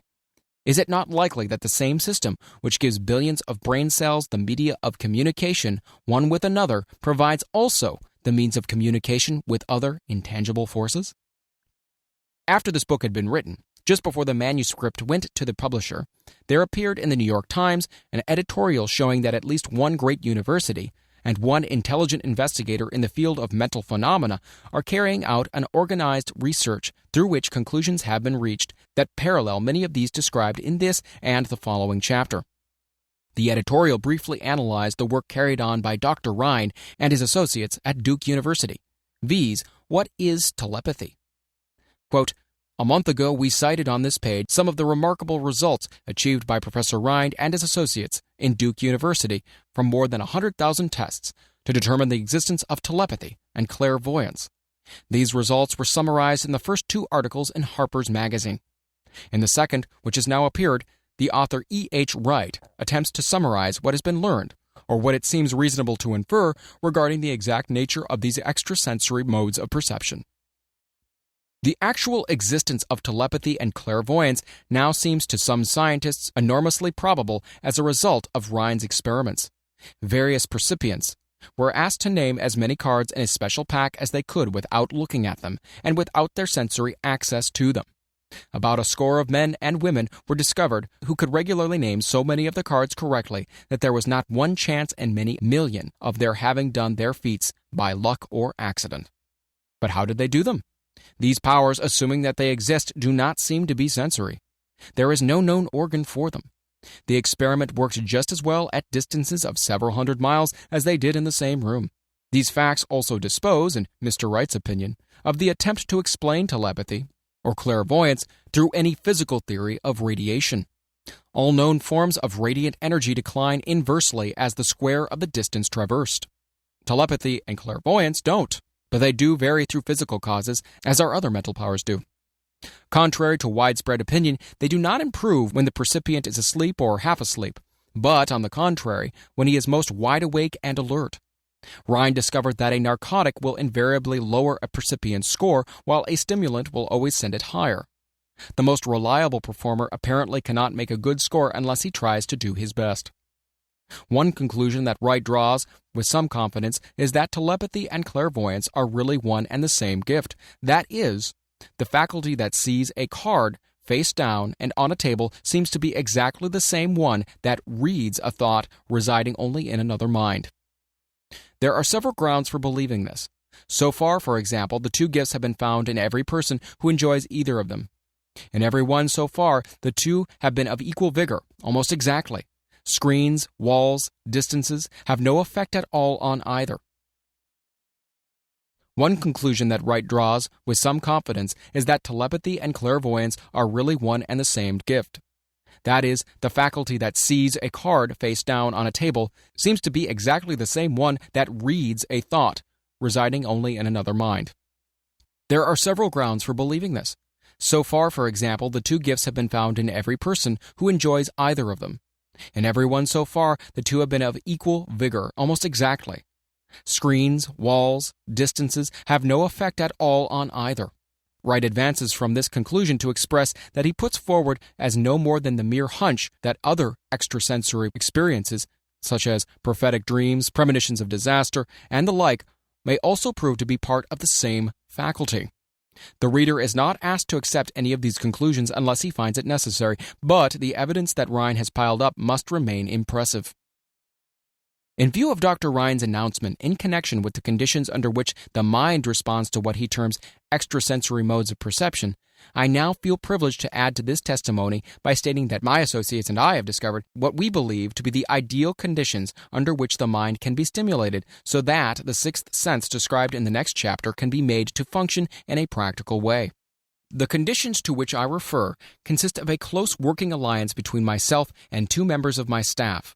Through experimentation and practice, we have discovered how to stimulate our minds by applying principles used in connection with the invisible counselors described in the next chapter, so that we can, by a process of blending our three minds into one, find the solution to a great variety of personal problems which are submitted by my clients.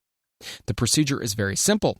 We sit down at a conference table, clearly state the nature of the problem we have under consideration, then begin discussing it.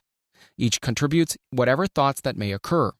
The strange thing about this method of mind stimulation is that it places each participant in communication with unknown sources of knowledge definitely outside his own experience. If you understand the principle described in the chapter on the master mind, you of course recognize the round table procedure here described as being a practical application of the master mind. This method of mind stimulation, through harmonious discussion of definite subjects between three people, illustrates the simplest and most practical use of the master mind. By adopting and following a similar plan, any student of this philosophy may come into possession of the famous Carnegie formula briefly described in the introduction. If it means nothing to you at this time, mark this page and read it again after you have finished the last chapter. The Depression was a blessing in disguise. It reduced the whole world to a new starting point that gives everyone a new opportunity. Chapter 14. The Sixth Sense. The Door to the Temple of Wisdom. The 13th Step Toward Riches.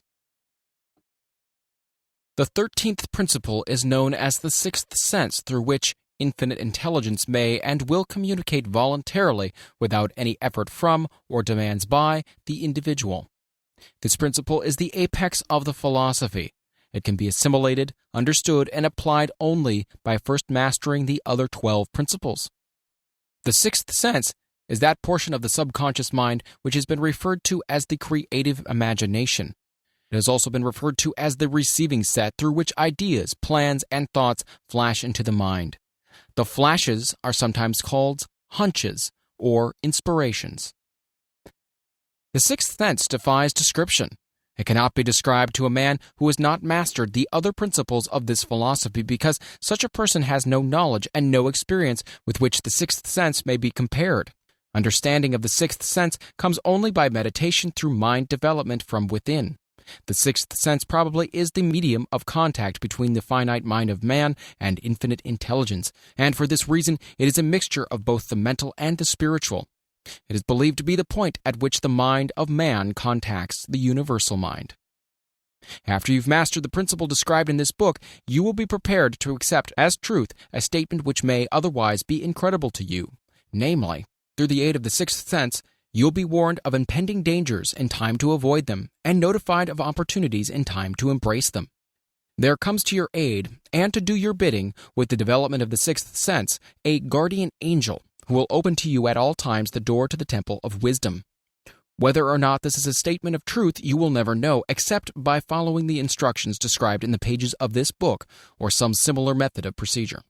The author is not a believer in, nor an advocate of, miracles, for the reason that he has enough knowledge of nature to understand that nature never deviates from her established laws. Some of her laws are so incomprehensible that they produce what appear to be miracles. The sixth sense comes as near to being a miracle as anything I have ever experienced, and it appears so only because I do not understand the method by which this principle is operated. This much the author does know, that there is a power or a first cause, or an intelligence which permeates every atom of matter, and embraces every unit of energy perceptible to man. That this infinite intelligence converts acorns into oak trees, causes water to flow downhill in response to the law of gravity, follows night with day and winter with summer, each maintaining its proper place and relationship to the other. This intelligence may, through the principles of this philosophy, be induced to aid in transmuting desires into concrete or material form. The author has this knowledge because he has experimented with it and has experienced it. Step by step, through the preceding chapters, you have been led to this, the first principle. If you have mastered each of the preceding principles, you are now prepared to accept, without being skeptical, the stupendous claims made here.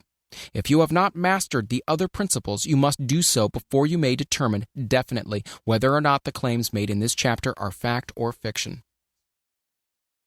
While I was passing through the age of hero worship, I found myself trying to imitate with those whom I admired. Moreover, I discovered that the element of faith with which I endeavored to imitate my idols gave me great capacity to do so quite successfully. I have never entirely divested myself of this habit of hero worship, although I have passed the age commonly given over to such. My experience has taught me that the next best thing to being truly great is to emulate the great, by feeling and action as nearly as possible. Long before I had ever written a line for publication, or endeavored to deliver a speech in public, I followed the habit of reshaping my own character by trying to imitate the 9 men whose lives and life works have been most important to me. These 9 men were Emerson, Paine, Edison, Darwin, Lincoln, Burbank, Napoleon, Ford, and Carnegie. Every night, over a long period of years, I held an imaginary council meeting with this group whom I called my invisible counselors. The procedure was this. Just before going to sleep at night, I would shut my eyes and see in my imagination this group of men seated with me around my council table. Here, I had not only an opportunity to sit among these men, whom I considered to be great, but I actually dominated the group by serving as the chairman. I had a very definite purpose in indulging my imagination through these nightly meetings. My purpose was to rebuild my own character so it would represent a composite of the characters of my imaginary counselors. Realizing as I did early in life that I had to overcome the handicap of birth in an environment of ignorance and superstition, I desperately assigned myself the task of voluntary rebirth through the method here described. Building character through autosuggestion. Being an earnest student of psychology, I knew, of course, that all men have become what they are because of their dominating thoughts and desires. I knew that every deeply seated desire has the effect of causing one to seek outward expression through which that desire may be transmuted into reality. I knew that self-suggestion is a powerful factor in building character, that it is, in fact, the sole principle through which character is builded. With this knowledge of the principles of mind operation, I was fairly well armed with the equipment needed in rebuilding my character. In these imaginary council meetings, I called on my cabinet members for the knowledge I wished each to contribute, addressing myself to each member in audible words as follows. Mr. Emerson, I desire to acquire from you the marvelous understanding of nature which distinguished your life. I ask that you make an impress upon my subconscious mind of whatever qualities you possessed, which enabled you to understand and adapt yourself to the laws of nature. I ask that you assist me in reaching and drawing upon whatever sources of knowledge are available to this end. Mr. Burbank, I request that you pass on to me the knowledge which enabled you to so harmonize the laws of nature that you caused the cactus to shed its thorns and become an edible food. Give me access to the knowledge which enabled you to make 2 blades of grass grow where but one grew before, and helped you to blend the coloring of the flowers with more splendor and harmony, for you alone have successfully gilded the lily. Napoleon, I desire to acquire from you, by emulation, the marvelous ability you possess to inspire men, and to arouse them to greater and more determined spirits of action. Also to acquire the spirit of enduring faith, which enabled you to turn defeat into victory and to surmount staggering obstacles. Emperor of fate, king of chance, man of destiny, I salute you. Mr. Payne, I desire to acquire from you the freedom of thought and the courage and clarity with which to express convictions, which so distinguished you. Mr. Darwin, I wish to acquire from you the marvelous patience and ability to study cause and effect without bias or prejudice, so exemplified by you in the field of natural science. Mr. Lincoln, I desire to build into my own character the keen sense of justice, an untiring spirit of patience, the sense of humor, the human understanding, and the tolerance which were your distinguishing characteristics. Mr. Carnegie, I am already indebted to you for my choice of a life work, which has brought me great happiness and peace of mind. I wish to acquire a thorough understanding of the principles of organized effort, which you use so effectively in the building of a great industrial enterprise. Mr. Ford, you have been among the most helpful of the men who have supplied much of the material essential to my work. I wish to acquire your spirit of persistence, the determination, poise, and self-confidence which has enabled you to master poverty, organize, unify, and simplify human effort so I may help others to follow in your footsteps. Mr. Edison, I've seated you nearest to me at my right because of the personal cooperation you've given me during my research into the causes of success and failure. I wish to acquire from you the marvelous spirit of faith, with which you have uncovered so many of nature's secrets, the spirit of unremitting toil, with which you have so often wrested victory from defeat. My method of addressing the members of the imaginary cabinet would vary according to the traits of character in which I was for the moment most interested in acquiring. I studied the records of their lives with painstaking care. After some months of this nightly procedure, I was astounded by the discovery that these imaginary figures became apparently real. Each of these 9 men developed individual characteristics which surprised me. For example, Lincoln developed the habit of always being late when walking around in solemn parade. When he came, he walked very slowly with his hands clasped behind him, and once in a while he would stop as he passed and rest his hand momentarily upon my shoulder. He always wore an expression of seriousness upon his face. Rarely did I see him smile. The cares of a sundered nation made him grave. That was not true of the others. Burbank and Payne often indulged in witty repartee which seemed at times to shock the other members of the cabinet. One night Payne suggested that I prepare a lecture on the age of reason, and deliver it from the pulpit of a church which I formerly attended. Many around the table laughed heartily at the suggestion, but not Napoleon. He drew his mouth down at the corners and groaned so loudly that all turned and looked at him with amazement. To him the church was but a pawn of the state, not to be reformed, but to be used as a convenient inciter to mass activity by the people. On one occasion Burbank was late. When he came, he was excited with enthusiasm and explained that he had been late because of an experiment he was making, through which he hoped to be able to grow apples on any sort of tree. Payne chided him by reminding him that it was an apple which started all the trouble between man and woman. Darwin chuckled heartily as he suggested that Payne should watch out for little serpents when he went into the forest to gather apples, as they had the habit of growing into big snakes. Emerson observed, "No serpents, no apples," and Napoleon remarked, "No apples, no state." Lincoln developed the habit of always being the last one to leave the table after each meeting.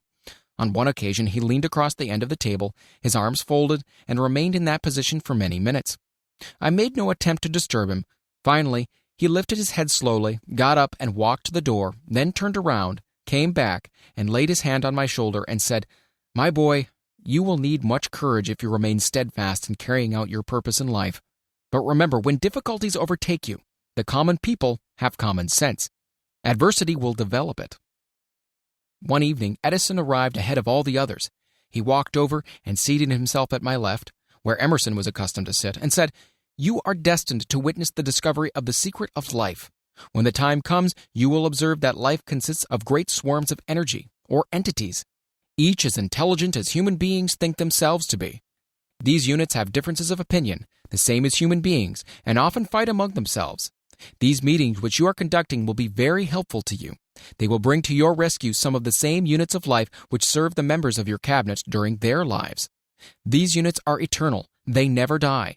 Your own thoughts and desires serve as the magnet which attracts units of life from the great ocean of life that is out there.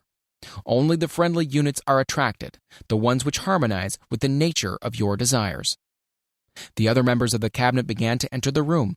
Edison got up and slowly walked around to his own seat. Edison was still living when this happened. It impressed me so greatly that I went to see him and told him about the experience. He smiled broadly and said, "Your dream has more of reality than you may have imagined it to have been." He added no further explanation to this statement. These meetings became so realistic that I became fearful of their consequences and discontinued them for several months. The experiences were so uncanny, I was afraid if I continued them, I would lose sight of the fact that the meetings were purely experiences of my imagination. Some 6 months after I had discontinued the practice, I was awakened one night, or thought I was, when I saw Lincoln standing at my bedside. He said, "The world will soon need your services. It's about to undergo a period of chaos which will cause men and women to lose faith and become panic-stricken. Go ahead with your work and complete your philosophy.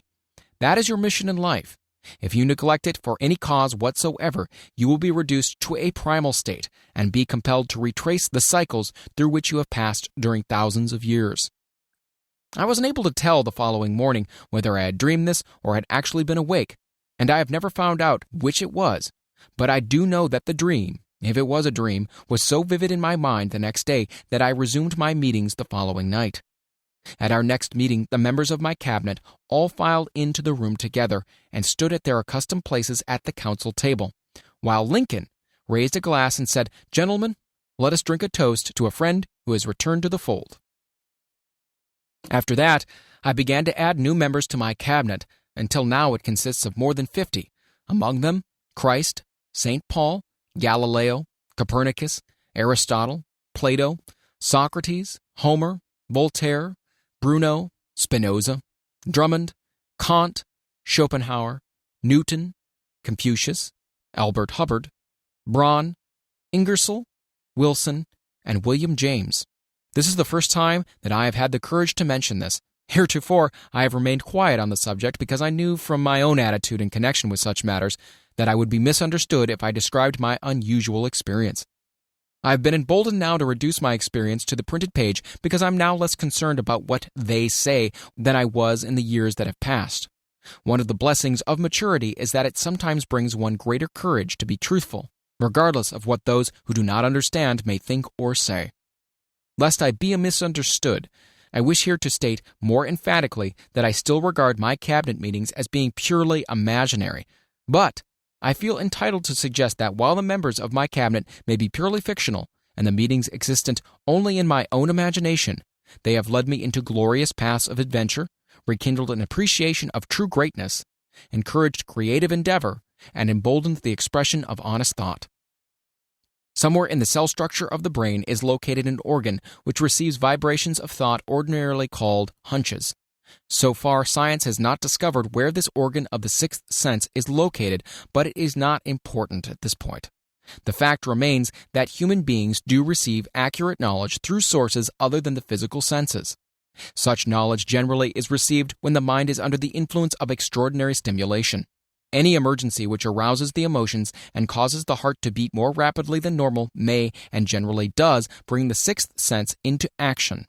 Anyone who has experienced a near accident while driving knows that on such occasions the sixth sense often comes to one's rescue and aids by split seconds in avoiding the accident. These facts are mentioned preliminary to a statement of fact which I shall now make, namely, that during my meetings with the invisible counselors, I find my mind more receptive to ideas, thoughts, and knowledge, which reach me through the sixth sense. I can truthfully say that I owe entirely to my invisible counselors full credit for such ideas, facts, or knowledge as I received through inspiration. On scores of occasions, when I have faced emergencies, some of them so grave that my life was in jeopardy, I've been miraculously guided past these difficulties through the influence of my invisible counselors. My original purpose in conducting council meetings with imaginary beings was solely that of impressing my own subconscious mind through the principle of autosuggestion with certain characteristics which I desired to acquire. In more recent years, my experimentation has taken on an entirely different trend. I now go to my imaginary counselors with every difficult problem which confronts me and my clients. The results are often astonishing, although I do not depend entirely on this form of counsel. You, of course, have recognized that this chapter covers a subject with which a majority of people are not familiar. The sixth sense is a subject that will be of great interest and benefit to the person whose aim is to accumulate vast wealth, but it need not claim the attention of those whose desires are more modest. Henry Ford undoubtedly understands and makes practical use of the sixth sense. His vast business and financial operations make it necessary for him to understand and use this principle. The late Thomas Edison understood and used the sixth sense in connection with the development of inventions, especially those involving basic patents, in connection with which he had no human experience and no accumulated knowledge to guide him, as was the case while he was working on the talking machine and the moving picture machine.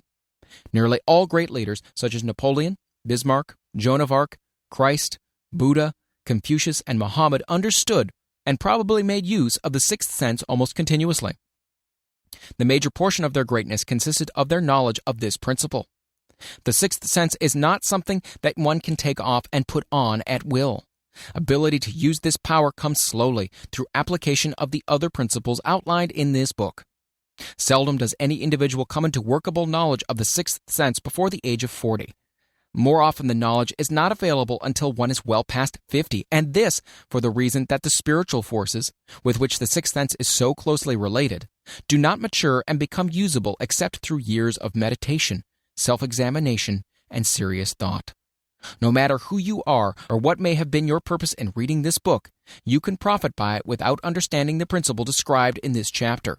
This is especially true if your major purpose is that of accumulation of money or other material things.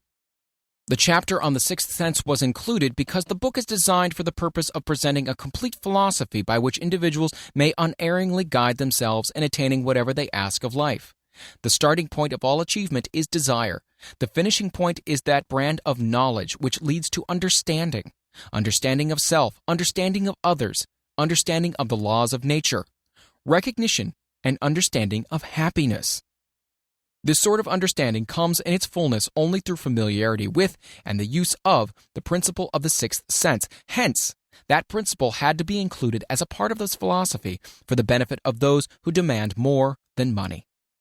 Having read the chapter, you must have observed that while reading it, you were lifted to a high level of mental stimulation. Well, that's splendid. Come back to this again, a month from now, read it once more, and observe that your mind will soar to a still higher level of stimulation.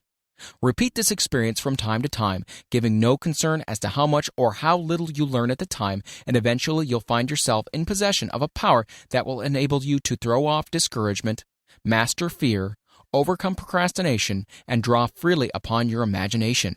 Then you will have felt the touch of that unknown something, which has been the moving spirit of every truly great thinker, leader, artist, musician, writer, and statesman.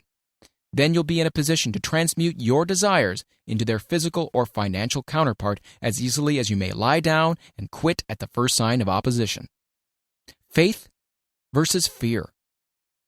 Previous chapters have described how to develop faith through autosuggestion, desire, and the subconscious. The next chapter presents detailed instructions for the mastery of fear. Here will be found a full description of the 6 fears which are the cause of all discouragement, timidity, procrastination, indifference, indecision, and the lack of ambition, self-reliance, initiative, self-control, and enthusiasm. Search yourself carefully as you study these 6 enemies, as they may exist only in your subconscious mind, where their presence will be hard to detect. Remember, too, as you analyze the 6 ghosts of fear, that they are nothing but ghosts, because they exist only in one's mind. Remember also that ghost creations of uncontrolled imagination have caused most of the damage people have done to their own minds. Therefore, ghosts can be as dangerous as if they lived and walked on the earth in physical bodies. The ghost of the fear of poverty, which seized the minds of millions of people in 1929, was so real that it caused the worst business depression this country has ever known. Moreover, this particular ghost still frightens some of us out of our wits. Chapter 15. How to Outwit the 6 Ghosts of Fear. Take inventory of yourself as you read this closing chapter and find out how many of the ghosts are standing in your way. Before you can put any portion of this philosophy into successful use, your mind must be prepared to receive it. The preparation is not difficult. It begins with study, analysis, and understanding of 3 enemies which you shall have to clear out. These are indecision, doubt, and fear. The 6th sense will never function while these 3 negatives, or any of them, remain in your mind. The members of this unholy trio are closely related. Where one is found, the other 2 are close at hand. Indecision is the seedling of fear. Remember this as you read. Indecision crystallizes into doubt. The 2 blend and become fear. The blending process is often slow. This is one reason why these 3 enemies are so dangerous. They germinate and grow without their presence being observed. The remainder of this chapter describes an end which must be attained before the philosophy as a whole can be put into practical use. It also analyzes a condition which has but lately reduced huge numbers of people to poverty, and it states a truth which must be understood by all who accumulate riches, whether measured in terms of money or a state of mind of far greater value than money. The purpose of this chapter is to turn the spotlight of attention upon the cause and the cure and of the 6 basic fears. Before we can master an enemy, we must know its name, its habits, and its place of abode. As you read, analyze yourself carefully and determine which, if any, of the 6 common fears have attached themselves to you. Do not be deceived by the habits of these subtle enemies. Sometimes they remain hidden in the subconscious mind where they are difficult to locate and still more difficult to eliminate. The 6 basic fears. There are 6 basic fears with some combination of which every human suffers at one time or another. Most people are fortunate if they do not suffer from the entire 6. Named in the order of the most common appearance, they are the fear of poverty, the fear of criticism, the fear of ill health, these last 2 most people worry about most of all, the fear of the loss of love of someone, the fear of old age, the fear of death. All other fears are of minor importance. They can be grouped under these 6 headings. The prevalence of these fears as a curse to the world runs in cycles. For almost 6 years, while the Depression was on, we floundered in the cycle of fear of poverty. During the World War, we were in the cycle of fear of death. Just following the war, we were in the cycle of the fear of ill health, as evidenced by the epidemic of disease which spread itself all over the world. Fears are nothing more than states of mind. One state of mind is subject to control and direction. Physicians, as everyone knows, are less subject to attack by disease than ordinary laymen, for the reason that physicians do not fear disease.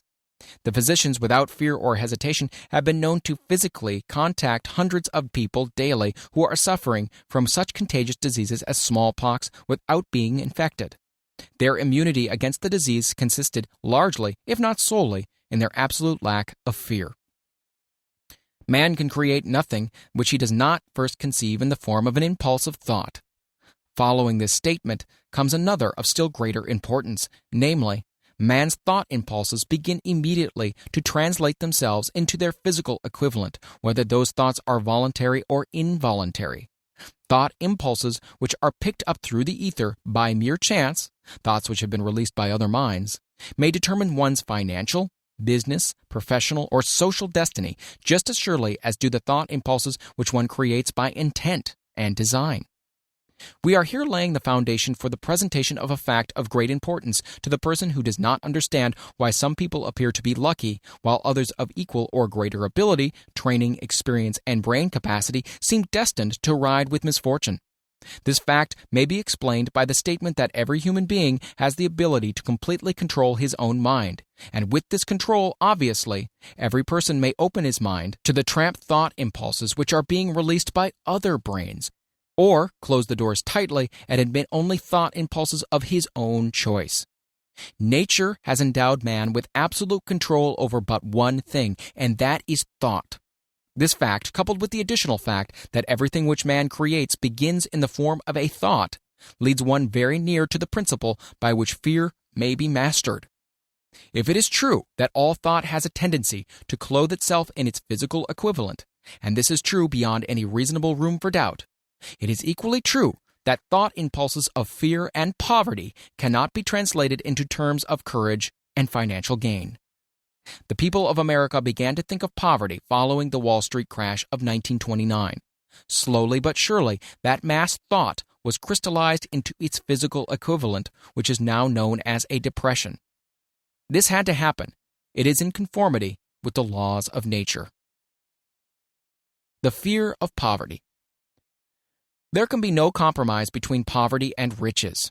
The two roads that lead to poverty and riches travel in opposite directions. If you want riches, you must refuse to accept any circumstances that lead toward poverty. The word riches is here used in its broadest sense, meaning financial, spiritual, mental, and material estates. The starting point of the path that leads to riches is desire. In Chapter 1, you received full instructions for the proper use of desire. In this chapter on fear, you have complete instructions for preparing your mind to make practical use of desire. Here, then, is the place to give yourself a challenge which will definitely determine how much of this philosophy you have absorbed. Here is the point at which you can turn prophet and foretell accurately what the future holds in store for you. If, after reading this chapter, you are willing to accept poverty, you may as well make up your mind to receive poverty. This is one decision you cannot avoid. If you demand riches, determine what form and how much will be required to satisfy you. You know the road that leads to riches. You have been given a road map which, if followed, will keep you on that road. If you neglect to make the start or stop before you arrive, no one will be to blame but you. This responsibility is yours. No alibi will save you from accepting the responsibility if you now fail or refuse to demand riches of life. Because the acceptance calls for but one thing. Incidentally, the only thing you can control, and that is a state of mind. A state of mind is something that one assumes. It cannot be purchased, it must be created. Fear of poverty is a state of mind, nothing else, but it is sufficient to destroy one's chances of achievement in any undertaking, a truth which became painfully evident during this depression. This fear paralyzes the faculty of reason, destroys the faculty of imagination, kills off self-reliance, undermines enthusiasm, discourages initiative, leads to uncertainty of purpose, encourages procrastination, wipes out enthusiasm, and makes self-control an impossibility. It takes the charm from one's personality, destroys the possibility of accurate thinking, diverts concentration of effort. It masters persistence, turns the willpower into nothingness, destroys ambition, beclouds memory, and invites failure in every conceivable form. It kills love and assassinates the finer emotions of the heart, discourages friendship and invites disaster in 100 forms, leads to sleeplessness, misery, and unhappiness, and all this despite the obvious truth that we live in a world of overabundance of everything the heart could desire, with nothing standing between us and our desires except the lack of a definite purpose. The fear of poverty is, without a doubt, the most destructive of the 6 basic fears. It has been placed at the head of the list because it is the most difficult to master. Considerable courage is required to state the truth about the origin of this fear, and still greater courage to accept the truth after it has been stated. The fear of poverty grew out of man's inherited tendency to prey upon his fellow man economically. Nearly all animals lower than man are motivated by instinct, but their capacity to think is limited. Therefore, they prey upon one another physically. Man, with his superior sense of intuition, with the capacity to think and to reason, does not eat his fellow man bodily. He gets more satisfaction out of eating him, quote-unquote, financially. Man is so avaricious that every conceivable law has been passed to safeguard him from his fellow man. Of all the ages of the world of which we know anything, the age in which we live seems to be the one that is outstanding because of man's money madness. A man is considered less than the dust of the earth unless he can display a fat bank account. But if he has money, never mind how he acquired it, he is a king or a big shot. He is above the law. He rules in politics. He dominates in business, and the whole world about him bows in respect when he passes. Nothing brings man so much suffering and humility as poverty. Only those who have experienced poverty understand the full meaning of this. Through a long line of inherited experiences, man has learned for sure that some men cannot be trusted where matters of money and earthly possessions are concerned. This is a rather stinging indictment, the worst part of it being that it's true. The majority of marriages are motivated by the wealth possessed by one or both of the contracting parties. It's no wonder, therefore, that the divorce courts are busy. So eager is man to possess wealth that he will acquire it in whatever manner he can, through legal methods if possible, through other methods if necessary or expedient. Self-analysis may disclose weaknesses which one does not like to acknowledge. This form of examination is essential to all who demand of life more than mediocrity and poverty. Remember, as you check yourself point by point, that you are both the court and the jury, the prosecuting attorney and the attorney for the defense, and that you are the plaintiff and the defendant also. That you're on trial. Face the facts squarely. Ask yourself definite questions and demand direct replies. When the examination is over, you'll know more about yourself. If you do not feel that you can be an impartial judge in this self-examination, call upon someone who knows you well to serve as judge while you cross-examine yourself. You are after the truth. Get it no matter what the cost, even though it may temporarily embarrass you. The majority of people, if asked what they fear most, would reply, "I fear nothing." The reply would be inaccurate because few people realize that they are bound, handicapped, whipped spiritually and physically through some form of fear. So subtle and deeply seated is the emotion of fear that one may go through life burdened with it, never recognizing its presence. Only a courageous analysis will disclose the presence of this universal enemy. When you begin such an analysis, search deeply into your character. Here is a list of the symptoms for which you should look. Symptoms of the fear of poverty. Indifference, commonly expressed through lack of ambition. Willingness to tolerate poverty. Acceptance of whatever compensation life may offer without protest. Mental and physical laziness. Lack of initiative, imagination, enthusiasm, and self-control. Indecision, the habit of permitting others to do one's thinking. Staying on the fence. Doubt, generally expressed through alibis and excuses designed to cover up, explain away, or apologize for one's failures, sometimes expressed in the form of envy of those who are successful or by criticizing them. Worry, usually expressed by finding fault with others, a tendency to spend beyond one's income, neglect of personal appearance, scowling and frowning, intemperance in the use of alcoholic drink, sometimes through the use of narcotics, nervousness, lack of poise, self-consciousness, and lack of self-reliance. Overcaution, the habit of looking for the negative side of every circumstance, thinking and talking of possible failure instead of concentrating upon the means of succeeding, knowing all the roads to disaster but never searching for the plans to avoid failure, waiting for the right time to begin putting ideas and plans into action until the waiting becomes a permanent habit, remembering those who have failed and forgetting those who have succeeded, seeing the hole in the donut but overlooking the donut itself, pessimism leading to indigestion, poor elimination, auto-intoxication, bad breath, and bad disposition. Procrastination, the habit of putting off until tomorrow that which should have been done last year, spending enough time in creating alibis and excuses to have done the job. This system is closely related to overcaution, doubt, and worry. Refusal to accept responsibility when it can be avoided. Willingness to compromise rather than to put up a stiff fight. Compromising with difficulties instead of harnessing and using them as stepping stones to advancement. Bargaining with life for a penny instead of demanding prosperity, opulence, riches, contentment, and happiness.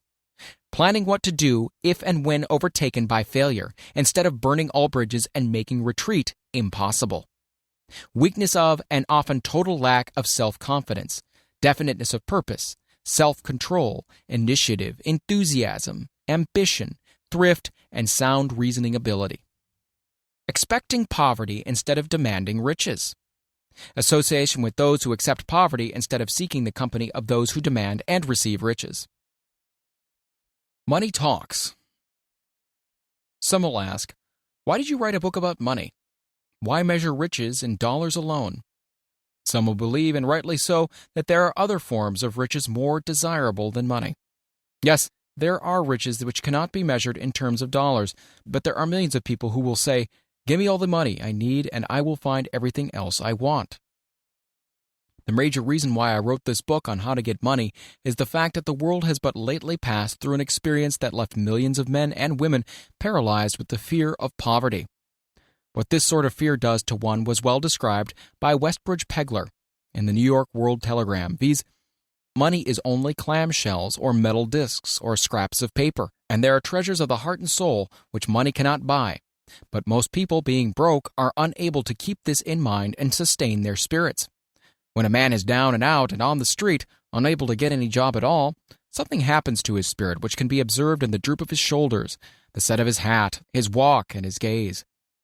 He cannot escape a feeling of inferiority among people with regular employment, even though he knows that they are definitely not his equals in character, intelligence, or ability. These people, even his friends, feel, on the other hand, a sense of superiority, and regard him, perhaps unconsciously, as a casualty. He may borrow for a time, but not enough to carry on in his accustomed way, and he cannot continue to borrow very long. But borrowing in itself, when a man is borrowing merely to live, is a depressing experience, and the money lacks the power of earned money to revive his spirits. Of course, none of this applies to bums or habitual never-do-wells, but only to men of normal ambition and self-respect. Women conceal despair. Women in the same predicament must be different. We somehow do not think of women at all in considering the down-and-outers. They are scarce in the breadlines, they're rarely seen begging on the streets, and they're not recognizable in crowds by the same plain signs which identify busted men. Of course, I do not mean the shuffling hags of the city streets who are opposite number of the confirmed male bums. I mean reasonably young, decent, and intelligent women. There must be many of them, but their despair is just not apparent. Maybe they kill themselves. When a man is down and out, he has time on his hands for brooding. He may travel miles to see a man about a job and discover that the job is filled, or that it is one of those jobs with no base pay, but only a commission on the sale of some useless knick-knack which nobody would buy except out of pity. Turning that down, he finds himself back on the street and nowhere to go but just anywhere. So he walks and walks. He gazes into store windows at luxuries which are not for him, and feels inferior and gives way to people who stop to look with an active interest. He wanders into the railroad station or puts himself down in the library to ease his legs and soak up a little heat, but that isn't looking for a job, so he gets going again. He may not know it, but his aimlessness would give him away even if the very lines of his figure did not. He may be well dressed in the clothes left over from the days in which he had a steady job, but the clothes cannot disguise the droop. Money makes difference. He sees thousands of other people, bookkeepers or clerks or chemists or wagon hands, busy at their work, and envies them from the bottom of his soul. They have their independence, their self-respect, and manhood, and he simply cannot convince himself that he is a good man too, though he argue it out and arrive at a favorable verdict hour after hour. It is just money which makes this difference in him. With a little money, he would be himself again. Some employers take the most shocking advantage of people who are down and out. The agencies hang out little colored cards offering miserable wages to busted men, $12 a week, $15 a week. An $18 a week a job is a plum, and anyone with $25 a week to offer does not hang the job in front of an agency on a colored card. I have a want ad clipped from a local paper demanding a clerk, a good clean penman, to take telephone orders for a sandwich shop between 11 a.m. and 2 p.m. for $8 a month. Not $8 a week, $8 a month. The ad also says, state religion. Can you imagine the brutal effrontery of anyone who demands a good clean penman for 11 cents an hour inquiring into the victim's religion? But this is what busted people are offered. The fear of criticism. Just how man originally came by this fear, no one can state definitely. But one thing is certain, he has it in a highly developed form. Some believe that this fear made its appearance about the time that politics became a profession. Others believe it can be traced to the age when women first began to concern themselves with styles and wearing apparel. This author, being neither a humorist nor a prophet, is inclined to attribute the basic fear of criticism to that part of man's inherited nature which prompts him not only to take away his fellow man's goods and wares, but to justify his action by criticism of his fellow man's character. It is a well-known fact that a thief will criticize the man from whom he steals, that politicians seek office not by displaying their own virtues and qualifications, but by attempting to besmirch their opponents. The fear of criticism takes on many forms, the majority of which are petty and trivial. Bald-headed men, for example, are bald for no other reason than their fear of criticism. Heads become bald because of the tight-fitting bands of hats which cut off their circulation from the roots of the hair. Men wear hats not because they actually need them, but mainly because everyone is doing it. The individual falls into line and does likewise lest some other individual criticize him.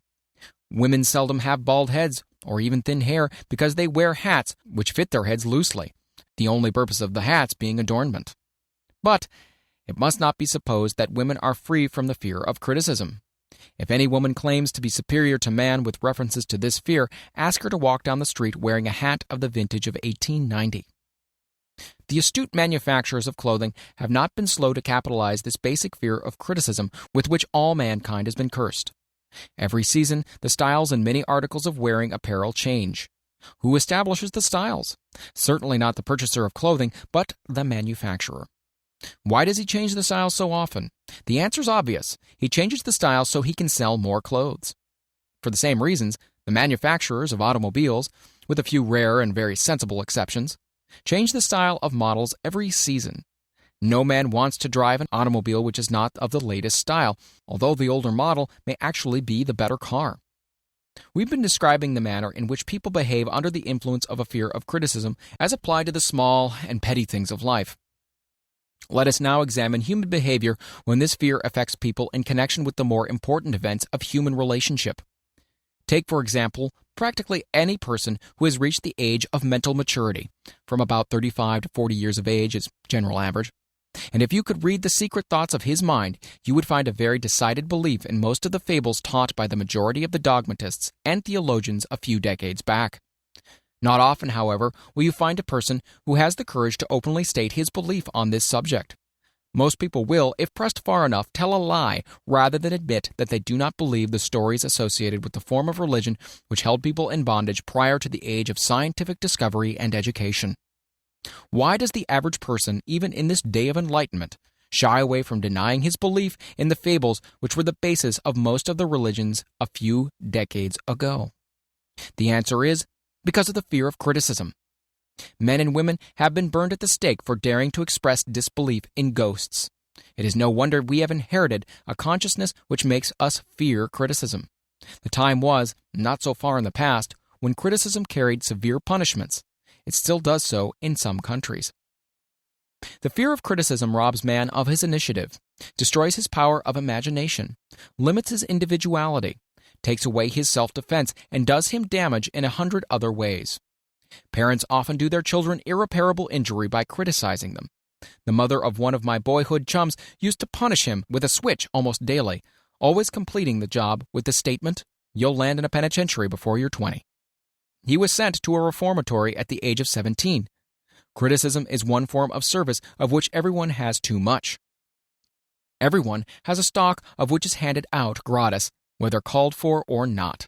One's nearest relatives often are the worst offenders.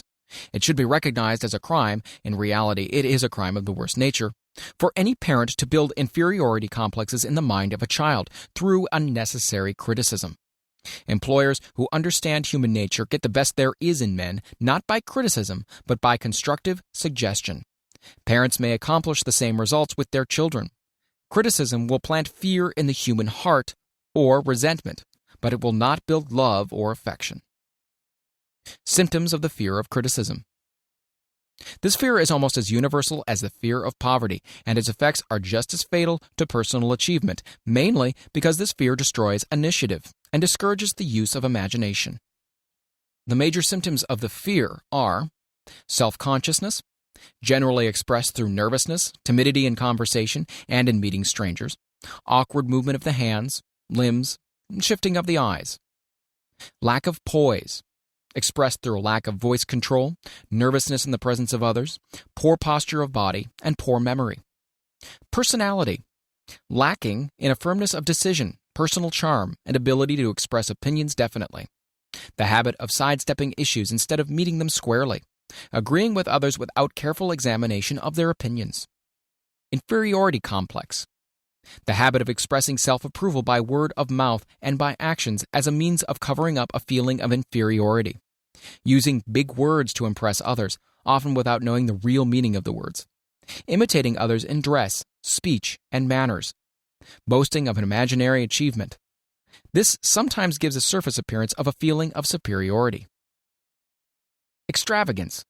The habit of trying to keep up with the Joneses, spending beyond one's income. Lack of initiative. Failure to embrace opportunities for self-advancement. Fear to express opinions. Lack of confidence in one's own ideas. Giving evasive answers to questions asked by superiors. Hesitancy of manner and speech. Deceit in both words and deeds. Lack of ambition. Mental and physical laziness. Lack of self-assertion. Slowness in reaching decisions. Easily influenced by others. The habit of criticizing others behind their backs and flattering them to their faces. The habit of accepting defeat without protest.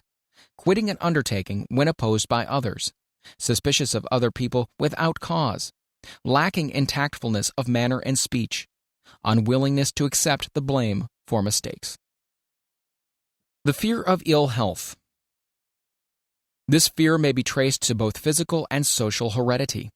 It is closely associated as to its origin with the cause of the fear of old age and the fear of death, because it leads one closely to the border of terrible worlds of which man knows not, but concerning which he has been taught some discomforting stories. The opinion is somewhat general, also, that certain unethical people engaged in the business of selling health have had not a little to do with keeping alive the fear of ill health. In the main, man fears ill health because of the terrible pictures which have been planted in his mind of what may happen if death should overtake him. He also fears it because of the economic toll which it may claim. A reputable physician estimated that 75% of all people who visit physicians for professional services are suffering with hypochondria, imaginary illness.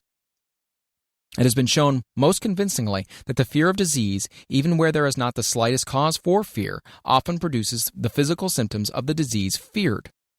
Powerful and mighty is the human mind. It builds or it destroys. Playing upon this common weakness of fear of ill health, dispensers of patent medicines have reaped fortunes. This form of imposition upon credulous humanity became so prevalent almost some 20 years ago that Collier's Weekly conducted a bitter campaign against some of the worst offenders in the patent medicine business. During the flu epidemic which broke out during the World War, the mayor of New York City took drastic steps to check the damage which people were doing themselves through their inherent fear of ill health. He called in the newspaper men and said to them, "Gentlemen, I feel it necessary to ask you not to publish any scare headlines concerning this flu epidemic. Unless you cooperate with me, we will have a situation which we cannot control." The newspapers quit publishing the stories about the flu, and within 1 month, the epidemic had been successfully checked. Through a series of experiments conducted some years ago, it was proved that people may be made ill by suggestion. We conducted the experiment by causing the 3 acquaintances to visit the victims, each of whom asked the question, "What ails you?" or "You look terribly ill." The first questioner usually provoked a grin and a nonchalant reply, which was usually something like, "Oh, nothing, I'm all right," from the victim. The second questioner usually was answered with the statement, "I don't know exactly, but I do feel badly." The third questioner was usually met with the frank admission that the victim was actually feeling ill. Try this on an acquaintance if you doubt that it will make him uncomfortable. But do not carry the experiment too far. There's a certain religious sect whose members take vengeance upon their enemies by the hexing method. They call it placing a spell on the victim. There is overwhelming evidence that disease sometimes begins in the form of negative thought impulse.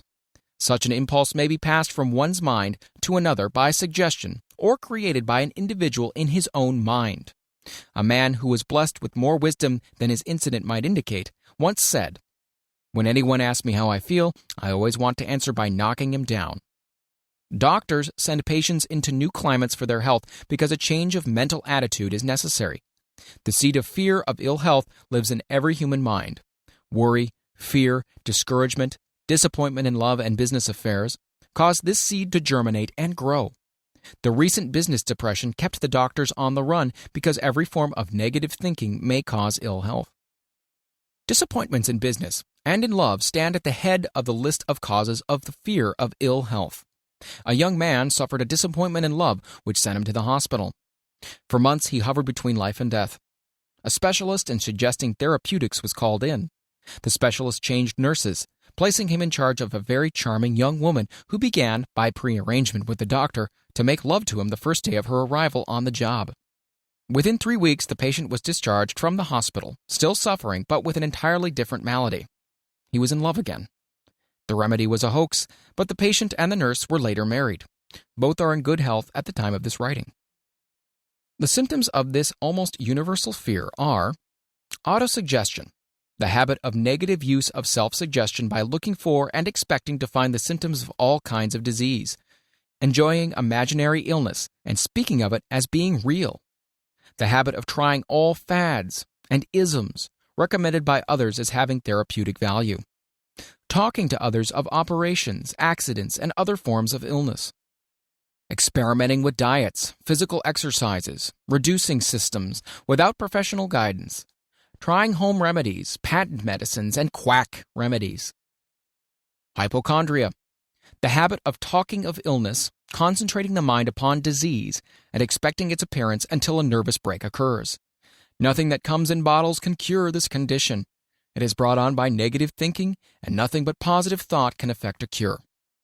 Hypochondria, a medical term for imaginary disease, is said to do as much damage on occasion as the disease one fears might do. Most so-called cases of nerves come from imaginary illness. Exercise. Fear of ill health often interferes with proper physical exercise and results in overweight by causing one to avoid outdoor life. Susceptibility. Fear of ill health breaks down nature's body resistance and creates favorable condition for any form of disease one may contact.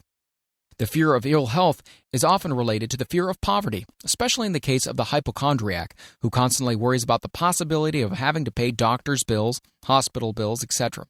This type of person spends much time preparing for sickness, talking about death, saving money for cemetery lots and burial expenses and other things. Self-coddling. The habit of making a bid for sympathy, using imaginary illness as the lure. People often resort to this trick to avoid work.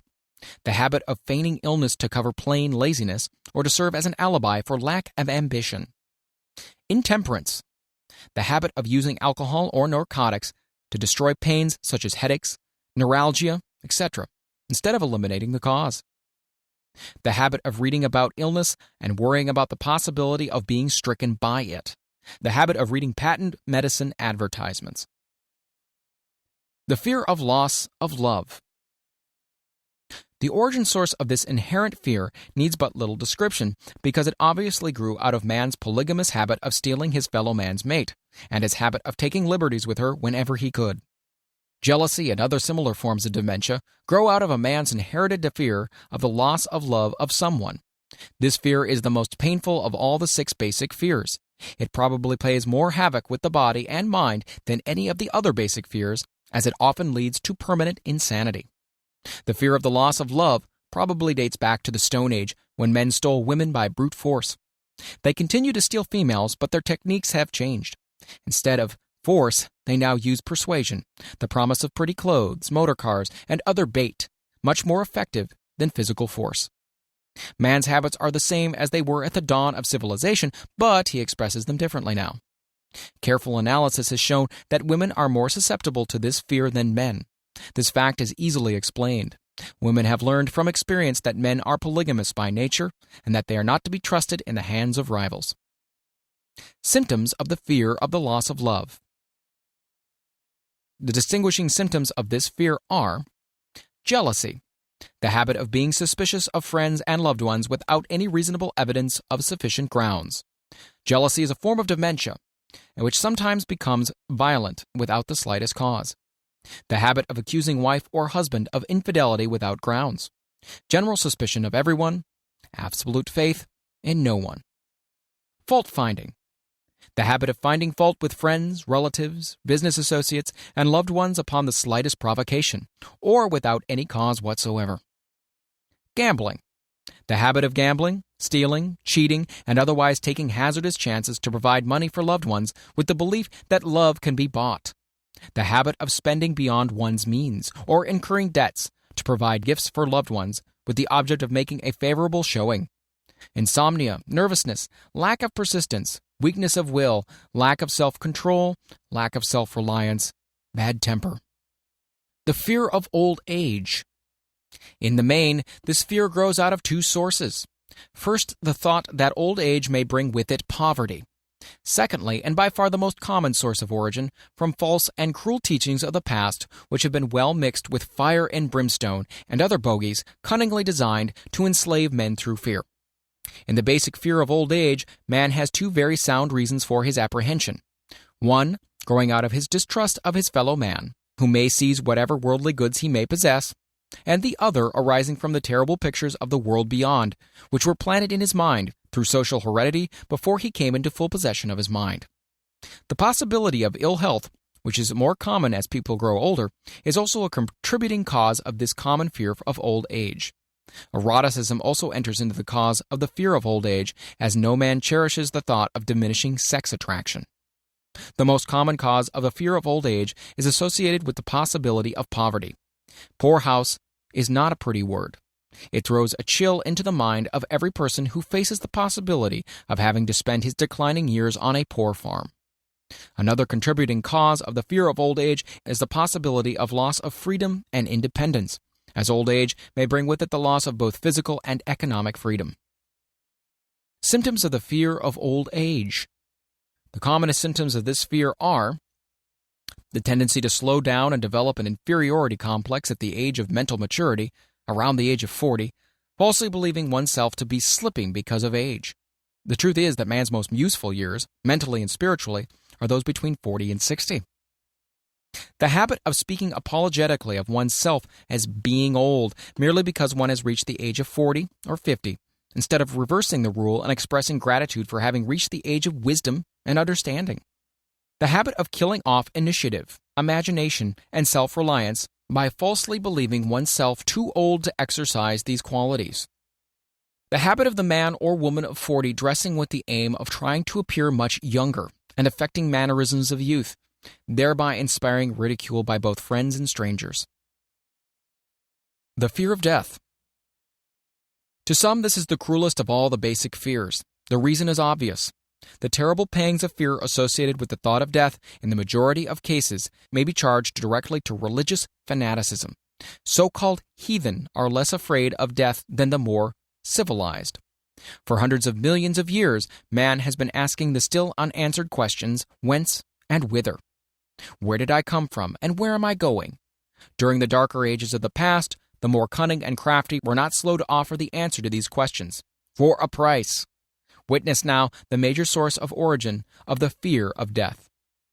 Come into my tent, embrace my faith, accept my dogmas, and I will give you a ticket, and will admit you straight away into heaven when you die, cries a leader of sectarianism. Remain out of my tent, says the same leader, and may the devil take you and burn you throughout eternity. Eternity is a long time. Fire is a terrible thing. The thought of eternal punishment with fire not only causes man to fear death, it often causes him to lose his reason. It destroys interest in life and makes happiness impossible. During my research, I reviewed a book entitled A Catalogue of the Gods, in which were listed 30,000 gods which man has worshipped. Think of it, 30,000 of them, represented by everything from a crawfish to a man. It's little wonder that men have become frightened at the approach of death. While the religious leader may not be able to provide safe conduct into heaven, nor by lack of such provision allow the unfortunate to descend into hell, the possibility of the latter seems so terrible, and the very thought of it lays hold of the imagination in such a realistic way that it paralyzes reason and sets up the fear of death. In truth, no man knows, and no man has ever known, what heaven or hell is like, nor does any man know if either place actually exists. This very lack of positive knowledge opens the door of the human mind to the charlatan, so he may enter and control that mind with his stock of various brands of pious fraud and trickery. The fear of death is not as common now as it was during the age when there was no great colleges and universities. Men of science have turned the spotlight of truth upon the world, and this truth is rapidly freeing men and women from the terrible fear of death. The young men and young women who attend the colleges and universities are not so easily impressed by fire and brimstone. Through the aid of biology, astronomy, geology, and other related sciences, the fears of the Dark Ages which gripped the minds of men and destroyed their reason have now been dispelled. Insane asylums are filled with men and women who have gone mad because of the fear of death. This fear is useless. Death will come no matter what anyone may think about it. Accept it as a necessity and pass the thought out of your mind. It must be a necessity, or it would not come at all. Perhaps it's not as bad as it's been pictured. The entire world is made up of only two things: energy and matter. In elementary physics, we learn that neither matter nor energy, the only two realities known to man, can be created nor destroyed. Both matter and energy can be transformed, but neither can be destroyed. Life is energy, if it's anything. If neither energy nor matter can be destroyed, then of course life can't be destroyed. Life, like other forms of energy, may be passed through various processes of transition or change, but it can't be destroyed. Death is a mere transition. If death is not mere change or transition, then nothing comes after death except a long, eternal, peaceful sleep, and sleep is nothing to be feared. Thus you may wipe out forever the fear of death. Symptoms of the fear of death. The general symptoms of this fear are the habit of thinking about dying instead of making the most of life, due generally to lack of purpose or lack of suitable occupation. This fear is more prevalent among the aged, but sometimes the more youthful are victims of it as well. The greatest of all remedies for the fear of death is a burning desire for achievement, backed by useful services to others. A busy person seldom has time to think about dying.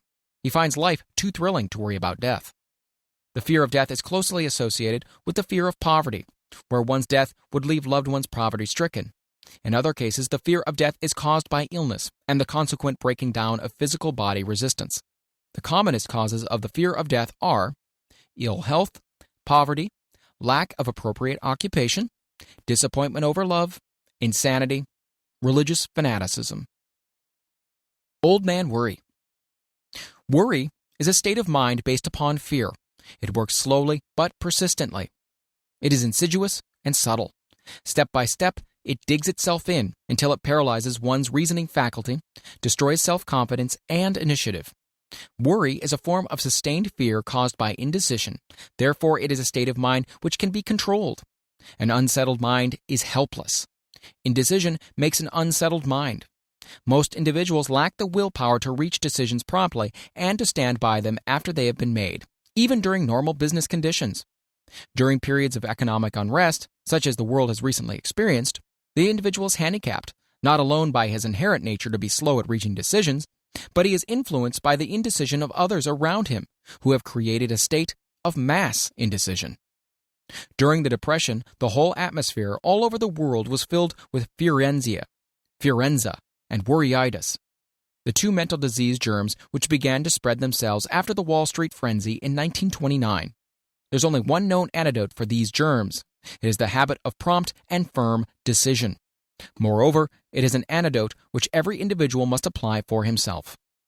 We do not worry over conditions once we have reached a decision to follow a definite line of action.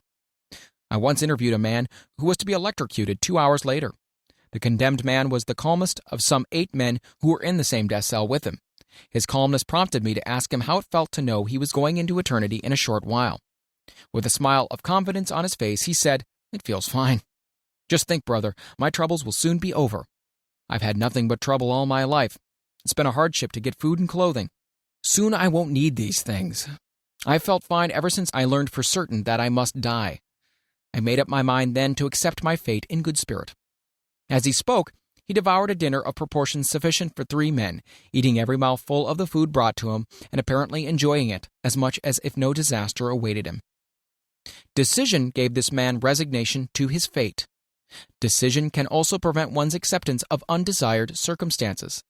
The 6 basic fears become translated into a state of worry through indecision. Relieve yourself forever of the fear of death by reaching a decision to accept death as an inescapable event. Whip the fear of poverty by reaching a decision to get along with whatever wealth you can accumulate without worry. Put your foot upon the neck of the fear of criticism by reaching a decision not to worry about what other people think, do, or say. Eliminate the fear of old age by reaching a decision to accept it, not as a handicap, but as a great blessing which carries with it wisdom, self-control, and understanding not known to youth. Acquit yourself of the fear of ill health by the decision to forget symptoms. Master the fear of loss of love by reaching a decision to get along without love if that is necessary. Kill the habit of worry in all its forms by reaching a general blanket decision that nothing which life has to offer is worth the price of worry. With this decision will come poise, peace of mind, and calmness of thought which will bring happiness. A man whose mind is filled with fear not only destroys his own chances of intelligent action, but he transmits these destructive vibrations to the minds of all who come into contact with him, and destroys also their chances. Even a dog or a horse knows when its master lacks courage. Moreover, a dog or a horse will pick up the vibrations of fear thrown off by its master and behave accordingly. Lower down the line of intelligence in the animal kingdom, one finds this same capacity to pick up the vibrations of fear. A honeybee immediately senses fear in the mind of a person for reasons unknown. A bee will sting the person whose mind is releasing vibrations of fear much more readily than it will molest the person whose mind registers no fear. The vibrations of fear pass from one mind to another just as quickly and as surely as the sound of the human voice passes from the broadcasting station to the receiving set of a radio, and by the selfsame medium.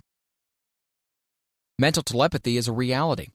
Thoughts pass from one mind to another, voluntarily, whether or not this fact is recognized by either the person releasing the thoughts or the persons who pick up those thoughts. The person who gives expression by word of mouth to negative or destructive thoughts is practically certain to experience the results of those words in the form of a destructive kickback. The release of destructive thought impulses, alone without the aid of words, produces also a kickback in more ways than one.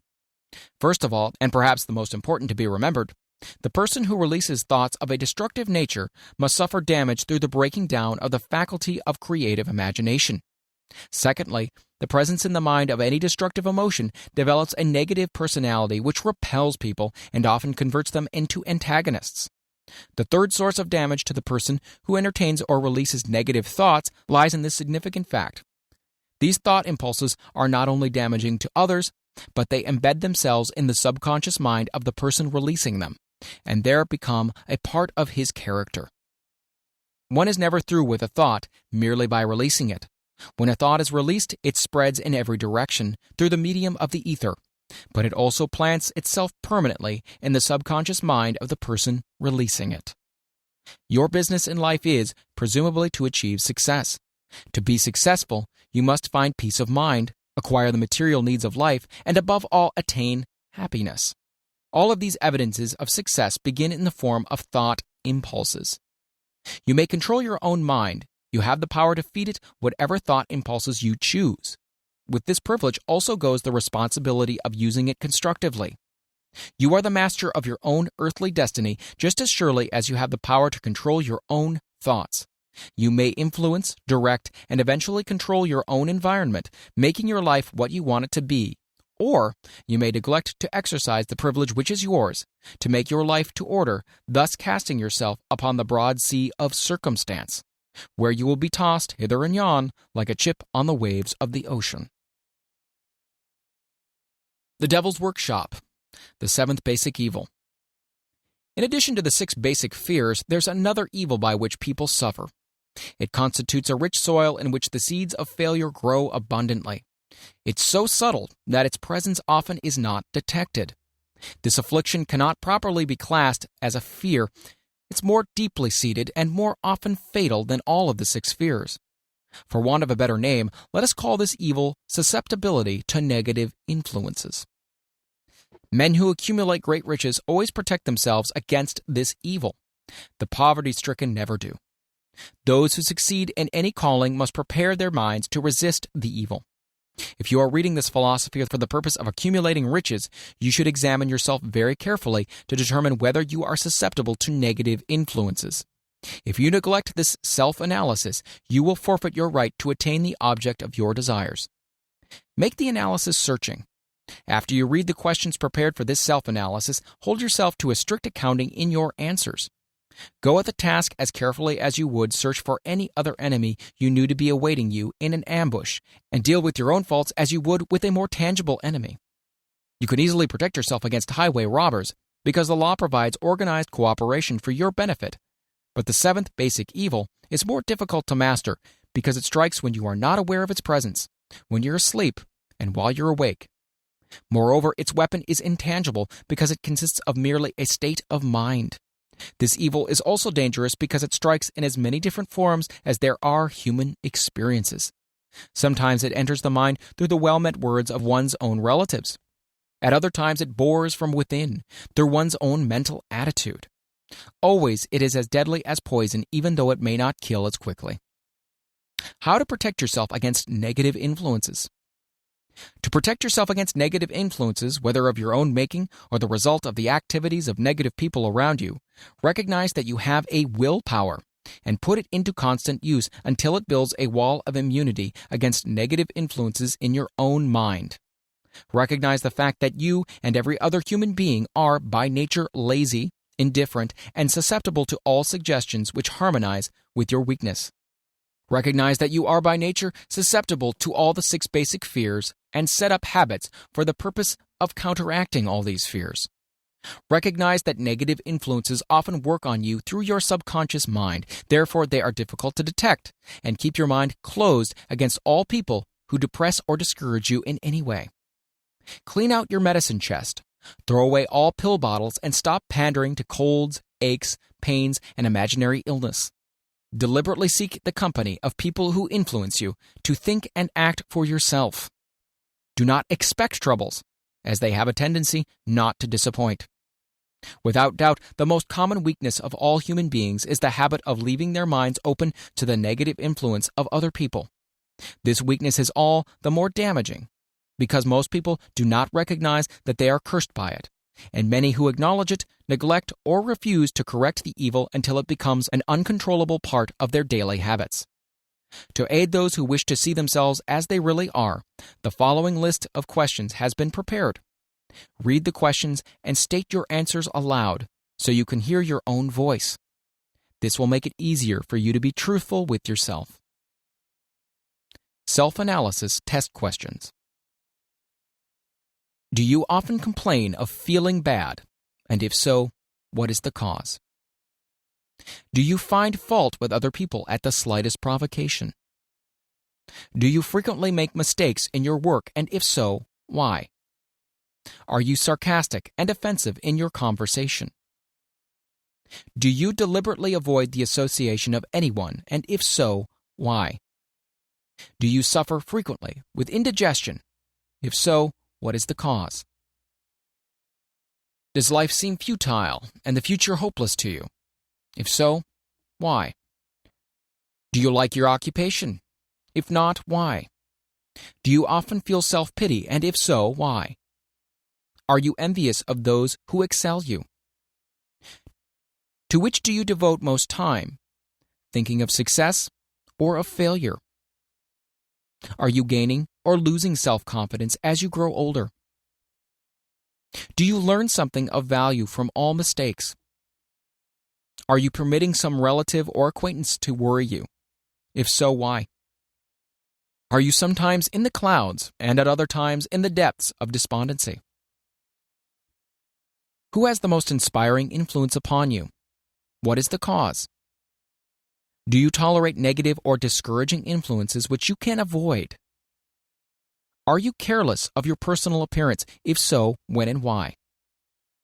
Have you learned how to drown your troubles by being too busy to be annoyed by them? Would you call yourself a spineless weakling if you permitted others to do your thinking for you? Do you neglect internal bathing until auto-intoxication makes you ill-tempered and irritable? How many preventable disturbances annoy you, and why do you tolerate them? Do you resort to liquor, narcotics, or cigarettes to quiet your nerves? If so, do you not try willpower instead? Does anyone nag you, and if so, for what reason? Do you have a definite major purpose, and if so, what is it? And what plan have you for achieving it? Do you suffer from any of the 6 basic fears? If so, which ones? Have you a method by which you can shield yourself against the negative influence of others? Do you make deliberate use of autosuggestion to make your mind positive? Do you value most your material possessions or your privilege of controlling your own thoughts? Are you easily influenced by others against your own judgment? Has today added anything of value to your stock of knowledge or state of mind? Do you face squarely the circumstances which make you unhappy or sidestep their responsibility?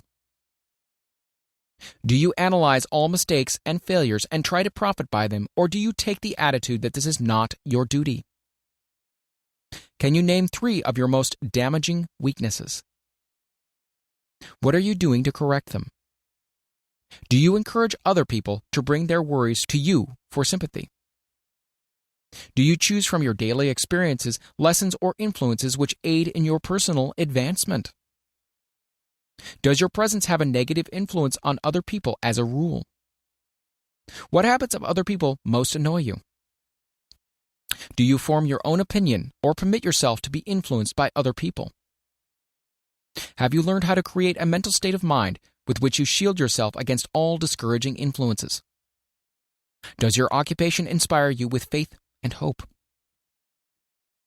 Are you conscious of possessing spiritual forces of sufficient power to enable you to keep your mind free from all forms of fear? Does your religion help you to keep your own mind positive? Do you feel it your duty to share other people's worries? If so, why? If you believe that birds of a feather flock together, what have you learned about yourself by studying the friends whom you attract? What connection, if any, do you see between the people with whom you associate most closely and any unhappiness you may experience? Could it be possible that some person whom you consider to be a friend is in reality your worst enemy because of his negative influence on your mind? By what rules do you judge who is helpful and who is damaging to you?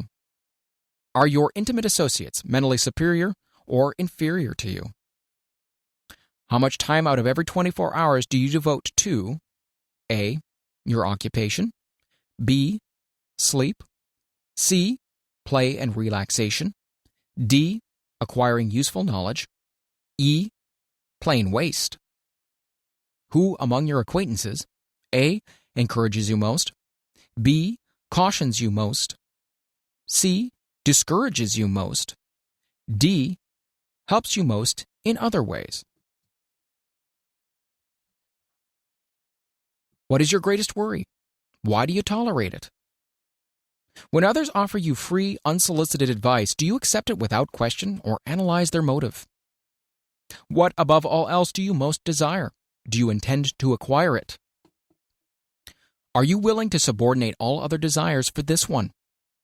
How much time daily do you devote to acquiring it? Do you change your mind often? If so, why? Do you usually finish everything you begin? Are you easily impressed by other people's business or professional titles, college degrees, or wealth? Are you easily influenced by what other people think of you or say? Do you cater to people because of their social or financial status? Whom do you believe to be the greatest person living? In what respect is this person superior to yourself? How much time have you devoted to studying and answering these questions? At least one day is necessary for the analysis and the answering of the entire list. If you have answered all these questions truthfully, you know more about yourself than the majority of people. Study the questions carefully. Come back to them once each week for several months and be astounded at the amount of additional knowledge of great value to yourself you will have gained by the simple method of answering the questions truthfully. If you're not certain concerning the answers to some of these questions, seek the counsel of those who know you well, especially those who have no motive in flattering you, and see yourself through their eyes. The experience will be astonishing. You have absolute control over but one thing, and that is your thoughts. This is the most significant and inspiring of all facts known to man. It reflects man's divine nature. Thus, divine prerogative is the sole means by which you may control your own destiny. If you fail to control your own mind, you may be sure you will continue nothing else. If you must be careless with your possessions, let it be in connection with material things. Your mind is your spiritual estate. Protect and use it with the care to which divine royalty is entitled. You were given a willpower for this purpose. Unfortunately, there is no legal protection against those who, either by design or ignorance, poison the minds of others by negative suggestion. This form of destruction should be punishable by heavy legal penalties because it may and often does destroy one's chance of acquiring material things which are protected by law. Men with negative minds tried to convince Thomas Edison that he could not build a machine that would record and reproduce the human voice, because, they said, no one else had produced such a machine. Edison did not believe them. He knew that the mind could produce anything the mind could conceive and believe, and that knowledge was the thing that lifted the great Edison above the common herd. Men with negative minds told F.W. Woolworth he would go broke trying to run a store on 5 and 10 cent sales. He did not believe them. He knew that he could do anything within reason if he backed his plans with faith. Exercising his right to keep other men's negative suggestions out of his mind, he piled up a fortune of more than $100 million. Men with negative minds told George Washington he would not hope to win against the vastly superior forces of the British, but he exercised his divine right to believe. Therefore, this book was published under the protection of the Stars and Stripes, while the name of Lord Cornwallis has been all but forgotten. Doubting Thomases scoffed scornfully when Henry Ford tried out his first crudely built automobile on the streets of Detroit. Some said the thing never would become practical. Others said no one would pay money for such a contraption. Ford said, "I'll belt the earth with dependable motor cars." And he did.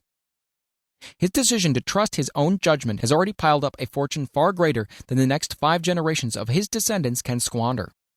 For the benefit of those seeking vast riches, let it be remembered that practically the sole difference between Henry Ford and a majority of the more than 100,000 men who work for him is this: Ford has a mind and controls it.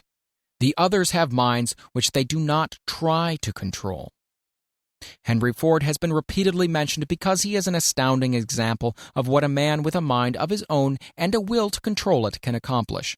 His record knocks the foundation from under that time-worn alibi: I never had a chance. Ford never had a chance either, but he created an opportunity and backed it with persistence until it made him richer than Croesus. Mind control is the result of self-discipline and habit. You either control your mind or it controls you. There is no hallway compromise. The most practical of all methods for controlling the mind is the habit of keeping it busy with a definite purpose backed by a definite plan. Study the record of any man who achieves noteworthy success, and you will observe that he has control over his own mind. Moreover, that he exercises that control and directs it toward the attainment of definite objectives. Without this control, success is not possible. 57 Famous Alibis by Old Man If. People who do not succeed have one distinguishing trait in common. They know all the reasons for failure and have what they believe to be airtight alibis to explain away their own lack of achievement. Some of these alibis are clever and a few of them are justifiable by the facts, but alibis cannot be used for money. The world wants to know only one thing: have you achieved success? A character analyst compiled a list of the most commonly used alibis. As you read the list, examine yourself carefully and determine how many of these alibis, if any, are your own property. Remember, too, the philosophy presented in this book makes every one of these alibis obsolete. If I didn't have a wife and family, if I had enough pull, if I had money, if I had a good education, if I could get a job, if I had good health, if I only had time, if times were better, if other people understood me, if conditions around me were only different, if I could live my life over again, if I did not fear what they would say, if I had been given a chance, if I now had a chance, if other people didn't have it in for me, if nothing happens to stop me, if I were only younger, if I could only do what I want, if I had been born rich, if I could meet the right people, if I had the talent that some people have, if I dared assert myself, if I had embraced past opportunities, if people didn't get on my nerves, if I didn't have to keep house and look after the children, if I could only save some money, if the boss only appreciated me, if I only had somebody to help me, if my family understood me, if I lived in a big city, if I could just get started, If I were only free. If I had the personality of some people. If I was not so fat. If my talents were known. If I could just get a break. If I could only get out of debt. If I hadn't failed. If I only knew how. If everybody didn't oppose me. If I didn't have so many worries. If I could marry the right person. If people weren't so dumb. If my family were not so extravagant. If I were sure of myself. If luck were not against me. If I had not been born under the wrong star. If it were not true that what is to be will be. If I did not have to work so hard. If I hadn't lost my money. If I lived in a different neighborhood. If I didn't have a past. If only I had a business of my own. If other people would only listen to me. If, and this is the greatest of them all, I had the courage to see myself as I really am, I would find out what is wrong with me and correct it. Then I would have a chance to profit by my mistakes and learn something from the experience of the others. For I know that there is something wrong with me, or I would now be where I would have been if I had spent more time analyzing my weaknesses and less time building alibis to cover them. Building alibis with which to explain away failure is a national pastime. The habit is as old as the human race, and it is fatal for success. Why do people cling to their pet alibis? The answer is obvious. They defend their alibis because they create them. A man's alibi is the child of his own imagination. It is human nature to defend one's own brainchild. Building alibis is a deeply rooted habit. Habits are difficult to break, especially when they provide justification for something we do. Plato had this truth in mind when he said, "The first and best victory is to conquer self. To be conquered by self is, of all things, the most shameful and vile." Another philosopher had the same thought in mind when he said, "It was a great surprise to me when I discovered that most of the ugliness I saw in others was but a reflection of my own nature." "It has always been a mystery to me," said Albert Hubbard, "why people spend so much time deliberately fooling themselves by creating alibis to cover their weaknesses. If used differently, this same time would be sufficient to cure the weaknesses, then no alibis would be needed." In parting, I would remind you that life is a checkerboard, and the player opposite you is time. If you hesitate before moving or neglect to move promptly, your men will be wiped off the board by time. You are playing against a partner who will not tolerate indecision. Previously, you have made a logical excuse for not having forced life to come through with whatever you asked. But the alibi is now obsolete because you are in possession of the master key that unlocks the door to life's bountiful riches. The master key is intangible, but it is powerful. It is the privilege of creating, in your own mind, a burning desire for a definite form of riches. There is no penalty for the use of the key, but there is a price you must pay if you do not use it. The price is failure. There is a reward of stupendous proportions if you put the key to use. It is the satisfaction that comes to all who conquer self and force life to pay whatever is asked. The reward is worthy of your effort. Will you make the start and be convinced? "If we are related," said the immortal Emerson, "we shall meet." In closing, may I borrow this thought and say, if we are related, we have through these pages met.